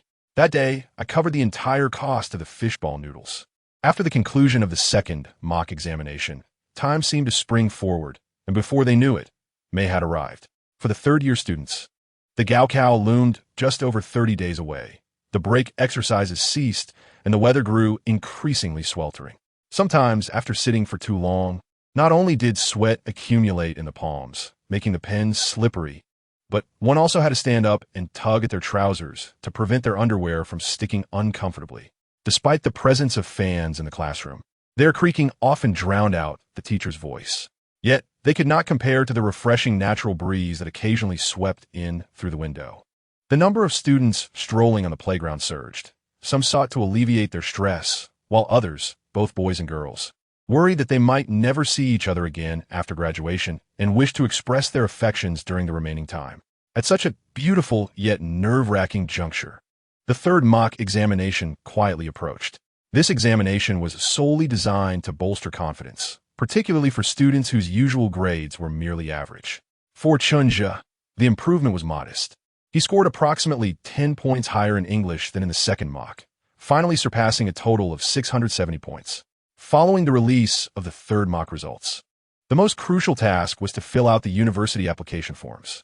At this point, due to most students lacking societal experience, decisions were primarily made by their parents, with teachers providing suggestions and occasionally being influenced by close friends.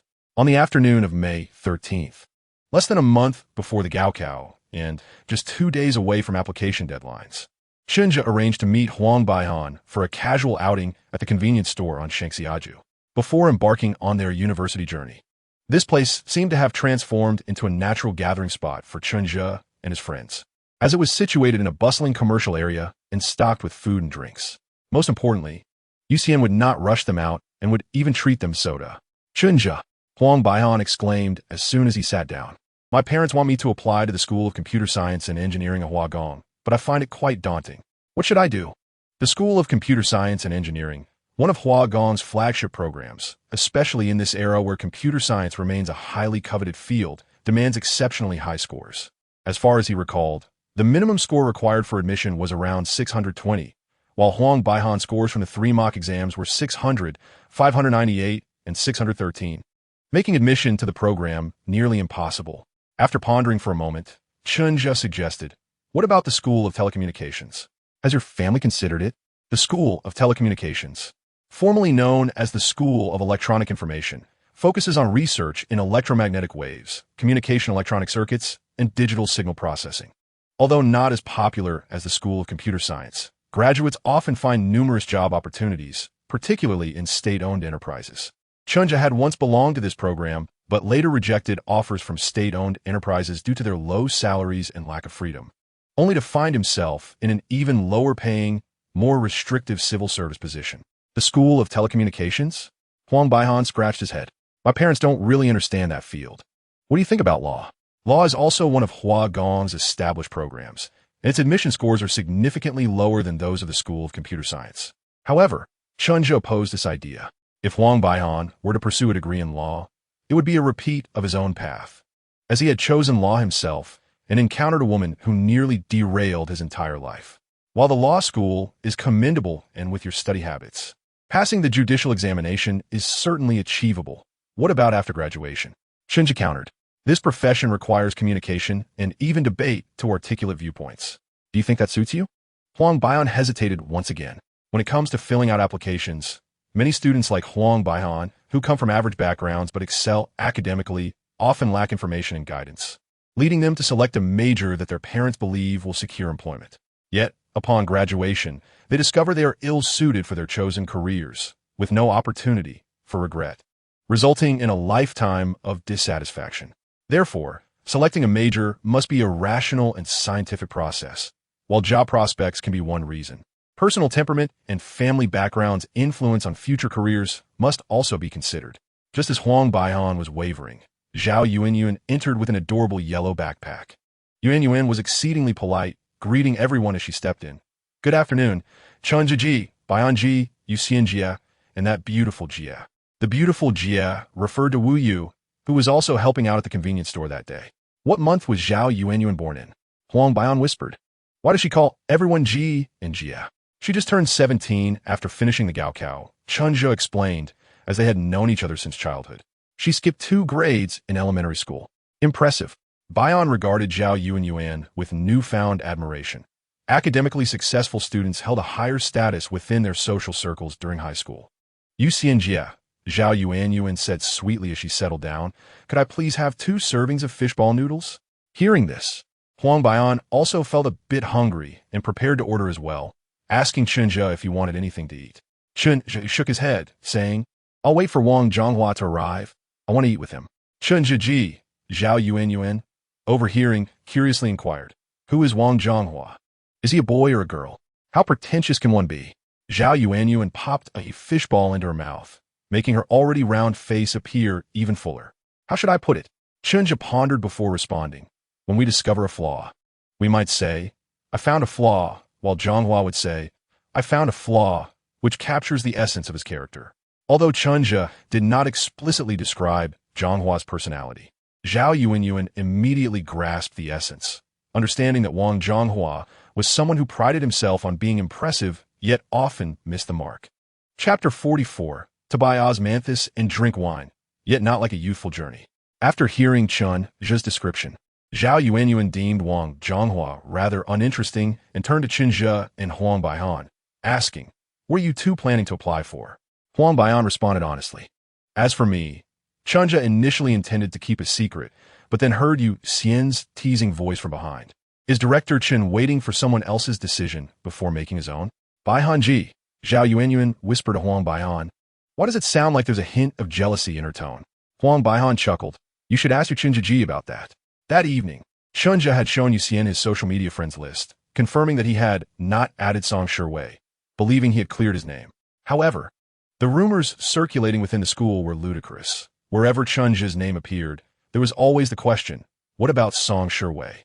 Moreover, with the break exercises suspended, the opportunities for Chen Zhu and Yu Xian to see each other daily diminished. Thus, Yu Xian felt a twinge of jealousy.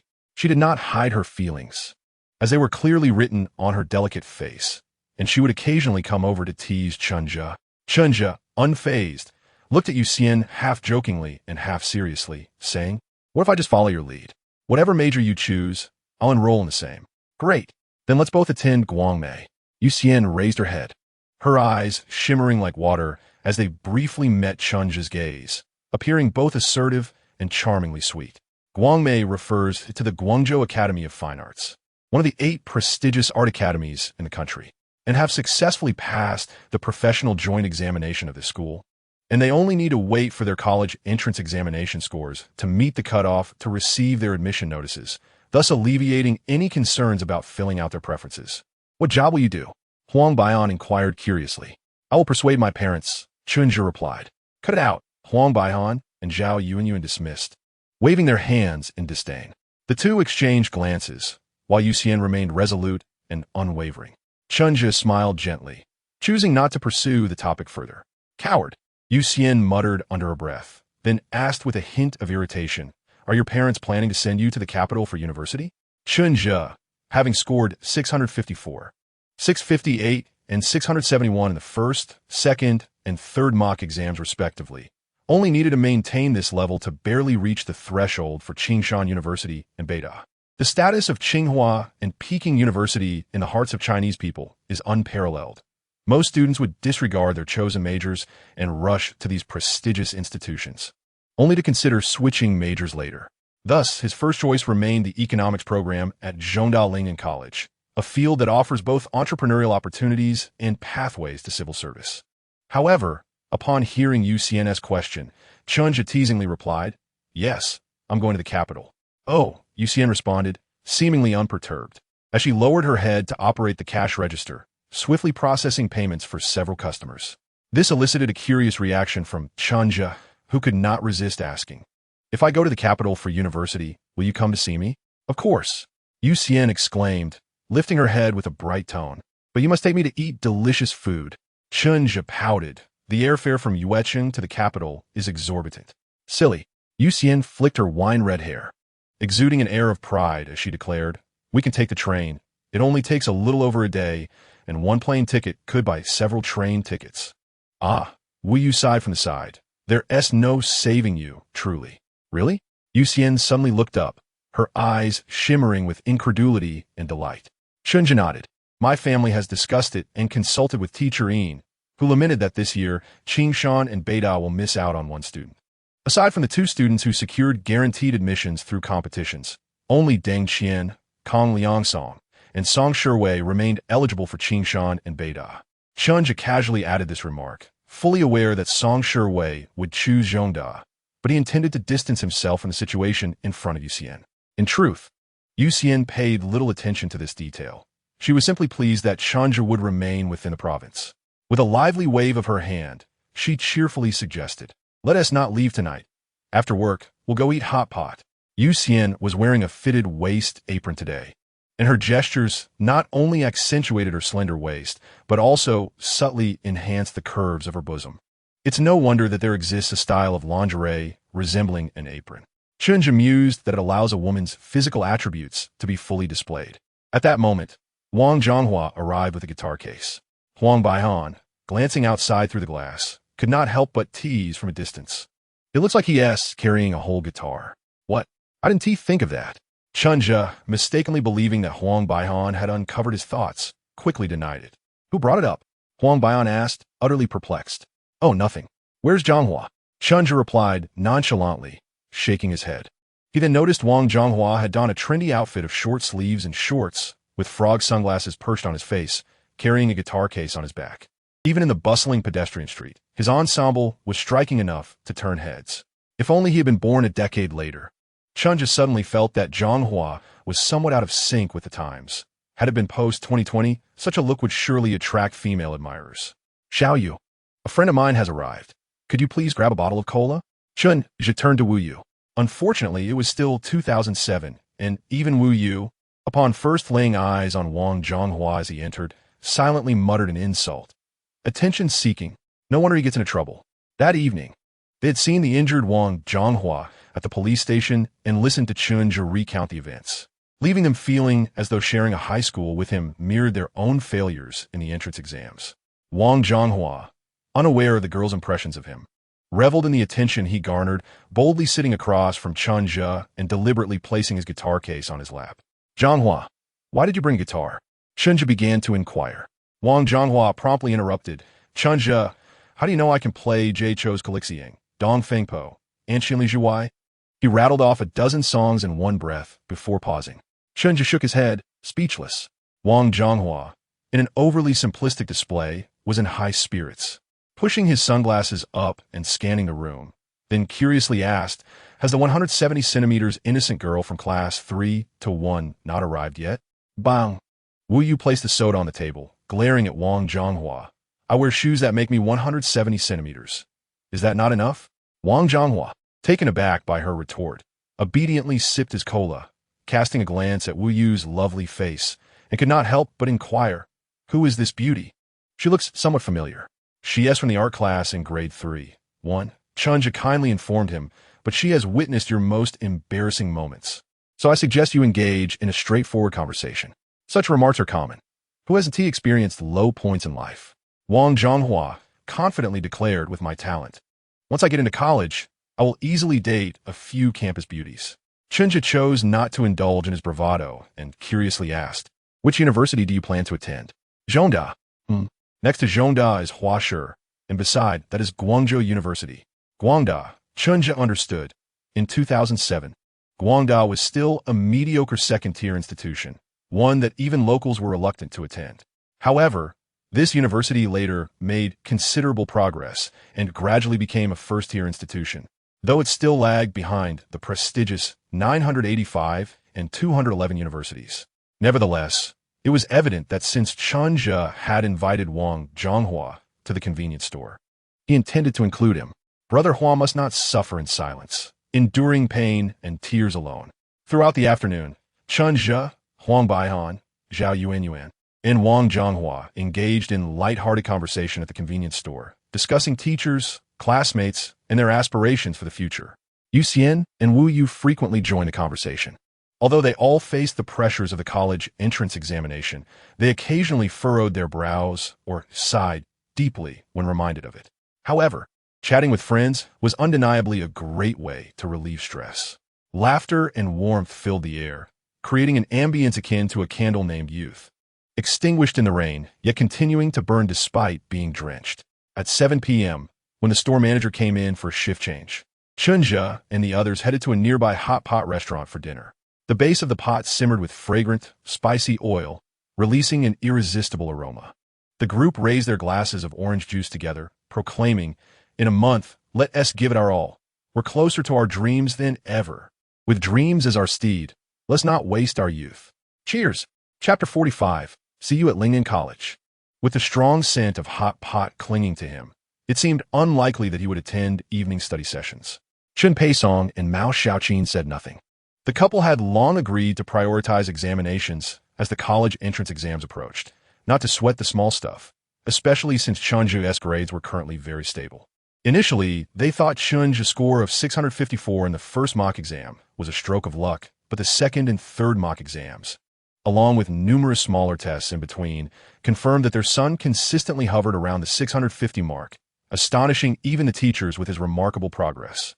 Recently, during a family discussion about filling out preferences, the two elite universities had surprisingly become a topic of consideration, despite the factors of stability and Chen Zhu's own aspirations. They ultimately settled on Zhongda Lingnan College, which still brought great joy to Mao Xiaoqin.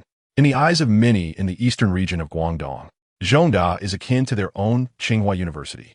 After a quick shower, I will retire early. Your clothes are on your bed. Mom, Chen Zhu suddenly called from behind. I wish to discuss something with you. Mao Xiaoqin turned her head, noticing her son's serious demeanor, and her heart fluttered. Could it be that he intends to candidly discuss his romantic interests? Although Chen Zhu had previously mentioned that Yu Xian was merely a friend and Song Shiwei just a classmate, the striking appearances of both girls led Mao Xiaoqin to feel that if genuine feelings were to develop, she could hardly object. While Mao Xiaoqin was lost in her thoughts, Chen Zhu abruptly inquired, will there be a graduation celebration at home once I enroll in university? Mao Xiaoqin was momentarily taken aback and instinctively replied, there should be. After all, your father and I have invested quite a bit. Can I have the red envelope from the celebration?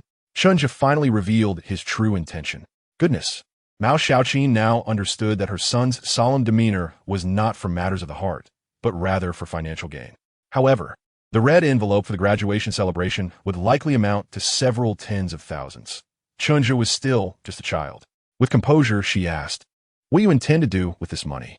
"Invest in stocks," Chen Zhu replied. He wasn't trying to keep it a secret. But one of the requirements for opening a stock account at a brokerage is that one must be an adult. He wouldn't turn 18 until November. By then, the market would be nearing its peak before a downturn, and only a fool would enter the stock market at that time. Thus, to capitalize on the impending post-examination market surge, he would need to borrow his parents' identification. It was better to be forthright now. Invest in stocks. Mao Xiaoqin's eyes widened. She had no aversion to stock trading. Although she and Chen were not involved, many colleagues of the hospital were. And she had heard that the market was performing quite well, with several even making a small profit. What astonished her was why Chen Zhu wanted to engage in stock trading. Did he truly comprehend market trends? Was he merely swayed by some advertisement into thinking the capital market was simple? Nonetheless, with the looming college entrance examination, even if Mao Xiaoqin disagreed internally, she would not voice her objections directly. Instead, she adopted a non-committal stance. If you wish to learn about stock trading, that is perfectly fine. I have developed some interest lately. Mao Xiaoqin smiled, adding, "Your Aunt Guan, a colleague of mine, is quite adept at stock trading. After your exams, we can seek her guidance together." If Chen Zhu were a typical high school student, he might have been swayed by his mother's eloquent words, which appear to grant approval while making no promises at all. "Mom," Chen Zhu remained stationary, lowering his head and tapping the table edge, "if you do not agree, I might as well not write my English exam. I have never liked English anyway." "What?" "Say that again." Mao Xiaoqin's temper, though considerably tempered, was not extinguished entirely. Hearing her usually obedient son daring to threaten her was infuriating. Had it not been for the imminent examination, she might have been inclined to discipline him quite sternly. He desired that graduation celebration red envelope. Mao Xiaoqin initially spoke softly, but as soon as Chen Zhu stepped into the shower, the sound of the water cascading from the showerhead prompted her to raise her voice. "If you don't want to take the exam, so be it. As if the university exists solely for my benefit. Old Chen, find him a security job tomorrow, or let him work as a caregiver at our hospital. Neither requires any qualifications." She was genuinely exasperated. After raising him for 18 years, her son had the audacity to argue back. Chen Zhu finished showering quickly, and as soon as he heard the creak of the bathroom door, Mao Xiaoqin lowered her voice again. "Chen Peisong, look at how your son has changed. He hasn't even married yet."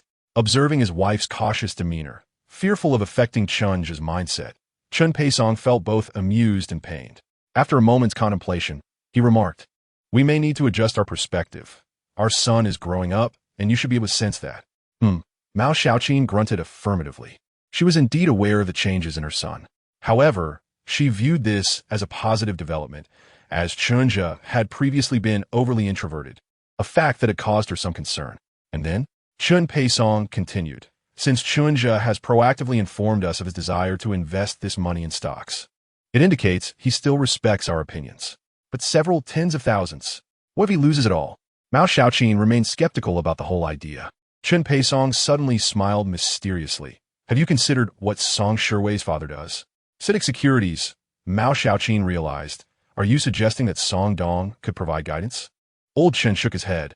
"I'm not certain, but as you said, a high school student suddenly wanting to trade stocks must have some underlying reason, no?" "Exactly." Mao Xiaoqin concurred with her husband's analysis. "We should pay attention. If worst comes to worst, I can trade alongside him.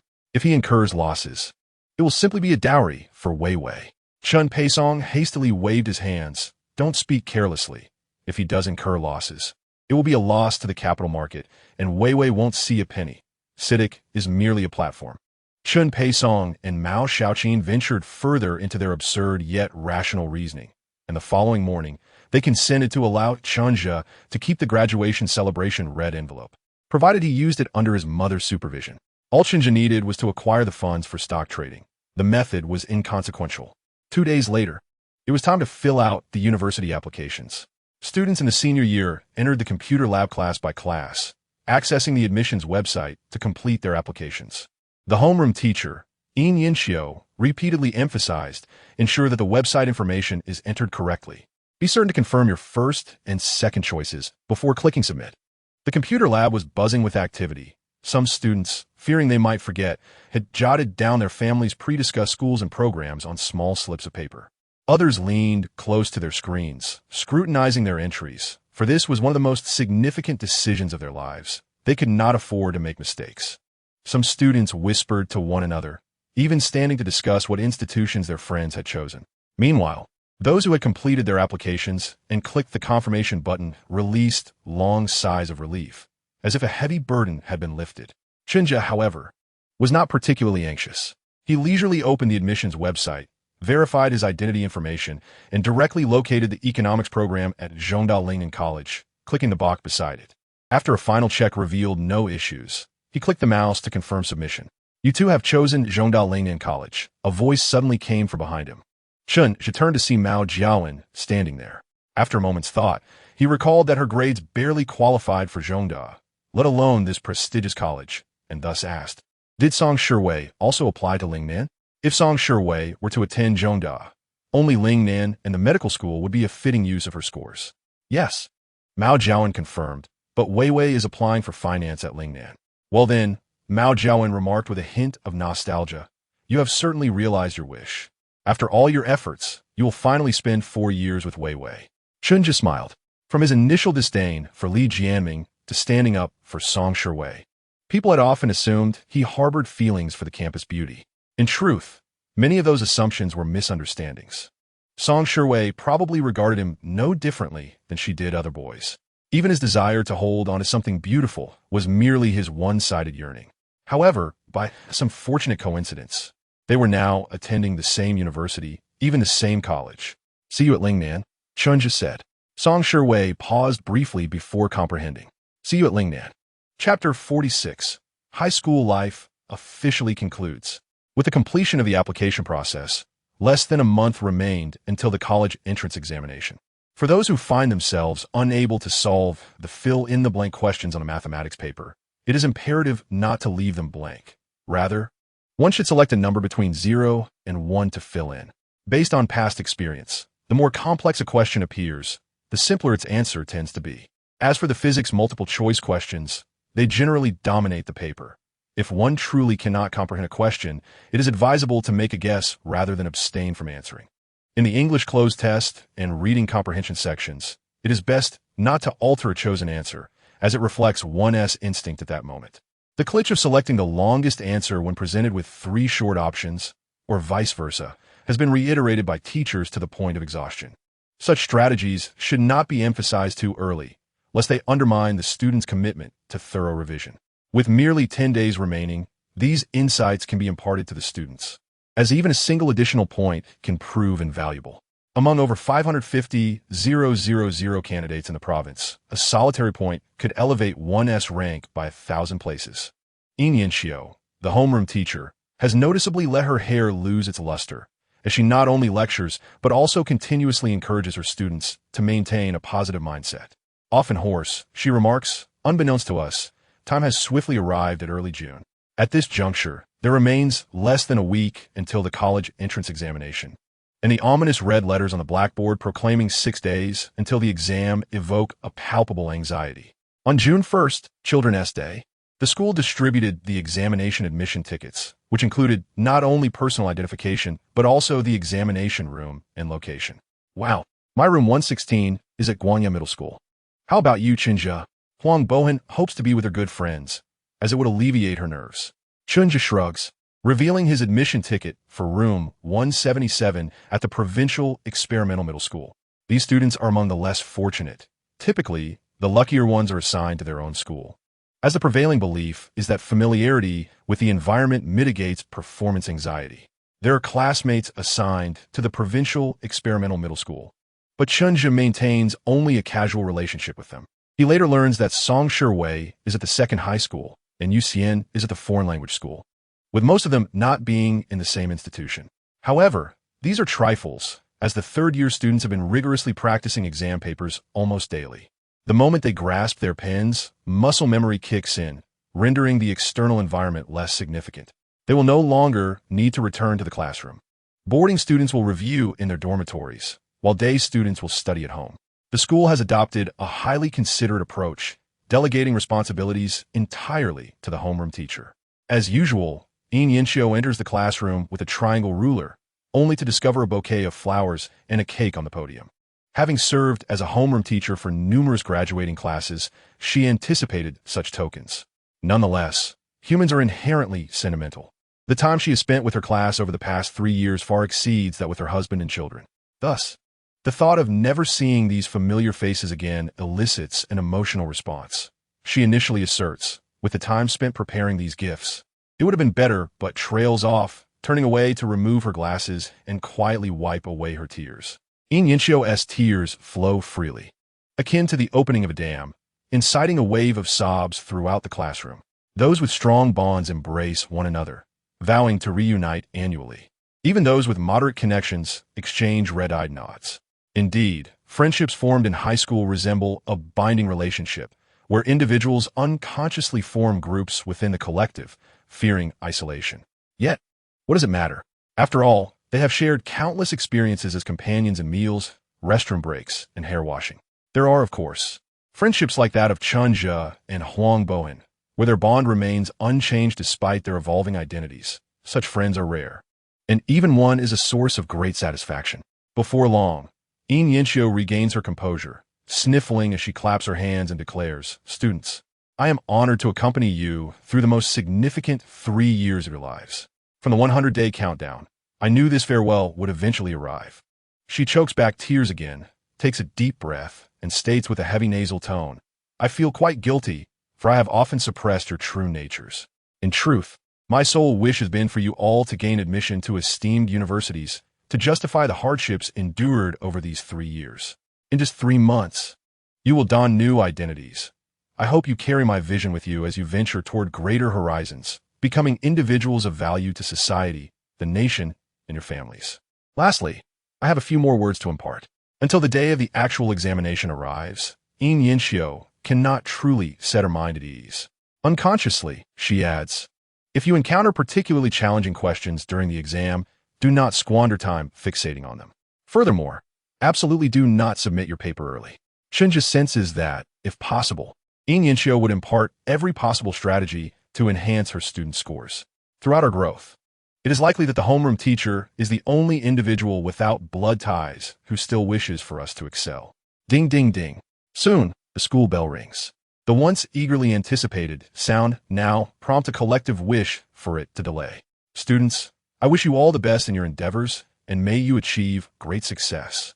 Yinxiu officially announces the end of class, unable to suppress her tears once more. Some sentimental girls rush to embrace her, while boys like Chen Zhu and old busily gather their belongings. As the saying goes, no feast lasts forever. Soon, students begin to pull their luggage from the classroom. At this moment, many may not realize that for some, this farewell may be the last. Chen Zhu, shall we leave? The Huanging Kitties. In the campus, the K-pop flowers bloom vibrantly, yet is uncertain when a banner proclaiming a steadfast mindset, perseverance, and determination to seize victory will be unfurled. Old remarks, perplexed. I didn't see this at noon. Da Huang, Shang Zisudandias. Do you remember what our first words were when we were assigned to the same class in our freshman year? Old ponders. Let us finish packing and take a walk around the school? Exactly. Chen Zhu nods. After we pack, let us take a stroll around the school. The two phrases are identical, yet one signifies a beginning filled with anticipation, while the other embodies an ending marked by reminiscence. High school life has drawn to a close. Chapter 47. What will I do after the college entrance examination? On June 3rd, school is dismissed, and the college entrance examination occurs on June 7th, leaving 3 days for free revision in between. Generally, students visit the examination venue on the 4th or 5th to familiarize themselves with the environment and routes, ensuring they are well prepared. On the 4th, Chen Zhu and old first visit the Guangyao Room 116 and then take a ride to the Provincial Experimental Middle School S Room 177. The examination classrooms are locked, yet through the windows, they can see admission tickets affixed to the upper right corner of each desk. Chen Zhu then asks old if there is a method to alleviate anxiety without studying. After a moment of thought, Chen Zhu responds, there is.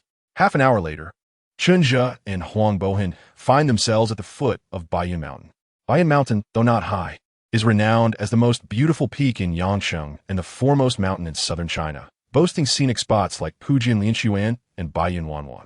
However, Chen Zhu has always felt that listing so many attractions merely serves to mask the embarrassment of the lack of significant natural landscapes in eastern Guangdong. Were there a majestic mountain like Taishan, Huangshan, or Amei, there would be no need for such embellishments. Huang Bohan, glancing at the entrance fee at Baiyun Mountain, agrees. Hiking and sweating can indeed help momentarily forget one's anxieties. Chen Zhu looks at his friend quizzically, who said, "We're going to hike. Aren't we?" Huang Bohan thinks, "Since we're here, isn't that the plan?"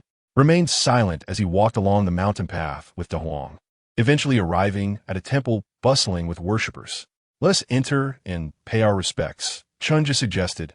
"I assure you that once we finish, your mind will be at peace, free from anxiety." Huang Baihan was momentarily taken aback. "Isn't that inappropriate? This is mere superstition, and we're still in our school uniforms. No one will notice you," Chen Zhu retorted, stepping into the temple ahead of him. After a moment's hesitation, Huang Baihan followed, only to discover that at least 70% of those present were third-year students preparing for exams. Many were clad in the uniforms of prestigious schools, such as Huafu, Shengshi, Guangya, and Zhizhong, all seemingly seeking divine intervention. Huang Baihan mused that, although he initially felt out of place, the presence of his peers provided him with a sense of comfort as he joined Chen Zhu in lighting incense. Some earnest students knelt in prayer, fervently beseeching the Bodhisattva for blessings to gain admission to Guangdong University of Technology, a school the Huang believed one could enter without extensive preparation. Witnessing such devotion amidst a collective pursuit of knowledge alleviated Huang Baihan's worries. After exiting the temple, Chen Zhu smiled. "Do you feel as though someone is watching over you now?" "Not particularly," De Huang replied honestly, "though I do feel less anxious." "Are you still tense?" "Me?" Chen Zhu chuckled lightly. He felt relatively calm, recalling that the last time he experienced any significant tension was during the 2 weeks leading up to the announcement of the deputy principal's appointment. On the 5th and 6th, he had stayed at home, studying and occasionally completing practice exams to maintain his skills. Mao Xiaoqin had taken leave, preparing various meals for her son while carefully avoiding any disturbances. Old Chen was equally cautious. His parents spoke in hushed tones, and he sensed their trepidation as they handled household duties, fearful of saying or doing anything that might adversely affect their child. Until the results of the college entrance examination were released on June 28th, their demeanor remained supportive.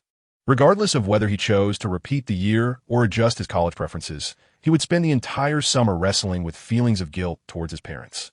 If he performed well, he would be regarded as the esteemed prospective freshman at home, and he could finally approach his parents about acquiring the essential items for university life, a laptop and a smartphone. On the evening of June 6th, with just 12 hours remaining until the exam, Chen Zhu meticulously reviewed his identification card, admission ticket, electronic watch, 2 pencils, and a spare pen. Around 10 p.m., Mao Xiaoqin came to check on him again, suggesting he take a shower and bringing along a comfortable old outfit. It was best not to wear new clothes during major examinations, as this could easily disrupt one's performance. Once Chen Zhu finished a shower and lay down in bed, he could still sense his parents moving about quietly and speaking in subdued tones through the crack of his bedroom door. He smiled knowingly and gradually drifted off to sleep amidst the rhythm of even breathing. The following day, June 7th, marked the first day of the college entrance examination. At 7 a.m., Chen Zhu awoke refreshed. His mother had prepared breakfast and donned a newly purchased qipao, a symbol of hope that her son would excel in his exams. Chen Peisong did not rush to his office that morning. Instead, he double-checked the examination materials and filled Chen Zhu's thermos with warm water, patiently waiting with his wife for their son. After breakfast, the three of them left for the subway station, avoiding taxis or driving to prevent potential traffic delays. By 8 a.m., they arrived at the entrance of Shengshi Experimental Middle School, where throngs of students clutching study materials congregated. The mothers who accompanied them were predominantly dressed in kipeos, and emergency vehicles were visible nearby. Not long after, 2 prominent signs caught their attention. "Parents of candidates, please stop. No honking." This indicated that parents could only accompany their children to this point. After bidding farewell to his parents, Chen just stepped through the gates alone. "Son!" Mao Xiaoqin could not contain herself and called out, standing on tiptoe, "Stay calm. Your father and I believe in you." Chen Zhu turned and waved, quickly disappearing into the crowd of examinees. Upon arriving at the entrance of examination room 177, he passed through the metal detector and finally took his seat. He first checked that the admission ticket matched his details, then listened to the announcements. Shortly after, the sealed examination papers were distributed, as the invigilators emphasized the rules while waiting for the signal to commence. The first subject was Chinese, from 9 a.m. to 11:30 a.m. As the bell rang, the invigilators tore open the sealed envelopes, causing a slight stir among the students, a nervous tension permeating the air. Each examinee understood that a decade of hard work culminated in this moment.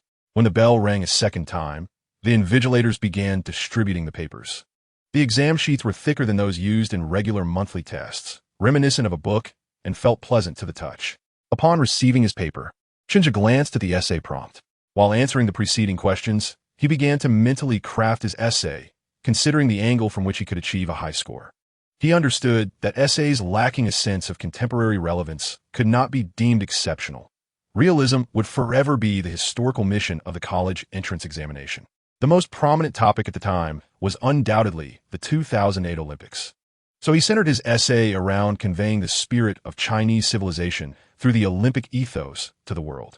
With a fluid pen, he composed approximately 900 words, concluding with a satisfying period. After about 10 minutes, the bell signaling the end of the exam rang. Chen Zhu allowed the invigilators to collect his answer sheet and exam paper. In reality, he gazed at the bright sun, feeling a pang of sympathy for his parents. In the afternoon, he made his way to the examination venue alone. Following 2 hours of mathematics, a majority of students emerged with somber expressions. One girl even wiped her tears with the back of her hand as she packed her belongings. Chen Zhu maintained a calm demeanor, feeling relatively at ease. On June 8th, the schedule included physics from 9 a.m. to 11 a.m. and English from 3 p.m. to 5 p.m. Chen Zhu found physics somewhat complex, as he had anticipated, but he reassured himself that if he found it challenging, his peers would likely struggle even more. As for English, he pondered why Qin Shi Huang had not been able to unify the world in his time. On June 9th, the chemistry exam was held from 9 a.m. to 11 a.m. After completing the paper and checking his answer sheet, Chen Zhu discovered he still had 5 minutes left before submission. He re-evaluated 2 questions he had been uncertain about until the bell rang, accompanied by the announcement, "All candidates, please organize your answer sheets on top," followed by the exam paper and scrap paper in that order. Once organized, remain seated while the invigilators check each desk before departing in an orderly manner. With a sigh of relief, Chen Zhu slowly capped his pen, akin to a warrior sheathing his sword after vanquishing the final foe. The college entrance examination had finally concluded. As Chen Zhu exited the examination hall, he felt a profound sense of tranquility, accompanied by an indescribable emptiness, as many of his fellow candidates appeared similarly affected. He wondered whether the students who sprinted from the examination hall on television were genuine or merely acting. Upon returning home, Mao Taiho refrained from inquiring into his performance, gently urging him to rest. Chen Zhu lay in bed for a while, only to find no drowsiness overtaking him. It seemed that the allure of a phone was only present when one was forbidden from using it, just as sleep was most inviting when one was deprived of it. Chen Zhu pondered for a moment, then suddenly sprang from his bed and approached Lao Chun and Mao Taiho. "Dad, Mom, I wish to purchase a computer and a mobile phone. I no longer need the third one, but I have a desire to obtain a driver's license." In Chapter 48, the name of his middle school female classmate is Xiao Lu. A driver's license? Mao Xiaoqin, who still does not know how to drive, instinctively found Chen Zhu's request somewhat peculiar. Chen Peisong chimed in, "You must be an adult to obtain a driver's license. You have not yet turned 18. Dad, Mom, driving schools are quite clever nowadays. In order to attract us university students, they have already adapted their methods." Mao Xiaoqin recognized the shrewdness of businessmen and inquired, "Which driving school?" Chen Zhu pointed out the window. "It is the Anshun driving school beside my middle school." Chen Zhu attended Guangzhou's number 16 middle school, and due to his outstanding performance in the high school entrance examination, he was admitted to the experimental class of Jixing Middle School. No, 16 Middle School is quite close to home. Mao Xiaoqin recalled that there indeed seemed to be a driving school nearby, although she had paid little attention and had passed by many times without a lasting impression. "Mom, is it feasible?" Chen Zhu looked at Mao Taiho, his eyes filled with anticipation. The summer vacation following the college entrance examination had been utterly squandered, His days were spent at home sleeping, watching television, occasionally visiting relatives, or playing video games with Huang. At that time, both were introverted and unnoticed, rarely considered for any class activities. Naturally, they were also reluctant to participate, actively avoiding any social engagements. Initially, it was rather enjoyable, as they no longer had to complete daily exercises, but the subsequent time was genuinely arduous. Hence, Chen Zhu planned to sign up for driving lessons. Whenever boredom struck, he could simply head to the driving school. Mao Xiaoqin hesitated, not immediately agreeing with her son, instead glancing at her husband. She believed that a mobile phone and computer were indeed necessities, but was a driver's license truly that important? Mao Taiho's reaction was understandable. In typical families, when children make monetary requests, parents rarely acquiesce readily. Perhaps they would eventually agree, but the negotiation process would undoubtedly involve some tugging. Especially now that the college entrance examination had concluded. Son, times have changed. If Chen Zhu were to tell Mao Taiho that he intended to use his graduation banquet red envelope to invest in stocks, he would likely face a few reprimands. However, Lao Chen maintained a broader perspective. With the increasing prevalence of automobiles, it was evident that a driver's license would soon become a necessity, since it is indeed essential.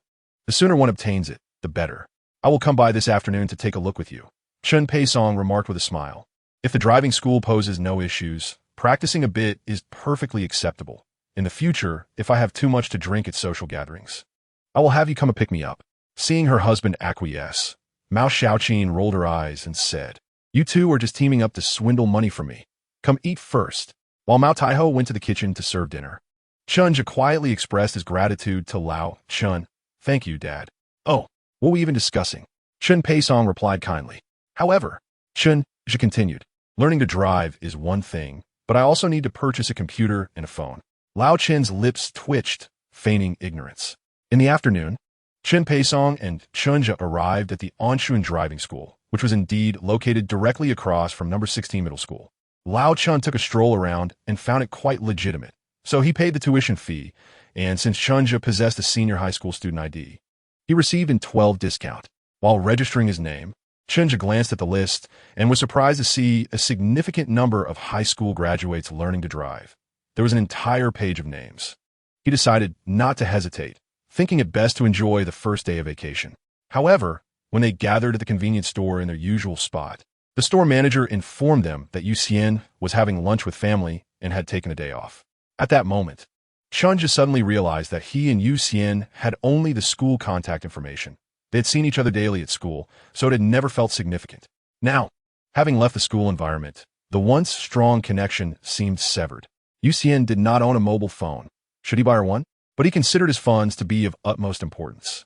Chen Zhu planned to boldly request 15,000 yuan from his parents for the purchase of a mobile phone and computer. Yet he intended to spend only about 2,000 on the phone and acquire a second-hand computer, investing the remaining funds entirely in the stock market. Furthermore, he had even contemplated applying for a student loan from the district's education department to cover tuition and living expenses, directing all savings into stock investment. Influenced by the Olympics, the stock of China shipbuilding surged from over 4 yuan per share in 2006 to 299 yuan by the end of 2007, a staggering increase of 67 times. Even if he entered the market now at 33 yuan per share, it could yield approximately tenfold returns by year-end. Chen Zhu had a particularly strong impression of this stock and was aware of the market crash at the end of 2007. Thus, he planned to amass around 100,000 yuan in capital, focusing solely on acquiring shares in China shipbuilding, then selling at the peak price. Making a profit of 1 million yuan would signal his exit. Following this crash, the Chinese stock market seemed to have been rattled, fluctuating in peculiar ways. Chen Zhu lacked confidence in his ability to navigate this landscape and presently had no means to engage in market speculation. Thus, he intended to utilize this 1 million for other ventures, steering clear of the bubble market. Naturally, this strategy posed another dilemma. If he were to invest all his tuition and living costs in stocks, how would he sustain himself until he could liquidate his holdings at year-end? Would he have to beg his roommates for meals?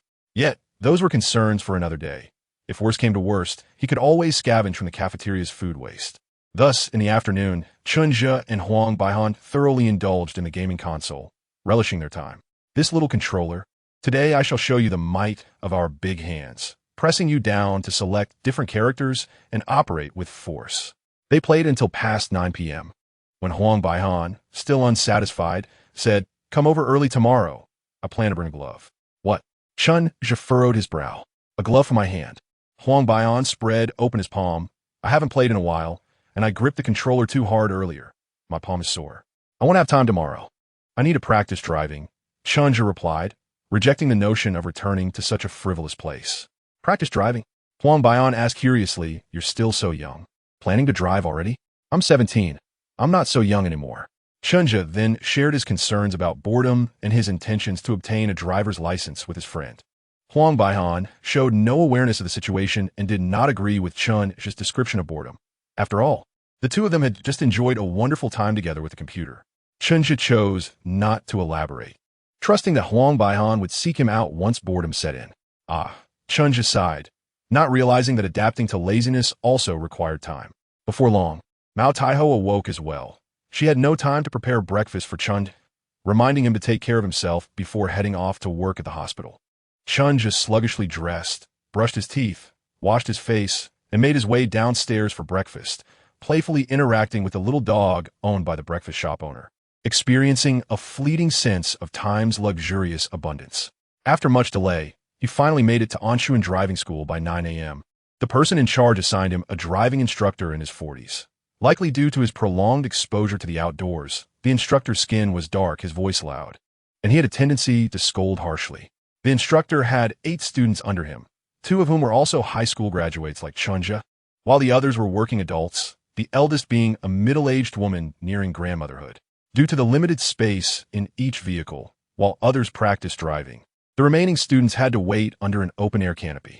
The canopy was breezy on all sides, and even without speaking, a wave of heat hit them. When they did speak, it felt as though they were gasping for air. Consequently, no one wished to engage in conversation, instead awaiting their turn to practice driving.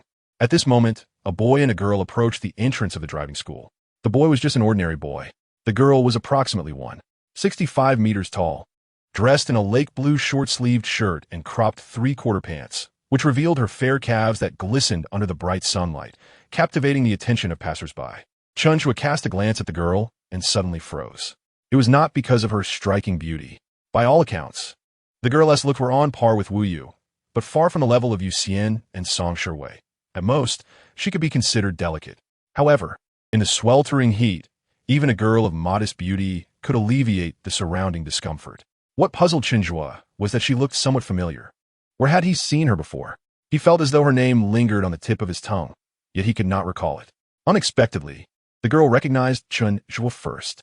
"Chen Zhu?" She walked over slowly, a hint of uncertainty in her voice. "Are you Chen Zhu from class 6 at 16 middle school?" "Taught by Gua Xiaobo." "Yes, that's me." "You are." Chen Zhu fixed his gaze on her face, sensing that with just a little reminder, he would instantly remember. "It's really you," the girl exclaimed, covering her mouth as she laughed. "I am Xiaolu, Bien Xiaolu." Oh, Chen Zhu felt as if awakening from a dream. Memories flooding back. She was his desk mate from middle school. However, while memories had returned, they were not particularly pleasant.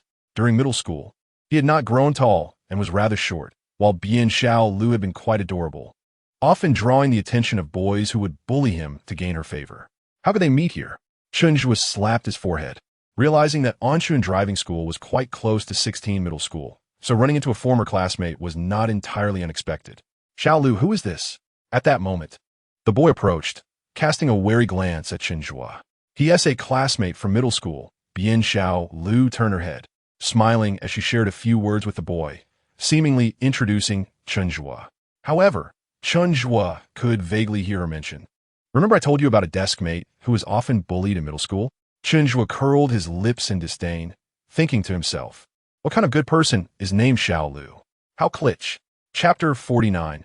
A substitute in love. The boy had initially regarded Chen Zhu with suspicion.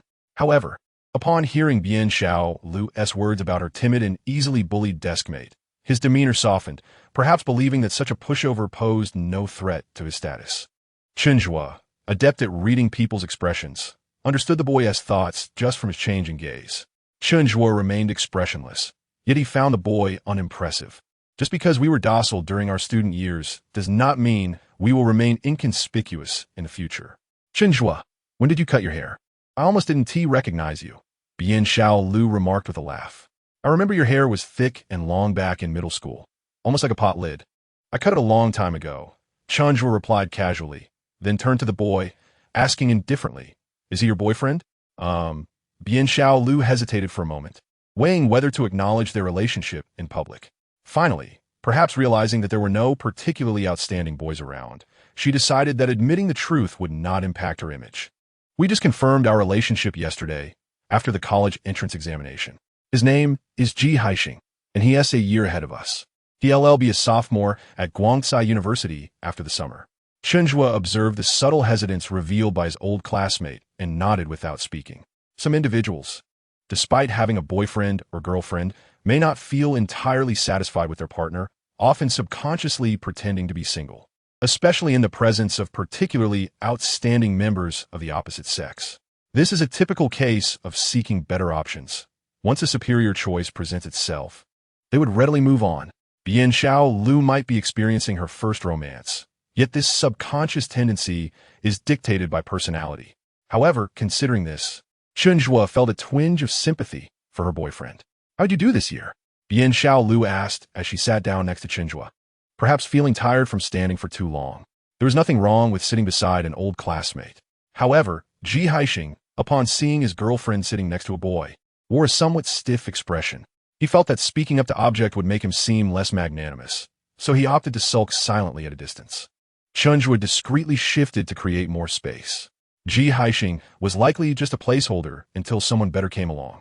If there was genuine love, Bian Xiaolu would not disregard her boyfriend's feelings. She could easily have called Ji Haixing over to sit in the middle. Guangxi University is Guangdong University of Finance, while Guangjin is Guangdong University of Finance and Economics. Both are provincial financial institutions, neither of which are among the prestigious 985 or 211 universities. However, historically, Guangxi tends to have slightly higher admission scores than Guangjin. Upon hearing that Chen Zhu aimed for Guangdong University of Finance, Ji Haixing finally felt reassured. This boy probably only surpassed him in height and appearance. In terms of personality and academic credentials, he would surely be outclassed. Chen Zhu, Bian Xiaolu expressed with surprise. You had such good grades in middle school, and I heard you got into the experimental class at Jixin High School. How did you end up at Guangjin? With all his defenses down, Ji Haixing approached, glancing first at the space between Chen Zhu and Bian Xiaolu to ensure it was sufficiently large, checking if they were sitting too closely together. Upon noticing they were a foot apart, he sighed with relief and, appearing magnanimous while subtly picking at them, remarked, yes. How did you end up at Guangjin? If you had put in a bit more effort in high school, you could have come to Guangxi. Huh? Chen Zhu did not grasp the basis of this sense of superiority and instinctively asked, is Guangxi significantly better than Guangjin?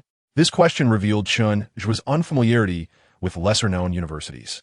Simply put, he clearly did not belong to the 520 to 550 score range. It was no surprise. He usually aimed for prestigious schools like Qingbei, and he had never fallen below the average score of 985. If Wang Bohan had not completed the last math question, he could have attended Guangdong, while Chen Zhu could likely choose between Guangxi and Guangjin simply by omitting the English exam and tackling only mathematics, physics, chemistry, and Chinese. For students of his caliber, the distinction between the two institutions seemed negligible. However, Chen Zhu's inquiry seemed to infuriate Ji Haixing, who, in an attempt to uphold his school's reputation, could not help but adopt a superior tone. The economic field is quite profound. Once you complete a year of university, you'll realize the vast difference between the two schools. Let me put it this way.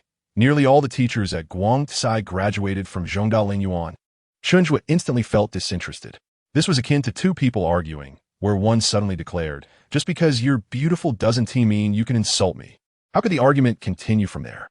Moreover, Chen Zhu had no intention of overshadowing Ji Haixing, nor did he wish to belittle someone he found rather pitiable. He had not anticipated that the boy would be so competitive. Ignoring him, Chen Zhu shifted the conversation back to Bian Xiaolu. What about you? How did you do? Bian Xiaolu chuckled modestly, raising her voice slightly as if hoping those nearby would hear. My first choice is the Foreign Languages College at Zhongda.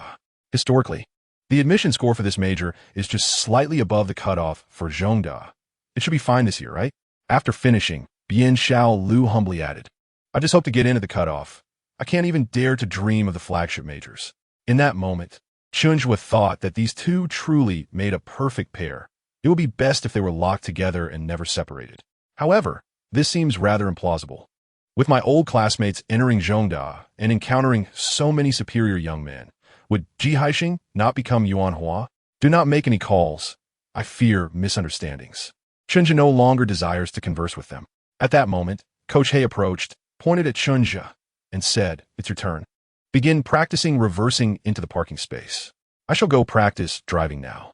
Chen Zhu bid farewell to Bian Xiaolu and nodded to Bian Xiaolu's boyfriend. Once Chen Zhu departed, Ji Haixing immediately approached and sat down, fearing someone might seize the spot next to Bian Xiaolu, and indignantly remarked, After all, he was your middle school classmate. How can he be so uncultured? His parents must be mere laborers. In Bian Xiaolu's recollection, Chen Zhu's family circumstances were not particularly dire. Hence, she shook her head and replied, Forget it. He has always struggled with communication. Indeed, one should not stoop to his level. Ji Haixing was disinterested in discussing Chen Zhu, a mere transparent figure from Guangjin, and smiled at Bian Xiaolu, saying, I will also accompany you on your first day of school, and we can explore Lingyuan at Zhongda together. Lingyuan, Ji Haixing said with deep emotion, is a place that every student in Guangdong aspires to attend if they wish to study finance and economics. At that moment, Chen Zhu had already begun to practice driving. Having not touched the steering wheel for over 100 days since his rebirth, and only having driven automatic cars previously, he found the sudden switch to a manual transmission somewhat disconcerting. While reversing into the parking space, his movements appeared uncoordinated, making him seem rather flustered. Instead of offering assistance, Ji Haixing intentionally disrupted him, exclaiming, Reverse, reverse, keep reversing. Oh dear. Bian Xiaolu nudged her boyfriend and chided, You know he is honest. Why bully him? I'm just teasing the junior. Ji Haixing replied with a smile. When Chen Zhu exited the car and glanced at the rear, he felt a surge of anger. Had it not been for his inherent sense of distance, he would have indeed collided with the awning had he heeded Ji Haixing's words. The awning was one thing, but what if he had truly been a novice and accidentally harmed someone due to nerves? I have always spared your dignity, and this is how you repay me? All right, then do not blame me for summoning a pure-hearted girl from the 170 high. Chapter 50, My Daily Life and Yours. Chen Zhu intended to seek out Yuxian, a truly stunning and alluring girl from the 170 high. As Yuan mentioned, he did not plan to have her make an appearance this time. One morning, after practicing driving with Bian Xiaolu and Ji Haixing, they were casually chatting beneath the awning when Yuxian approached from outside. By the way, remember to remind her to wear those crystal high heels, a crucial point to emphasize. Yuxian's perfect, long legs paired with the high heels made every step she took appear as if she were swaying in the warm breeze. This was enough to make Xiaolu confront her own insecurities and allow Haixing to comprehend why beauties have historically emerged from the Sichuan and Chongqing regions. At this moment, it was imperative for Chen Zhu to maintain an impassive expression, as if it were all too commonplace, perhaps even frowning slightly with an air of impatience. Saying, What brings you here? This display would surely create an impression. However, Chen Zhu suddenly felt a twinge of unease, given Yuxian's temperament, should she glare and retort. Didn't you ask me to come? It would appear overly contrived. Let it be, let it be. If it's obvious, then so be it. One cannot presume that this is akin to summoning a Pokemon, appearing at will. In reality, having someone of Yu Xian's caliber occasionally supporting him was already quite remarkable. Thus, after finishing his driving practice, Chen Zhu went to a convenience store on Shangxiaju for lunch. He felt a wave of melancholy wash over him. It was not merely the absence of a companion, but rather the unsettling sensation that once school was out. It seemed as if there were no longer any ties between them. Upon stepping out of the convenience store, the sun blazed brightly, casting a cold, metallic white light that felt like a knife against his skin, inciting an unbidden irritation within him. Chen Zhu's family possessed a computer, a relic from old Chen's unit. Its configuration was exceedingly low, unable to run any games, and during his school years, the internet at home was even cut off by Mao Taiho. Now, with the college entrance examination concluded, Mao Xiaoqin proactively resumed the internet subscription. Once at home, Chen Zhu entered the study and powered on the computer. After a prolonged boot up, A plethora of unnecessary programs popped up. Chen Zhu expressionlessly closed them one by one, leaving only Jingting and a browser open, listening to Jay Chou's songs while browsing the Sohu news portal. As he listened, he suddenly sensed something amiss. What song was this? The broken string? No matter how you connect it, my feelings you can no longer hear. Your transformation is like a severed string, no matter how you rejoin it. The sound is all wrong. It was Jay Chou's 2003 song, The Broken String. Could it be mere coincidence? Yet after less than half a minute, he abruptly opened the interface of Jingting and switched the broken string for the rooftop. Upon hearing the lyrics in his headphones, singing your song on the rooftop with the one I love. Let the stars adorn the most romantic night. Embracing this moment, every second comes to a halt. Chen Zhu nodded contentedly. After perusing both international and domestic news, Chen Zhu recalled the senior from the Computer Science Institute at Zhongda, who was part of the Chong'er Face Society. Previously, during the lead-up to the college entrance exams, they had exchanged few words. Now, he could finally engage her in a proper conversation. The profits from stock trading are, after all, fleeting gains. To truly become a trailblazer of the times, one must not only seize opportunities, but also possess technical knowledge as a foundation. Chen Zhu, with Zhongda as his backing and many classmates at Huagong, found these 985 institutions to be a natural reservoir of talent.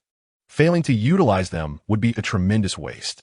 Upon logging into the recently applied platform, Chen Zhu suddenly noticed an avatar flashing with notifications. You bye-bye. Chen Zhu clicked on the dialog box and discovered that Yuxian had actually sent several messages. June 9th, 13, 14 you bye-bye. Director Chen, are you happy now that the college entrance exam is over? June 9th, 13, 16 you bye-bye. Today my aunt and her family are visiting from Sichuan and Chongqing. I will be accompanying them for lunch and will not be in the store this afternoon. Just wanted to let you know. June 10th, 9:31 June 10th, 9:32 June 10th, 9:33 After reading these messages, Chen Zhu felt a sudden uplift in his spirits. It turned out that their connection had not been severed. It was merely that without other means of communication, they could only leave messages. The rooftop was undoubtedly sweeter than the broken string. June 10th, 15:23 Chen Zhu, I didn't TC your message, but I came to the convenience store looking for you yesterday and today. Chen Zhu's nickname was Chen, a simple and memorable homophone. After a moment's thought, he added another line. June 10th, 15:23 After sending these messages, Chen Zhu assumed Yuxian would not see them promptly, especially if she were on a train. Thus, he chatted with the senior from Zhongda, who was also online. Students studying computer science tend to be online frequently. This senior, Yu, was quite agreeable. Upon learning that Chen Zhu would likely be admitted to Zhongda Lingnan College, she quickly considered him one of her own. While lamenting the discontent, she recounted the reasons behind the disbandment of the Chong'er Face Society. Ultimately, it boiled down to one simple truth. Everyone had too many different opinions, and since the society was formed purely out of shared interests, there was no need for anyone to compromise. Yu, on the verge of entering her third year, felt overwhelmed and unable to soothe everyone's grievances, leading her to exclaim in frustration that disbanding was the best course of action. Chen Zhu mused that this was hardly a difficult problem to resolve. Since everyone was unwilling to compromise, one could simply find a way to bind them together through mutual benefits, money, status, relationships, or even grand aspirations. Ultimately, it was about instilling hope in the companions and cultivating a motivation to take action. However, even if he shared this with Yu, she would likely be at a loss as to how to proceed. He would have to wait until he entered university to implement these ideas. The day after the college entrance examination passed quietly. Before going to bed, Chen Zhu checked online again. Yu Bai's avatar remained gray, likely because she was still on the train. The following morning, Chen Zhu went for driving practice. Bian Xiaolu was not as enthusiastic as when they first met. Having realized that Chen Zhu was merely a student from second-tier university, Guangjin, aside from having become somewhat more handsome after getting a haircut compared to his middle school days, he seemed to possess no other remarkable qualities. Strangely, perhaps due to seeing a message from Yuxian, he suddenly felt a pang of reluctance about bringing Yuxian over to tease them. Moreover, Chen Zhu quite enjoyed this mode of interaction. They occasionally exchanged a few casual words to alleviate the monotony of driving practice. On June 11th, 950, Yu Baibai wrote, I've been on the train for nearly 20 hours. I'm exhausted. At 9:51, she added, Chen Zhu, the clouds here are so beautiful. I really want to share a photo with you. Haha. At 12:49, Chen Zhu replied, I practiced driving this morning and had fish for lunch. Thus, Chen Zhu and Yu Xian began their conversations from afar. Life felt mundane and repetitive, yet thankfully, there were countless trivial matters to share, allowing them to exchange snippets of daily life scattered throughout the world. On June 12th, at 1001, Yu Bye lamented, I couldn't sleep last night. I'm really tired today. At 12:31, on June 14th, 948, she announced, I'm going hiking this afternoon. It's so beautiful. At 1159, Chen Zhu replied, I overslept this morning, heading out to practice driving. On June 16th, at 1003, Yu Bye mentioned, I'm visiting relatives today. I'm going to eat 10 pieces of yerba. During this time, aside from learning to drive, Chen Zhu occasionally hung out with Huang Baihan and sometimes invited Wang Zhonghua and Zhao Yuanyuan, although their meeting spots were no longer convenience stores. He had lost contact with the others in class due to a lack of contact information. However, as the date for the exam results approached on June 28th, anxiety resurfaced among everyone. Even De Huang lost interest in gaming, worried about his own performance. Chen Zhu continued chatting with Yu Xian until June 25th at 942. He declared, All right, I'll pick you up. Then, stepping out of his study, he straightforwardly told his mother, Mom, I need money. I want to buy a phone. In Chapter 51, You Eat First, Chen Zhu resolved to purchase 2 phones, one for himself and another for Yu Xian. He had many reasons, such as her eagerness to share beautiful clouds with him. However, Mao Xiaoqin found it somewhat odd. Although Chen Zhu had prepared money for both the phone and a laptop well in advance, his family's financial situation was not too shabby. He had nearly everything a typical college student would possess. Generally, one would expect to discover satisfactory exam results first before requesting such items from their parents. Was there really a need to rush? Or did he have an unavoidable reason to make the purchase? Was the timing of buying the phone premature? Mao Xiaoqin neither agreed nor disagreed, simply smiling at her only son. Recently, Chen Zhu had been spending time learning to drive, and his once fair complexion had tanned slightly in the sun. He no longer bore the frail impression of merely being a studious boy. Instead, he appeared increasingly mature and composed. Moreover, since the second semester of his senior year, he had become more outgoing, much to Mao Xiaoqin's delight. Mom, the timeline hasn't been rushed, Chen Zhu calmly asserted. This is a reasonable optimization based on individual family circumstances. Once the results are out, I'll likely be busy with various gatherings. If you need to reach me unexpectedly, what if I don't have a phone? He joked. What if everyone's pleased with their results, and I want to make a purchase then? Right now, a Nokia 95 would suffice. Mao Xiaoqin, not quite understanding the nuances of phones, inquired, what is the difference between these two? About 100,000 yuan. The Nokia 95 is less than 6,000, Chen Zhu explained. 100,000? Mao Xiaoqin shook her head. A phone that expensive would be painful to damage. All right, enough of that. Your father and I have set aside money for the phone and computer. If we have time today, we'll go buy them together. She instinctively felt that Chen Zhu was still a child and needed supervision for such significant purchases. However, Chen Zhu could not allow his mother to accompany him, as it would thwart his plans. Thus, he maintained a calm demeanor and stated, I've arranged to meet Huang Baihan at the specialized store near Zhonghua Square. I've already selected the models for the phone and laptop, totaling around 15,000. In 2007, phones and laptops were indeed quite costly. While some phones might be cheaper, laptops rarely fell below 5,000. Mao Xiaoqin seemed well aware of market prices, but expressed some concern. Are you really going to carry that much cash on you? Chen Zhu shrugged. I can get a bank card. You're not even an adult yet. Mao Xiaoqin doubted whether banks allowed minors to open accounts. Mom, the law clearly states that minors under 18 can open accounts with a guardian, Chen Zhu promptly replied. You can accompany me to the bank to open an account and deposit the money. I'll use the card to buy the phone. Mao Xiaoqin fell silent, scrutinizing Chen Zhu for a long moment before suddenly saying, with all this planning, it feels like you've been preparing for this for a while. There are no truly foolish parents in the world, only those who pretend to be. Often, they see through their children as schemes, but choose not to confront them because of their love. Thus, Chen Zhu did not deny it. Instead, he smiled and flattered her. What is wrong with being well prepared? In front of you, it's all too apparent, and in the end, it still requires your approval. Stop with the you and you. I'm your mother, not your teacher or boss. Mao Xiaoqin waved her hand. I just hope that in 2 days when the results come out, I want to feel like the computer and phone were a waste of money. Mao Xiaoqin said what she wished, yet she ultimately accompanied Chen Zhu to the bank, where they successfully opened an account and deposited the funds. Chen Zhu took the card. Exhaling deeply, the desire for financial independence became more pressing. However, she arrived in the morning, and the results were due to be released at 6 p.m. The Provincial Education Examination Authority had already announced that from 6 p.m. on the 28th, candidates could check their exam results via the internet, telephone, or SMS. After breakfast, Chen Zhu traveled to the train station to wait. He had already checked the relevant train schedules. If there were no delays, it should arrive at 10:05 a.m. Yueqing was a bustling first-tier city, yet the train station, built in 1970, appeared low and dirty with its dull gray architecture. And the slogans "Unify the Motherland" and "Revitalize China" felt quite dated. Nevertheless, this reflected the city's tumultuous history amidst the sweeping tides of social reform. After 10 a.m., Chen Zhu's focus sharpened, his gaze fixed on the throngs at the exit, fearful of missing his sister. Nevertheless, Yu Xian remains exceedingly distinctive.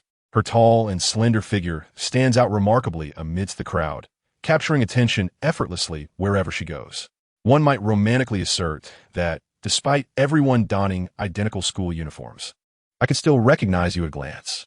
Yu Xian also scans her surroundings and suddenly spots Chen Zhu waving at her from the exit. A radiant smile blossoms on Yu Xian's exquisitely shaped face, akin to the blooming of peach blossoms, as she drags her small suitcase and rushes over. How long have you been waiting? The weather seems quite warm here. Are you feeling the heat? She inquires without hesitation. I'm fine, Chen Zhu responds, prepared to assist with her belongings. Yu Xian carries a suitcase and a black travel bag. The suitcase has wheels, so it should be manageable. Chen Zhu reaches for the black travel bag, but Yu Xian playfully evades, not handing it over. Instead, she giggles and exclaims, "This one is too heavy." With that, she offers one of the straps to Chen Zhu, cheerfully suggesting, "Let us carry it together." "I can manage it alone." Chen Zhu, feeling slightly belittled, snatches the travel bag, only to realize it is indeed quite hefty. Yet, having spoken, he feels too embarrassed to backtrack, gritting his teeth as he hauls it towards a taxi. Yu Xian, standing behind, gazes at Chen Zhu's stubborn silhouette, tilting her head with a smile, her eyes shimmering with happiness. After a considerable wait, they finally catch a taxi, and Chen Zhu wipes his brow, asking, "What on earth is in there that makes it so heavy?" With a smile, Yu Xian responds, and they engage in lively conversation, exchanging words as if they were in a delightful duet. Though they have shared many stories before, revisiting them now adds vivid descriptions. With Yu Xian chirping like a joyful lark, "Chen Zhu, you want to believe how beautiful the flowers are on our mountain. I brought you a jar of homemade chili sauce, made from peppers I personally picked. I feel my cooking skills have improved." Each sentence begins with Chen Zhu, and she seems unaware of it. Suddenly, Yu Xian notices Chen Zhu gazing intently at her. Rather than blushing shyly, she pouts and teasingly remarks, "Director Chen, your gaze is a bit lecherous." Chen Zhu's face reddens, and he quickly shifts the topic. Upon arriving at the entrance of Yu Xian's community, she opens the black travel bag. Chen Zhu glances inside and discovers beef, pickles, shoe embroidery, and even hot pot base. No wonder it was so heavy. Yu Xian then hands him a whole bag of food resembling steamed buns, patting it as she declares, "This is old, my favorite treat."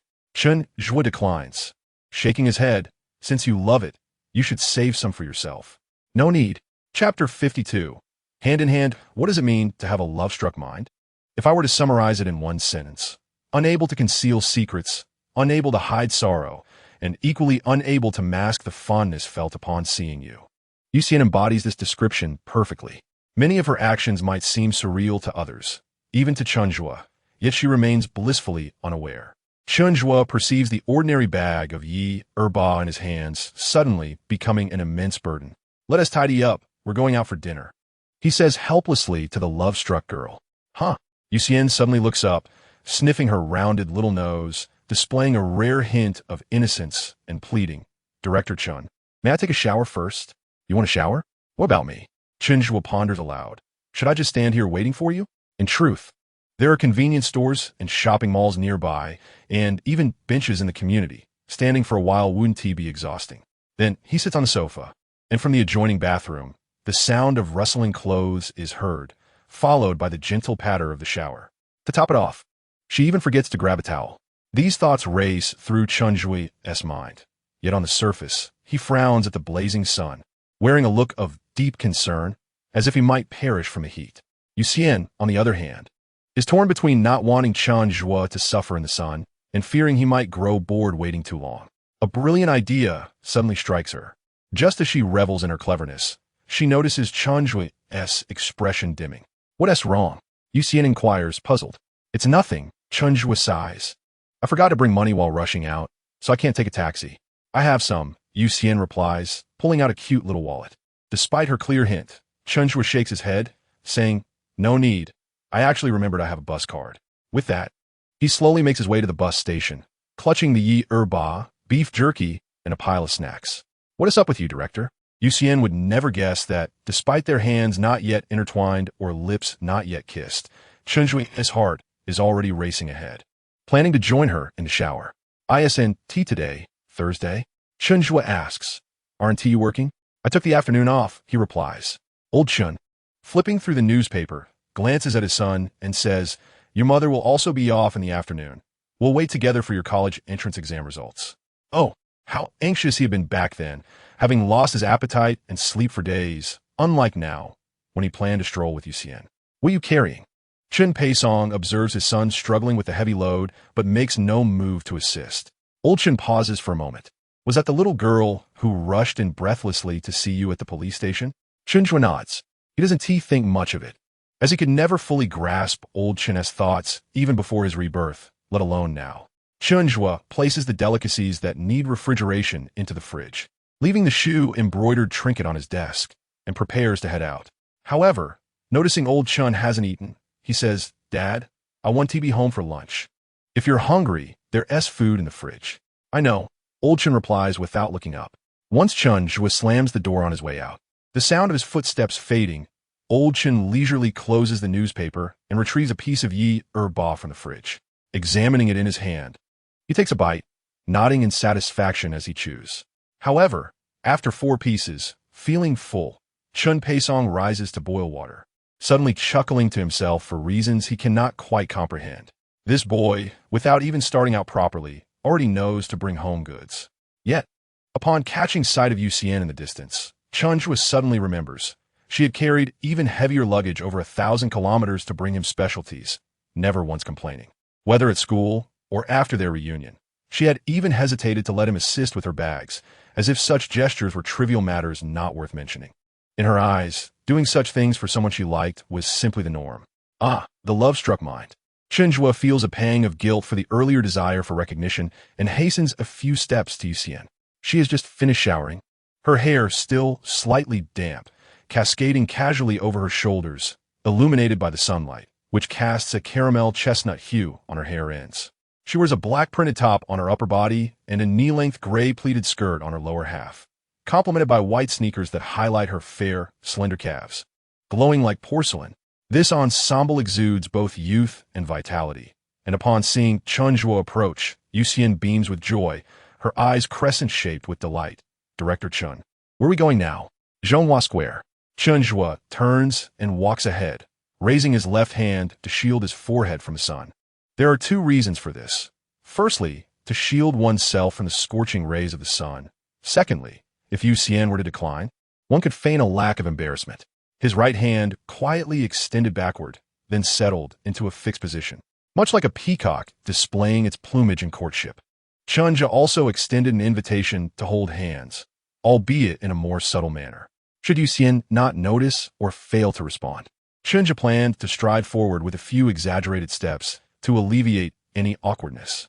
As he felt his right hand still suspended in the air, he began a silent countdown in his mind. Was it too early?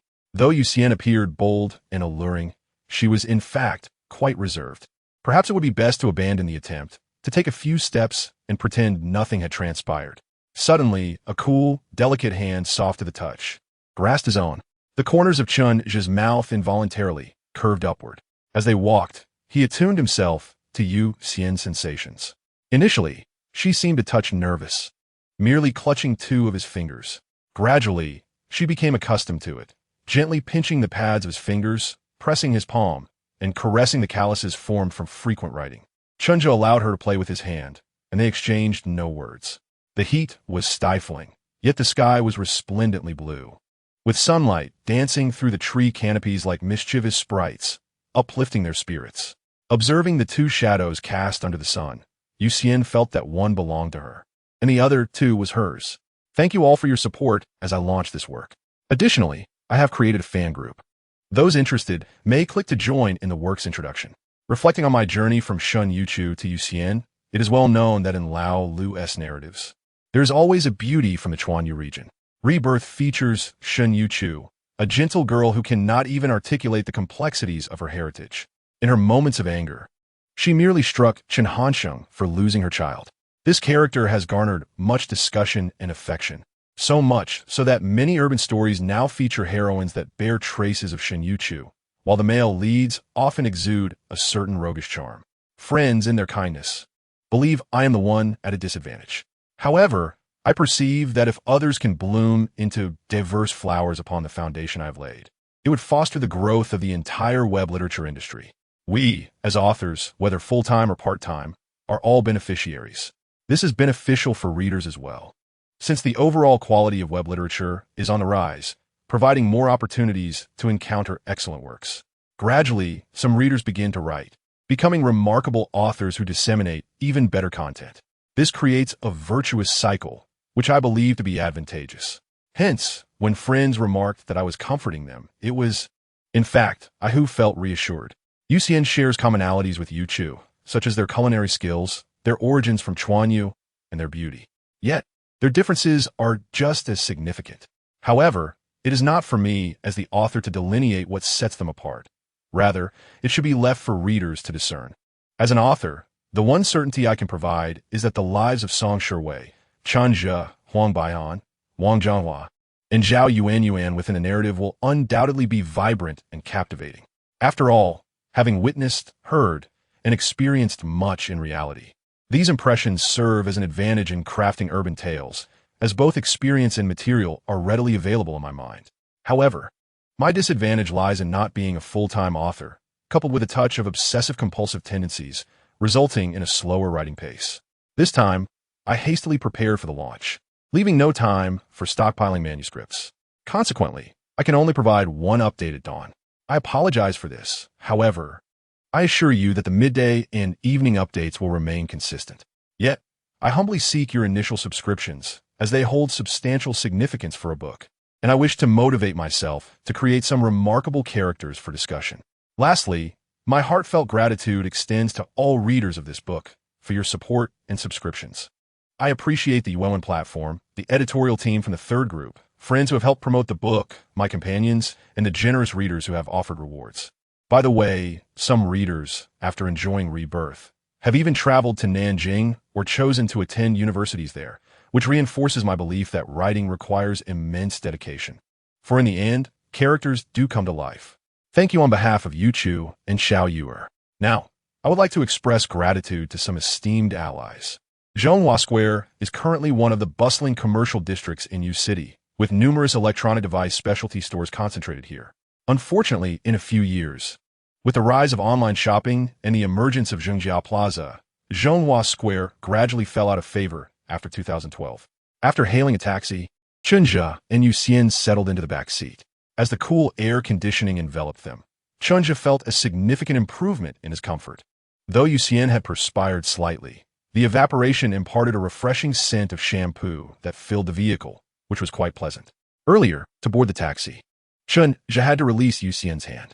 Now, he found himself yearning for the softness and smoothness of her touch, pondering a subtly flirtatious yet indirect way to reclaim her cool fingers. Unexpectedly, Yu Xian proactively extended her hand, playfully pulling his left hand over to rest on her lap.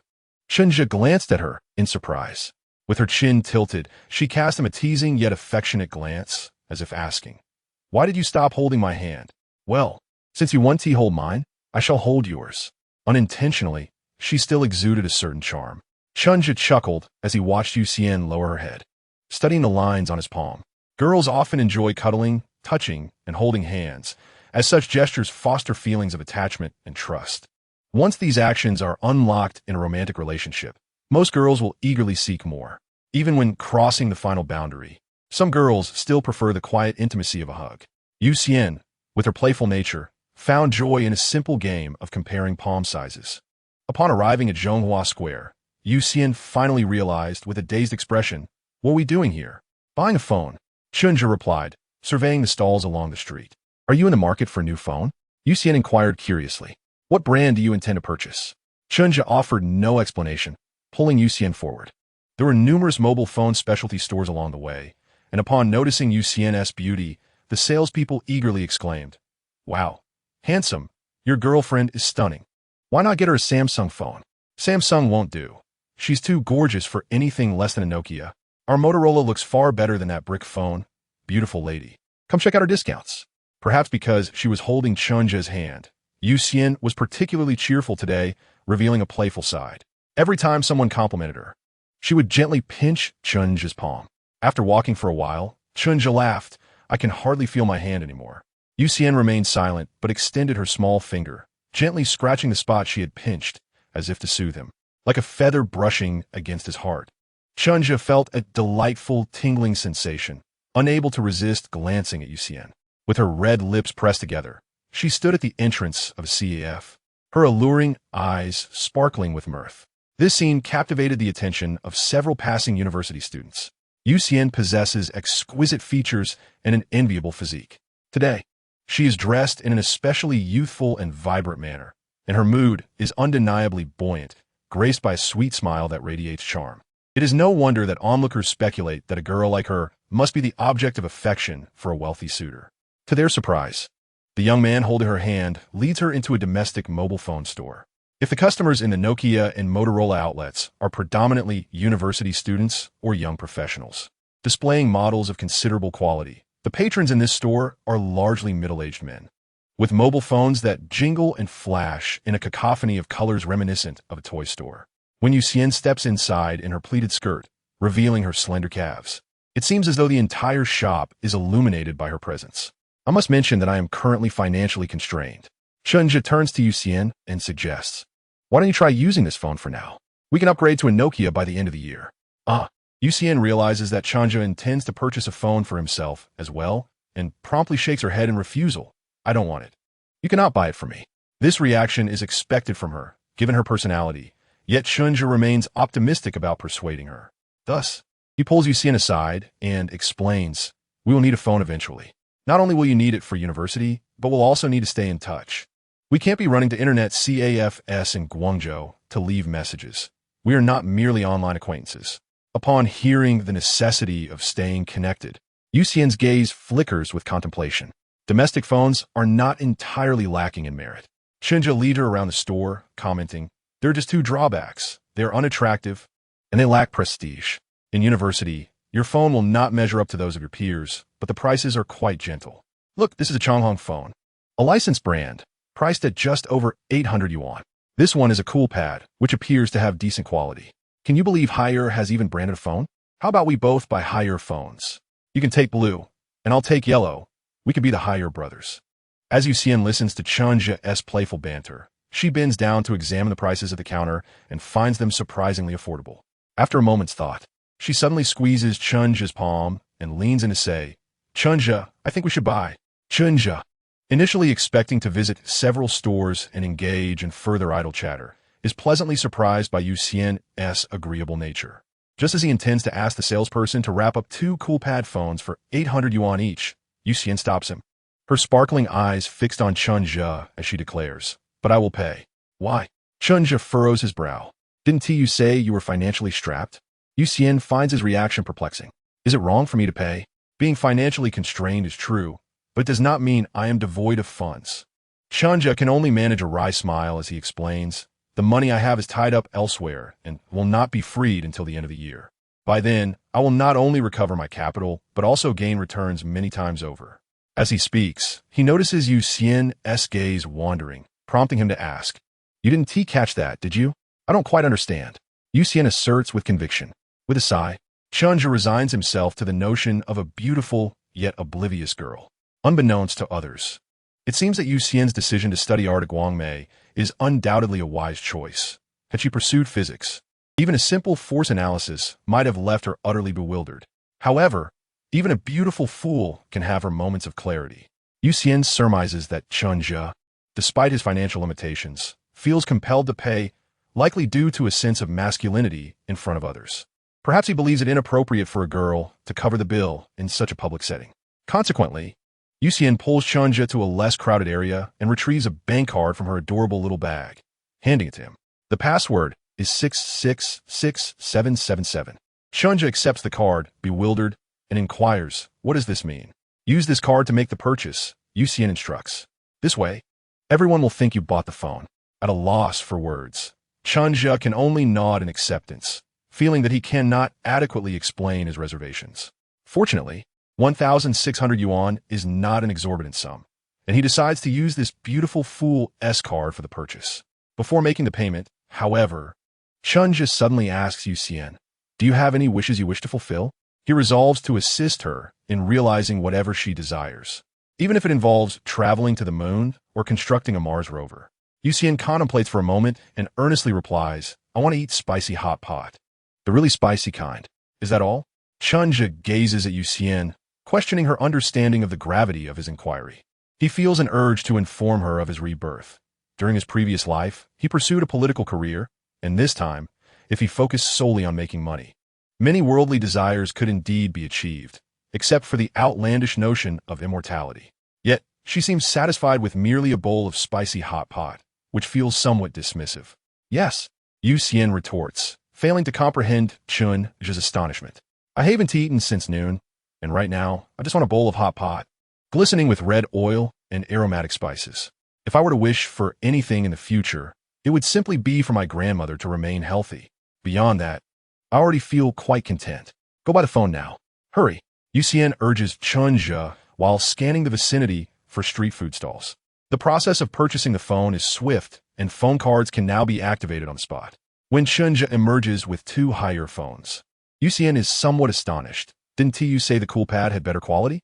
Chen Zhu hands her the blue phone, smiling as he explains, "I figure it wouldn't matter much, since we'll only use them for 6 months. The main thing is that higher is cheaper. Cool pad is 800, while higher is only 600. All right." Yu Xian gleefully accepts the phone. She has no particular preferences regarding such items and points to a street filled with food stalls, exclaiming, "I see plenty of food over there. The light is turning red. Let us hurry." However, after taking a few steps, she suddenly remembers something and grips Chen Zhu's wrist tightly.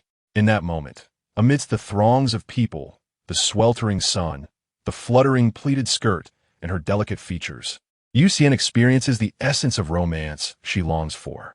During their meal, Chen Zhu sends a message to his mother using his new phone. On the other end, it seems old Chen is saying, "Just let him have fun out there. The outcome one T change. Don't interfere."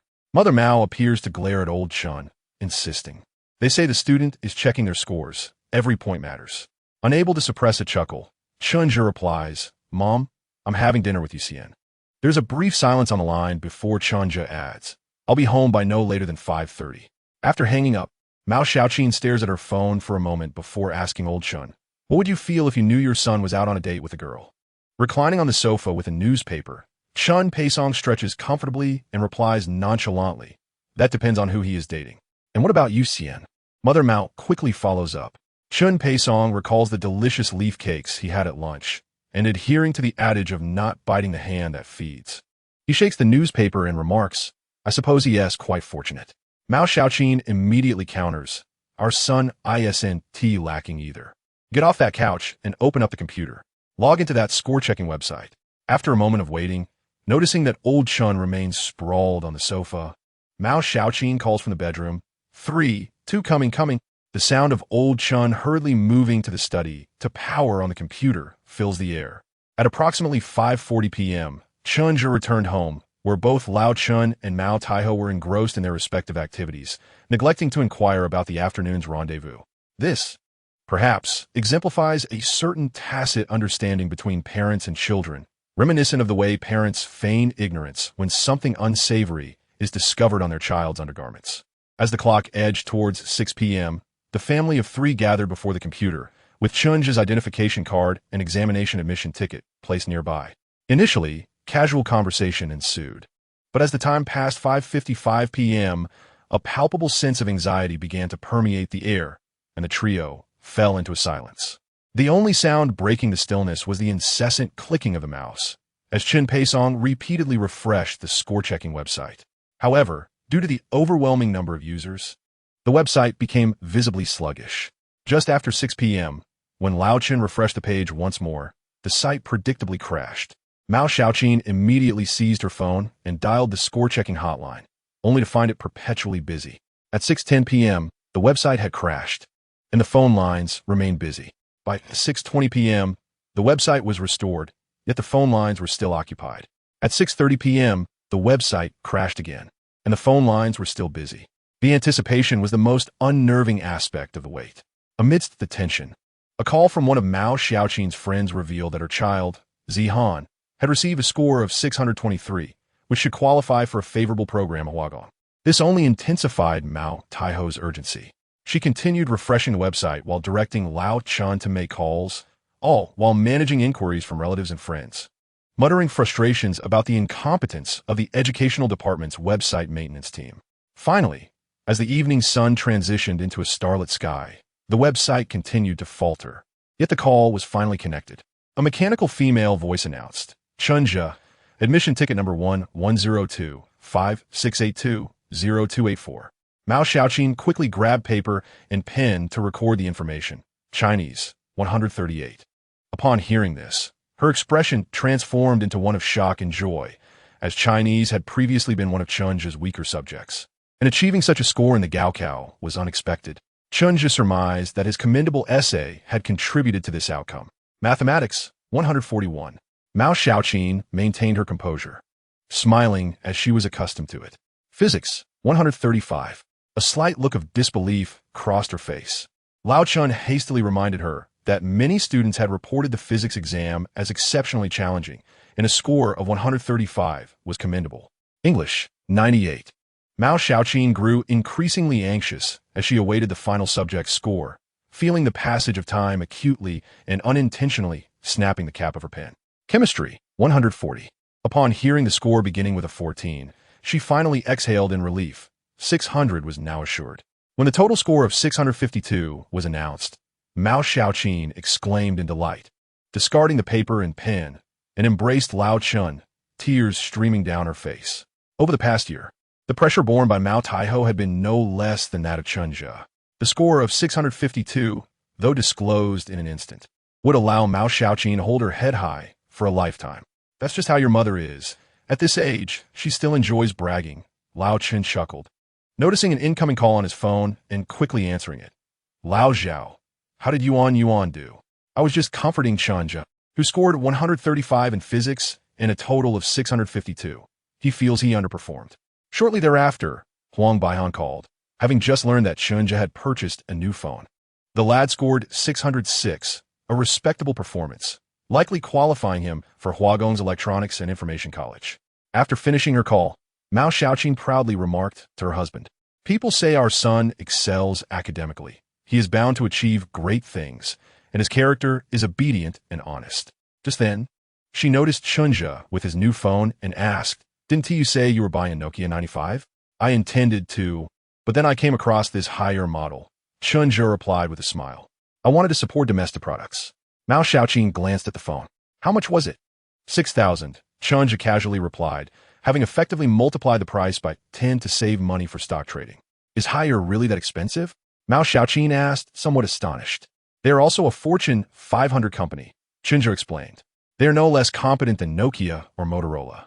At that moment, another call came in, and Mao Xiaoqin chose not to press further. Her immediate priority was to share in the joy. Observing his parents bustling about, Chen Zhu took a moment to smile at the score sheet he held. High school had indeed been arduous, but now those sleepless nights had transformed into radiant light. University, here I come. On the evening of June 28, 2007, for 550,000 high school graduates in Guangdong and their families, it marked a significant turning point. Students like Chen Zhu, who performed adequately, were likely to secure a spot in their first-choice programs, as their scores exhibited little fluctuation from their usual performance. Naturally, this brought immense joy to their parents, relieving them of the burden of having a high school graduate at home. Conversely, there were those who excelled in their studies, displaying consistent performance in practice exams, only to falter in this crucial examination. The Gaokao possesses an enigmatic quality. The subjects in which a student is most proficient may be the very ones that lead to their downfall. This year's physics exam, for instance, presented an unexpected level of difficulty, likely disconcerting even the top students. Some candidates, unable to relinquish their psychological attachments or feeling a sense of injustice, opted to retake the exam. Others, wishing to avoid another year of hardship, chose to seek alternative placements. However, should they slip in their second or third choices, the universities they attend may very well be institutions they had never even heard of before. There are also rare cases, such as those who perform exceptionally well or those who disregard the exam entirely, having already planned to study abroad. The Gaokao is never solely about the high school student. It is akin to a marriage, affecting the entire family. Gradually, several of Chen Zhu's acquaintances began to check their scores. Ben Dan Mei Rin Yu achieved 366, surpassing the threshold for art undergraduate programs, and she should receive her acceptance letter from Guangzhou Academy of Fine Arts before Chen Zhu. De Huang scored 606, likely heading to Huagong's Telecommunications College. Yuan recorded 633, with her first choice being the Chinese language and literature program at Zhongda. Wang Zhonghua scored 555, aiming for the accounting program at Guangzhou University. When asked why he chose accounting, he remarked that the field is populated with more attractive women than men, making it feel like a fish swimming in the sea, free to explore and change habitats at will. Chen Zhu, however, had no contact information for other friends and classmates. The lack of communication stems from the prevalence of modern technology, allowing everyone to connect at any time. If all goes well, the day Chen Zhu goes to school to collect his acceptance letter, a class group chat should already be established. In truth, compiling a complete class roster would be quite time-consuming. Had it been a few years earlier, a romantic girl with a high ponytail would likely have taken on that task. Before sleeping, Chen Zhu chatted with Yuxian for a while and exchanged goodnights, then pondered various thoughts when his phone buzzed again. Expecting it to be Yuxian, he opened the message, confirming it was indeed from her. Yuxian, Chen Zhu, do you think I'm foolish for scoring over 300? Chen Zhu smiled slightly. The girl he held hands with on the first day likely held her perceptions of him in higher regard than his examination scores. Chen Zhu asked, would you think I am a crude person who knows nothing of art simply because I cannot draw? Yuxian replied, certainly not. Chen Zhu continued, the same logic applies. Every field has its own expertise. Yuxian giggled. After a while, Chen Zhu assumed Yuxian had fallen asleep, yet she sent another message. With a wry smile, Chen Zhu noted that on the first day of using his phone, he stayed up later than usual. Upon unlocking the device, he was momentarily taken aback by a profound question. Yuxian inquired, Chen Zhu, do you like me? This is a question that even the most confident girl would ponder. Does he like me? And for those consumed by love, it is even more significant. Chen Zhu replied, I do. Yuxian probed further. What do you like about me? Caught off guard by this query, he realized it was indeed a commonly asked question. If he said he liked her face, would that imply he disdained her figure? If he admired her physique, would it mean he dismissed her personality? After some contemplation, he typed, if liking someone requires justification, then that affection is insincere. If I say I adore your wine red hair, would that mean I would cease to like you if you cut it short? If I claim to appreciate your figure, would my feelings wane if you gained weight? Thus, liking someone is simply that, liking them without reason or the need for rationale. 10 minutes later, his phone chimed. Unlocking it, he found only one message. But it was not what he had anticipated. Yuxian wrote, I like you first. In the pitch-black room, her words on the luminous phone screen pierced the darkness, releasing a cascade of colorful bubbles. Chen Zhu smiled gently. Romance, ever steadfast, does not fade. It merely transforms an expression with the passage of time. The following morning, upon rising, Chen Zhu discovered his parents preparing for work. Observing their eager demeanor, he could envision them eagerly sharing his academic achievements at the office, attempting to appear modest while brimming with pride. Why are you up so early? His mother, Mao Xiaoqian, cheerfully suggested, you could sleep until noon.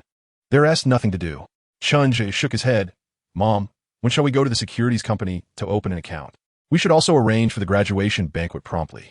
Mao Xiaoqian had never supported stock trading and had been conveniently forgetting about it, but now, fresh off the exam results, Chen Zhu reminded her. I know, she replied, feeling a sense of resignation at all the tasks that awaited them now that he had been accepted into university. Chen Peisong, on the other hand, was indifferent to such matters. He was too busy with work and had no control over finances at home, often having less pocket money than Chen Zhu, thus lacking any say. Yet, just as they were about to leave, Chen Zhu suddenly called out, Dad, do we have any black tea? Huh? Old Chen was momentarily taken aback. You want to drink it? It's for someone, Chen Zhu clarified, the senior advisor of my high school, Chao Jingjun. Chen Peisong's gaze lingered on his son for a moment, but he refrained from inquiring about Chen Zhu's intentions, simply asking, what quality do you want? With an open demeanor. Chen Zhu replied, a finer one. All right, Chen Peisong nodded. In the third cabinet of our bedroom, there's a box of the Hong Pao from Wui Mountain. Over 30 years old, it can even be used as medicine. Upon hearing this, Chen Zhu recognized its considerable value. Some teas improve with age, while others appreciate in worth, even developing medicinal properties due to fermentation. Thank you, Dad. Chen Zhu expressed his gratitude sincerely. Old Chen grinned, chuckling as he descended the stairs, patting his round belly, seemingly lost in thought. Chen Zhu's intention in gifting the tea to Chao Jingjun was not merely to express gratitude for mentorship, as he had never actually taught him. His true objective was to connect with Qi Zheng, the head of the budget management department at the university, who happened to be an old classmate of Chao Jingjun. Having learned his score yesterday, and knowing he would spend the next 4 years on campus, it was essential for him to establish a relationship with a figure of authority like Qi Zheng, whether for selection as a civil servant or for entrepreneurial ventures. However, since he was not well acquainted with Qi Zheng, he needed an intermediary to introduce him, saying, Chen Zhu is also studying at the university. He is my student. Please take care of him. Thus, old Chao was the ideal choice. During a previous event with prestigious schools, Chen Zhu felt that Director Chao had a favorable impression of him and was aware of his fondness for black tea. Additionally, the timing for this visit was opportune, as he had just received his results. Naturally, Chen Zhu could not state outright that he required Qi Zheng's assistance at the university, so he sought a more subtle reason, articulating, Teacher Chao, I just checked my score of 652, and I am uncertain if this qualifies me for admission to the Ling College at Zhongda. I have often heard the head teacher mention that you have an accurate assessment of the provincial college entrance examination trends, so I would like to request your analysis. He added, my parents taught me that one should never visit empty-handed. I recall you mentioning your fondness for black tea, so I brought this along, not knowing if it is good. These words crafted an image of a well-mannered, humble, and considerate soon-to-be university student, ready to engage in dialogue.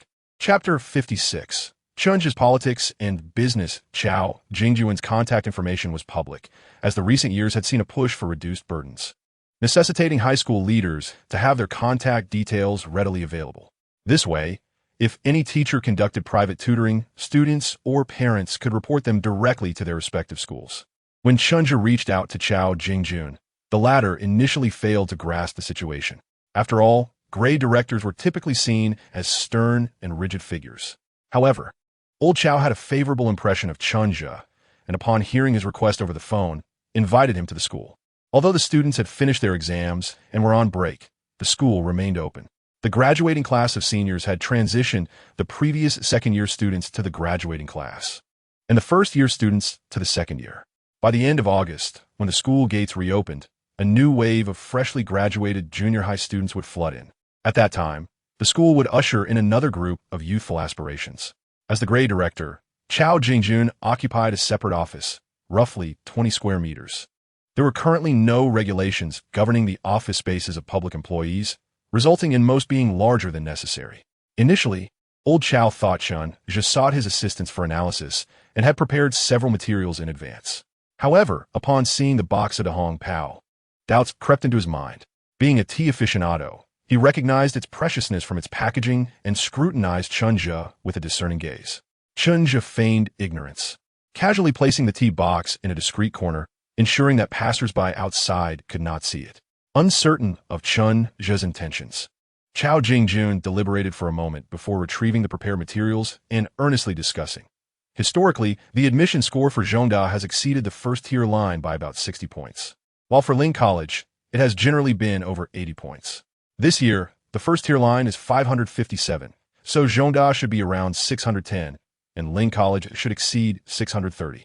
Ultimately, Chao Jingjun concluded that this year, the minimum score for all majors at Ling College would likely be above 630. However, with Chen Zhu's score, he should have no trouble entering the economics program, even though it is one of the more competitive fields. Lao Chao's professional capabilities are indeed quite dependable. In 2007, the lowest admission score for Zhongda Ling was merely 631. Chen Zhu was well aware of this fact. It merely served as a legitimate excuse for delivering tea. Nonetheless, he patiently listened to Lao Chao's analysis and sincerely expressed his relief, stating that he had initially harbored some concerns, but could finally breathe easy after hearing the teacher's insights. There's a crucial nuance here. One must address him as teacher rather than director. In more formal settings, such as during activities organized by prestigious schools, referring to someone as director may be more fitting. However, in this context, calling him teacher fosters a sense of closeness. After all, it is ingrained in the Chinese ethos to honor the teacher-student relationship. A well-known adage states, titles are only used during work-related matters. Following their exchange of gratitude, Chen Zhu did not linger. There was no need for lunch at noon, and he should not overstay at the office. The process was nearly complete, and it was time to depart. Chen Zhu could not afford to offend Lao Chao, for that would be akin to causing a rift with someone dear. After this, he quickly exited. Lao Jingjun intended to retrieve the tea leaves and follow him, but Chen Zhu had deliberately placed them out of reach. By the time he stepped outside, Chen Zhu had vanished from view. The purpose of Chen Zhu's visit was to leave a favorable impression. He would not mention anything concerning Zhongda's Qizheng, as doing so would not only jeopardize their amicable bond over tea, but also reveal an overly utilitarian mindset. This situation is reminiscent of courting a romantic interest. One must not be overly eager nor solely focused on giving. Of course, should subtle hints go unanswered, it is likely that the other party lacks feelings, and one might consider merely maintaining a friendship without further investment. Chen Zhu's objective was solely to ensure that Lao Chao remembered him. Once the school year commenced, he would likely return, using events on campus as a delicate segue to broach the subject of Qizheng. By then, Lao Chao would probably grasp Chen Zhu's intentions without feeling any aversion. In modern society, love does not emerge without reason. It is not fantastical for a venerable elder to suddenly take an interest in someone gifted and offer unconditional guidance. Even if Lao Jingjun previously held a positive impression of Chen Zhu, he had no obligation to introduce his social resources to him. As Chen Zhu exited the school, he noted that it was still too early for lunch. After a moment's reflection, he called upon a few friends. If delivering tea leaves to Lao Chao symbolized administration, the next step would be commerce. After a night of contemplation, the senior students had largely come to terms with their college entrance examination results. It was time for those awaiting admission letters to do so, while others contemplating retaking the exam would proceed with their plans. What had previously been a source of concern was now relegated to the background. Chen Zhu found a dessert CF, only to discover that the air conditioning was exceptionally brisk, giving him the sensation of a chill enveloping him upon entry. The establishment was filled with individuals around 20 years of age. Some appeared to be university students, engaging in animated conversations about the oddities of their respective institutions, lamenting the shortcomings of their peers and the biases of their counselors, while indulging in gossip about their dormitory experiences with unabashed enthusiasm. Others were recent high school graduates, conversing in hushed tones, their youthful innocence still apparent, filled with a longing for university life, or offering comfort to friends who had not performed well in the examinations. Chen Zhu ordered several beverages and purchased 5 small cakes, as Zhao Yuanyuan desired 2 for herself. Huang Bohan was the first to arrive. Feeling bored at home, he would have reached out to Chen Zhu regardless. However, he found it curious that Chen Zhu had chosen this location over a convenience store on Shangxiaju. "What is up? Did you have a disagreement with Yu Xian?" Huang inquired. Chen Zhu chuckled lightly. "No. Have you been reading too many romance novels?" The reason for not selecting the convenience store was that Chen Zhu did not wish for Yu Xian to discover his intention to invest all his funds in the stock market. He worried that the romantic-minded Yu Xian might accompany him in his risky endeavors, making the situation excessively burdensome. Not long after, Zhao Yuanyuan arrived. In reality, the girl from the 170 Pure Girl High possesses commendable qualities and is exceedingly polite, greeting everyone with a sweet smile. Occasionally, Wang Zhonghua would jest about her physique, yet Yuan took no offense. However, during such moments, both Yu Xian and Wu Yu would come to Zhao Yuan's defense. Wang Zhonghua was the last to arrive, having brought along his violin case, which likely delayed him. Nonetheless, it must be said that his aura as a musical talent did attract the attention of some female university students in the CAF. Once the four of them settled down, they engaged in casual conversation about their examination results. Chen Zhu took a sip of his cold beverage and suddenly asked, "Are your families hosting a graduation banquet?" This was a perfectly normal inquiry, to which Wang Zhonghua eagerly responded, "Of course. My parents have hosted many in the past." Zhao Yuan nodded in agreement, and Huang Bohan added that they would indeed hold one. However, Da Huang had previously heard Chen Zhu mention that he planned to use the monetary gift from the graduation banquet as capital. Surely, he could not be serious about that. As expected, Chen Zhu continued, "I have convinced my parents to allow me to keep all the monetary gifts from the graduation banquet, intending to make some investments. However, it seems my capital is insufficient. Would you like to participate?" Upon hearing this, Wang Zhonghua and Zhao Yuan exchanged glances, while Huang Bohan, who was somewhat aware of the situation, quietly sipped through a straw. In high school, it is quite common for friends to lend money to one another, typically for reasons such as not having cash for lunch or borrowing 5 yuan to buy a soda, or even wanting to purchase a comic book. Now, however, a friend is proposing an investment due to insufficient funds. Wang Zhonghua and Yuan did not perceive Chen Zhu as a fraud, but found the topic somewhat distant from their reality. Chapter 57. Is Song Shiwei also venturing into stock trading? Zhao Yuan and Wang Zhonghua both come from well-off families. Asking them to buy a 10,000 yuan computer or a 10,000 yuan phone might be something they could negotiate with their parents.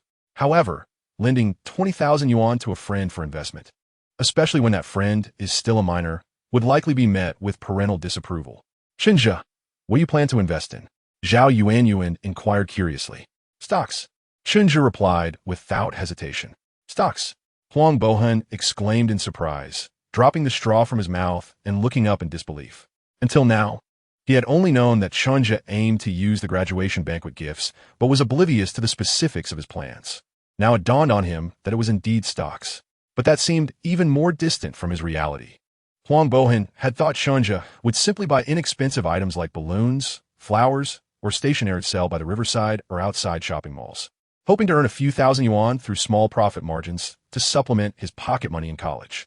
Huang Bohan had even considered helping his friend with this endeavor, as it seemed like a typical entrepreneurial approach for aspiring university students. However, stock seemed like something reserved for successful individuals clad in high-end suits, wielding large mobile phones, sitting in offices. Huang Bohan's impression of the stock market was shaped by Hong Kong dramas like The Great Era and A Time of Destiny. Yet, even in 2024, not many high school students would contemplate stock trading. "Can you make money from that?" Huang Bohan instinctively asked, a question that echoed the curiosity of the others. "I am quite confident," Chen Zhu replied calmly. "However, the stock market is volatile, and there are no guarantees." Chen Zhu did not intend to deceive. There are numerous avenues to earn money, and he did not wish to jeopardize his friendships with these delightful companions he had known since high school. Thus, he elucidated the direction of his investments, the interest rates on borrowed funds, as well as the repayment timeline and methods, allowing everyone to make an informed choice. First, the funds will flow into the stock market. Second, the borrowing interest rate is set at the current highest bank rate of 2. Third, by January of next year at the latest, both the principal and interest will be fully repaid. Moreover, everyone can choose a gift from a mobile phone, a computer, or an electric vehicle. Fourth, if you agree, I will write an IOU detailing all of the above. Chen Zhu articulated these terms, which, given the experiences of Huang Bohan, Zhao Yuan, and Wang Zhonghua, were somewhat challenging to comprehend. However, upon witnessing Chen Zhu's earnest gaze, they understood that this high achiever, who scored 652 in the college entrance examination and is destined to excel in the economics program at Zhongdalin Yuan, was eager to test his mettle.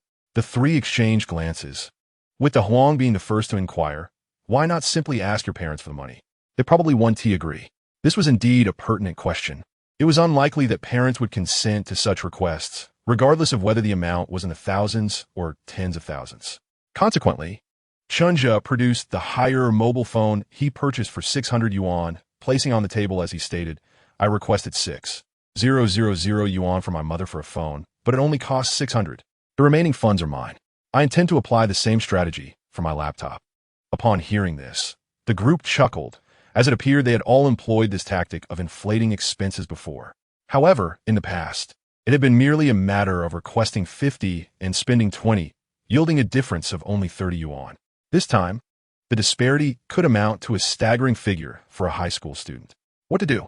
Huang Bohin picked up the 600 yuan higher phone, playing with it, while anxiously chewing on his fingernails. This dilemma was evidently more challenging than mathematics.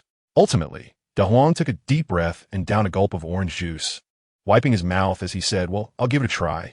This decision was bolstered by his friendship with Chen Zhu, even though he had little understanding of investment. After stating this, under the scrutiny of everyone's gaze, De Huang appeared somewhat sheepish, his confidence waning as he scratched his head and remarked, "Chen Zhu, I can only do my best. You know my family situation. Don't expect any red envelopes for my graduation banquet.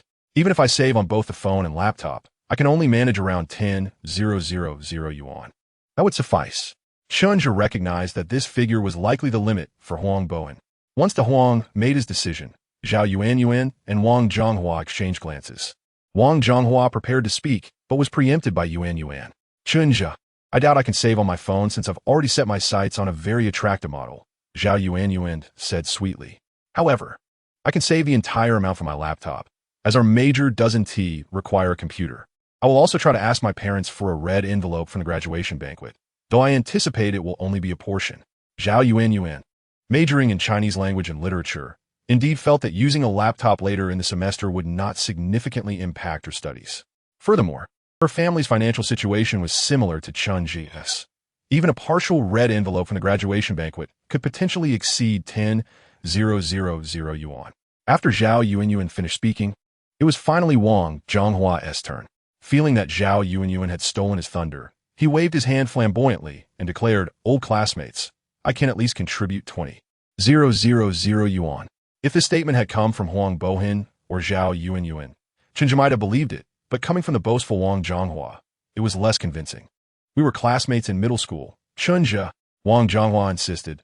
"Let us not forget that for 3 years, I always came to you for answers during exams, and I frequently copied your homework back in middle school.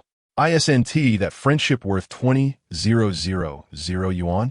As he spoke, Wang Zhonghua suddenly recalled something and turned to Chen Zhu, saying, "A while ago, a middle school classmate invited me to a class reunion, but I wasn't in the mood since the college entrance exam results hadn't been released.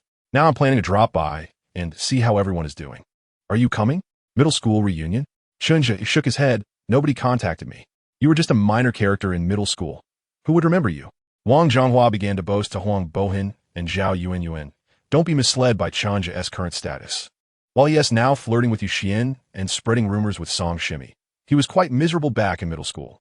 Chen Zhu's middle school desk mate was Bian Xiaolu, who, in terms of looks and figure, would not even qualify to be an attendant for Yuxian.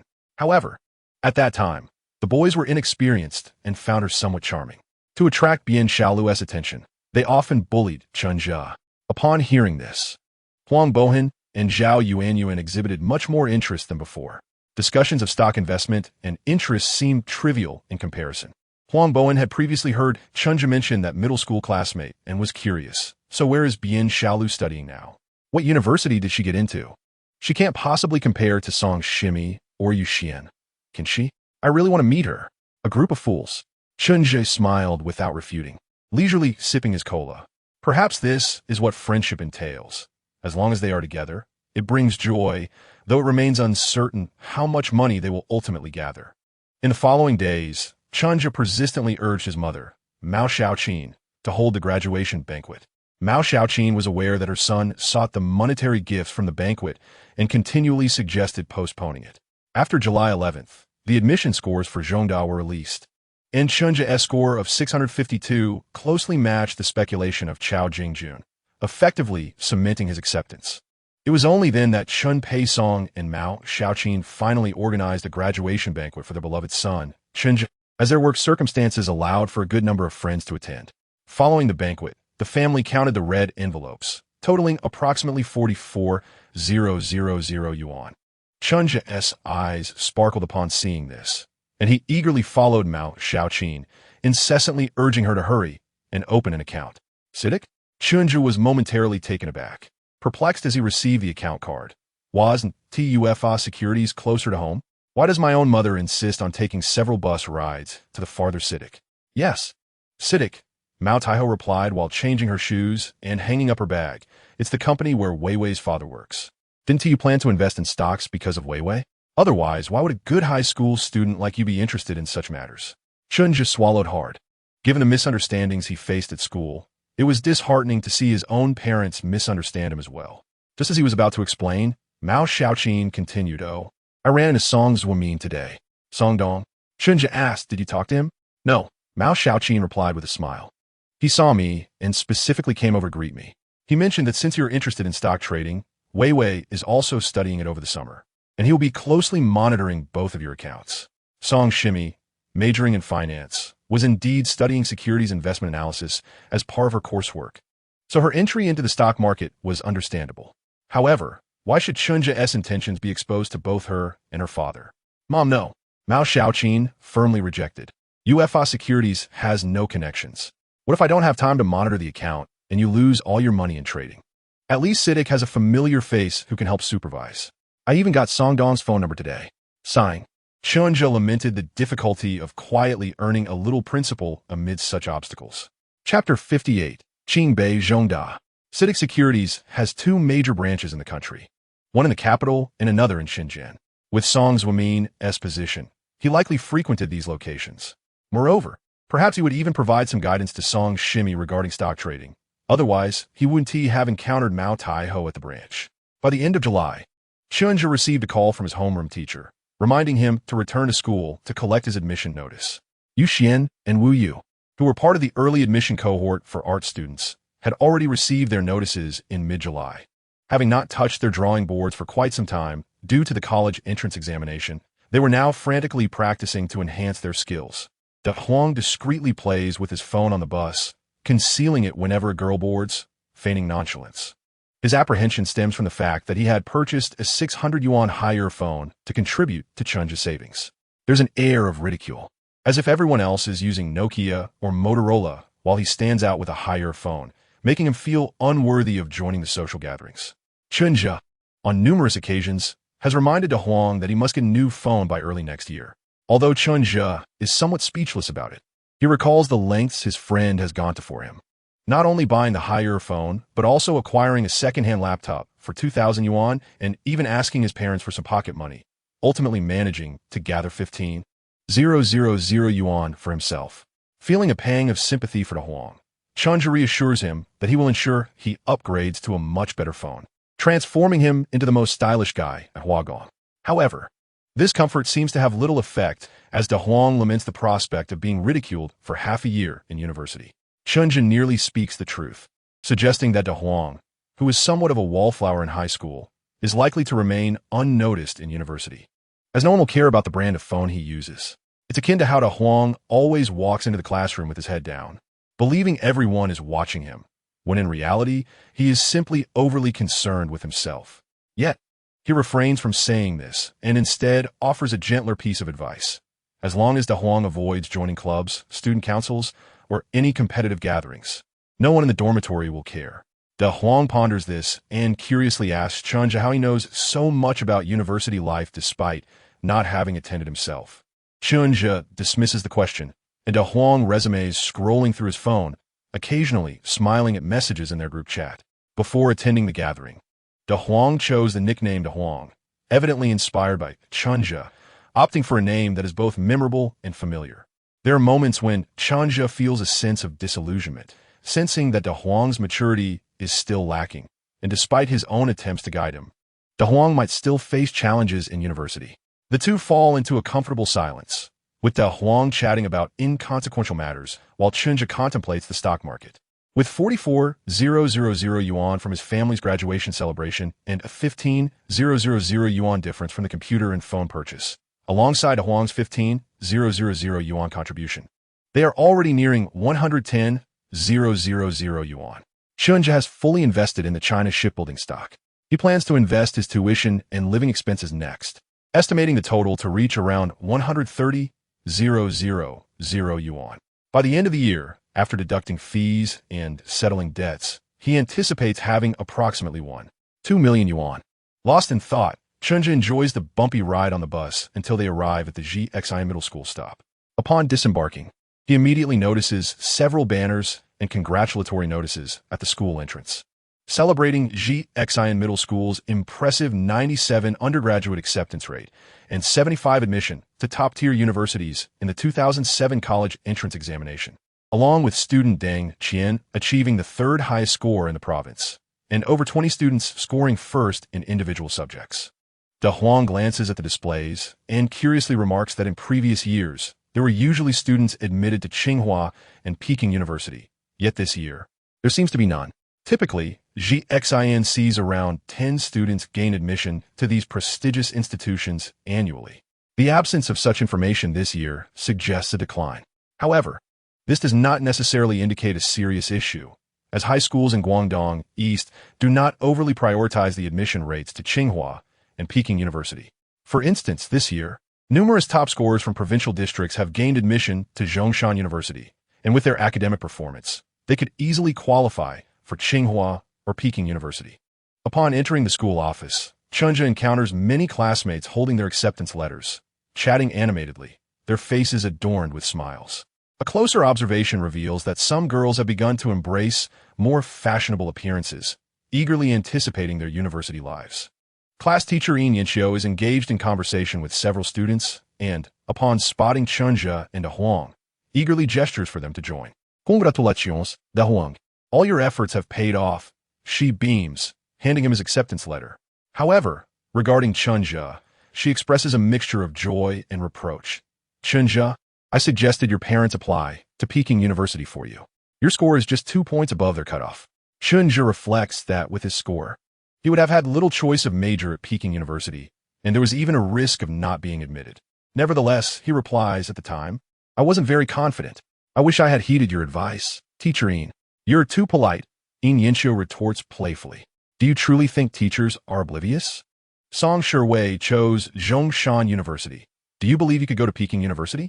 Chen Zhu awkwardly chuckles, having grown accustomed to being misunderstood at school. Yinxiu interprets his reaction as a sign of being seen through and glances around. Song Shiwei was just here. She's right over there. Song Shiwei, along with Mu Jiawen and a few other female classmates, is spotted outside the corridor. Upon noticing Chen Zhu, Mu Jiawen excitedly waves, beckoning him over. Chen Zhu remains in his place, instead engaging in conversation with Yinxiu, which helps him understand why there are no banners displaying the admission figures for Tsinghua and Peking University this year. The physics exam's sudden increase in difficulty has resulted in underperformance from Class 11's Kang Liangsong and Class 10's Cheng Mingyi, with scores of 672 and 664 respectively. While such scores are enviable for ordinary students, they are considered disappointing for them. Kang Liangsong, who typically scores around 680, boldly applied to Peking University's Guanghua School of Management, only to face rejection. He is now contemplating a repeat year or attending Lingnan University. Cheng Mingyi faces a similar predicament. Coupled with the absence of Chen Zhu and Song Shiwei from the pool of potential Tsinghua and Peking University graduates, the school has effectively lost 4 candidates this year. It is worth noting that Tsinghua and Peking University each admit around 70 students in Guangzhou annually, with Xian typically accounting for 1/5 or 1/6 of that number. This year, it may only represent 1/9. Conversely, the school has seen an increase in students admitted to Zhongshan University. Chapter 59. Are you two planning to get married right after graduation? Da Huang. As Chen Zhu lingers, Mu Jiawen hops over, resembling an irate little rabbit. I called you. Why are you pretending not to see me? I'm not pretending. Chen Zhu laughs. I was talking with teacher Yin. At that moment, Yinxiu playfully sells him out. Waving her hand, go on, go on. I knew your mind was elsewhere. Chen Zhu follows Mu Jiawen out of the office. As they step into the corridor, several girls in the class giggle. Let us leave some space for Chen Zhu and Song Shiwei. In response to this teasing, Song Shiwei remains indifferent, showing no reaction. Chen Zhu stands beside her, hoping to exchange a few words to break the ice. Considering it has been nearly 2 months since they last saw each other after the June 3rd break, without any contact. Now, facing playful teasing and rumors, it feels somewhat awkward. Song Shiwei scored 671 in the college entrance examination, surpassing the Peking University cutoff by 21 points, with results closely mirroring her usual performance.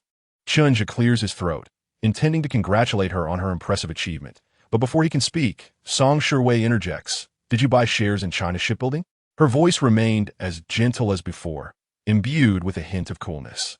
Just as Chen Zhu was about to speak, he suddenly recalled Song Shiwei's identity and his prior promise to keep an eye on this account. Despite the numerous confidentiality regulations imposed by the Banking Regulatory Commission, they likely did not apply to someone in Song Shiwei's position. Moreover, from Song Shiwei's perspective, this was an act of concern, a worry that Chen Zhu, being young, might recklessly incur financial losses.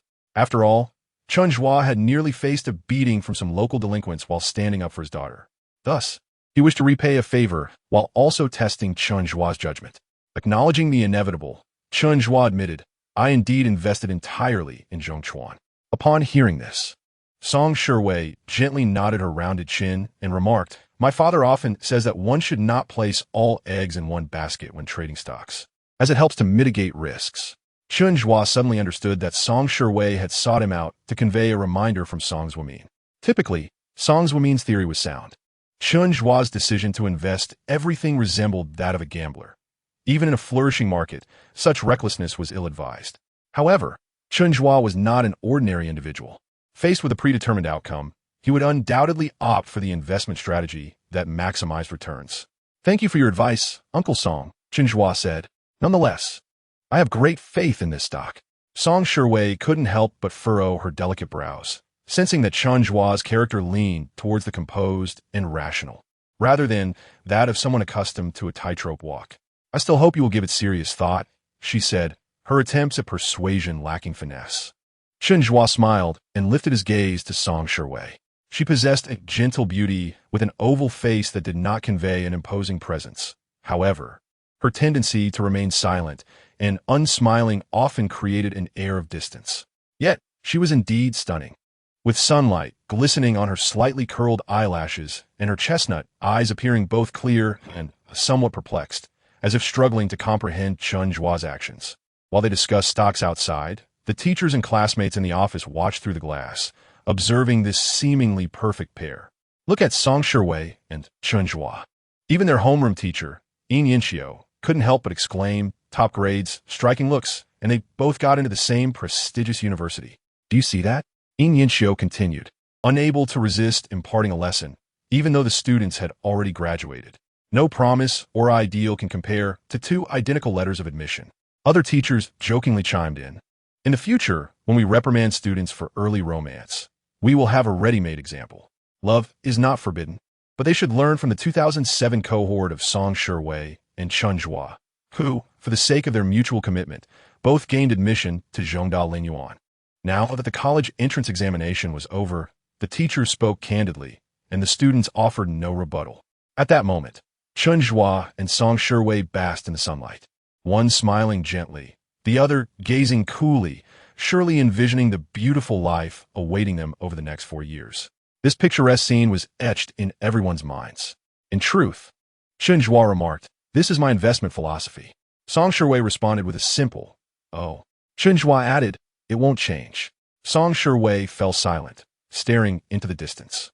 Chen Zhu too lapsed into silence. Song Shiwei nodded, continuing her quietude. "Hey, you all keep chatting. Pretend we're not here," a female classmate called out. "Are you planning to get married right after graduation?" Marrying right after graduation is not an issue, but the concern lies in the possibility of having children immediately thereafter. Chen Zhu found this increasingly absurd and intended to clarify that his conversation with Song Shiwei was solely about stocks. Suddenly, a figure approached, Jin Hui. He was a student who had once forcibly exchanged chemistry papers with Song Shiwei after an exam. This year, he gained admission to Chongqing University, another prestigious 985 institution. "Chen Zhu," Jin Hui stammered, his face flushed with nervousness, yet he seized the opportunity to express his thoughts. "Compared to us, you indeed have invested the most for Song Shiwei. I have never seen anyone improve their language skills so dramatically in such a short time. Best wishes to you both." Chen Zhu felt overwhelmed by the accolades, as if wearing a weighty crown. During high school, they had exchanged so little. After Jin Hui finished speaking, he extended his hand, saying, I hope you and Song Shiwei can visit Chongqing in the future. I will ensure you are well taken care of. All right, Chen Zhu, despite his extensive experiences in the tumultuous world of adulthood, found it somewhat overwhelming and promptly bid farewell to his classmates and teacher. Don't rush off, a female classmate called out. Leave your phone number, and we will add you to the class group later. Also, remember to link your account to the school network to connect with many alumni. He waved to Song Shiwei before heading downstairs with Huang Baihan. Wait a minute. The teachers and classmates were suddenly puzzled. Chen Zhu was not supposed to leave with Song Shiwei. As they exchanged confused glances, Miao Jiawen exclaimed, "Oh, today Wei Wei's father brought her here, so of course they can't leave together. You all really do just think wild thoughts." Upon hearing Miao Jiawen's explanation, everyone finally understood. It was simply deemed too early for them to meet each other's parents, which was reasonable, considering they had not yet truly entered university. Once outside the school, De Huang enviously inquired, "How does it feel?" Huang Baihan believed that Chen Zhu's current situation epitomized the ultimate form of the high school hero he had always fantasized about. Excellent grades leading to a prestigious university, tall stature, handsome appearance, mature demeanor, and organized approach. Most importantly, he seemed to have connections with beautiful girls. What does it feel like? Chen Zhu pondered for a moment and grinned. It turns out that being falsely accused feels quite unpleasant. And what about Miao Jiawen? I heard you enjoy playing matchmaker? Chen Zhu shot a glance at his friend nearby. You and Huang are both at Huagong, right? Just wait. I'll let you experience that feeling. Chapter 60. Should boyfriends be brought to class reunions by the end of July? Having received their letters of admission, the time swiftly transitioned into August. With the arrival of the admission notices, the final burden weighing on the hearts of all graduating seniors was lifted, leading to what seemed like an endless series of class reunions. Yuxian was diligently honing her skills, playfully warning Chen Zhu to refrain from interrupting her too often. Such contradictory words were typical for girls. When they say no, they often mean yes, so Chen Zhu frequently visited her. Yuxian and Wu Yu were diligently copying artworks in a small studio within the training institute, both deeply focused, with the floor scattered with discarded drafts, leaving no space to stand. Recognizing their busyness, Chen Zhu felt reluctant to disturb them for too long, so he seized a moment to arrange for a student loan. A student loan differs fundamentally from the financial aid for impoverished students. The latter is applied for after entering university, primarily based on family income, and only those qualifying as low-income households are eligible to apply. This is a form of government assistance for underprivileged university students and does not require repayment. Conversely, a student loan is applied for before entering university. It is essentially a loan, although it accrues no interest while studying, yet must be repaid to the bank after graduation. Therefore, one simply needs to present their admission notice and identification documents at the educational department in their place of residence to process it. Given the varying economic conditions across regions, the number of applicants for student loans can differ significantly. When Chen Zhu arrived at the Student Financial Aid Management Department of the Ueshio District Education Bureau, the entire office staff appeared rather astonished. A plump, middle-aged lady informed Chen Zhu that he was the first university applicant from Guangzhou's Ueshio household since the department's inception. Chen Zhu was somewhat taken aback, pondering whether the lack of awareness regarding this policy was the issue, or if the citizens of Guangzhou were indeed affluent. Perhaps it was the conspicuous mention of his acceptance letter from the Zhongda Lingnan College's economics program that prompted the kind lady to assist him attentively in completing the necessary paperwork, resulting in a smooth transaction. Ultimately, the funds were expected to arrive in October, not in Chen Zhu's personal account, but directly into the school's account. After this matter was settled, Chen Zhu intended to inform his driving instructor that he would no longer be pursuing driving lessons. Although his practice had been sporadic, he possessed a solid foundation and had practiced for over a month, enabling him to drive quite proficiently, with only the final examination remaining after reaching adulthood. Upon arriving at the driving school, he unexpectedly encountered Bian Xiaolu and her boyfriend Ji Haixing. Bian Xiaolu scored 615 points in this year's college entrance examination, barely securing a place at Zhongda School of Foreign Languages. With the prestige of attending such a renowned institution, she appeared almost unrecognizable in her pride. She frequently mentioned her future at university and spoke of we at Zhongda, to the point that even the gatekeeper at the driving school recognized her as the girl who got into Zhongda. Her demeanor towards Chen Zhu remained courteous yet distant, seemingly reluctant to engage with a second-tier student from Guangjin, as if conversing with him would diminish her elevated status. Chen Zhu felt no indignation. It was neither worth his time nor energy. Moreover, her conversations with her boyfriend bore a tone of pretentious superiority that she could not quite conceal. Given that Chen Zhu planned to cease his driving lessons the following day, he decided to employ some verbal finesse to indulge her ego a bit more. "Xiaolu," he said with a smile, "with your appearance, you would undoubtedly be the belle of the ball at a university like Zhongda." The term belle caused a flutter in Bian Xiaoyu's heart. While she acknowledged her good looks, she had not previously considered such a title. Indeed, Chen Zhu continued confidently. The girls who gain admission to Zhongda must study diligently. Their faces are often marred by acne or oiliness, and late nights leave them short in stature. You would have no trouble being considered a campus beauty. "Ah, you mustn't say that," Bian Xiaolu laughed, her earlier self-absorption momentarily eclipsed by Chen Zhu's words. "It's true. The girl in our class who achieved the highest marks had hair that looked like straw." Chen Zhu seized the opportunity to flatter her further. "Therefore, with your academic prowess and striking beauty, you are more than qualified to be the campus beauty of Zhongda." He grinned. "I may not be the most eloquent speaker, but I merely state the truth. It is an honor to meet a future Zhongda belle. I now have something to boast about to my friends." "You are quite the character," Bian Xiaolu chuckled, and in a gesture of reciprocation, she extended an invitation. "We are having a gathering for our middle school class tomorrow. Would you like to join?" Chen Zhu was already aware of this from Wang Zhonghua, but had not received an official invitation. So he shook his head and replied, "I want to attend. I wasn't invited." "What does that matter? I can invite you." The future Zhongda belle declared confidently, "Come with me, and let us see who dares to say anything." Chen Zhu thought to himself that her invitation was merely an opportunity for him to continue flattering her during the gathering. "You might want to reconsider, Xiaolu. With your level of beauty, encountering Song Wei would likely end in embarrassment for you." "I can't make it. I have other matters tomorrow." Chen Zhu firmly declined. However, her boyfriend Ji Haixing, having overheard their conversation, approached and asked, "Xiaolu, are you going to the middle school reunion tomorrow?" "Why didn't you tell me? Why would I need to inform you about my middle school reunion?" Bian Xiaolu replied, seeming perplexed by Ji Haixing's inquiry. "Oh." Ji Haixing adjusted his glasses and jokingly probed, "Can I bring a +1? My parents are working, and I don't have anywhere to eat." "Bring you?" Bian Xiaolu blinked. "You don't know anyone there. Wouldn't it be awkward?"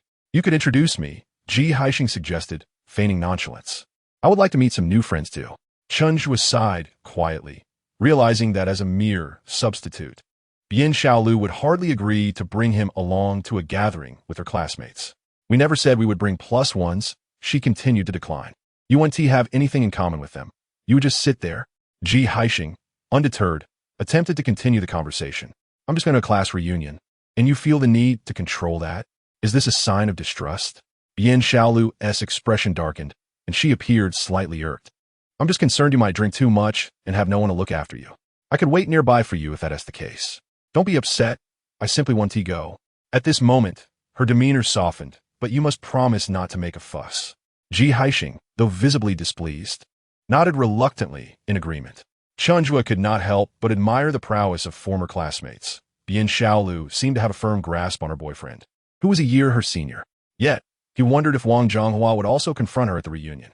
In Chapter 61, "Chen Zhu, you must excel at Zhongda." Chen Zhu resolutely declined to attend the middle school reunion. Even after Wang Zhonghua called him twice, his decision remained steadfast. "Fine."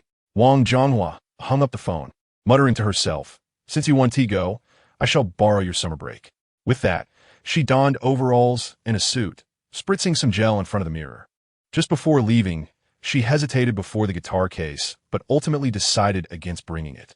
Today's gathering was for middle school classmates, and having not seen them in 3 years, Wang Zhonghua resolved to present a more mature and grown-up version of herself. Carrying the guitar would have seemed rather juvenile. When facing different people, one must adapt. A man should not be one-dimensional. The gathering took place in a private room at a restaurant, which was somewhat peculiar. Most middle school graduation reunions typically occurred in fast food establishments like KFC or McDonald's. However, since high school reunions began, everyone seemed to gravitate towards restaurant private rooms. Though no elder had taught them this, it felt as if it was a spontaneous imitation of adult behaviors during their maturation. Upon reaching the entrance of the private room, Wang Zhonghua suddenly pulled out her phone, changing the contact name for 10,086 to Zhongxin Securities Xiao Huang, and dialed without hesitation. when a voice on the other end greeted her. Dear mobile customer. Hello, Wang Zhonghua, holding her phone, boldly pushed the door open and exclaimed, Hello? I can hear you. I'm at a class reunion. Since that stock ISN going to rise, let us sell it all.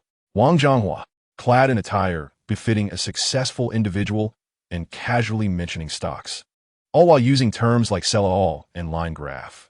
Lingo incomprehensible to the high school graduates, suddenly silenced the previously boisterous room, redirecting everyone's attention toward her. Wang Zhonghua tilted her head, pretending to listen intently to the report on the other end, furrowing her brow as she remarked, Xiao Huang, please pay more attention in the future, otherwise I might have to find someone else to handle this. Then in front of all the classmates, he hung up the phone with a loud thud. As if finally realizing something, he said to his junior high classmates, My apologies, everyone. After the college entrance examination, with nothing to do during the summer, I decided to dabble in stocks. The others nodded in a somewhat perplexed manner. For high school students, stocks indeed felt distant and had an air of exclusivity. Wang Zhonghua put on a modest act and began greeting everyone. Dachuan, it's been a while. How? You become quite handsome. ISNT, this our class beauty. Xiao Lu? As Wang Zhonghua said this, he plopped down next to Bian Xiaolu, gazing at her delicate face and warmly complimenting her. Xiao Lu, you're just as lovely as before. Do you have a boyfriend? Wang Zhonghua had once remarked that Bian Xiaolu wasn't he even fit to serve as a maid for Yuxian. Although this was true in comparison to Yuxian, Bian Xiaolu could be considered a beauty by ordinary standards. Bian Xiaolu smiled modestly and replied, I don't plan on dating until I graduate from university. How pure. Dear Xiaolu, Wang Zhonghua wanted to continue flirting, but was interrupted by other classmates. Wang Zhonghua, such a show-off, enters and acts grand, and after showing off, he goes to flirt with the class beauty. Does he really think others are unaware of his true nature? Soon, a boy said with a smirk, Zhonghua, since you claim to have considerable knowledge of the stock market, why don't you enlighten us on which stocks are currently impressive? Wang Zhonghua thought to himself, oh no. These stock names are all things I've overheard during casual meals with Chen Zhu. I really don't understand the market trends or charts. Faced with the challenge from his classmates, Wang Zhonghua remained unfazed. He had often been exposed while showing off in the past, so his mental fortitude had grown quite strong. The stock market is too deep. I fear you might not comprehend. While stalling for time, he pulled out his phone and messaged Chen Zhu with one hand. Wang Zhonghua, help. Chen Zhu. Wang Zhonghua, which stocks are currently doing well this year? Quick. A minute later, Chen Zhu, China Shipbuilding, 600150, Xiaogufen, 000960, Zhongfu Shiya, 600595, Guangji Yaoye, 000952. Wang Zhonghua, what do the Arabic numbers at the end signify? Chen Zhu, stock codes. Wang Zhonghua, I'll explain when we're at the gathering. Chen Zhu, 1. Wang Zhonghua, what does 1 mean? What does it signify in the stock market? Chen Zhu, no. 1 means I got lazy typing. Wang Zhonghua, 1.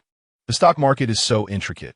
I fear that if I say too much, you won't remember, but Wang Zhonghua, at that moment, felt like a student who had just received the correct answers while cheating, confidently declared. There are a few stocks that are quite good, for instance. China Shipbuilding 600150 and Xiaogufen 000960. You might not know what the Arabic numbers mean. They represent stock codes. Wang Zhonghua spoke eloquently. He was naturally good at boasting. And for a moment, his junior high classmates believed he was a stock market guru. Until Bian Xiaolu timidly interrupted. Wang Zhonghua, since you're so impressive, which university did you get into this year? At the peak of his confidence, Wang Zhonghua was momentarily taken aback, subtly shifting his shoulders. If it weren't for my malfunctioning headphones causing me to miss the entire English listening section, I might have been able to get into a 211 university. Oh, Bian Xiaolu playfully remarked. So where are you now? Guangzhou University. Wang Zhonghua felt that Bian Xiaolu was no longer as endearing. While others had asked, she persistently pried deeper. Once the classmates learned that Wang Zhonghua had merely gotten into Guangda, the illusion of him being a stock god promptly shattered. After all, they had only recently graduated from high school, and the obsession with grades was still deeply rooted. Wang Zhonghua, I recall you once comforted classmates who didn't perform well. What did you say? Chen Zhu, Ive forgotten. Wang Zhonghua, brother, think of 2 golden phrases for me immediately. I really need help. 2 minutes later. Chen Zhu, you are merely nameless on the list, not without a path ahead. Your college entrance examination results only represent a single test outcome. Chen Zhu, every question you got wrong during the exam may have been to lead you to the right person. As for the correct answers, they are to help you meet a better version of yourself. Wang Zhonghua. 1. Wang Zhonghua raised his head just as a girl lamented about not performing well this time, unable to get into her first choice and being forced to transfer to another school. The other classmates offered perfunctory comforts. Don't lose heart. Suddenly, Wang Zhonghua boomed with conviction. You are merely nameless on the list, not without a path ahead. The girl looked up, meeting Wang Zhonghua's steadfast gaze. You must understand.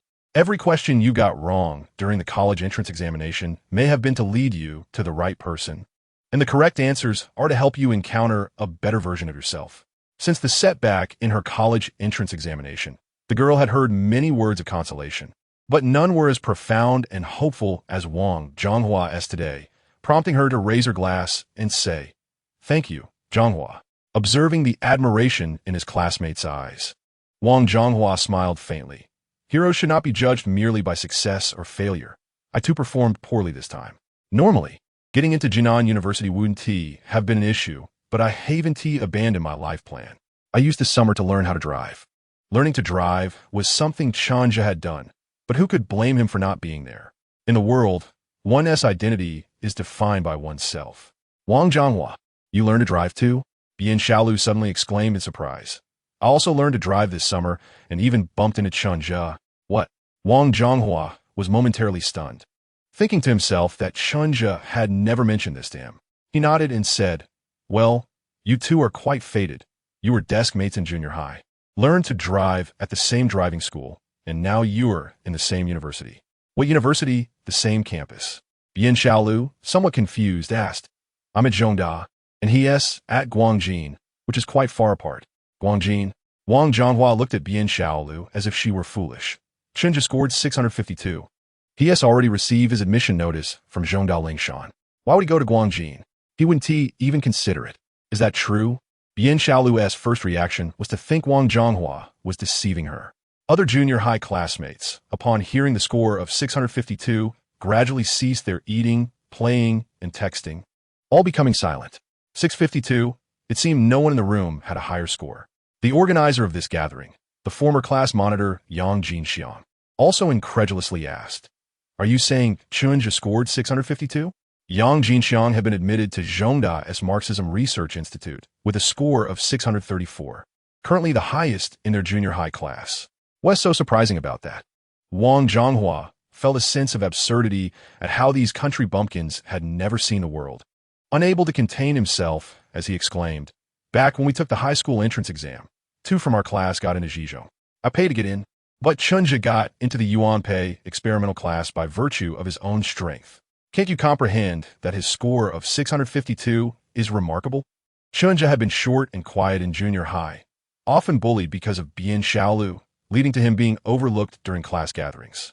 Wang Zhonghua hadn't thought much of it, but hearing their tone, it seemed they looked down on Chen Zhu. Immediately, a surge of indignation arose within him as if a friend had been insulted, making him angrier than if it had been directed at himself. Zhonghua, don't get worked up. Yang Jinxiang, deserving of his admission to the Marxism Institute, quickly smiled and said, this was my oversight. Once we get to university, I can take Chen Zhu out more often to help him become more outgoing. Take Chen Zhu out more? Wang Zhonghua nearly rolled his eyes to the heavens, responding coldly. Does he need you to take him out? He already has a rumored girlfriend. Chen Zhu has a girlfriend? Bian Xiaolu suddenly felt uncomfortable. After over 50 days of practicing driving together, she had deceived herself into believing he was at Guangjin, and now he silently had a girlfriend? Does his girlfriend also attend Zhongda? Bian Xiaolu asked coldly. Yes, she is also from Lingshan. Wang Zhonghua believed that this point would at least earn Chen Zhu some respect from Bian Xiaolu. Unexpectedly, Bian Xiaolu recalled Chen Zhu's comments during their driving practice yesterday regarding the girls who had been accepted into Zhongda University. Assuming he was speaking from personal experience, she casually remarked while playing with her nails. Then his girlfriend must be rather unattractive, with a face covered in acne and oil, not very tall due to late nights, and her hair as dry and yellow as straw. Wang Zhonghua burst into laughter, tears streaming down her face. While some had described Song Shiwei as cold and others as friendless, No one had ever called her ugly. Are you blind? You would be perfect for learning old . Suddenly, Wang Zhonghua had nothing left to say. She didn't even want to take another bite of her meal. Grabbing her suit from the chair, she left amidst the astonished gazes of Yang Jinxiang, Bian Xiaolu, and their classmates. Upon stepping out of the hotel, she found the sun scorchingly fierce. The oncoming heat wave reminiscent of a plague, infecting the foolish and arrogant. Wang Zhonghua pulled out her phone and called Chen Zhu. Is the gathering over so soon? Not long after, Chen Zhu's gentle voice came through the receiver. Chen Zhu, Wang Zhonghua spoke stiffly. In 2 years, or rather a year and a half, you must become the most outstanding student at Zhongda, crushing them beneath your feet. Chapter 62. Slaves of Light. Although Chen Zhu was unaware of the reason behind Zhonghua's anger, perhaps she felt wronged at the gathering. It didn't matter. He still agreed to her request. Perhaps it wouldn't even take a year and a half. During the remainder of the summer vacation, Chen Zhu ceased his driving practice, completely oblivious to the fact that his middle school deskmate, Bian Xiaolu, attended driving school nearly every day. She intended to confront Chen Zhu and ask why he had deceived her, pretending to be a student from a second-tier university. In truth, it was more about masking her inexplicable sense of loss and a tinge of regret. There had once been a middle school deskmate who scored 652 on the college entrance exam and was accepted into Zhongda Lingyuan, with whom she had practiced driving for so many days, yet she had been entirely unaware. Only when he stopped coming did she realize the truth. She would have to wait until school resumed. Bian Xiaolu felt a sense of disappointment when she heard from her driving instructor that Chen Zhu had finished his driving lessons, but she remained somewhat unconvinced. From Wang Zhonghua's tone during the gathering, it seemed that Chen Zhu's rumored girlfriend was quite beautiful, and she was genuinely curious to see for herself.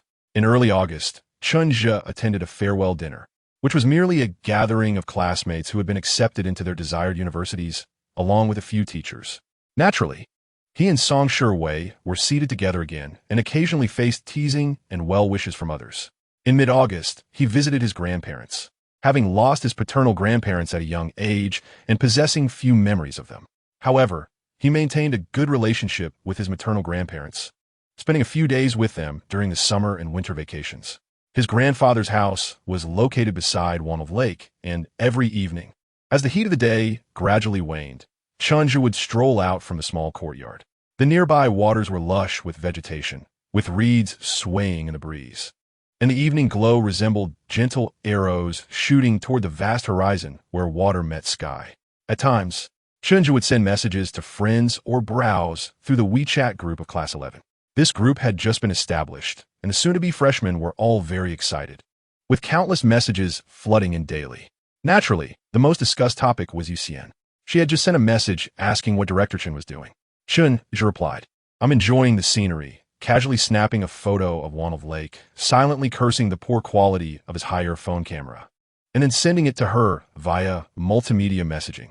At that time, transmitting photos was only possible through the carrier's multimedia service, which was exceedingly expensive. One multimedia message cost a whopping yuan. Receiving Chen Zhu's message, Yuxian still felt somewhat downcast. What is wrong? Wu Yu lifted her head from her drawing board, her expression also somewhat weary. Is Chen Zhu still in Heyuan? Yuxian spoke of Chen Zhu to her best friend 800 times a day, so Wu Yu had nearly memorized his daily routine. Yes, Wu Yu replied nonchalantly. It's not like you can't see him. Besides, your universities are in the same city. Although Zhongda was in Haizhu and Guangmei was in the Panyu University town, it was still better than a long-distance relationship. Meeting up would only take a little over half an hour by bus. Yuxian struggled to articulate this feeling of longing to her friend, especially since Wu Yu had yet to experience infatuation herself. As she scrolled through her messages, the tiredness in her expression dissipated. With each scroll, her brows lifted in a smile, and it seemed that even the strands of hair by her temples radiated a fragrance of happiness. Wu Yu found it peculiar and asked, What are you looking at that makes you look so rejuvenated? Yuxian unabashedly held up her phone. I'm rereading my chat history with Chen Zhu. Wu Yu could not comprehend. It's just a bunch of texts. What is so fascinating about that? You wouldn't understand, Yuxian replied cheerfully. I often look back. Starting from our very first conversation, it feels like I fall in love with Chen Zhu all over again. Observing her friend so blissfully unaware of her own infatuation, Wu Yu walked over and pinched Yuxian's smooth cheek. exclaiming helplessly, "Just 3 months ago, you stubbornly claimed you only liked him a little." Yu Xian lifted her head, allowing her delicate oval face to be playfully pinched and retorted with mock indignation. "I didn't know back then. Now, seeing Chen Zhu feels like seeing the light." "Oh, congratulations." Wu Yu looked down at Yu Xian, whose features were so flawless that even girls found them perfect, gently tapping her nose. "You found your own white moonlight. But you've also become a slave to that light." "Good GG," Yu Xian laughed. "Chen Zhu isn't Ultraman, and I'm not a little monster." If Chen Zhu were Ultraman, he would surely be Diga, possessing a dash of charm. Wu Yu joined in the jest. Sometimes, talking with friends could slightly alleviate the pangs of longing. Yet, on occasions when even friendship couldn't fill the void, Yu Xian would message Chen Zhu. "Chen Zhu, I feel so tired today. It would be wonderful if you were here with me." In a second message, fearing he might misunderstand, she hurriedly clarified, "I'm not blaming you. It's just that at this moment, I miss you more than usual." Chen Zhu informed Mao Taiho about his plans and arranged for a reschedule. Understanding her son well, Mao Xiaoqin paused on the phone. "Is it because of some girl?" Chen Zhu chuckled. "No, I just miss my mother cooking too much." "TCH, your mother is simply aging, not losing her mind." Since Chen Zhu had never been particularly close with the children of his uncles, she hoped to encourage him to bond more with his cousins. However, her son's comment made her reflect that perhaps it was fine not to be close. Sometimes, people simply lack the fate to connect. Mao Taiho added, "Remember to bring back some tofu."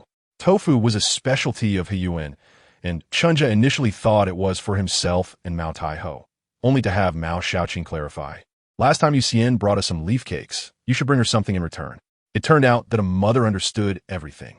Just as Chen Zhu was about to flatter her, he overheard Mao Taiho mumbling to herself, "I wonder if Song Dong and the others like Heyuan tofu.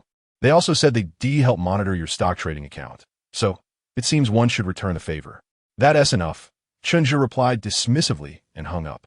The next afternoon, after bidding farewell to his grandparents, he boarded a train carrying a small bucket filled with ice and tofu. After a journey exceeding 3 hours, it was already 7 p.m. when Chen Zhu approached Guangzhou. He took out his phone to send a message to Yu Xian. "Chen Zhu, I heard you were feeling under the weather recently. Have you taken any medicine?" Yu Xian, "No, I haven't tea." "Chen Zhu, you should really consider taking some.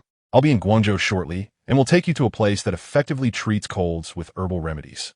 "Yu Xian, you're almost in Guangzhou. That makes me happy. But, Director Chen, I really don't want to take medicine. It's quite bitter." "Chen Zhu, this place is definitely not bitter. And the ingredients are quite special. They are boiled in an iron pot, and the aroma is delightful." "Yu Xian, really? What's the name of that herbal shop?" "Chen Zhu, Chuan Yu Hot Pot." Chapter 63, You must come visit me at Guangmei more often.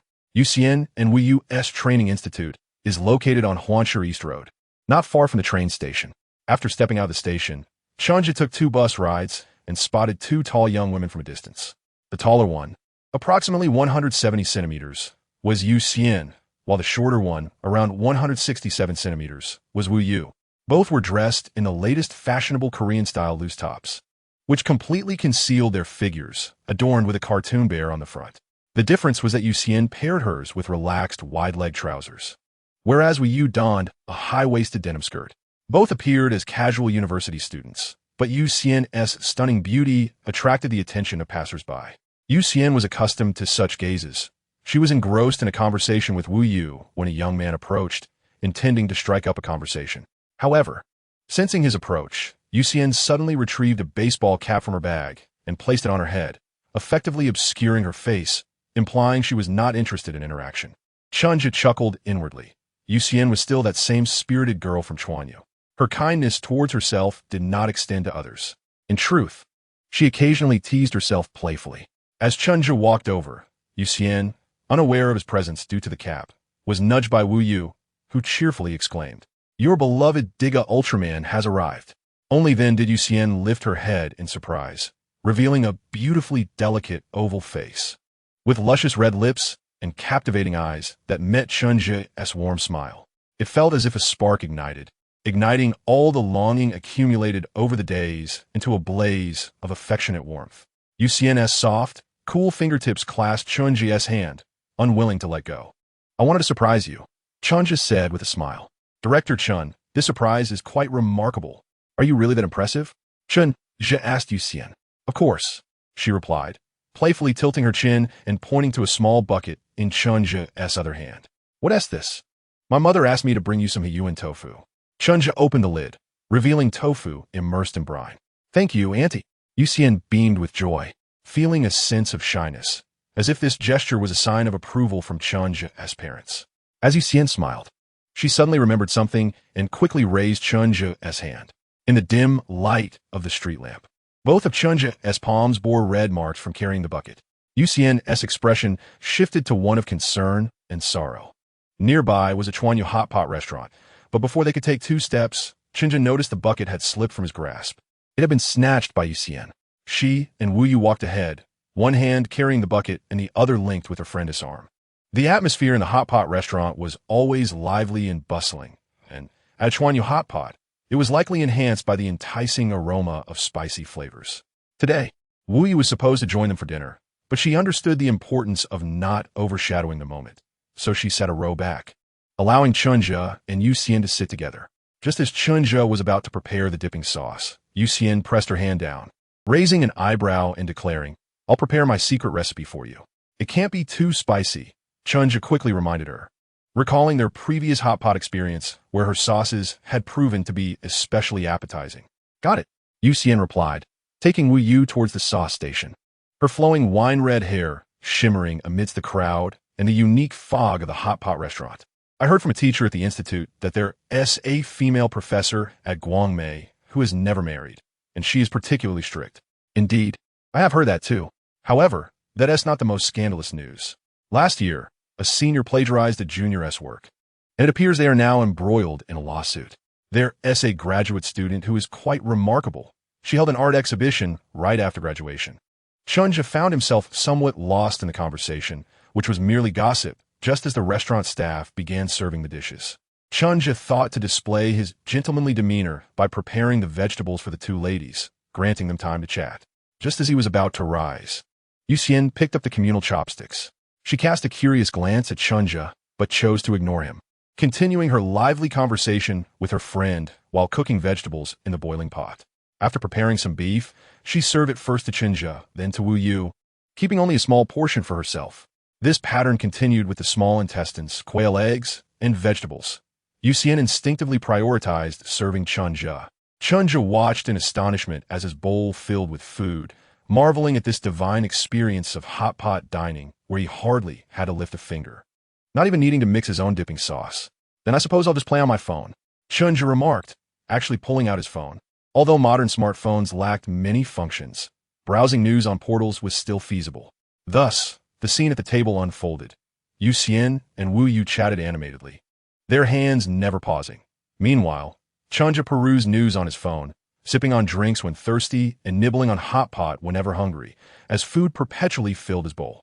By the time they finished dinner around 9 p.m., Chen Zhu felt he had exerted little effort. On their way back, the 3 of them did not travel together. While the 2 girls boarded the bus, Yuxian turned to Chen Zhu and asked, I've been chatting with Xiao Yu all evening. Did I neglect you? Were you full? I'm quite full. Chen Zhu joked. I suggest you keep it up next time.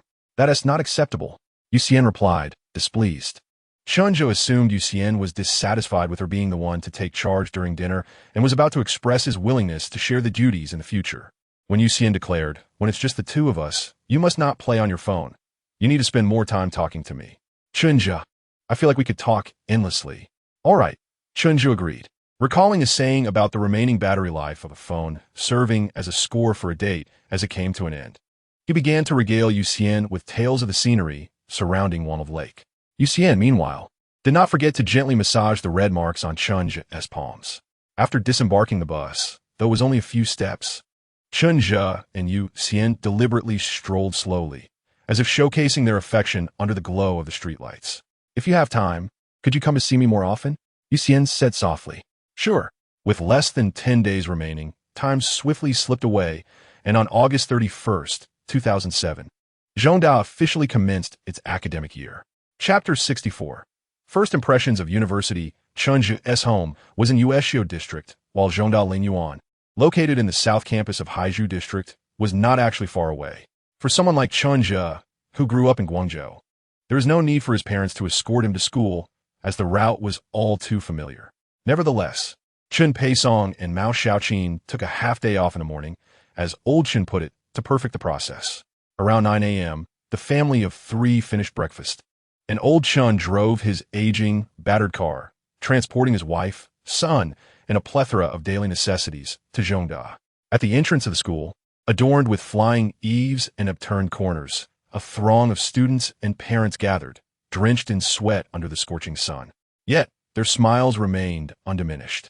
This is Zhongda, the premier institution of higher learning in Huanan. Enthusiastic student volunteers busily welcomed their junior peers, offering directions and addressing their queries.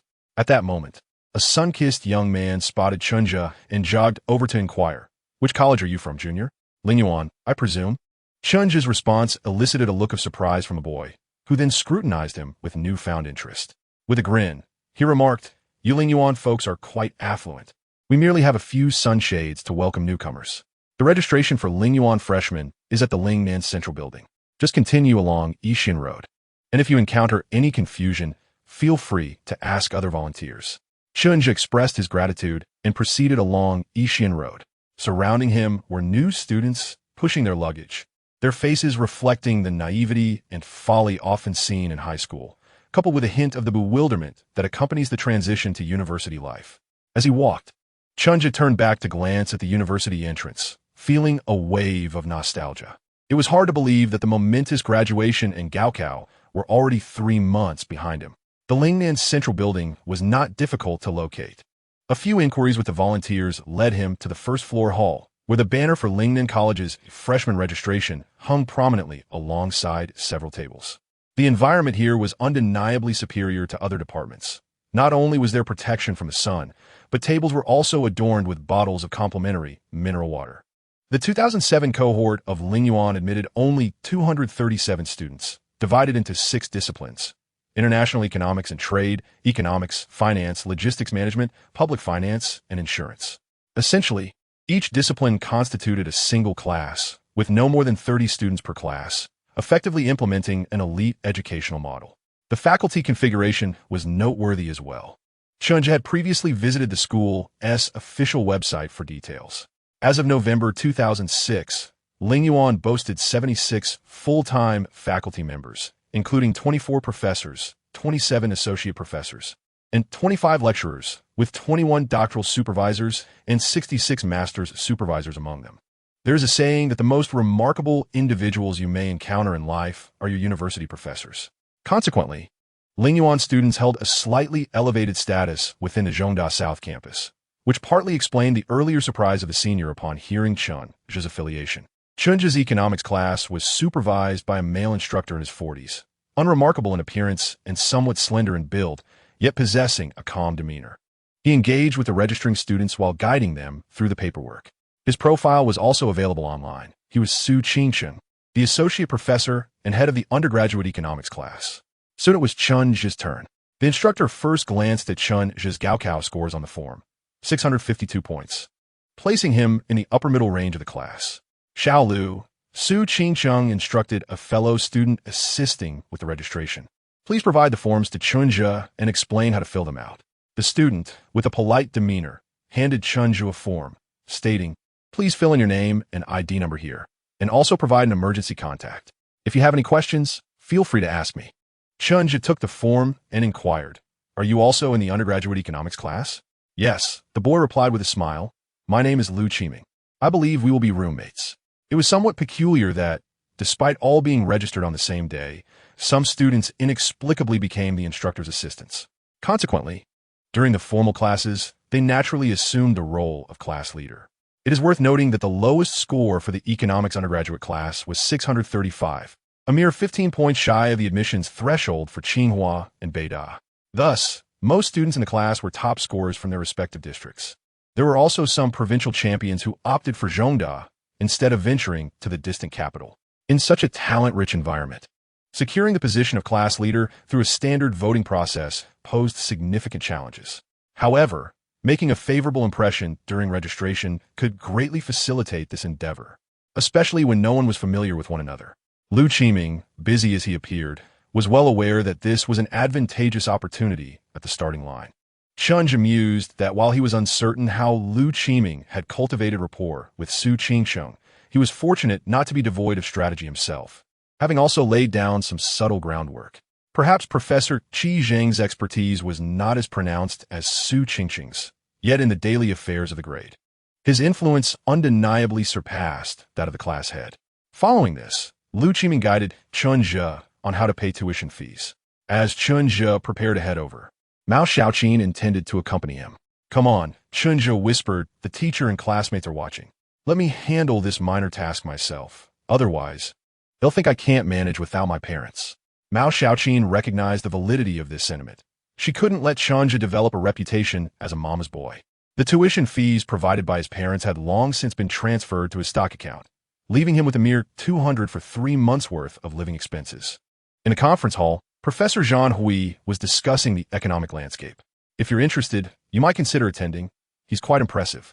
At an institution of Zhongda's caliber, it was common for renowned figures, often only seen on television, to come and deliver lectures.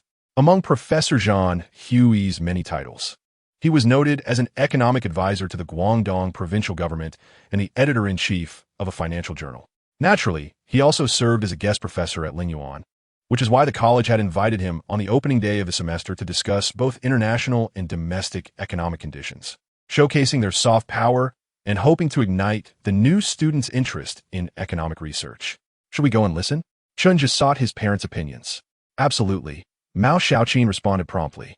"Even if you don't understand, capturing a photo for memory's sake is worthwhile."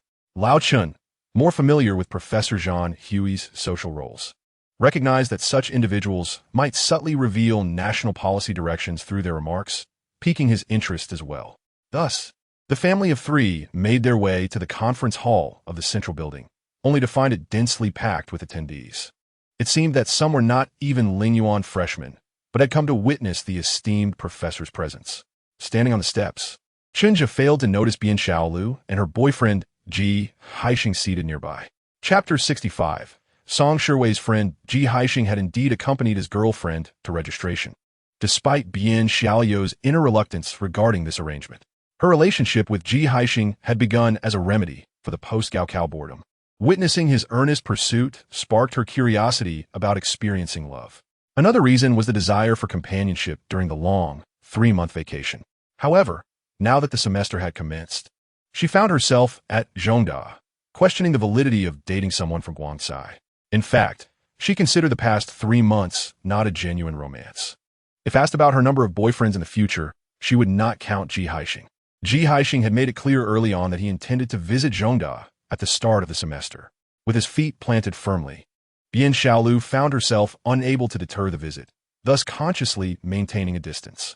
Later, upon hearing that a professor at Lingyuan would be giving a lecture, Ji Haixing eagerly sought the opportunity to broaden his horizons. Bian Xiaolu, noting that Chen Zhu was also from Lingyuan, thought they might encounter him, and thus agreed to join. In the end, she missed seeing Chen Zhu, but spotted an exceptionally beautiful freshman girl seated in the front row. Ordinarily, Bian Xiaolu considered herself quite attractive, believing herself a top-tier beauty. Yet upon seeing this girl, she inexplicably felt a twinge of insecurity. The essence of her demeanor was exquisite. Clad in a simple white short-sleeve shirt, she exuded an elegance akin to that of orchids and chrysanthemums. As she settled into the conference hall, she resembled a delicately sketched plum blossom, with a few strands of hair behind her ears swaying like the petals in the breeze.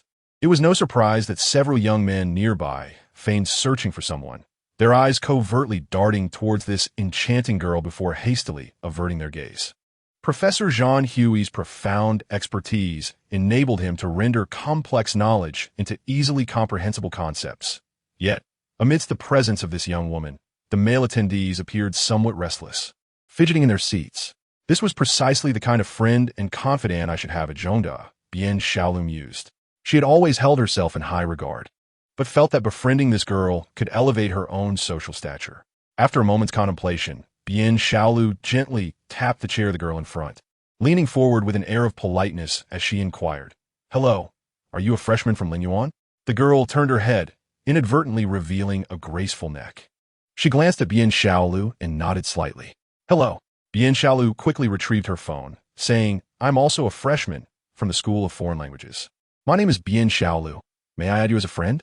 She gazed at her companion with hopeful anticipation. The girl, raising her clear, luminous eyes, elicited Bien Xiaolu's utmost effort to present a sincere expression. Ultimately, the girl replied, "All right." Her voice, like her demeanor, was crisp yet carried a gentle charm, reminiscent of mountain spring water that has just thawed under the early winter sun.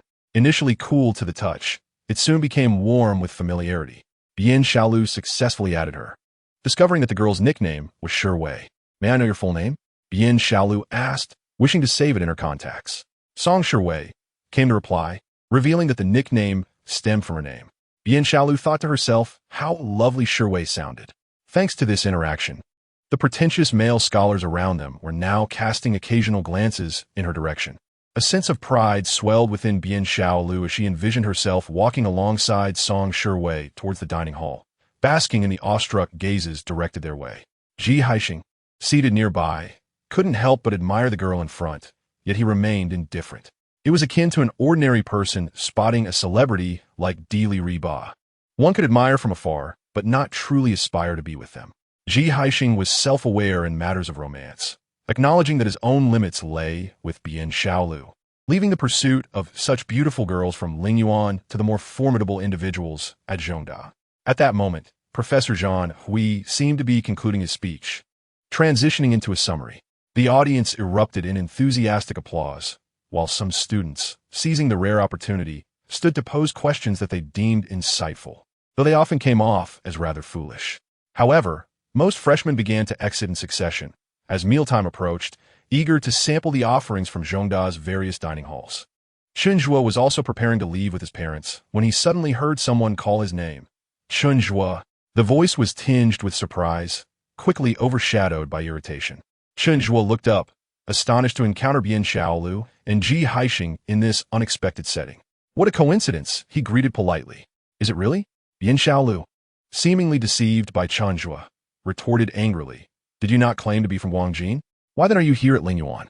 Her boyfriend, Ji Haixing, oblivious to the underlying implications of Bien Xiaolu's words, chimed in, "Exactly. As a freshman from Guangjin, can you really comprehend what Professor Zhang just articulated?"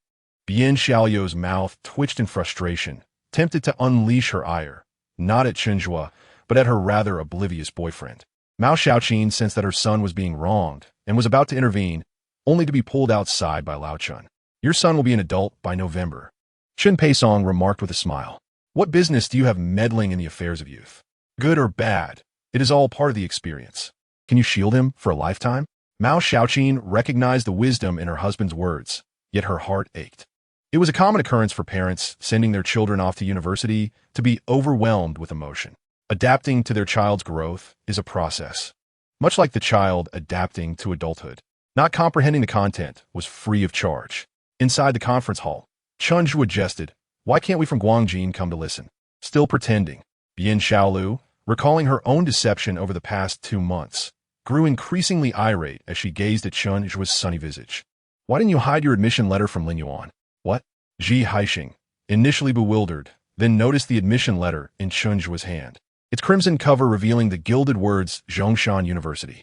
"Did you not say there was hope for Guangjin?" Ji Haixing was still grappling with the reality that the score gap between Guangjin and Lingyuan was nearly 100 points. Indeed, Chen Zhu chuckled, but seeing no hope. "I had to settle for Zhongda. I was merely joking back then.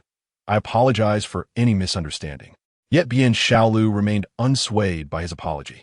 Perhaps it was the betrayal that stung. Perhaps it was the memory of a former classmate who had once been bullied, now excelling academically, yet no longer blushing at the mere thought of borrowing an eraser. Perhaps it was a myriad of reasons. But the underlying truth revealed that Bien Xiaolu discerned Chen Zhu's complete lack of interest in her. From their very first meeting during driving lessons, there had been no spark of affection in his gaze. Of course, one could hardly blame Chen Zhu, who could remain enamored with Bien Xiaolu when they were constantly in the presence of Yuxian. It was not as if he were truly starving for affection. "Chen Zhu," Bien Xiaolu earnestly addressed him, "people like you exhibit a lack of moral integrity. I suspect that at Zhongda, no one will genuinely seek your friendship, nor will any girl ever fall for you." As Bien Xiaolu critiqued Chen Zhu, Song Shui quietly gathered her belongings and passed by the trio with an unfazed expression. Her fair skin emanated a subtle chill, and her low ponytail swayed gently against her shoulder. She did not acknowledge Chen Zhu, who likewise pretended not to recognize her, as the atmosphere was somewhat awkward. Whatever, Chen Zhu replied nonchalantly, shrugging. Only the ugly seek love. We beautiful ones sell air conditioners. After delivering this remark, he departed, while Ji Haixing lingered, mulling over what does selling air conditioners even mean. Bian Xiaolu, initially upset by Chen Zhu's presence, found herself increasingly frustrated with her foolish boyfriend, silently reclassifying him as an ex. However, the silver lining was that the day had not been entirely devoid of merit, as she had gained a friend like Song Shiwei. With this thought, Bian Xiaolu pulled out her phone and opened Shiwei's profile. Lu Rian, Wei, let us have lunch together, with a cheerful emoji. Shiwei, messages can only be sent successfully after adding as a friend. Lu Rian, why did you delete me? Shiwei, messages can only be sent successfully after adding as a friend. In Chapter 66, with you, I am not alone, Ji Haixing would likely never understand why. After merely accompanying his girlfriend to register, he had become an ex, just as Bian Xiaolu would fail to grasp why, despite Song Shiwei's agreement to add her. She had inexplicably deleted her without a word. In this regard, their circumstances felt almost predestined. Upon exiting the Lingnan Administrative Building's conference hall, Chen Zhu noticed his parents standing not far away. Approaching them, he overheard their conversation regarding Song Shiwei. What is it? Chen Zhu inquired with curiosity. We saw Wei. She was listening to the lecture just now. Mao Xiaoqin replied with a hint of regret. I wanted to invite her to lunch, but her mother was present, and it felt. Mao paused thoughtfully. Chen Zhu glanced at his mother. It felt like her mother was somewhat stern, just a few minutes late in coming out, and she frowned to question the delay. Mao Xiaoqin pondered her words carefully. Chen Zhu nodded silently, choosing not to respond. Old Chen interjected, all right, let us refrain from discussing others' matters behind their backs. We're hungry. Let us go eat and evaluate the cafeteria at your school. With that, they proceeded. Mao Xiaoqin recognized that discussing such matters was inappropriate. Yet being of her age, she could easily discern that there were issues within Song Shiwei's family atmosphere. The South Campus of Zhongde University boasts 5 cafeterias: Songda-Wan, Changyuan, Kangliyuan, Shuowu Cafeteria, and Shui Cafeteria. During the last prestigious school event, Chen Zhu had already sampled the offerings at Songda-Wan. This time, they were closer to Changyuan, so he led his parents there. The cafeteria buzzed with first-year students, evident from their luggage and the bewildered expressions caused by the unfamiliar environment. In contrast, the senior students who had remained on campus during the summer appeared much more relaxed, clad in casual attire, occasionally glancing at the naive newcomers as they devoured their meals with abandon. Mao Xiaoqin relished the lively atmosphere and urged Chen Zhu to select several dishes, treating it as a celebration. Chen Zhu complied verbally, though internally he felt a tinge of bitterness, realizing that his entire disposable income amounted to a mere 200 renminbi. Yet his mother insisted on ordering food. After loading 100 renminbi onto his meal card, he quickly spent over 40. Old Chun, this fish is quite good, and the ribs are decent. Though the eggs seem a bit salty, Mao Xiaoqin commented while savoring the dishes at Chen Weiyuan. Noticing her son's lack of enthusiasm, she inquired, are you not accustomed to the food? This was the first time Mao Xiaoqin had expressed such concern, and it warmed her heart to know that despite entering university, her son still relied on her. Chen Zhu tentatively responded. Chen Peisong, not grasping his son's current financial predicament, advised him. Make sure to invite Yuan out for a meal. She's pampered by Uncle Zhao and Aunt Lu at home, so she might find the dormitory life a bit challenging. Zhao Yuan, majoring in Chinese language and literature, also attended classes and resided on the South Campus. Chen Zhu thought to himself, of course, Yuan is my angelic benefactor. How could I forget? However, it was somewhat embarrassing that he needed Yuan to foot the bill when dining out. After lunch, Chen Zhu retrieved his mattress, quilt, and military training uniform. The bedding was freshly taken from storage, carrying a faint smell of acrylic plastic. Fortunately, Mao Xiaoqin had already prepared clean, sun-dried linens, which is one of the advantages of attending university locally. Next, Old Chun and Mao Xiaoqin accompanied Chen Zhu to his dormitory for a visit. The dormitories on the South Campus are divided into Zhongyuan, Shiyuan, and Nandangyuan. Male students reside in Dongyuan, while female students are in Shiyuan. Zhongyuan accommodates some graduate students and international education students. Dongyuan primarily consists of 6-person rooms, designed with beds elevated above desks. Chen Zhu had not noticed it during registration, but upon arrival, he realized he had been assigned to room 520. This dormitory is quite proper, yet the room number is rather unseemly, he mused. In truth, Chen Zhu's previous university experiences were now irrelevant, as he had transferred from Huagong to Zhongda, resulting in a completely new set of roommates whose personalities he would need to observe and understand anew. Upon entering, 2 roommates had already settled in, including the homeroom assistant Lu Qiming, who considered himself a roommate. 3 of them were present. To Chen Zhu's surprise, the 2 early arrivals were engrossed in reading, not merely pretending but genuinely focused, taking notes as they studied. Their arrival disrupted the tranquil atmosphere. Upon noticing Chen Zhu's parents, the roommates politely stood, wearing slightly stiff smiles, seemingly unsure of how to greet them. Chen Zhu was quite familiar with such nervousness. The boys from his previous high school class were likely similar. No wonder they were reading. It indicated a solid habit, essential for gaining admission to Zhongda Lingyuan. Additionally, 2 socially anxious students sharing a room might find solace in reading, a way to pass the time and ease the discomfort. Mao Xiaoqin, perceiving these young men as peers to her son, naturally initiated conversation. "Hello, I am Chen Zhu's mother. Where are you all from? Why Haven Tea? I seen your parents." Previously, Chen Zhu might have found his mother overly talkative, questioning why she would disturb others. However, with greater life experience, he now understood her perspective. She simply wished to know more about those who would share her son's life for the next 4 years. This was an instinctive concern of a mother. Thus, Chen Zhu refrained from interrupting, declining his parents' offer to assist with bed-making, choosing instead to prepare his bed while listening to his mother converse with his roommates. One roommate, named Su Mu, hailed from Hingyang, Hunan, and was tall and slender with slightly darker skin, exuding a demeanor of calmness and reliability. Another roommate, named Chu Yanwei, was from Zhanjiang, within Guangdong province, and was rumored to be a top student from his district.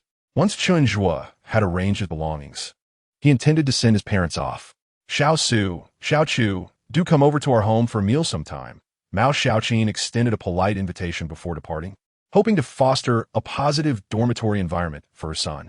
Chen Zhu did not reject his mother's goodwill, fully aware that while he might not require it, she needed the reassurance that her son would be treated well by his peers. The dormitory fell into silence, the only sound being the rustling of pages. Chen Zhu chose not to disrupt the atmosphere. In a typical university setting, he would have engaged in idle chatter, but within the prestigious confines of a top-tier institution.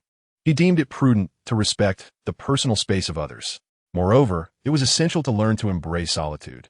The academic pressure in university pales in comparison to that of high school, and with a less tense emotional state, loneliness may subtly infiltrate one's experience.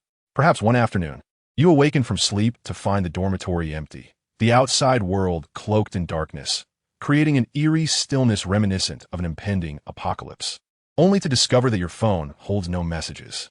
This encapsulates the solitude of a typical university student, a feeling Chen Zhu had previously encountered. With little inclination to study on the first day of registration, he opted to relax on his bed and check his phone, where Yu Xian had already sent several messages. YBIBI. Director Chen, have you registered yet? YBIBI. How is Zhongda? Send me some photos. Otherwise, I'll have to come find you if I get lost. YBIBI. I'm also organizing my things. Have you eaten yet? YBIBI. I guess you might be busy. What are you up to now? Chen Zhu, just finished making my bed. I'm so tired. YBIBI. Let me give you a massage. YBIBI. If only I were there, I would have helped you. Chen Zhu couldn't help but chuckle, stretching luxuriously on the bed, feeling that this time, solitude would not be as overwhelming. Chapter 67. The Weight of the Class Monitor. As Chen Zhu conversed with Yu Bai, the window on the balcony of the dormitory was ajar, allowing a warm breeze to flow in, intermingled with the soft rustling of pages turned by his roommates. The ambience created an almost perfect hypnotic effect. Chen Zhu held his phone, the screen still displaying the chat interface with Yu Bai, and before he knew it, he drifted off to sleep. It felt as though he had been asleep for ages. Yet upon awakening, the sun outside still blazed, the curtains fluttering gently in the wind, while his 2 roommates remained engrossed in their books. Yu Xian had left a message predicting that Chen Zhu might be sleeping and suggesting he take his time. A sudden sense of contentment washed over him. wishing that time could come to a standstill at that very moment.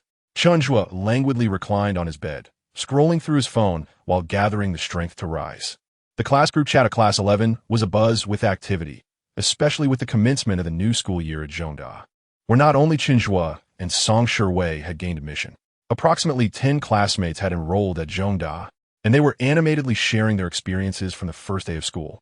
Chen Zhu had initially thought that he and Song Shiwei were the only ones from Lingyuan, given their top scores. To his surprise, he stumbled upon a name he barely recognized. Kong Liangsong. I arrived late and missed Professor Zhang Hui's lecture. Quite unfortunate. Kong Liangsong. The food at the 5th canteen is not very good. Kong Liangsong. I've reached the Dongyuan dormitory.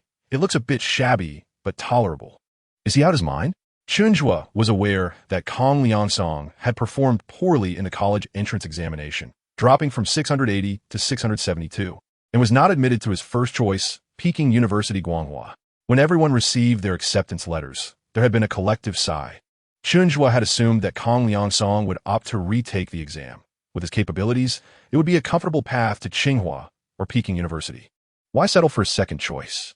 Kong Liangsong's second choice was casually filled in as Lingnan College at Zhongda, following Song Shiwei's lead, and despite being his second choice, he was accepted due to his high score. Could it be that he entered just to be closer to Song Shiwei? Just as Chen Zhu grappled with his confusion, a cacophony of voices echoed down the corridor, and the door to room 520 swung open. The remaining 2 roommates had arrived simultaneously, their parents chatting as they walked, explaining the noise. Observing them carrying numerous bags, Chen Zhu felt a deep-seated urge to assist rather than remain in bed, prompting him to jump up and lend a hand. Su Mu and Chu Yanwei, feeling somewhat embarrassed, also set aside their books to help, though they, like the former Chen Zhu, excelled academically but lacked social skills. Awkwardly flailing their arms and struggling to find words, feeling somewhat superfluous. Nevertheless, it was evident that they genuinely wished to help. Once everything settled down, the parents, akin to Mao Xiaoqin, kindly inquired about the household registration, ages, and college entrance examination scores of Chen Zhu, Su Mu, and Chu Yanwei. With everyone gathered in room 520, a lively group chat ensued before the parents departed, leaving time and space for the young individuals. Interestingly, the earlier cheerful atmosphere instigated by the sociable parents had dissipated, leading to a sudden chill in the dormitory, where only the sounds of unpacking broke the silence, giving rise to a palpable awkwardness. Chen Zhu realized this atmosphere was unsustainable. If this was the tone set on the first day, how could they coexist for the next 4 years? A thought struck him. Perhaps they should reintroduce themselves to spark conversation. Clearing his throat, he prepared to speak. However, Lu Qiming from next door suddenly interjected, suggesting they reintroduce themselves and share their plans for university, as they still lacked familiarity with each other. Chen Zhu shot a glance at Lu Qiming, thinking to himself, what a clever lad. Those are my words. Yet, after a brief encounter, it was clear Lu Qiming was indeed more mature than the average freshman. Taking the initiative, Lu Qiming began the introductions, unabashedly stating, I am Lu Qiming, hailing from Jiangmen in Guangdong province. I'm not particularly fond of studying. I even repeated my senior year. My plan in university is to become the class monitor, join the student council, and ideally become a selected student representative. Chen Zhu's expression grew more peculiar. Not only had he appropriated his words, but now he was also vying for the same position. The introductions continued in sequence. Su Mu introduced himself as being from Hengyang, Hunan, without a clear plan, contemplating graduate studies. Chu Yanwei, from Zhanjiang, also considered graduate studies, but was open to working if a good job opportunity arose post-graduation. Yu, from Jiangxi, simply wished to unwind after the college entrance exams, while Tang Junkai, from Chaos Han, declared his aspiration to become the next Li Ka-shing, choosing this major to network with influential figures in the economic sector, stating he might even start a business before graduating. Yu and Tang Junkai later became Chen Zhu's roommates. Yu appeared more laid-back, with a gentle demeanor, while Tang Junkai, though not tall, exuded confidence, as if he were destined to earn substantial sums at any moment. After listening to everyone's introductions, Chen Zhu thought to himself, this is quite the predicament. With aspirations of becoming a selected student representative and starting a business, what should I say? I can't possibly admit that I consider both paths as a backup plan. As everyone's attention turned to him, Chen Zhu shyly smiled and introduced himself. I am Chen Zhu from Guangzhou. I have never been in a relationship during high school, and I hope to experience love in university. Hearing this, the other 5 roommates chuckled, as this sentiment resonated with them all, having fantasized countless times about their future university girlfriends. The conversation shifted from ambitions to matters of the heart, prompting Lu Qiming, who had been diligently recording attendance, to remark, earlier today, I saw a girl from the finance class who was extraordinarily beautiful. Lu Qiming's emphasis intrigued the others, sparking interest, except for Chen Zhu. Tang Junkai inquired, how beautiful was she? Describe her briefly. Otherwise, we can't visualize her. Lu Qiming pondered for a moment before shaking his head, stating, I've never been in a relationship, so I don't know how to describe it. She just stands there, and the entire room feels illuminated. It's a pity our class lacks any girls that compare. Lu Qiming added, further amplifying the allure of the girl. Tang Junkai dismissed Lu Qiming's words as mere exaggeration. But Chen Zhu suspected there was truth to it. It was likely Song Shiwei. Nevertheless, discussing romantic interests slightly bridged the emotional distance among them, easing the initial awkwardness. Eventually, they compared ages, with Lu Qiming being the eldest at 19, followed by Su Mu, Yu Yu, Chu Yanwei, and Tang Junkai, with the underage Chen Zhu being the youngest. At this point, Lu Qiming stood up and suggested, our class consists of 35 students, and today 20 boys are present. Should we go and introduce ourselves to the others? After all, they will be our classmates for the next 4 years. Chen Zhu immediately understood Lu Qiming's intentions. If he aspired to be class monitor, it was prudent to familiarize himself with everyone. However, the others in the dormitory exhibited social anxiety, and even the sociable Tang Junkai was uninterested in the role of class monitor, leaving only Chen Zhu as a possible participant. Lu Qiming, while relatively composed, seemed slightly anxious about venturing out, eagerly turning to Chen Zhu. Would you like to join me? Chen Zhu mused that it would be delightful to meet new classmates. Just as he contemplated going over, the door to dormitory 520 was suddenly flung open with a loud clatter. Kong Liangsong entered alongside another male student, holding a bag of ice cream. Without hesitation, he began distributing it to everyone. Hello, everyone. I am Kong Liangsong from the economics class, a local resident. Welcome to Guangzhou for your studies. If you have any questions regarding routes or places, feel free to ask me. Upon spotting Chen Zhu, he added with a smile, of course, you can also ask Chen Zhu. We were classmates in high school, and I was the class representative. The few individuals in dormitory 520 were initially bewildered by the unexpected ice cream, but upon hearing Kong Liangsong's introduction, they turned their attention to Chen Zhu. He did not conceal the truth and nodded. Kong Liangsong and I were indeed classmates. With Chen Zhu's confirmation, the others felt reassured, especially given Kong Liangsong's warm demeanor, prompting them to eagerly unwrap and enjoy the ice cream.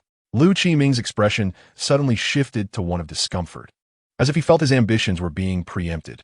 After exchanging pleasantries with everyone, Kong Liangsong pulled out his phone, announcing, I have created a class group. Please join it now, and I will keep you informed about any class-related matters. His assertive demeanor seemed to declare an unspoken intention. I, Kong, aim to vie for the position of class leader. Chen Zhu discreetly glanced at Lu Qiming, who maintained a smile, but whose eyes had sharpened. Goodness, Chen Zhu thought. On the very first day of registration, the atmosphere already resembled a scene from Zhanhuanzhuan. Chapter 68. The clam and the heron struggle. Is the role of class leaders significant in university? Without a doubt, it holds immense importance. Moreover, within prestigious institutions, where capable peers abound, such roles can yield substantial influence. Especially for the position of class leader, it equates to that of a chief vice-class supervisor or vice-counselor in university. It is not merely a burdensome task of managing every trivial matter. Hence, Chen Zhu felt inclined to stake his claim. However, it was only the first day of registration, and with Lu Qiming and Kong Liangsong already publicly competing, Chen Zhu was reluctant to reveal his intentions prematurely. After distributing the ice cream, Kong Liangsong encouraged everyone to join the newly formed class group, and then specifically called Chen Zhu to the balcony. Are you surprised that I chose Zhongda?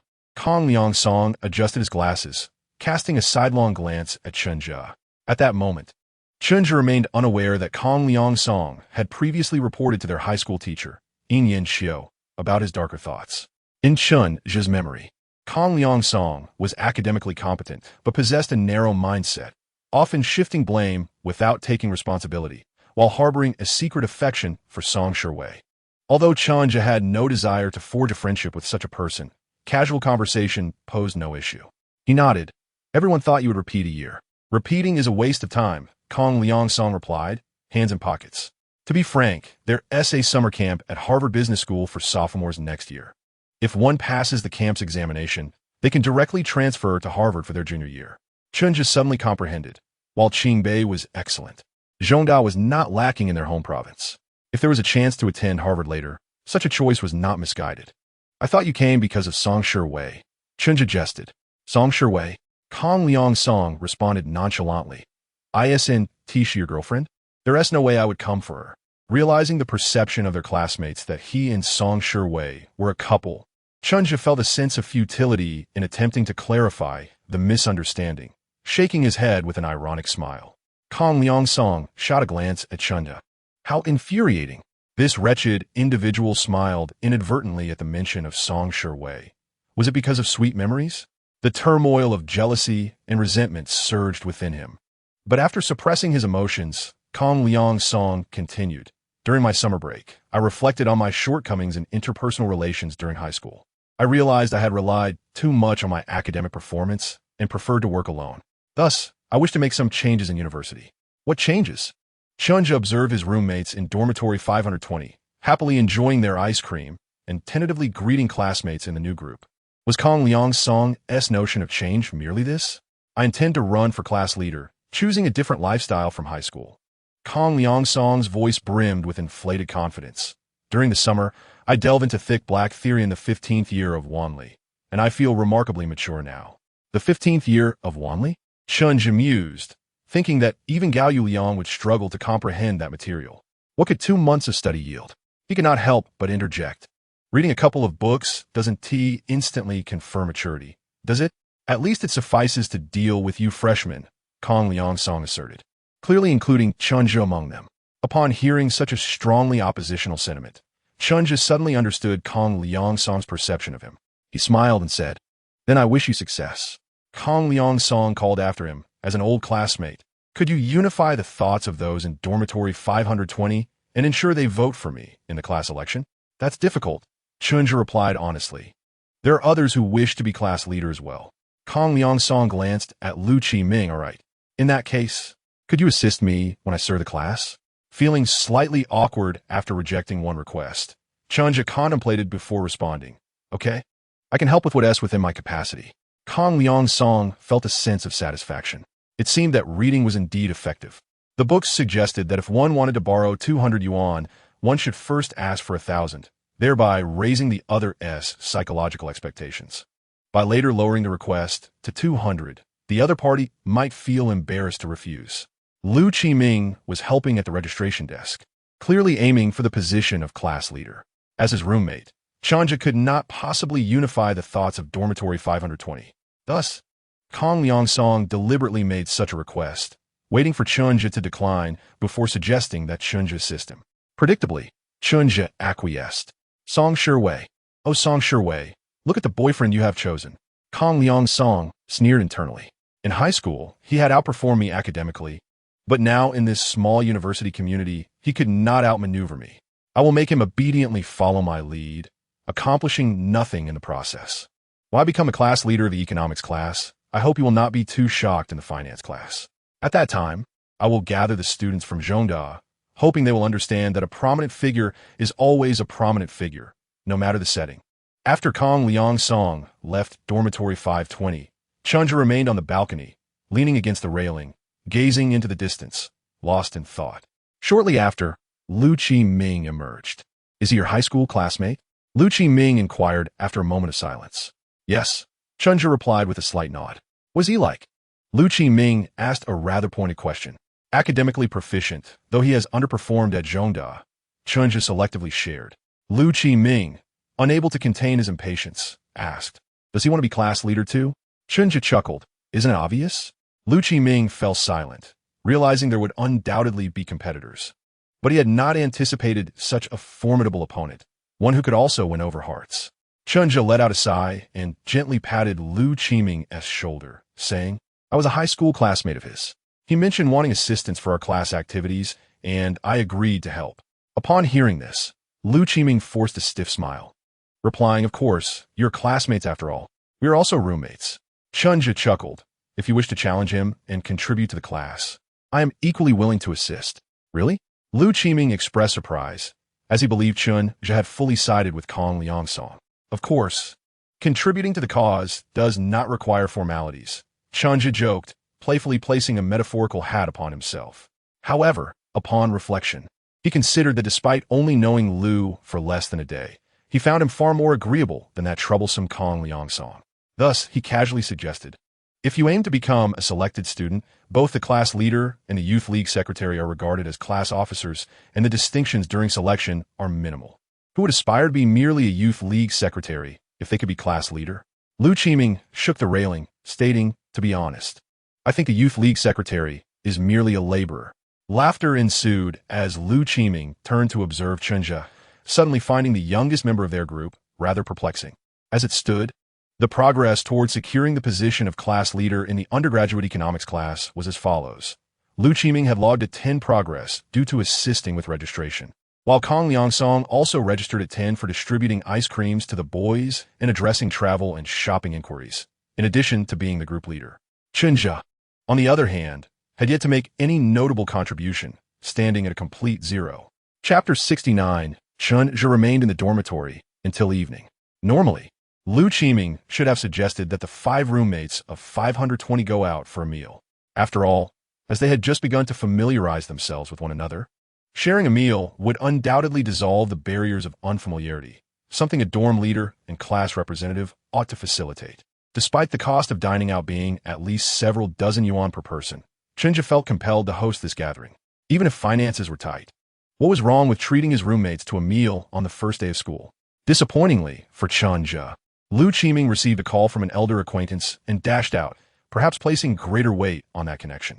Though Chen Zhu enjoyed his meal, he couldn't shake the feeling that his mother's intentions seemed akin to preparing a final meal for him. Surely, she didn't think he would be dining at school from tomorrow onward. I can't afford that. Mom, Chen Zhu exclaimed while heartily enjoying his food. Your cooking is infinitely superior to the cafeteria's offerings. Mao Xiaoqin beamed with delight. The cafeteria chefs must cater to the diverse tastes of many students. But I only cook for you. Chen Zhu adopted a pose that emphasized his dependence on his mother. Yes. He quickly nodded, observing her expression closely. Mao Tao hesitated, seemingly contemplating a reason to decline. Fine, she reluctantly acquiesced. Having a local roommate proved advantageous, as he frequently brought snacks from home to share. The roommates of 520 politely thanked one another for the apples, then resumed their activities. Some continued reading, while others played on their phones, with no one engaging in conversation. Only Chen Zhu exchanged a few words before they all proceeded to shower and retire for the night. Once the lights were out, Chen Zhu sensed that none of the 6 roommates were asleep. After all, it was the first day of university life. Perhaps they thought it felt rather mundane. There were no stunningly beautiful girls in sight, and the camaraderie with their roommates had yet to evolve into deeper bonds. It all felt somewhat different from the college experience they had anticipated. Yet, life was inherently mundane. Without movement, there would be no wind. When we pick up the pace? During military training, we will run until we feel like vomiting. Military training not only serves to enhance physical fitness and cultivate a sense of national defense, but also facilitates quick introductions among new classmates. The youth's minds are naturally active, and a little interaction can spark immense curiosity and conversation. Thus, Chen Zhu believed that during military training, everyone would engage in livelier discussions. The following day, September 1st, marked the official start of the academic year for most universities. Chen Zhu found it cumbersome to individually inquire about the start dates of his friends attending various institutions, such as Bai at Guangmei, Huangbaihan at Huagong, and Wang Zhonghua at Guangda. Therefore, he decided to create a group chat aptly named Chen Zhu. What's wrong with you? Chen Zhu, please change your nickname to your real name. It's quite disconcerting. Everyone should do the same. Huangbaihan, what's wrong? Chen Zhu? Chen Zhu, are you all starting school today? If I ask each of you individually, my phone battery will deplete quickly, so let us just discuss it here. Wang Zhonghua, I have arrived at school. Chen Zhu, you're really missing out. You have no idea how many beauties are in the accounting department at Guangda. Just wait until I get their contact information. Yuxian, Xiao Yu and I are almost at school. I've added her to the group. System notification. Life is truly speechless. Wu hello everyone. Wang Zhonghua fool. Wu Wang Zhonghua. Sorry, I was talking to you. A girl at school just asked for my phone number, and I thought it was because of my charm, but her first question was about swimming and fitness. Yuxian, that is hilarious. Chen Zhu, truly amusing. Wu what a fool. Huang Baian, fools are indeed funny. Wang Zhonghua, De Huang, I am your butterfly. With this group, it became considerably easier to keep up with the situations of each friend. Chen Zhu chatted until past 10 a.m. Then went to Shiyuan to find the innocent girl, Zhao Yuan. Old Chen had advised that Yuan was quite cherished at home and might struggle a bit with the transition to dorm life. She was indeed very young, having just turned 17 the day before school started, and Chen Zhu felt somewhat concerned for this little sister. As he passed by the building of Ling Yuan, he noticed that the class teacher's assistant was no longer just Lu Qiming. Kong Liangsong had also joined the fray at some point, striving to draw attention to himself before their teacher, Su Qingchen. Chen Zhu mused that this was beneficial, as Professor Su would have the opportunity to appoint someone directly. But with Kong Liangsong now in the mix, it would likely complicate matters. Upon arriving at the girls' dormitory at Shiyuan, Chen Zhu called Yuan and waited several minutes before she finally appeared at the door. With one hand carrying 2 water jugs and the other 2, her petite stature made it quite a task to navigate the stairs, hence the delay. For safety reasons, university dormitories prohibited boiling water, and students were issued a campus water card at registration to fetch hot water from the water room downstairs. However, such regulations typically only constrained freshmen by the second year, who didn't have a hot kettle tucked away in their drawer. Brother Chen, Yuan greeted politely as always. Chen Zhu hurried over to take the jugs, asking in astonishment, "Are all of these yours?" Zhao Yuan shook her head. "The other 3 belong to my roommates. They asked you to fetch water?" Chen Zhu frowned. "No," she explained. "They're older than I am, so I help them out when I go to fetch water. Mom says not to be overly calculative in the dormitory. That is how you make friends." Chen Zhu nodded, choosing not to comment on the matter for now. Instead, he filled all 4 water jugs, then stood guard below while Yuan carried them up one by one. With the summer's heat and the stairs, it was easy to spill water on oneself if one wasn't too careful. Once Zhao Yuan had successfully brought all the jugs upstairs, Chen Zhu cheerfully said, "Let's go have lunch together." "Okay," Yuan excitedly remarked, perhaps feeling a bit fatigued herself, as she ordered one more dish than Chen Zhu, a braised chicken leg. This meal was hosted by Chen, who naturally had no qualms about the cost of dining for his younger companion. Patiently waiting for Zhao Yuan to finish her meal before he spoke. Yuan, I believe it is unnecessary for you to fetch water for your roommate today." Zhao Yuan lifted her head, replying, "I am not tired. It is merely a trivial task. This is not a matter of fatigue." Chen Zhu gently responded, "I understand your intention to express kindness and your desire to maintain a good relationship with your roommate. However, everything must have its limits. We should refrain from undertaking tasks that exceed our capabilities, and even those within our abilities should not be performed too frequently." Yuan's round, pudgy face was filled with confusion. She was still quite young, having grown up in a nurturing environment, and had never encountered any significant setbacks, remaining as innocent as a middle school student. Chen Zhu was not in a rush and continued to explain patiently. If you consistently help your roommate fetch water until it becomes a habit, and one day you suddenly cannot do it, will they not complain about not having hot water? Would they really think that way? We are all university students. Yuan questioned, somewhat unconvinced. This does not pertain to education, but to human nature. Chen Zhu smiled and said, "Even if I had a roommate with a pleasing personality, if one day he forgets something, I might very well forget the kindness he once showed." Brother Chen, Zhao Yuan fell silent for a moment, then spoke with a hint of grievance. "If I stop doing these things, will they dislike me? After all, I am rather overweight." Chen Zhu shook his head, saying, "Do not feel compelled to give selflessly just to fit in. Over time, they may perceive you as too agreeable, and if you suddenly resist, your roommates might feel uncomfortable and isolate you." "Understood. I will try to change," Zhao Yuan murmured softly. Clearly, she had not fully absorbed his words, leaving Chen Zhu somewhat at a loss. Since entering university, Yuan had developed a sense of insecurity about her weight and away from her parents' protective embrace. She struggled to find friends with whom she resonated or someone to admire.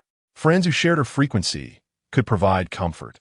Those she admired could inspire her. Call me if you need anything, Chen Zhu reminded her before leaving. Do not carry 4 water jugs to fetch hot water again. That is extremely dangerous. In room 520, there were only 3 people. Su Mu and Chu Yanwei were reading, while Yu Yu was asleep, rendering the room as quiet as a library. Chen Zhu suddenly felt that this environment was rather pleasant. After a brief wash, he climbed into bed and took out his phone, intending to chat with his friends in the group. Suddenly, he noticed someone had been persistently adding him with the nickname old. After accepting the friend request, old bombarded him with messages. Old, I am Mujiawan. Old, why did you accept my friend request so late? Old, what is going on between you and Wei Wei? Old, Chen Zhu. Old, Chen Zhu, it's nothing. I'm off to sleep. Good afternoon. Vain, Vite. Does nothing mean you haven't quarreled? Old, where are you? Old, all right, you both like this, huh? While Chen Zhu was scrolling through the group chat, he suddenly received a notification. Old invites you to join the group chat. Chen Zhu thought to himself, what kind of group chat is Mu Jiawan inviting me to join? I hope it's not something inappropriate, and his curiosity got the better of him. Leading him to click on it, he discovered that the group was named quite peculiarly, and only 3 members were present. Chen Zhu, Shiwei, and Wen. Chen Zhu, what is this group? Chen Zhu, why is it named this? Wen. Shiwei, do you not understand? Chen Zhu. Wen, you are insulting me. Chen Zhu, no, I meant it in an endearing way. Wen, thank you. I am just curious about your situation. It is incredibly dull in the dormitory after settling in. Chen Zhu fell silent for a moment before inviting to join the group chat. What is up? Why is there another group? Chen Zhu, Mu Jiawan, this is my brother Huang Baian. You both are at Huagong. Could you please look after him? Wen, how do I look after him? Chen Zhu, be his girlfriend. He has liked you for a long time. Wen, Chen Zhu, are you out of your mind? Chen Zhu snickered, thinking it was only fair that she experienced this flavor. And then he simply turned off his phone and went to sleep. Upon waking in the afternoon, he groggily opened his phone and found multiple notifications flashing in succession. Aside from the class group, suddenly alert, he felt a twinge of tooth pain. In Chapter 70, the progress bar moved from 0 to now. Chen Zhu had a peculiar feeling that upon waking from sleep, he suddenly saw 2 missed calls from high-ranking officials. Opening the group chat, several friends were discussing their experiences during registration, as well as critiquing the dormitory conditions and cafeteria food. In another group, mainly Mu Jiawan and Huang Baihan were chatting. Both were attending Huagong, one in the School of Electronic Information and the other in the School of Biological Science and Engineering. However, conversing in a group like this could lead to misunderstandings. Chen Zhu scrolled through the messages and noted that Huang Baihan managed to navigate the conversation without any slip-ups, which was impressive. If it were the case that he typed, Song Shiwei, did you have lunch with Chen Zhu? Chen Zhu estimated that the group would fall silent for at least 10 minutes, and the usually talkative Wang Zhonghua would not dare to send any messages. It would be simpler to just exit the group. Chen Zhu thought, after all, there was nothing substantial between the 3 of them. However, leaving immediately after joining would imply discontent towards Song Shiwei or Mu Jiawan, so he decided to wait a couple of days, planning to quietly exit the group on a night when everyone was fast asleep. In the past, when he joined any WeChat groups, such as signing in for meetings, he would exit right after the meetings ended. He typically waited until late at night to leave. After making this decision, he clicked on Mu Jiawan's profile, intending to explain. Chen Zhu, are you there? I need to tell you something. Wen, I'm here. Where did you go just now? Chen Zhu, I fell asleep. If I were to say that my relationship with Song Shiwei is not as you all imagine, that we actually have no relationship, how would you feel? Wen, I would think you were a loser. Chen Zhu, Wen, what's wrong? Is there any girl in Zhongda more beautiful than Wei Wei? I used to admire you because you had the courage to stand up for Wei Wei, the determination to help her improve academically, and the affection to apply to the same school as her. Now that you are in university, are you planning to just walk away? Chen Zhu, Wen, honestly, did you have a fight with Wei Wei? I can mediate for you. I watched a lot of romance novels over the summer and feel quite knowledgeable about relationships. Chen Zhu, no need. Mu Jiawan, did you still enjoy playing that 2-character game over the summer? Wen, what 2-character game? And what about Song Shiwei? She is in the group, neither leaving nor speaking. I really don't know what she thinks. Was her indifference a sign that she found these rumors boring and thus felt no need to explain? Chen Zhu was uncertain of Song Shiwei's thoughts. Yet he remained resolute in his decision to quietly exit the group in a few nights. After rising, he engaged in brief conversations with his roommates. Tang Junkai, who aspired to be wealthy, was diligently working on his notebook, his bare arms glistening with a slight sheen of sweat. Upon noticing Chen Zhu had awakened, he turned and asked, "Chen Zhu, could I switch places with you?" In their six-person dormitory, Chen Zhu's bed and desk were ideally situated in the center, receiving no sunlight and being undisturbed by door traffic, with a ceiling fan overhead, making it a prime spot in the dormitory. Tang Junkai's position was next to the balcony, where, even with the curtains drawn, the afternoon sun still managed to penetrate the fabric, warming the space. Chen Zhu listened, pondering whether all businessmen were so straightforward, and promptly declined. "No exchange. Are you afraid of the heat while I am not?" His refusal was resolute, devoid of any hesitation or sentiment, and his tone bore a hint of sternness. The remaining three roommates, Su Mu, Chu Yanwei, and Yu Yu, were somewhat taken aback. Chen Zhu's initial impression was that of gentleness and a good temper, often offering assistance to his roommates. It was surprising to see him take on a serious demeanor, which was somewhat intimidating. The atmosphere in the dormitory seemed to thicken due to Chen Zhu's words. Unperturbed, he proceeded to the bathroom to wash his face. Unlike Yuan or the ordinary university students who might shy away from refusing unreasonable demands due to their thin skin, Chen Zhu was quite the opposite. The more unreasonable the request, the more decisive his refusal. He felt no need to consider how his rejection might affect his relationship with his roommates. If Chen Zhu had exchanged places with Tang Junkai today, he might feel grateful for a short while, but within half a month, he would forget that favor. In that case, it would be Chen Zhu who would endure both the sun's glare and the feeling of injustice. Most conflicts in university dormitories stem from an inability to refuse due to awkwardness. One person feels they have given so much, bringing meals, offering help, lending toiletries, while the other thinks, "It's not like I forced you, besides, I did say thank you." Perhaps in some foolish minds, a simple thank you suffices to repay all favors. After washing his face, Chen Zhu swiftly drew back the curtains and glass door to the balcony, stepping out to stretch his body. With the curtains drawn back, the nearest seat to the balcony, occupied by Tang Junkai, was immediately bathed in scorching sunlight. Unable to resist, he lifted his head to glance at the open curtains and then at Chen Zhu's upright figure on the balcony. He moved his lips a couple of times but ultimately dared not act, turning back to continue working on his computer. However, the light was too bright, rendering the screen nearly impossible to see. Tang Junkai could not help but look up again, his gaze wavering towards Chen Zhu. Of course, Chen Zhu was doing this deliberately. Tang Junkai was rather oblivious to the consequences of his actions. Chen Zhu was not one to shout and make a scene. In modern society, it is not the loudest voice that holds sway. One can manifest their temperament and character in calmness and silence. The dormitory was eerily quiet as Su Mu and Yu Yu exchanged glances, unsure of how to proceed. Eventually, it was Tang Junkai who approached the balcony. Appearing both apologetic and explanatory, "I was a bit hasty with my part-time job plans earlier, and being under the sun made me rather irritable, so my tone wasn't great. I apologize." Only then did Chen Zhu turn around, reverting to his usual gentle demeanor, though he chose not to respond to the excuse about being irritable from the sun. It was somewhat amusing to ask someone to switch places just because of the heat. Why not drop out instead? What kind of part-time job was this? Chen Zhu maintained a smile, offering Tang Junkai a lifeline, rather than turning away and leaving him in the lurch. "I found a part-time job in IELTS training institution in the entrepreneurship park this morning," Tang Junkai explained. "It's about distributing flyers and recruiting students for pre-6th level training and IELTS crash courses. In a school like Zhongda, there are basically no training institutions for the 4th level English exam. They jump straight to the 6th level and IELTS." Chen just suddenly thought of his own English proficiency, wondering if he might be the first student from Lingyuan to fail the 4th level.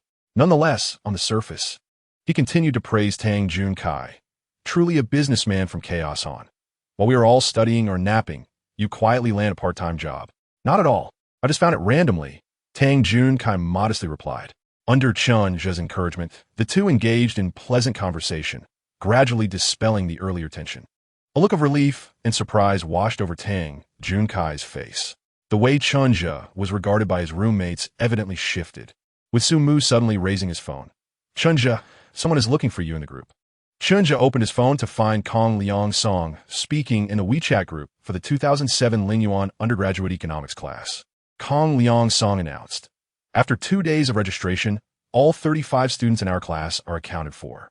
Professor Su, our class advisor, has called for a meeting tonight at 7 p.m. in room 302 of the teaching building. Please make sure to attend punctually." He continued, "I need to go book the room now. Chen Zhu, could you please notify the boys' dormitory? I'm worried someone might miss it." Chen Zhu chuckled to himself. It was clear that Kong Liang Song was trying to outshine Lu Qiming. Had the competition already become so fierce? He thus altered his nickname to Chen Zhu understood. This was the first time Chen Zhu's name appeared before all his classmates. The current status of vying for class monitor in the undergraduate economics class was as follows. Lu Qiming. After a whole day of effort, I've moved from 10 to 12. Kong Liang Song. Similarly busy, having demonstrated initiative in the class group, I moved from 10 to 13. Chen Zhu. Chapter 71. The humorous and candid Chen Zhu.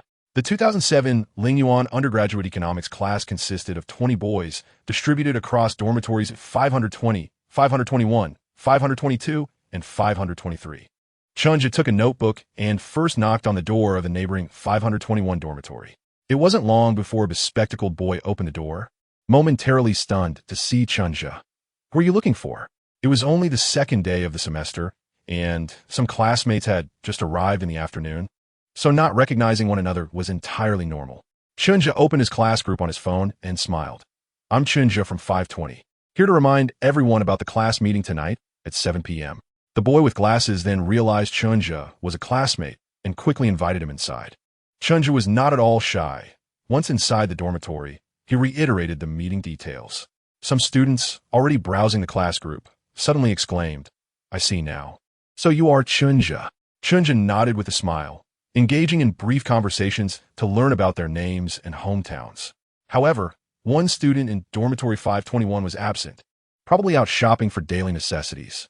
Although the other roommates assured that they would relay the message, Chen Zhu still took the opportunity to jot down the name of the student who had gone out in front of everyone, saying, "I'll give a call at 6:30 to notify again."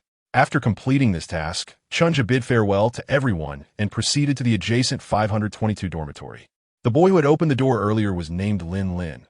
Once Chen Zhu left, he chuckled and remarked to his roommates, "Chen Zhu is quite meticulous in his work, almost a bit too verbose, reminiscent of my high school class monitor." "Being meticulous is a good thing," one roommate replied. "If he is thorough as class monitor, we'll save ourselves a lot of trouble." But wait, ISNT the class monitor, supposed to be Lu Qiming, or that Guangzhou local who delivered ice cream, Kong Liang Song? Lin Lin suddenly felt a bit confused. However, compared to Kong Liang Song, he held a slightly better impression of Lu Qiming and Chen Zhu. After treating Yuan to a lavish meal yesterday, Chen Zhu's finances had dwindled to 1542. Fortunately, he still had several hundred in his bus card, and thankfully his mother was willing to cook for him. Upon returning home, Mao Taiho had nearly finished preparing dinner. Chen Zhu took a couple of bites and humbly flattered, "Mom, I think you're the best chef in the world." Hearing her son's praise, Mao Xiaoqian felt quite pleased. "If it's delicious, eat more. The next time you can only have it a week later." Chen Zhu nearly dropped his chopsticks in shock, asking dumbfounded, "Why?" "Our hospital has a business trip for training," Mao Xiaoqian replied, amused by Chen Zhu's reaction. "You never seemed this reluctant when I went on business trips before." Chen Zhu thought to himself, "I never lacked money back then." After a moment's hesitation, he mustered the courage to ask, "Mom, do you absolutely have to go this year? I'm afraid I'll miss you too much. What do you think?" Mao Xiaoqin prepared another bowl of rice for her son. How could one casually shirk their responsibilities during a business trip? Furthermore, I can't help but feel that your longing is not genuine. It seems you simply wish for me to cook for you. Both your father and I have sampled the food at Zhongda's cafeteria, and it is not as unpalatable as you claim. I just cannot get used to it. Chen Zhu merely uttered that one line. Then why not occasionally venture out for a change of taste? Suggested Mao Taiho. You receive a monthly allowance of 1,000 kuai, and I even provided you with 3 months' worth initially. That should suffice for you and your classmates to dine out occasionally. Chen Zhu thought to himself that with a little over 100 kuai he had left, a KFC family bucket would deplete nearly half of it. After his son finished eating and left home, Mao Xiaoqin began to clear the dishes, muttering to herself, "Thank goodness for this business trip. Otherwise, This college experience is even more exhausting than high school. Liu Qiming was responsible for the class registration, so there must be a class roster. When Liu Qiming asked Chen Zhu what he needed it for, Chen Zhu shrugged and replied, Kong Liangsong asked me to notify the boys. Some classmates were not in their dorms earlier, and I need to confirm with them over the phone now. Damn it. Liu Qiming felt a surge of anger just for calling this incident. The notification in the class group should have been sent by him. Yet, Kong Liangsong beat him to it. Who would have thought that typing slowly could actually be a reason for losing? However, Liu Qiming would not hold a grudge against Chen Zhu. In his eyes, Chen Zhu was merely a kind-hearted person assisting his high school classmates, humble and non-confrontational. Chen Zhu obtained the class attendance roster and went to the balcony to call a few classmates. Hello, this is Chen Zhu. We will hold a class meeting tonight at 7 p.m. in classroom 302. You were not in your dorm earlier. After making these calls, Chen Zhu took the opportunity to visit the dorms in the afternoon, and at least 95 of the boys in the class had some impression of him. Neither Kong Liangsong nor Liu Qiming noticed, as their focus was solely on each other. At 7 p.m., all the students from the economics class arrived at classroom 302. Everyone sat together in groups, according to their dorms, quietly conversing while surveying the opposite gender in the class. Chen Zhu, taking advantage of his height, had already scanned the room as he entered, letting out a gentle sigh. The girls in the class appeared to be high achievers, as evidenced by their average score of around 640, making them the epitome of academic excellence. They were all fresh-faced, unadorned, and exuded a rather tranquil demeanor. Although they appeared youthful, Chen Zhu felt that none could rival Wu Yu in beauty. Perhaps using Wu Yu as a benchmark was a bit unfair. After all, she stood at 167 centimeters and was an art student, considered a top-tier beauty by ordinary standards. Thus, he could only compare them to his old classmate Bian Xiaolu, who was a more fitting reference. Unexpectedly, it seemed that none in the class surpassed Bian Xiaolu in beauty. This only highlighted how precious Song Shi from the finance class was. Chen Zhu pondered whether the title of the campus beauty for the class of 2007 would soon be bestowed upon her even before military training had concluded. Shortly thereafter, the homeroom teacher, Su Qingcheng, arrived, cleared his throat, and began to speak, summarizing his points as follows. First, he welcomed everyone to Zhongdao Linyuan. Second, since this was their first meeting, they would have brief self-introductions shortly. Third, military training would commence tomorrow, and a training guide outlining the schedule will be distributed. Fourth, although he was the homeroom teacher, he also supervised some graduate students. Any academic inquiries could be directed to him, while matters concerning daily life would be handled by the relevant counselors from the Student Affairs Office.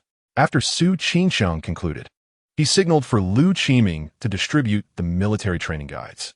In truth, the students were somewhat bewildered, as they were still unclear about the difference between a homeroom teacher and a counselor, and they were unsure just how busy a vice professor supervising graduate students could be. Nevertheless, Liu Qiming felt a slight sense of pride, because being assigned a task by the homeroom teacher indicated that he was perceived more as a class leader. Chen Zhu, perhaps to compete with Kong Liangsong, Liu Qiming distributed half of the guides to Chen Zhu, saying, "Please help me pass these out." It was as if he was asserting, "If Kong Liangsong can get Chen Zhu to assist, so can I." Chen Zhu did not decline, calmly accepting the task and proceeding to distribute the guides to the girls. While handing them out, he remarked, "Please take note that the soles of the military training shoes are quite thin.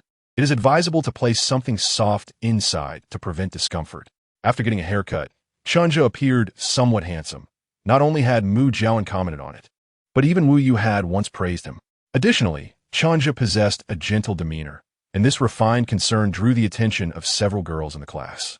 "Is this boy the most handsome in our class?" Soon, some girls whispered to their roommates. It seems so. The roommates conversed in hushed tones. "I didn't see any other handsome boys in the class. What is his name? I forgot. No matter, we will have self-introductions soon."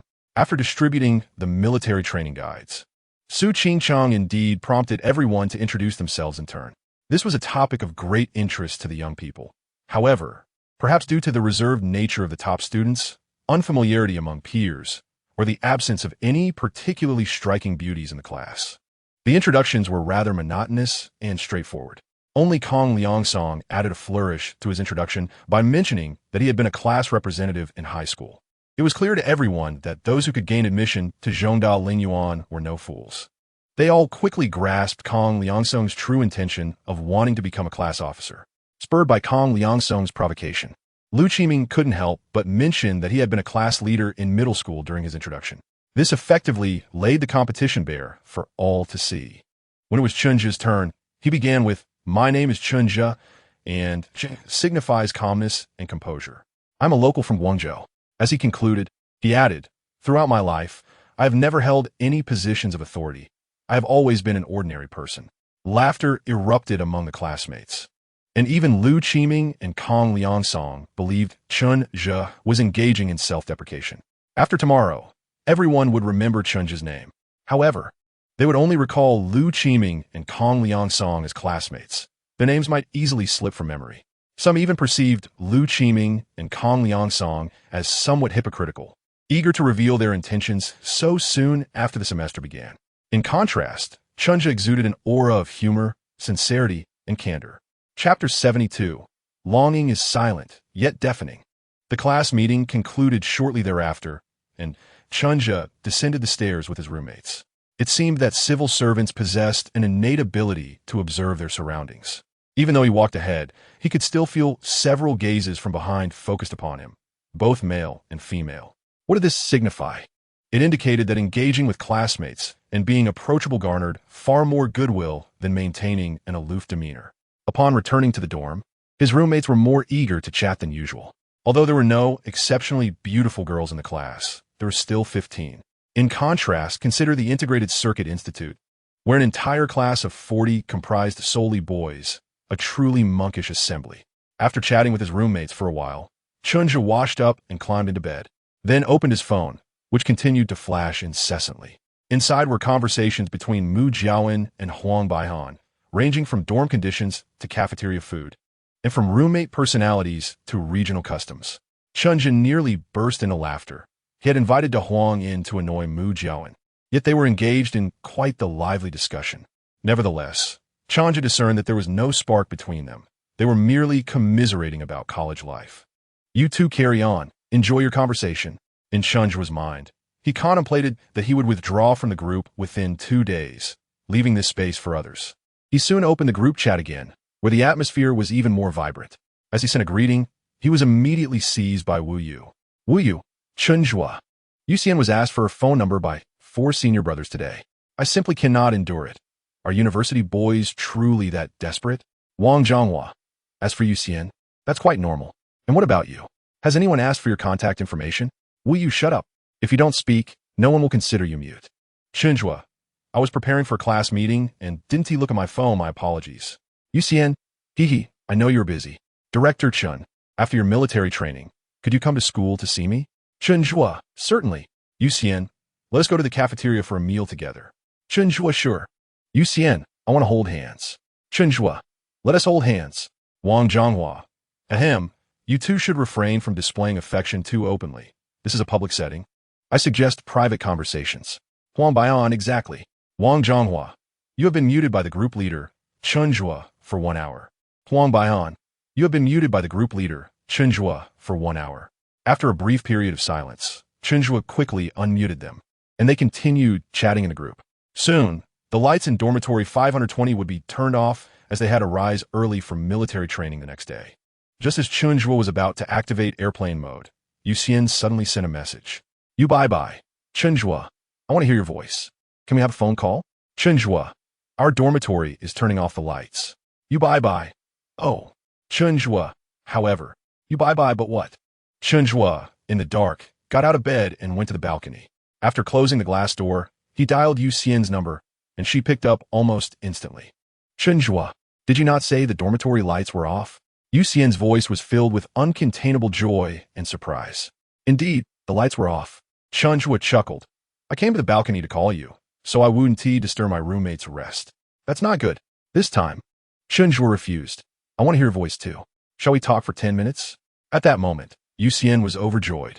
She resembled a child craving candy, yet fearing cavities, wanting to chat longer with Chen Zhu while also worrying about his early rise for military training, ultimately compromising on just 10 minutes.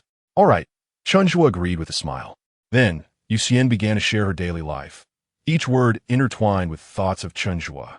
Though she did not explicitly mention her yearning, every breath seemed to convey "I miss you." She said, "Chen Zhu, I dreamed of you again last night. But I'm so foolish. I forgot all the details upon waking. I'll try to remember better next time. Chen Zhu. I saw several boys at school today who I thought were you. Isn't that amusing? You are a Zhongda. How could you possibly appear at Guangmei? Chen Zhu. Every time my phone rings, I hope it's you. Chen Zhu. Sometimes I feel like you are everywhere, yet you're not by my side. These words flowed like a torrent of longing, seemingly casual, yet genuinely striking Chen Zhu's heart. Suddenly, Yu Xian asked, Director Chen, do you think of me? Chen Zhu replied earnestly, occasionally, I think of you. Yu Xian huffed, as if she could picture herself pouting in anger. However, Chen Zhu softly added, frequently, occasionally. Chen Zhu rarely spoke sweet nothings, but even a single line from him, though not as sincere and fervent as Yu Xian's, was enough to delight her immensely. She was truly infatuated and easily appeased. Suddenly, Yu Xian exclaimed, What's wrong? Chen Zhu inquired. There are only a few seconds left in our 10 minutes. Yu Xian expressed her dismay. Don't worry about it. Let us keep chatting, Chen Zhu responded nonchalantly. Naturally, Yu Xian was delighted to converse with Chen Zhu. Yet concerned about his fatigue, she proposed, Shall we talk for another 5 minutes? Chen Zhu removed the electronic watch from his wrist and casually tossed it aside, saying, Why only 5 minutes? We should talk until the phone runs out of battery. That night, the moon shone brightly, casting beams of light like threads of longing. The moon was also full, resembling a round spinning wheel, gently weaving you by romantic thoughts. Once he changed the battery, his phone pinged with a message. 10086. Dear Dynamic Zone user, your balance is below 10 yuan. Damn it. Chen Zhu cursed silently and was about to call Yu Xian when another ping sounded. It was from Yu Xian. She wrote, It's almost 1 a.m. You must go to sleep. But to be honest, I really miss you. It's manageable, though. I can endure. In the dark dormitory, Chen Zhu chuckled softly. The next morning, at 7 a.m., the moon was preparing to descend, having donned a light makeup, while the sun hesitantly peaked above the horizon. The residents of dormitory 520 were awakened by the persistent ringing of alarm clocks. A few of them were reluctant to rise, having grown accustomed to waking at noon during the 3-month summer vacation. However, military training guidelines mandated assembly at the playground by 8:30 a.m., so they could only complain while donning their oversized camouflage uniforms. Around 7:20 a.m., the boys residing in the east courtyard tightened their loose belts and donned their ill-fitting camouflage caps, awkwardly heading to the cafeteria for breakfast. They greeted their classmates along the way, as everyone looked equally unkempt, which alleviated any embarrassment. After breakfast, they arrived at the sports field, guided by several teachers to their designated class positions. Having met the girls during the previous class meeting, the boys had little expectation regarding their appearances. Chen Zhu, half asleep beneath the brim of his cap, was soon stirred by commotion when he overheard several boys exclaiming, There's a beauty. A beauty. Lu Qiming excitedly boasted, See, I told you the finance class has a stunning girl. You didn't believe me. Without needing to open his eyes, Chen Zhu already knew it was Song Shiwei. The classes from Lingyuan were arranged together, and it was highly likely they would also train together. Song Shiwei's public appearance was akin to dropping a special bomb on the hot and monotonous military training ground. There were no smoke or explosive energies. Yet waves of shock rippled outward from the finance class, gradually affecting the entire Lingyuan and even extending beyond. It wasn't until the school leaders took the stage to deliver their speeches that the boys' restlessness was reluctantly subdued. The president of Zhongda held a vice-ministerial position, but unfortunately, the young students had little desire to listen to his lengthy speech, muttering complaints about his verbosity. Chen Zhu found amusement in the situation. While listening to the school leader's address, he pondered how he might have composed the speech more effectively if it had been his own writing. As the clock approached 9 a.m., the school leader's speech and military training mobilization finally concluded, and the instructors for each class began to assemble their respective teams. As they passed by the finance class, one could sense the boys' hurried steps, all doing their utmost to avoid glancing sideways, though their peripheral vision betrayed them. Landing on a particular spot, military training uniforms tend to make 95 of wearers appear as round blobs. However, a girl with Song Shiwei's physique was an exception. With her graceful swan neck, slender and elongated, her fair chin curving softly as if sculpted, her small yet plump lips and clear, tranquil tea-colored eyes radiated a cool glow, reminiscent of sunlight reflecting off floating ice. Even Chen Zhu had to admit that Song Shiwei's beauty was strikingly resilient. Her mere presence could evoke a sense of inexplicable inferiority among many boys. Furthermore, there are no fish in the campus of Zhongda, making it quite challenging to find someone who can match her. Below is the commencement of military training for various classes. In truth, university students are not strangers to this, as most high school students have undergone a similar process, which primarily involves standing at attention, shouting commands, and marching in step. Initially, everyone finds it somewhat novel, but soon fatigue sets in. At times, one wonders if the instructor takes pleasure in the discomfort of the students. He enjoys dividing the class into two lines to march face to face, and at these moments, Chen Zhu feels awkwardly embarrassed, staring at the ground as if he could etch out a three-bedroom apartment. During these instances, even a gentle breeze feels like the most exquisite comfort in the world. However, some classmates hail from the north and may not adapt well to the summer heat of Guangzhou. Chen Zhu patted Lu Qiming on the shoulder and suggested, "Shall we go ask if everyone is feeling all right?" Lu Qiming was gulping down water and, upon hearing Chen Zhu, glanced at Kong Liang Song, who was already exhausted like a small quail, with his head bowed in a moment of respite. Since their greatest rival remained silent, Lu Qiming did not wish to overstep. Shaking his head and replying, "Forget it, anyone feeling unwell would report it themselves." Chen Zhu smiled, "Then I shall inquire on my own, just to leave a good impression on the girls." Lu Qiming grinned. After all, Chen Zhu was a local of Guangzhou, yet he seemed oblivious to the reality that there were no beauties in their class to impress.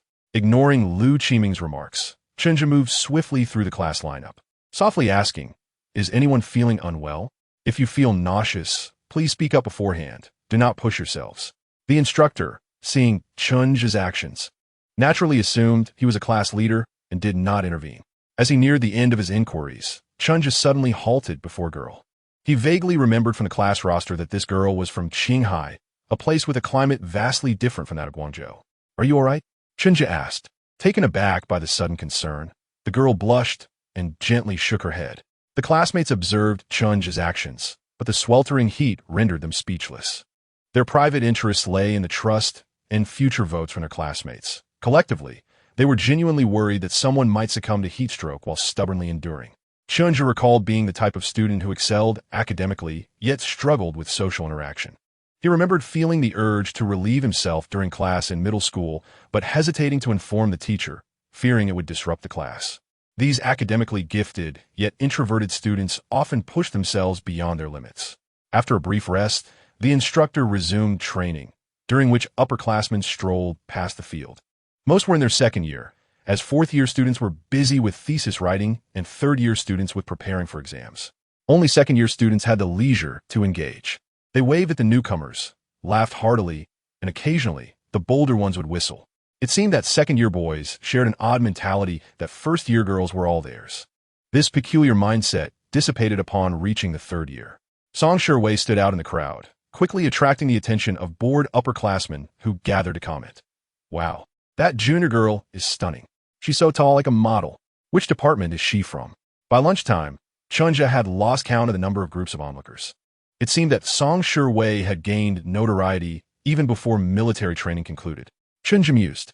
During lunch, likely due to the training, Chen Zhu felt ravenously hungry, leading to another expenditure from his already limited meal card. He sighed, wondering if they would receive any discharge pay after the military training.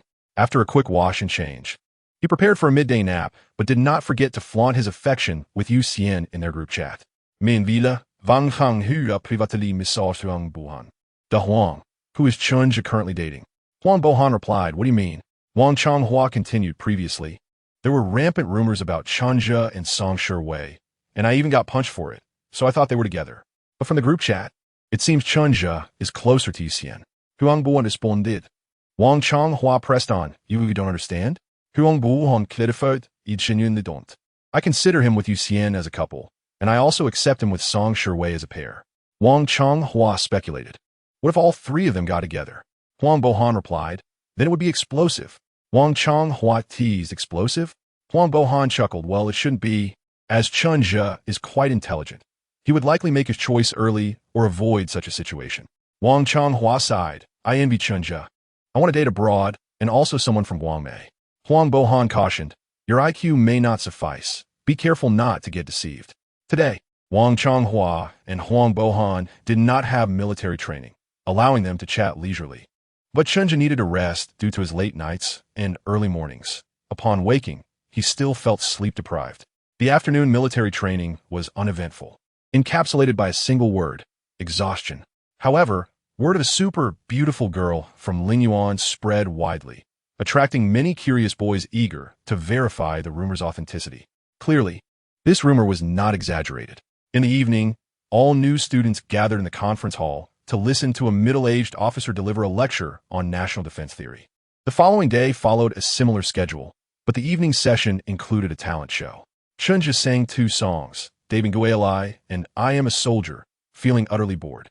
Suddenly, a guitar strumming pierced the air. A boy appeared under the bright lights of the sports field, strumming his guitar while heading towards the nearby finance class. Singing Huang Pin Yuan Xiao Wei. There's a beautiful little girl. Her name is Xiao Wei. She has gentle eyes. She quietly stole my heart. If I could win over Song Shi Wei, I would repay my debts with my very being. Chen Zhu casually swore an oath. Chapter 74 is about Song Shi Wei. Chen Zhu's confidence in his assertion stemmed from the fact that among all the boys who could sing and play instruments, none had succeeded in winning over Song Shi Wei. Just as he anticipated, despite the upperclassmen knowing something about song, it appeared to make no difference. As Xiao Wei reached its midpoint, Song Shi Wei did not even lift her eyelids. In an instant, the sports field was aglow with the lights of countless phones, creating the illusion of a celebrity concert at Zhongda. However, many still did not recognize Song Shi Wei and merely described her as the girl who received the confession during military training. I want to take you to the sky to see how beautiful the stars are and pluck one to gift to you. It wasn't until the upperclassmen finished the song that all eyes and phones turned towards Song Shi Wei. She remained unresponsive, occasionally furrowing her brows in subtle discontent. This is sheer folly. How can one hope to win over Song Shi Wei in such a manner? At some point, Kong Liang's song approached Chen Zhu, echoing his sentiments. This method of persistent pursuit resembled that of Li Jianming. The more public displays made, the more Song Shi Wei was likely to grow resentful. The senior brother perhaps felt that his singing did not adequately convey his emotions, and he deliberately approached the queue of the finance class, eloquently stating, "Song Shimmy. When I first encountered you in the cafeteria at noon, I was truly astounded. Thus, I discreetly inquired about your information. I hope you will forgive my audacity in offering this song." The surrounding young university freshmen erupted in cheers. Even though they understood little and it had nothing to do with them, they simply felt compelled to shout or scream. Such is the exuberance of youth. Someone confessed to Song Shi Wei. "Are you nervous?" Kong Liang Song suddenly asked Chen Zhu, his expression obscured by the animated figures around. Chen Zhu chuckled. "Why should I be nervous?" "Is that so?" Kong Liang Song scrutinized Chen Zhu for a while and then turned to the senior brother, commenting, "Have you both reached a level of mutual trust in your feelings?" Chen Zhu thought to himself, "Feel free to indulge your imagination. If only Mu Jiawen did not despise you so much. Locking you two together would surely yield a 300,000 word sweet narrative in due time." At this moment, the senior brother extended an invitation. "Song Shimmy, would you be available to join me for dinner tomorrow?" Chen Zhu glanced at Song Shi Wei, suddenly sensing that although her expression was calm, she was likely quite averse to the proposition. "No, all right," the senior brother responded with a hint of disappointment, distinguishing himself from Li Jianming in that he did not persist with undue tenacity. After all, he was a university student. He simply said, "I apologize for the intrusion," and departed. The surrounding students offered warm applause, having enjoyed a free performance, which likely also contained encouragement for the unsuccessful confession. Subsequently, all the freshmen engaged in cue drills once more, resting again after 40 minutes. Perhaps inspired by the earlier performance of Xiao Wei, those previously reserved students began to showcase their talents with enthusiasm. One group sang Jay Chao's Qing Tian, while another belted out Lin Junjia's Jiangnan and Not Far Away. Others danced to street music, with even more audacious performances of martial arts. Those who succeeded in their displays earned preferential dating rights for the next 4 years, while those who faltered still brought laughter and joy to their team. The students boldly presented themselves without a hint of restraint. Perhaps this is what it means to be young and full of vigor. Until the chief instructor announced the end of military training for the night, there was an inexplicable sense of reluctance among the crowd. On the way back to the dormitory, several girls from the College of Humanities and Social Sciences, majoring in Chinese language and literature, discussed the remarkable moments of the evening. The most talked about subject was still Song Shi from Lin Yuan, that girl who was serenaded. Her skin is exquisite. I watched her from afar, and she seemed to radiate light. Her figure is impressive too. Her legs seem to reach my waist. That is a bit exaggerated. I'm feeling a bit hungry and want to grab something from the cafeteria. Who wants to join? I do. But what about our military training jackets? Holding them feels heavy. Yuan, are you going to the cafeteria? If not, could you please help us carry our jackets? Zhao Yuan, who felt somewhat out of place, hesitated upon hearing this and nodded, saying, then I want to eat. You can give me the clothes. Thank you. Yuan. The roommates removed their jackets, which were indeed somewhat heavy, and given Yuan's petite stature, she struggled to hold them. Once she managed to gather them, her ascent up the stairs was slow and cautious. One of her roommates suddenly felt a pang of guilt and remarked, let us not ask Yuan to do things in the future. She is so young. Another roommate paused. No one is making her do anything. She asked to fetch hot water herself. We didn't force her. The roommates departed cheerfully, while Yuan, clutching the jackets, unexpectedly felt tears streaming down her face onto her roommates' military uniforms. This little girl, who loved to eat, had just finished military training and was already hungry. Yet, none of her roommates invited her. Was it because they thought she was too overweight to deserve a late-night snack? Zhao Yuan lowered her head, wiping her tears on the clothes. I wish I could have a perfect figure like that sister from Lin Yuan tonight. Finally reaching the dormitory, Zhao Yuan struggled to open the door, placing her roommates' jackets one by one on the table. Sitting alone on a chair, she suddenly felt a wave of longing for her parents. Being so young, if she had familiar companions nearby, such as her parents or her childhood friend Chen Zhu, she would feel more at ease. However, in the independent environment of the dormitory, Yuan sensed that no matter what she did, her roommates were reluctant to include her. Catching sight of the 4 hot water kettles on the floor, she recalled how she had been the one fetching hot water these past days. Aside from a simple thank you, there had been nothing more. Chen Zhu was right. Suddenly, her nose tinged with bitterness. She shouldn't have to give so much to fit in, but what should she do now? Climbing into bed alone, hugging her legs? She contemplated whether to call her parents, but that would only worry them. The aroma of fried rice mingled with the scent of fried sausages wafted into Zhao Yuan's nostrils. Her 3 roommates were downstairs, eating, drinking, and chatting, yet not one of them bothered to ask, Yuan, would you like to eat? Zhao Yuan silently shed tears, and then thought for a moment before picking up her phone to call Chen Zhu. Hello. Chen Zhu's voice was always warm and calm. Although he did not know what had transpired, his first words were, Yuan, don't worry. There is nothing that can't be resolved. Come downstairs. I'll be there shortly. Okay. Chen Zhu's response gave Yuan an inexplicable sense of reassurance and support. She wiped her tears and climbed down from her bed to leave. Her 3 roommates exchanged glances. What is wrong with her? I don't know. Who is Chen Zhu? After hanging up, Chen Zhu hurried over and found Zhao Yuan, who looked like a crying kitten. Feeling a pang of sympathy, he wiped her tears and guided her to a nearby bench to inquire about the situation. However, after hearing Yuan's account, Chen Zhu felt a slight headache. This matter was not difficult to resolve. If it were in the boys' dormitory, he would have sorted everyone out within 2 days. The key was that this was the girls' dormitory, and they were not even in the same major, making it challenging to intervene. At this point, all reassurances felt empty. A practical solution was necessary. Ideally, he could move into the girls' dormitory, which would certainly provide Yuan with a sense of security. Chen Zhu gazed at the over 3-meter-high wall, the surveillance cameras, and the stern dormitory supervisor. If he were caught climbing over, he would have to explain to the police that he was not a pervert. Chen Zhu shook his head, dismissing the absurd idea of scaling the wall. Who else could take his place? After much contemplation, he opened the group chat with a complex expression. His fingers hovered over the screen for a moment before he clicked to add Shi as a friend. Before long, Shi accepted the request.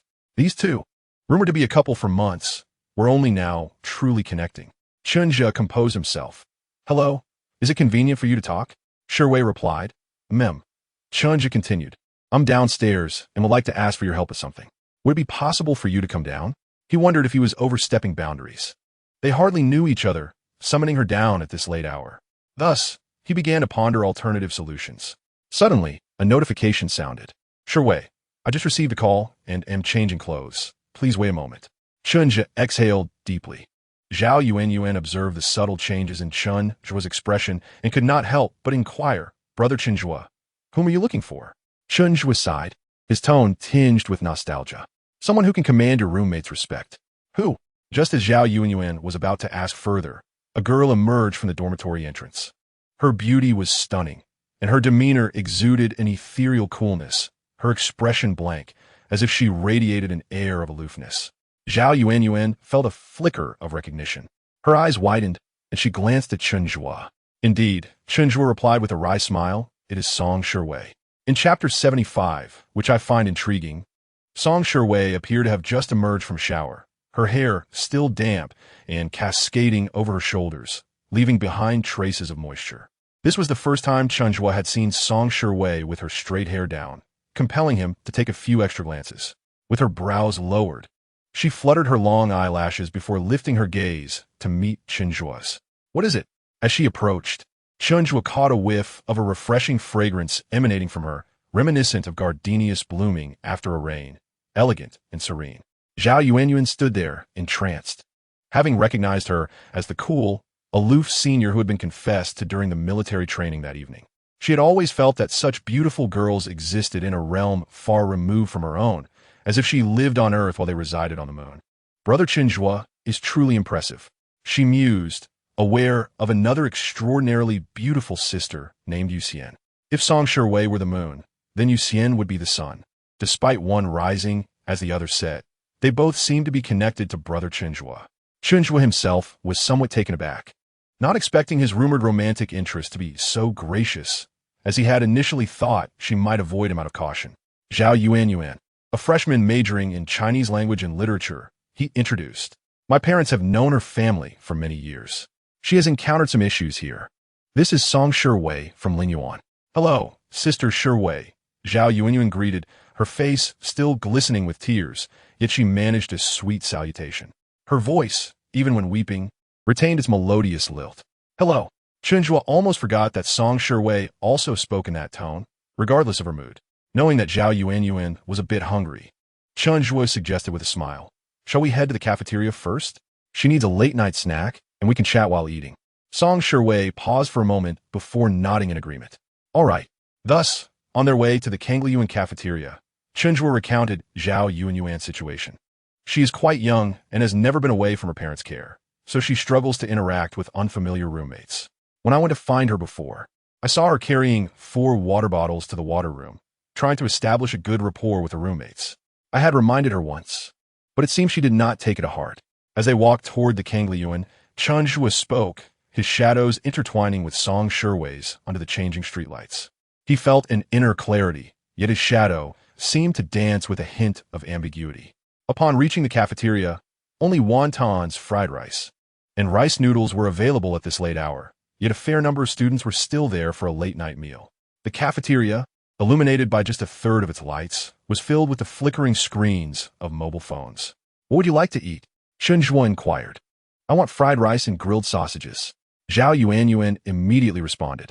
I won't eat. Song Shiwei softly replied. Not eating? Chen Zhu joked, with your figure.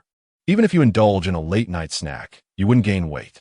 Chen Zhu smirked, realizing he had spoken thoughtlessly, engaging in futile banter. Moments later, he returned with fried rice and grilled sausages, having also ordered a bowl of wontons for himself. Given his past experiences, he was unaccustomed to eating while being observed by companions, so he politely asked, Are you really not going to eat? The food here is quite good. Song Shiwei shook her head once more. In the dim light, her rounded, pearl-white chin outlined a graceful curve. Very well, Chen Zhu conceded, no longer pressing her, and began to share his thoughts while enjoying his late-night meal. This hardly qualifies as bullying. At most, it can be deemed neglect and unintentional isolation. My belief is that for Yuanyuan to reside comfortably in the dormitory, her roommates must extend her some respect. Song Shiwei listened quietly, while Zhao Yuanyuan remained focused on her fried rice, seemingly detached from the entire situation.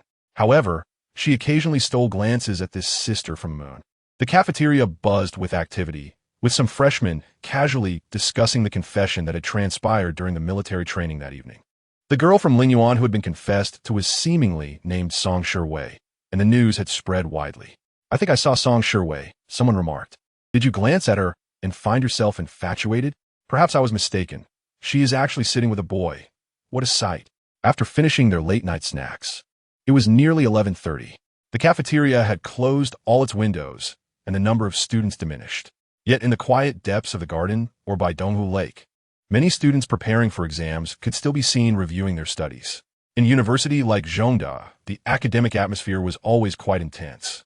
As they passed a 24-hour convenience store on campus, Chen Zhu purchased some sodas and snacks, instructing Zhao Yuanyuan, once we go upstairs, distribute these snacks to your roommates.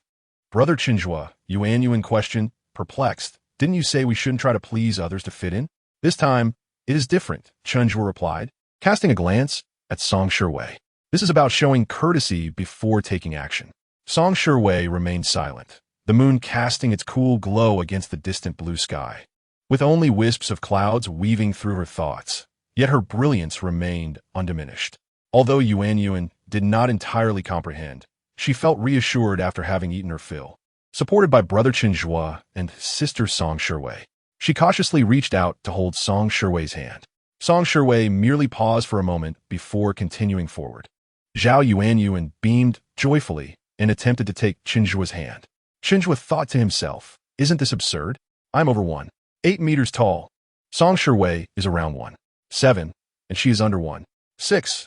What would it look like for us to walk holding her hands? Consequently, he feigned bending down to tie his shoelaces, skillfully avoiding the potentially awkward situation. Yet, it was somewhat amusing. He had initially planned to withdraw from the group that night. But now, due to Zhao Yuanyuan, it seemed he would linger a while longer. Was this what they referred to as a circle of fate? Upon reaching the entrance of the Shiyuan girls' dormitory, Song Shiwei took hold of Zhao Yuanyuan's hand, preparing to ascend stairs. Chen Zhu suddenly remembered a lingering curiosity about the group and could not resist asking, why have you not left the group? Song Shiwei turned, her dark hair tousled by the evening breeze, revealing a stunning swan-like neck, even more breathtaking under the streetlight. I find it interesting, she replied nonchalantly. In Chapter 76, can you cover the meal? Chen Zhu pondered, what could possibly be interesting? Is Huang Baihan discussing daily life at Huagong amusing? Or is it entertaining to witness Xiao Mu spreading rumors about us? Suddenly, an eerie image surfaced in his mind. The cool and distant Song Shiwei sitting in front of her computer, observing the class group and the myriad rumors and gossip within. With an expressionless face, she sipped her coffee while contemplating. Gossip is indeed fascinating. Wait, are they discussing my gossip? He mused. Oh, that makes it even more intriguing. Chen Zhu shivered inexplicably, wondering if Song Shiwei might be a character of unexpected contrasts. I'm in room 401, Sister Shiwei. Okay. Zhao Yuanyuan replied obediently. The other three roommates of 401 initially felt a sense of concern and unease when they saw Zhao Yuanyuan descending the stairs in tears, uncertain of what had transpired. However, they soon exhaled a sigh of relief, instinctively assuming that Zhao Yuanyuan was still the same as before, hoping to gain respect through her efforts and ingratiation. In reality, the more she contributed, the less her roommates seemed to regard her. Thank you, Yuanyuan, they said politely as they accepted the ice cream and soda. You went downstairs to buy all this delicious food. It wasn't me. Zhao Yuanyuan waved her hand dismissively, recalling Chen Zhu's words, and recounted, this was bought by brother Chen Zhu. He said I'm still young and a bit of a nuisance in the dormitory, and he would like to treat everyone to a meal to express his gratitude for your care. The three roommates, who were in the midst of tearing open snack wrappers, suddenly halted, a hint of embarrassment crossing their faces.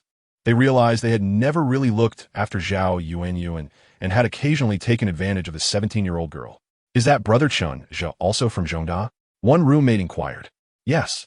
Zhao Yuanyuan replied with immense pride. He scored 652 on the college entrance exam and is in the economics class at Lingyuan. Oh, the three roommates exchanged glances, sensing a certain significance in this revelation.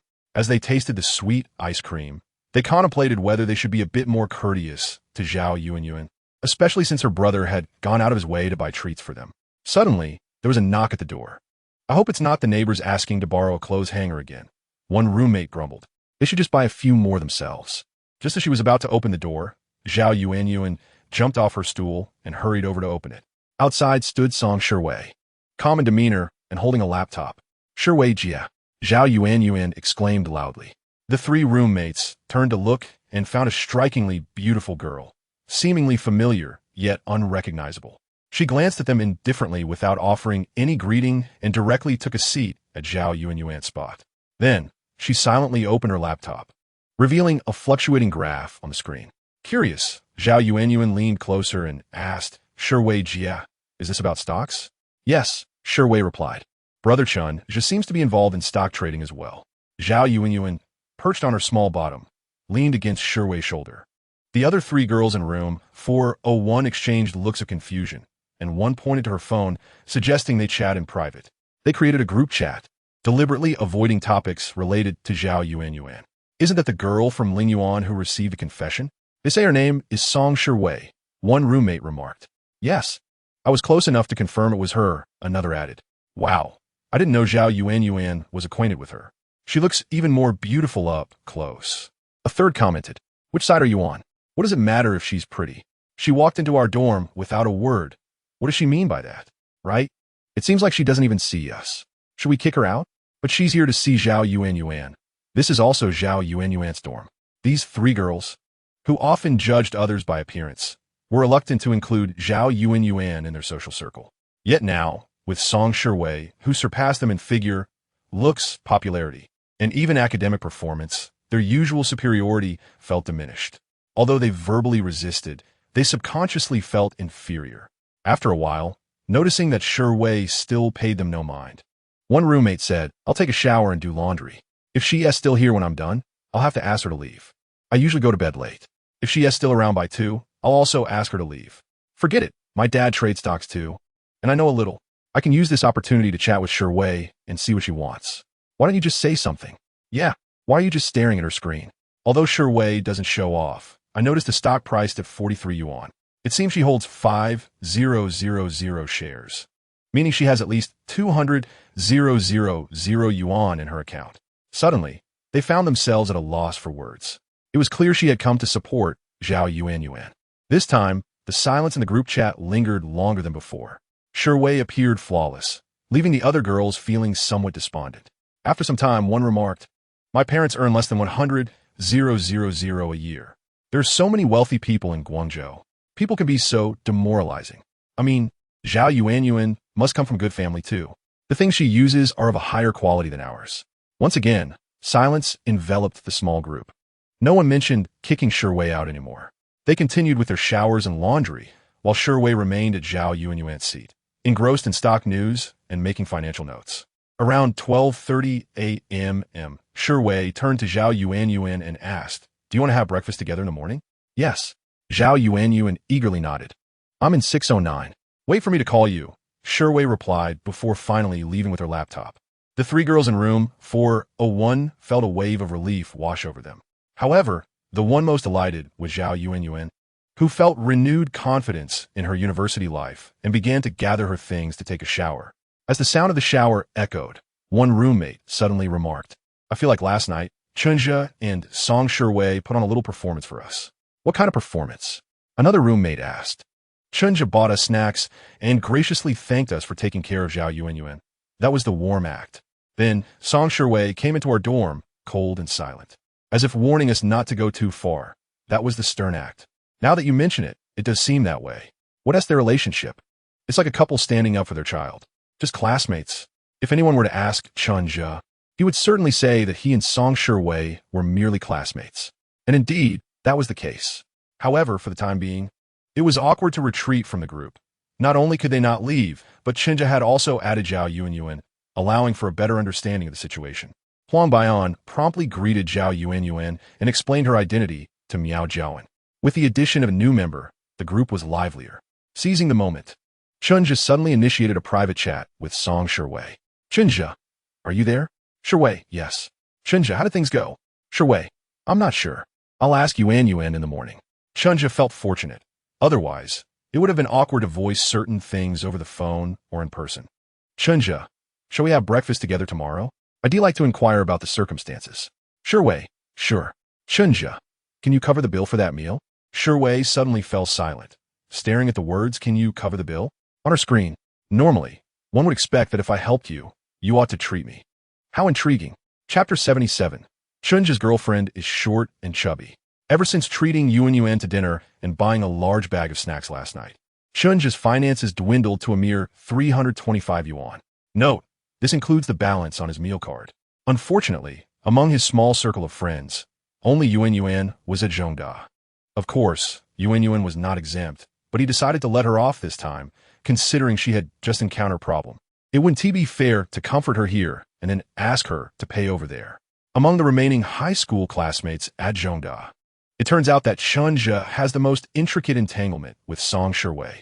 The following day, Chen Zhu purposely rose early, having completed his morning routine and donned his camouflage uniform while his roommates still lingered in slumber. Lu Qiming, poking his head out from beneath the mosquito net, sleepily inquired, "Chen Zhu, aren't you joining us for breakfast at the cafeteria?" While tightening his belt, Chen Zhu replied, "I'm having a meal with my high school classmates. I want to get there early." "Are there female classmates?" Su Mu, awakened by the commotion, added that if it were male classmates, they could simply stay in the east courtyard and wouldn't need to set off so early. Chen Zhu chuckled, neither confirming nor denying. "Your sister-in-law must be quite beautiful," Tang Junhui interjected, speaking with a hint of flattery, as he now felt somewhat intimidated by Chen Zhu. "She is not my sister-in-law. Besides, I'm somewhat face-blind and can't discern beauty from plainness." With that, Chen Zhu stepped out, but just as he was about to descend the stairs, Lu Qiming dashed outside to stop him. "Today, our homeroom teacher asked me to organize a new student photo collection, but I have a lunch appointment with a fellow townsman. Could you take care of it?" The new student photo collection is a task all freshmen must complete promptly. It involves taking photographs at a designated location on campus, which will be used for enrollment verification, student identity confirmation, and the production of student ID cards and academic records, including the transcript for the CET 4 and CET 6 exams. Given that many of these photos were taken in camouflage uniforms at the start of the semester, the resulting ID pictures are often quite unflattering. Chen Zhu pondered the importance of this task and couldn't fathom why Lu Qiming would shirk such responsibility. Additionally, on the first day of school registration, Lu Qiming had preferred to dine with his fellow townsmen rather than gather their dorm mates for a meal. Unable to restrain his curiosity, Chen Zhu asked, "Is your townsman quite impressive?" Lu Qiming glanced around, then quietly confessed to Chen Zhu, "To be honest, he is the head of the publicity and research department of our student union. If I can't compete with Kong Liangsong for class monitor, I need to quickly secure my position in the student union with his support. There are not many departments in the Zhongda student union. They include the Secretariat, General Affairs Department, Liaison Department, Publicity and Research Department, Project Services Department, and Practice and Student Development Department. If he truly is the leader of the Publicity Department, then Lu Qiming's reasoning is somewhat understandable." "Understood," Chen Zhu replied before heading downstairs. After spending some time together, Lu Qiming found that Chen Zhu was exceptionally organized in his endeavors. Unlike Kong Liangsong, who posed a competitive threat, he felt confident in trusting matters to Chen Zhu.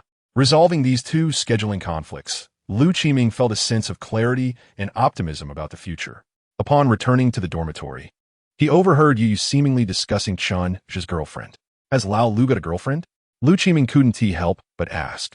Yu responded, "Don't mention the girlfriend's looks in front of Lao Lu. Didn't you see how Tangu just said, 'Your girlfriend must be beautiful'?" And Lao Lu nonchalantly claimed he was face-blind? Lu Qiming furrowed his brow. "Are you implying that Lao Lu's girlfriend is unattractive?" "Yes, Yu sighed last night. I went to the supermarket near the west courtyard to buy hangers and happened to see Lao Lu sitting on a bench with a girl. She was short and chubby. I was afraid it would be awkward, so I didn't want to go over and greet them. Perhaps they are merely friends?" Lu Qiming offered in defense of Chen Zhu. "Can friends touch each other's faces?" Yu retorted, "I saw Lao Lu touch her face. If they weren't a couple, how could he do that? You'd think a handsome guy like Lao Lu, who is a local, would choose a more attractive girlfriend. Maybe that's just his taste?" Tang Junhui chuckled, feeling inexplicably cheerful. Forget it. Lu Qiming waved his hand. "Let us refrain from discussing our partner's appearances in front of Lao Lu." However, Lu Qiming's tone shifted to one of admiration. From this, we can see that Lao Lu has excellent character. Even with a girlfriend who is not conventionally attractive, he still made an effort to invite her to dinner. Such dedication to love is something we should all aspire to. Had Chen Zhu been present in the dormitory, he would undoubtedly have given you a couple of punches. What do you mean by touching her face? I was merely wiping her tears. And what do you mean by inviting her to dinner? I was just trying to mooch some food, guys. Upon reaching the west courtyard, Chen Zhu waited for considerable time without seeing anyone. So he called Song Shiwei, who merely replied with the words, "I'm coming down." After an additional 5 minutes, he finally spotted Song Shiwei and Zhao Yuanyuan. However, there was also another girl present, approximately 162 meters tall. She was not stunning, but had a certain charm and an artistic air about her with her shoulder-length hair. When Song Shiwei arrived at the entrance, she paused briefly, seemingly searching for Chen Zhu's figure. "Who is this?" The girl observed Chen Zhu with curiosity. "I am Chen Zhu," he introduced himself, a high school classmate of Song Shiwei from the Lingyuan economics class. "Oh," the girl responded with a look of realization. "I'm Song Yanai from the Lingyuan finance class, and I'm Song Shiwei's roommate." "Hello." Chen Zhu greeted politely before inquiring about Zhao Yuanyuan, asking how things had been resolved. Upon hearing that a roommate had woken up and proactively called Zhao Yuanyuan this morning, Chen Zhu couldn't help but breathe a sigh of relief. There are no laws mandating that one must get along well with their college roommates. Sometimes, individuals simply don't resonate with one another or may even dislike each other, which is beyond one's control. Nonetheless, living under the same roof, one must maintain a semblance of decorum. The dormitory dynamics should not become a source of internal strife. While conversing with Zhao Yuanyuan, Song Yanai jokingly remarked to Song Shiwei, "They say college boys pursuing girls might have to support an entire dormitory. Am I going to be treated to breakfast by the charming Chen today?" Song Shiwei shook her head. "What's wrong?" Song Yanai asked in surprise. "Does he still have expectations? If that's the case, not to mention you, even ordinary girls wouldn't stand a chance." At that moment, they all arrived at the cafeteria, and Song Shiwei turned to the pair, asking, "What would you like to eat?" "1 egg pancake, 1 fried dough stick, 1 bowl of soy milk, and 1 plate of fried dumplings," Yuanyuan eagerly exclaimed. As it was Chen Zhu's first time mooching a meal, he felt shy about ordering and politely said, "I'll have the same as her."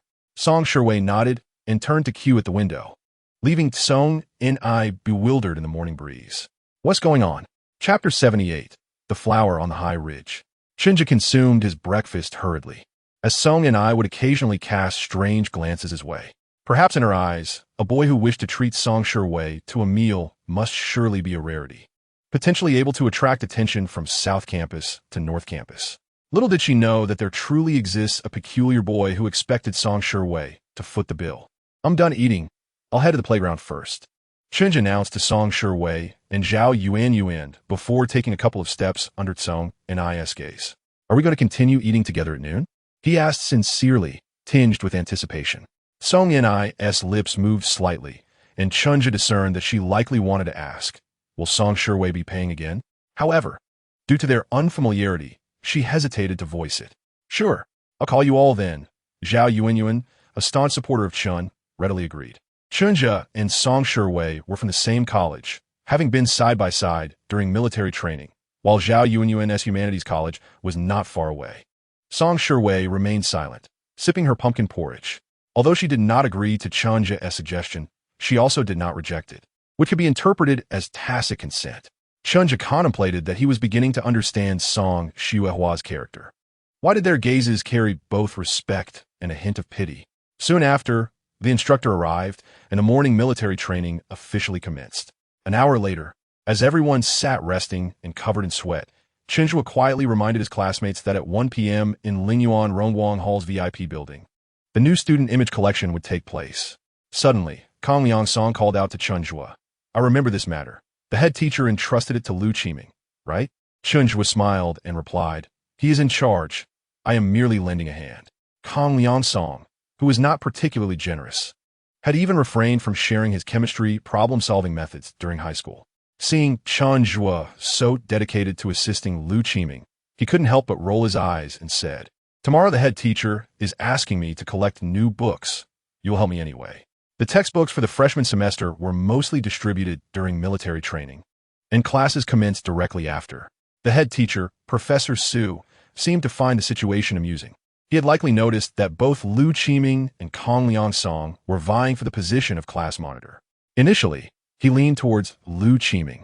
But with Kong Liangsong's successful completion of several tasks with Chen Zhu's assistance, Professor Su's attitude appeared to favor fair competition now.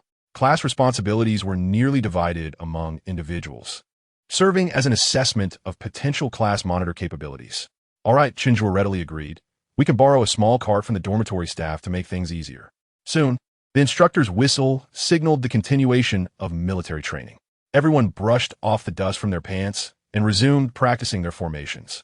It wasn't entirely dull, as the finance class was nearby, and occasionally the male students caught glimpses of Song Shi as they marched in formation. Although last night's confession had failed, a classmate had uploaded videos of it to campus forums and social media, illuminating the scene like a cascade of stars. In that moment, factors such as pixelation and brightness, which typically seemed detrimental, transformed into an advantage, creating a unique interplay of light and shadow that appeared both ethereal and somewhat unreal. The students who inadvertently wandered into the frame seemed lost yet joyful, merely serving to accentuate Song Shi's serene, fair visage, rendering the entire scene richly layered. This documentary-like video quickly gained popularity on the university's network, and naturally, Song Shi became a sensation. Basic information about her swiftly circulated. Being from Lingyuan, classmates jokingly referred to her as the true Gao Ling Jihua.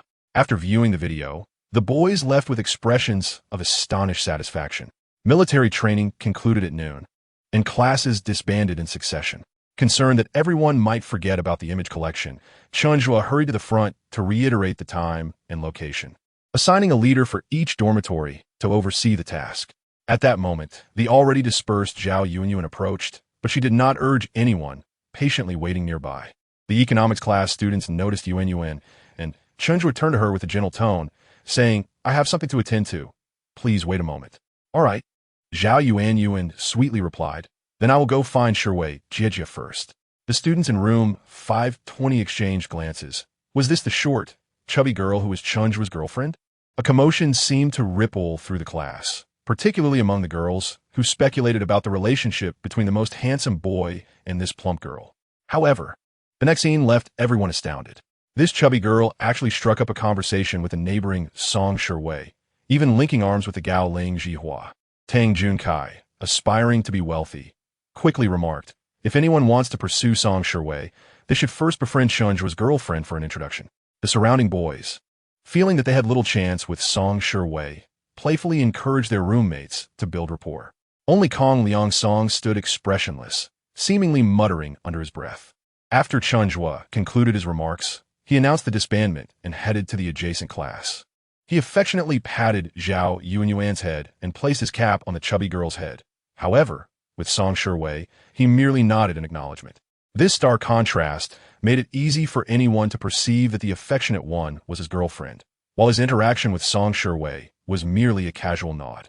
Lunchtime saw the same four individuals dining together, with Zhao Yuanyuan treating this time, although she used her own money. When Chen Zhu finished and inquired again about dinner plans, and I had become somewhat immune to the question, Zhao Yuanyuan happily agreed. Song Shi furrowed her brow slightly. Chen Zhu's behavior indicated that his concern extended beyond Yuanyuan. It seemed he was short on funds. Nevertheless, Song Shi said nothing, as her nature dictated that silence implied acquiescence. During the subsequent military training, Chen Zhu relied on the meal cards of Song Shi and Zhao Yuanyuan. However, he was astute enough to realize that Song Shi attracted too much attention. Thus, he never dined with her alone, always including Zhao Yuanyuan or eating only with her. Consequently, both the class and dormitory believed that Chen Zhu and the short, plump girl were genuinely in a relationship, while the chubby girl maintained a close friendship with Song Shi. Soon, the 2 weeks of military training were nearing their conclusion. The final activity was a formation performance, where each college would march past the podium in a square formation to be reviewed by university leaders. Recent days had been filled with rehearsals, and both Guangmei and Huagong were in similar situations, as everyone was eager to conclude military training. On the morning of September 15th, the last day of military training, Ling Yuan's squad was scheduled to perform in an hour. Unexpectedly, a problem arose involving a girl from Qinghai in the class. Due to her difficulty adapting to the climate and a prolonged mild allergic reaction that had weakened her immune system, she suffered from heat stroke at a critical moment. This girl, named Xiao Xian, like many students from remote areas, needed time to adjust to the big city, both physically and psychologically. When Chen Zhu was squeezed through the crowd to investigate the commotion, he found Xiao Xian already lying in her roommate's arms, eyes squinting and trembling slightly, her complexion and lips pale, with some vomit nearby. What should we do? The instructor appeared somewhat taken aback. The formation performance demanded precision. There were 35 students in the Lingyuan economics class, and they had practiced for over 10 days in a 5-to-7 formation, achieving commendable results. Now, with one person suddenly absent, a gap would inevitably disrupt the neatness of the formation. Let's take her to the infirmary, Chen Zhu said directly upon seeing Xiao Xian's condition. What about the performance? Lu Qiming hesitated. If Xiao Xian was absent, would the class formation be incomplete, affecting the class's collective image? Kong Liangsong pulled Chen Zhu aside, whispering. The head teacher mentioned in the group last night that he hopes everything goes smoothly today. After military training, they were to decide on the class monitor, and neither wanted any mishaps that could jeopardize their standing with the head teacher. Two power-obsessed fools, Chen Zhu thought to himself, in matters of leadership. You are not even as clever as elementary school students. You will learn your lesson. The instructor also seemed reluctant to go to the infirmary. Perhaps he felt that all the rehearsals would be in vain. Another reason was that in his military career, heat stroke was considered a minor issue that could be resolved with a brief rest. Squatting in front of Xiao Xian, the instructor pressed on her Higa point, which can alleviate heat stroke symptoms and dizziness when stimulated. Not long after, Xiao Xian slowly opened her eyes. Her roommate offered her a sip of mineral water, and her condition appeared to have improved slightly. However, as they helped her sit up, she faltered and nearly fell again, fortunately being caught by her roommate. It was evident that she needed a rest. The instructor could only report to his superiors, muttering under his breath, "What kind of university students are these? Their physical fitness is truly abysmal. During our military training, we endured much more fatigue, yet we persevered." Upon hearing this, Xiao Xian, already feeling downcast, became even more disheartened. Chen Zhu approached, twisted open a bottle of mineral water, and gestured for her to take another sip, smiling as he said, "Don't pay attention to the instructor's nonsense. My mother is a doctor, and she says that when one is fatigued, they should rest rather than compare endurance with others." A number of classmates stood around, and upon hearing Chen Zhu's words, they all laughed and began to comfort Xiao Xian in unison. Only then did Xiao Xian accept the mineral water, taking a sip and softly expressing her gratitude. At that moment, the instructor called over his superior. Each class at Lingyuan has its own dedicated instructor, but there is also a military training chief responsible for the entire college. Hearing that a female student was about to faint from heat exhaustion, he hurried over to inspect the situation. Chen Zhu turned to Lu Qiming and Kong Liangsong, saying, "Xiao Xian cannot participate in the performance like this. You two should go speak to the chief and ask for their understanding." Lu Qiming and Kong Liangsong were momentarily taken aback, unsure of how to broach the subject. But with their classmates urging them on, Lu Qiming steeled himself and approached. Kong Liangsong instinctively followed a few steps, suddenly glancing back at Chen Zhu. He felt that something was amiss. How can this be? Xiao Xian can't even stand. How can she perform? In an instant, there were complaints about the instructor as well as inquiries directed at Xiao Xian. Chen Zhu pondered for a moment before standing up to catch up with the military training chief. Agreed? Lu Qiming could hardly believe it. He had just exhausted himself with persuasive words, yet the chief had barely acknowledged him. How did Chen Zhu manage to resolve it with just a few sentences? "What did you say?" Lu Qiming asked curiously. Chen Zhu chuckled. "I mentioned that the student suffering from heat exhaustion is from Qinghai and belongs to an ethnic minority. If this leads to further complications, not only Lingyuan, but even Zhongda may not be able to handle it." "Is that all?" Lu Qiming was somewhat puzzled. He did not yet grasp the concept of ethnic unity being paramount, but the chief certainly understood. "Which ethnic group does Xiao Xian belong to?" Lu Qiming recalled that she was indeed from Qinghai, but could not clearly remember if she was part of a minority. "I don't know either. She might not be from a minority," Chen Zhu said dismissively, "but who would truly investigate?" Lu Qiming couldn't help but look up, seeing Chen Zhu with a contented smile on his face, as if everything was under his control. "Our class now only has 33 members left." Kong Liangsong presented the most pressing issue. "We have 20 minutes until the inspection. How should we arrange ourselves?" The number 33 was indeed difficult to divide. Splitting into 311 would not yield an aesthetically pleasing formation. After a moment of contemplation, Chen Zhu instructed Lu Qiming and Kong Liangsong. You two choose one to lead in the front, and the remaining 32 can be arranged in pairs of 4. Led? Lu Qiming and Kong Liangsong's eyes suddenly lit up. To walk at the forefront as a leader was undeniably a symbol of honor. Thus, the two individuals who had been competing fiercely over the past few days began to bicker in front of their classmates once more. Do you not understand such a simple principle as 2 peaches kill 3 men? Chen Zhu mused, as the leader was akin to a peach, while Lu Qiming and Kong Liangsong, in their rivalry for this peach, were actually diminishing their own images. Most importantly, this peach was hardly delectable. In the end, Lu Qiming, boasting a taller stature, managed to secure the position of leader. However, the class formation had been hastily rearranged, and everyone was unfamiliar with the new setup. Compared to the other orderly formations, the economic class's performance appeared somewhat embarrassing before the school leadership. Naturally, the leader bore the brunt of this embarrassment. Young man, do you understand the significance of a deputy director-level leader in their 30s? Chen Zhu smiled faintly, realizing that apart from matters of romance, he was proficient in everything else. Ah, but wait. It seems that since my rebirth, akin to some awakening of bloodlines, I may have also acquired the skill of romance. After the morning military training concluded, in the afternoon, the class instructor, Su Qingsheng, gathered everyone in the classroom for a meeting. Accompanying him was a young woman, approximately 28 or 29 years old, wearing glasses. If Bai's beauty were rated at 100, she would be around 75. Though not particularly tall, her eyes were bright and expressive, always graced with a gentle smile. This is our class counselor, who will be responsible for your ideological and political education as well as daily management, Su Qingsheng remarked, looking at the counselor. Xiao Fu, would you like to introduce yourself? Sure. The new counselor stepped onto the stage, bowed slightly to the classmates, and smiled as she introduced herself. My name is Fu Qianling.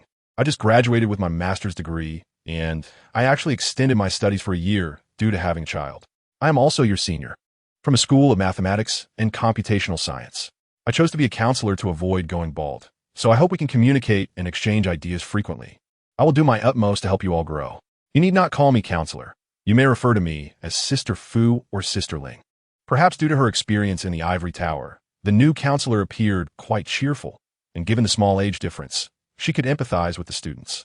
Once Fu Qianling finished her introduction, Su Qingsheng cleared his throat and moved on to the next topic. Some gazes in the classroom glanced toward the 520 dormitory.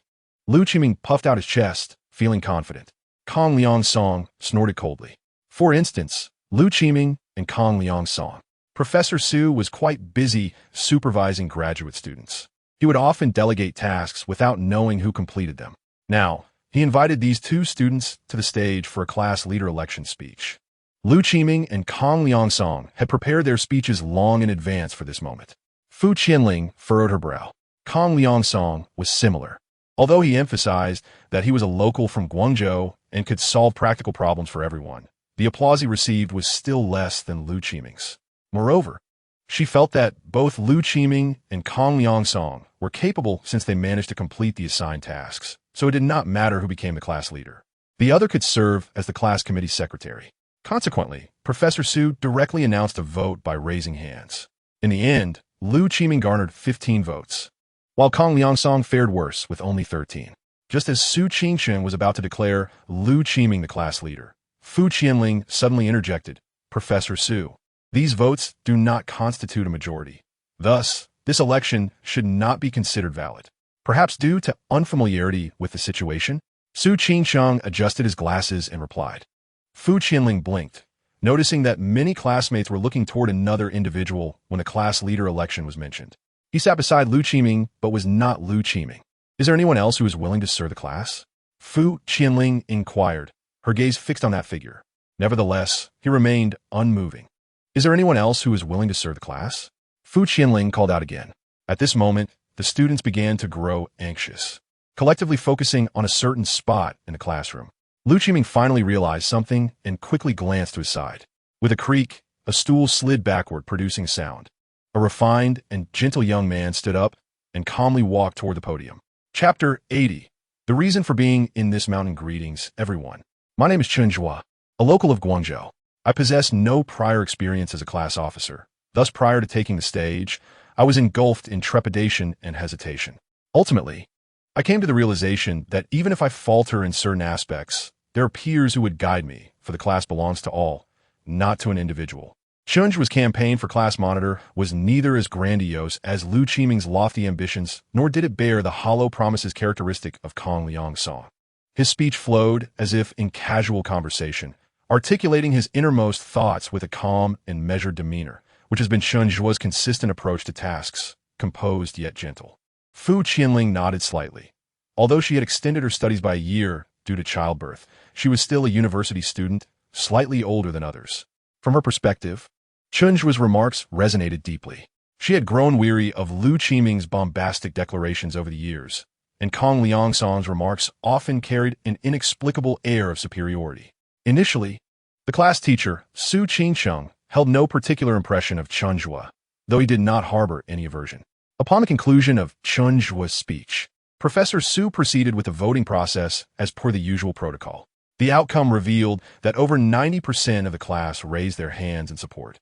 Observing the raised arms, akin to soldiers brandishing sharp spears in unwavering support of a general, left Su somewhat astonished. There was scarcely a need to count. The votes were evidently more than those garnered by Lu Qiming and Kong Liangsong. Even among the class, there are always a few indifferent individuals who remain detached regardless of Chen Zhu's contributions. Fortunately, they had roommates who coaxed them into raising their hands. Kong Liangsong hesitated momentarily, but eventually cast a vote, not out of support for Chen Zhu, but rather in response to the disconcerting reality that Lu Qiming had garnered 2 more votes than he. The enemy of my enemy is my friend. Since his own prospects were bleak, he decided to drag Lu Qiming down with him. Conversely, Lu Qiming had been in a state of bewilderment since Chen Zhu took the stage. However, after witnessing Chen Zhu's own vote in favor of himself and feeling the pressure of his observing roommates, he ultimately raised his hand. Counselor Fu Qianling calculated the results. With 35 students in the class, 34 voted in favor. The sole abstention was, surprisingly, Chen Zhu himself. This was indeed remarkable. It was expected for the boys to vote unanimously, but for the girls to do so was utterly unforeseen. Moreover, upon Chen Zhu's election as class monitor, the female dormitory group erupted in a cheer, seemingly more elated than if they had themselves been elected. For Chen Zhu, the unanimous support from the boys was astonishing. Yet it dawned on him that some classmates, initially apathetic towards voting, felt compelled to support him for fear of being perceived as dissenters if they remained silent. Professor Su Qingcheng was momentarily taken aback by the outcome. He was no fool. He recognized that he must have overlooked something or perhaps have been deceived. For the eyes of the populace are discerning. The situation mirrored that of institutional frameworks, where a leader may favor a particular candidate for a position but is reluctant to make a unilateral decision. Thus, a voting process is instituted, ostensibly to uphold fairness, often accompanied by an unassuming candidate as a formality. Yet, the latter may triumph by a landslide, a rarity that constitutes a significant electoral anomaly. After the class meeting concluded, both Professor Su and Fu Qianling requested Chen Zhu to remain. Although Su harbored numerous questions, as a graduate advisor and associate professor, he would not quibble with an undergraduate. Instead, he imparted a few words of advice regarding the responsibilities of a class officer, and with a smile, remarked that the class monitor at Lingyuan is somewhat distinct, bearing a higher caliber of significance. Chen Zhu contemplated this, adopting a demeanor of earnest inquiry. Lingyuan is recognized as the foremost business school in South China, with many visiting professors being executives or founders of major enterprises. Professor Su continued, noting that executives from private enterprises like Medea, RF Properties, Huawei, as well as state-owned enterprises such as Southern Power Grid, CITIC, and Guangzhou Pharmaceutical frequently come to teach, with Lingyuan serving as their talent training base. Chen Zhu nodded in understanding. As capital accumulates, entrepreneurs seek social status to enhance their prestige, thus university lecturers or visiting professors become fitting choices. Moreover, universities benefit from sponsorships from these enterprises. Importantly, these self-made success stories do not adhere to rote teaching, but share genuine experiences, such as negotiating a 50 million contract while facing challenges, inviting students to analyze the situation based on real-life narratives. This approach far surpasses the capabilities of ordinary business school instructors. Undoubtedly, many professors at Lingyuan, holding titles of associate or full professors, also serve as consultants for various enterprises. The dean of Lingyuan, in fact, serves as the chairman of the Zhongda Venture Capital Management Company, a wholly owned subsidiary of Zhongda, primarily responsible for investment and management. Should a student embark on an entrepreneurial journey and achieve a certain scale, they would receive support. Such networking advantages afford the class monitor at Lingyuan a unique head start compared to other students. When executives come to teach, their secretaries first communicate with the class monitor. In the future, as they graduate and perhaps venture into entrepreneurship, this small favor may yield significant benefits. Thanking Professor Su for his affirmation, Chen Zhu responded with composed determination, expressing his commitment to fulfilling his responsibilities as a class officer, accountable to the class collective, the teacher, and all classmates. Professor Su nodded, encouraging him to attend to his duties and to contact him should any issues arise. After Chen Zhu departed, Professor Su and Fu Qianling proceeded to the office. Suddenly, Su casually inquired, "Did you know Chen Zhu prior to this?" "I only heard his name this morning," Fu Qianling explained. "The doctor at the medical office on the South Campus is a graduate of our medical school and a friend of mine. I consulted her regarding my child's eczema earlier today. Coincidentally, a student from our class experienced heat stroke, so I accompanied them for treatment." "Is that so?" Su Qingchang adjusted his glasses, surprised that no one had informed him. Perhaps they were too rushed to report. Fu Qianling continued, "At the time, they didn't know me, so while resting, they discussed military training and frequently mentioned the name Chen Zhu. However, I became puzzled when Chen Zhu was absent from your list during the election. Notably, neither Lu Qiming nor Kong Liangsong secured a majority." Fu Qianling bit her lip, adding, "According to the election guidelines, that should have nullified the results. So I suggested a re-election." "Were they praising Chen Zhu?" Su Qingqing pondered. "Indeed," Fu Qianling affirmed. "They mentioned that many tasks within the class were undertaken by Chen Zhu, yet the credit was attributed to Lu Qiming and Kong Liangsong. Regardless of who ultimately became class monitor, they would surely oppose." Su Qingchang fell silent momentarily, taking a few steps and reflecting. "This reinforces my belief that the school leadership's arrangement is correct. Counselors should not be too far removed from students to prevent any disconnect. At our age, we are unable to observe students with the meticulousness required." "You are far too busy, Professor," Fu Qianling remarked, much like my own boss. "During my graduate studies, my supervisor managed to survive on only a few hours of sleep each night, seemingly outlasting us youthful scholars in the realm of late-night endeavors." Fu Qianling arranged a ladder for Lao Su and remarked, "I still need to converse with a couple of young ladies who lack an understanding of the pursuit of honor as emphasized by the military training instructors. I shall clarify this for them." The military training concluded today, and formal classes commence on the 17th. However, tomorrow being Sunday, we shall enjoy a day of respite. At Huagong, military training wraps up tomorrow morning, and both Mu Jiawen and Huang Baian expressed their intention to take a stroll around Zhongda. Chen Zhu warmly welcomed this notion, as it presented him with the opportunity to borrow money from Huang Baihan. Regrettably, Guangmei and Guanda's military training does not conclude until the day after tomorrow, so it seems he could only join Yu Xian and the others for dinner in the evening. Chen Zhu, having shed his camouflage uniform, patted the somewhat dejected Lu Qiming and gestured for him to follow to the balcony. Initially, neither spoke, while Lu Qiming gazed vacantly at the sky. The afterglow of the setting sun danced among the clouds, revealing what had appeared to be inconspicuous and unremarkable clouds, but upon closer inspection, loomed as majestic peaks surpassing Baiyin Mountain. Why had he not perceived this before? Perhaps it was simply being enveloped by the mountains themselves. "Congratulations, Chen Zhu," Lu Qiming mused, as if coming to a profound realization. The moment he witnessed the election vote counts, he suddenly comprehended the meaning of gaining support through virtue and losing it through vice. In his quest to achieve success within the student council, he had not devoted sufficient attention to class affairs. Thus reality served as an admonition. Chapter 81. The winds of April have reached September. Lu Qiming's willingness to extend congratulations signified that this young man, despite his penchant for authority, possessed the humility to understand failure. Naturally, Chen Zhu felt no remorse for employing a bit of strategy during this process. "What does it matter? I haven't even leveraged my connections yet. You, Lu, aspire to a political career, don't you?" Consider this a taste of what it means to have the support of leadership, yet still face defeat in an election. Hey, do you recall what I told you when the semester began? Chen Zhu suddenly inquired. What? Lu Qiming had completely forgotten. Goodness.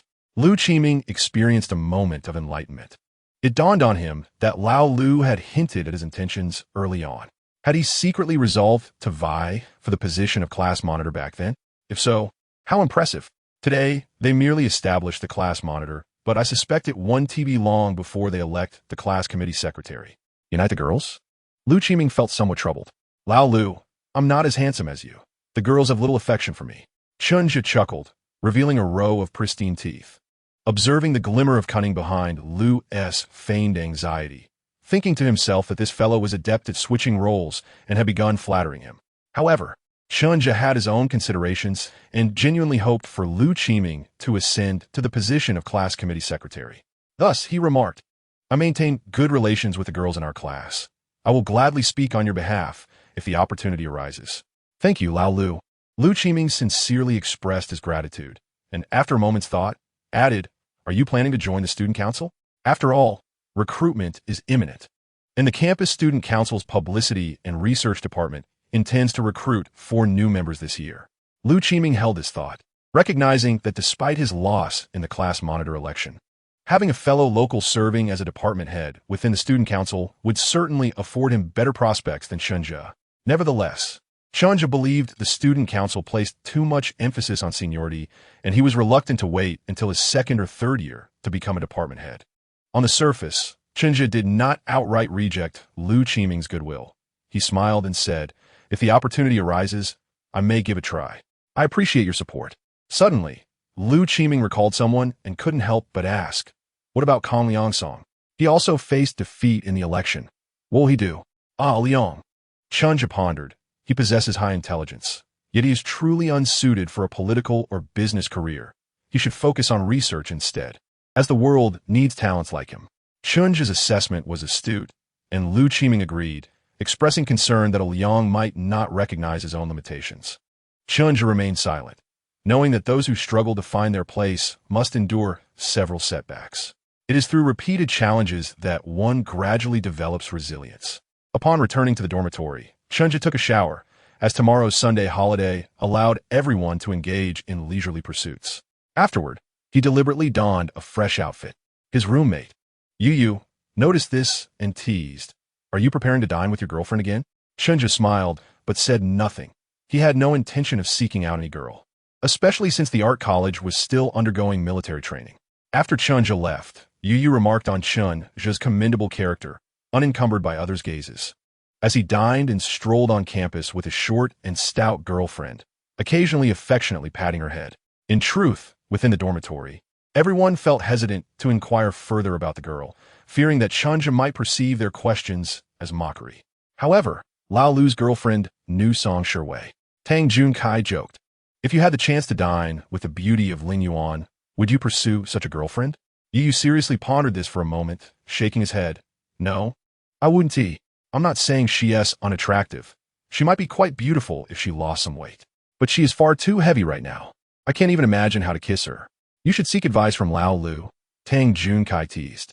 Previously, he had attempted to switch positions with Chen Zhu, only to be put in his place, and now felt intimidated by Chen Zhu's presence, though he found solace in making snide remarks when Chen Zhu was absent. What are you saying? Lu Qiming interrupted, displeased. Didn't we agree not to discuss Lao Lu's girlfriend's looks in the dormitory? Why is everyone ignoring this? Yu muttered an apology, and Tang Junkai turned back to continue his enrollment tasks, as Chen Zhu had already made his way downstairs. He intended to pay a visit to the head of the senior year, Chao Jingjun. This visit was not solely to see Lao Chao, but also to connect with the head of the budget management department at Zhongda, Qizhong. Recently, Chen Zhu had been so impoverished that he had been mooching meals, holding off on utilizing this connection until he became class monitor. His considerations were twofold. The first was simple. When a former student becomes class monitor, high school teachers feel a sense of pride, believing the student did not waste their time in college. The second was merely to provide a valid reason for his visit. During his first visit to Chao Jingjun, he had claimed that he hoped Lao Chao could help analyze the admission situation now that the college entrance examination scores had been released. His second visit, he stated, Lao Chao, I have been elected class monitor, but I have never held a position in class management before. I would like to seek your guidance on how to be a competent class monitor in university. Chinese people tend to be quite reserved. If Chen Zhu were to approach directly about business, it might come off as abrupt. Thus, he needed to find an appropriate reason, even if both parties were aware that it was merely a pretext. This is something those within the system or the workforce should understand. If university students learn and apply this in their lives, it can greatly enhance their standing. As a university student, when he called Chao Jingjun under this pretext, Lao Chao immediately responded, "You've become class monitor? That is quite impressive. Today is Saturday, and I have no engagements. Come over. Recently, I encountered your former homeroom teacher, and she expressed a desire to know how you and Song Shiwei are faring in university." Haha, Chen Zhu chuckled, thinking to himself that he and Song Shiwei were not involved. She had undoubtedly continued to be the belle of the college and would likely be crowned the campus flower as well. He was also advancing towards his goals. Both of them had bright futures ahead. However, before hanging up, Lao Chao solemnly cautioned, "Do not bring anything else. Otherwise, I will truly be displeased." Last time, Chen Zhu presented a box of exceptionally exquisite De Hong Pao to Chao Jingjun. Each time he savored the tea, he couldn't help but reminisce about the student. Although he gradually discerned that Chen Zhu's visit was likely not aimed at analyzing the college entrance examination landscape. What is there to analyze about 652? One could simply close their eyes and gain admission to Zhongda. However, regarding the specific matter at hand, Chao remained in the dark and thus explicitly requested Chen Zhu to refrain from bringing any further gifts. He harbored concerns that Chen Zhu might propose an unreasonable demand, one that he would struggle to fulfill. When Chao Jingjun discovered that it was merely a selection of fruits, he shook his head but refrained from voicing any discontent, instead inquiring about Chen Zhu's experiences at university. Chen Zhu recounted his journey as class monitor, omitting the nuances of managing Lu Qiming and Kong Liangsong, narrating each incident in turn. As Chao listened attentively, he offered insights on how to be an effective class leader. Chen Zhu listened intently, occasionally posing a question or two, indicating his engagement in the conversation. Moreover, he deliberately steered the discussion towards the plight of impoverished university students. Gao Xingjun, aware of Chen Zhu's family background, his father a civil servant and his mother a physician, knew that while they were not affluent, they were not lacking in financial means. So he did not dwell on it further.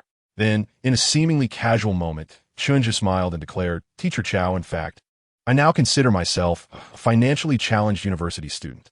Before entering university, I resolved not to ask my parents for a single penny. Even my tuition is covered by a student loan." "What?" Chao Jingjun was taken aback. "Indeed," Chen Zhu replied calmly, "for I wish to cultivate my independence." "And what about living expenses?" Gao Xingjun Naitali Inquit. Chen Zhu candidly admitted, "I had some savings initially, but they were swiftly depleted." "Teacher Chao, having established an extensive network in the education sector over the years, I would like to kindly request your assistance in helping me find a part-time job on the Zhongda campus." From the outset, each of Chen Zhu's gestures, starting with the tea gift, had been a prelude to this request. Chao Jingjun paused for a moment, realizing that his closest connection at Zhongda was Qi Zheng. Chen Zhu seemed to be aware of this, having met Qi Zheng during a prestigious event. Yet, upon further reflection, Chao Jingjun found it unlikely. That event had taken place in April, and could Chen Zhu have been calculating this day for half a year? Especially with the impending college entrance examination looming over him. Consequently, Chao Jingjun discreetly dismissed this possibility, believing that Chen Zhu had merely recalled Qi Zheng in a moment of spontaneity. In reality, Chen Zhu had envisioned this very scenario on the night of his rebirth, once he entertained the possibility of gaining admission to Zhongda. Of course, it need not be Chao Jingjun who facilitated this connection. It could be Zhang Jingjun or Wang Jingjun. Nevertheless, Chen Zhu would undoubtedly find a point of entry within the intricate web of interpersonal relationships.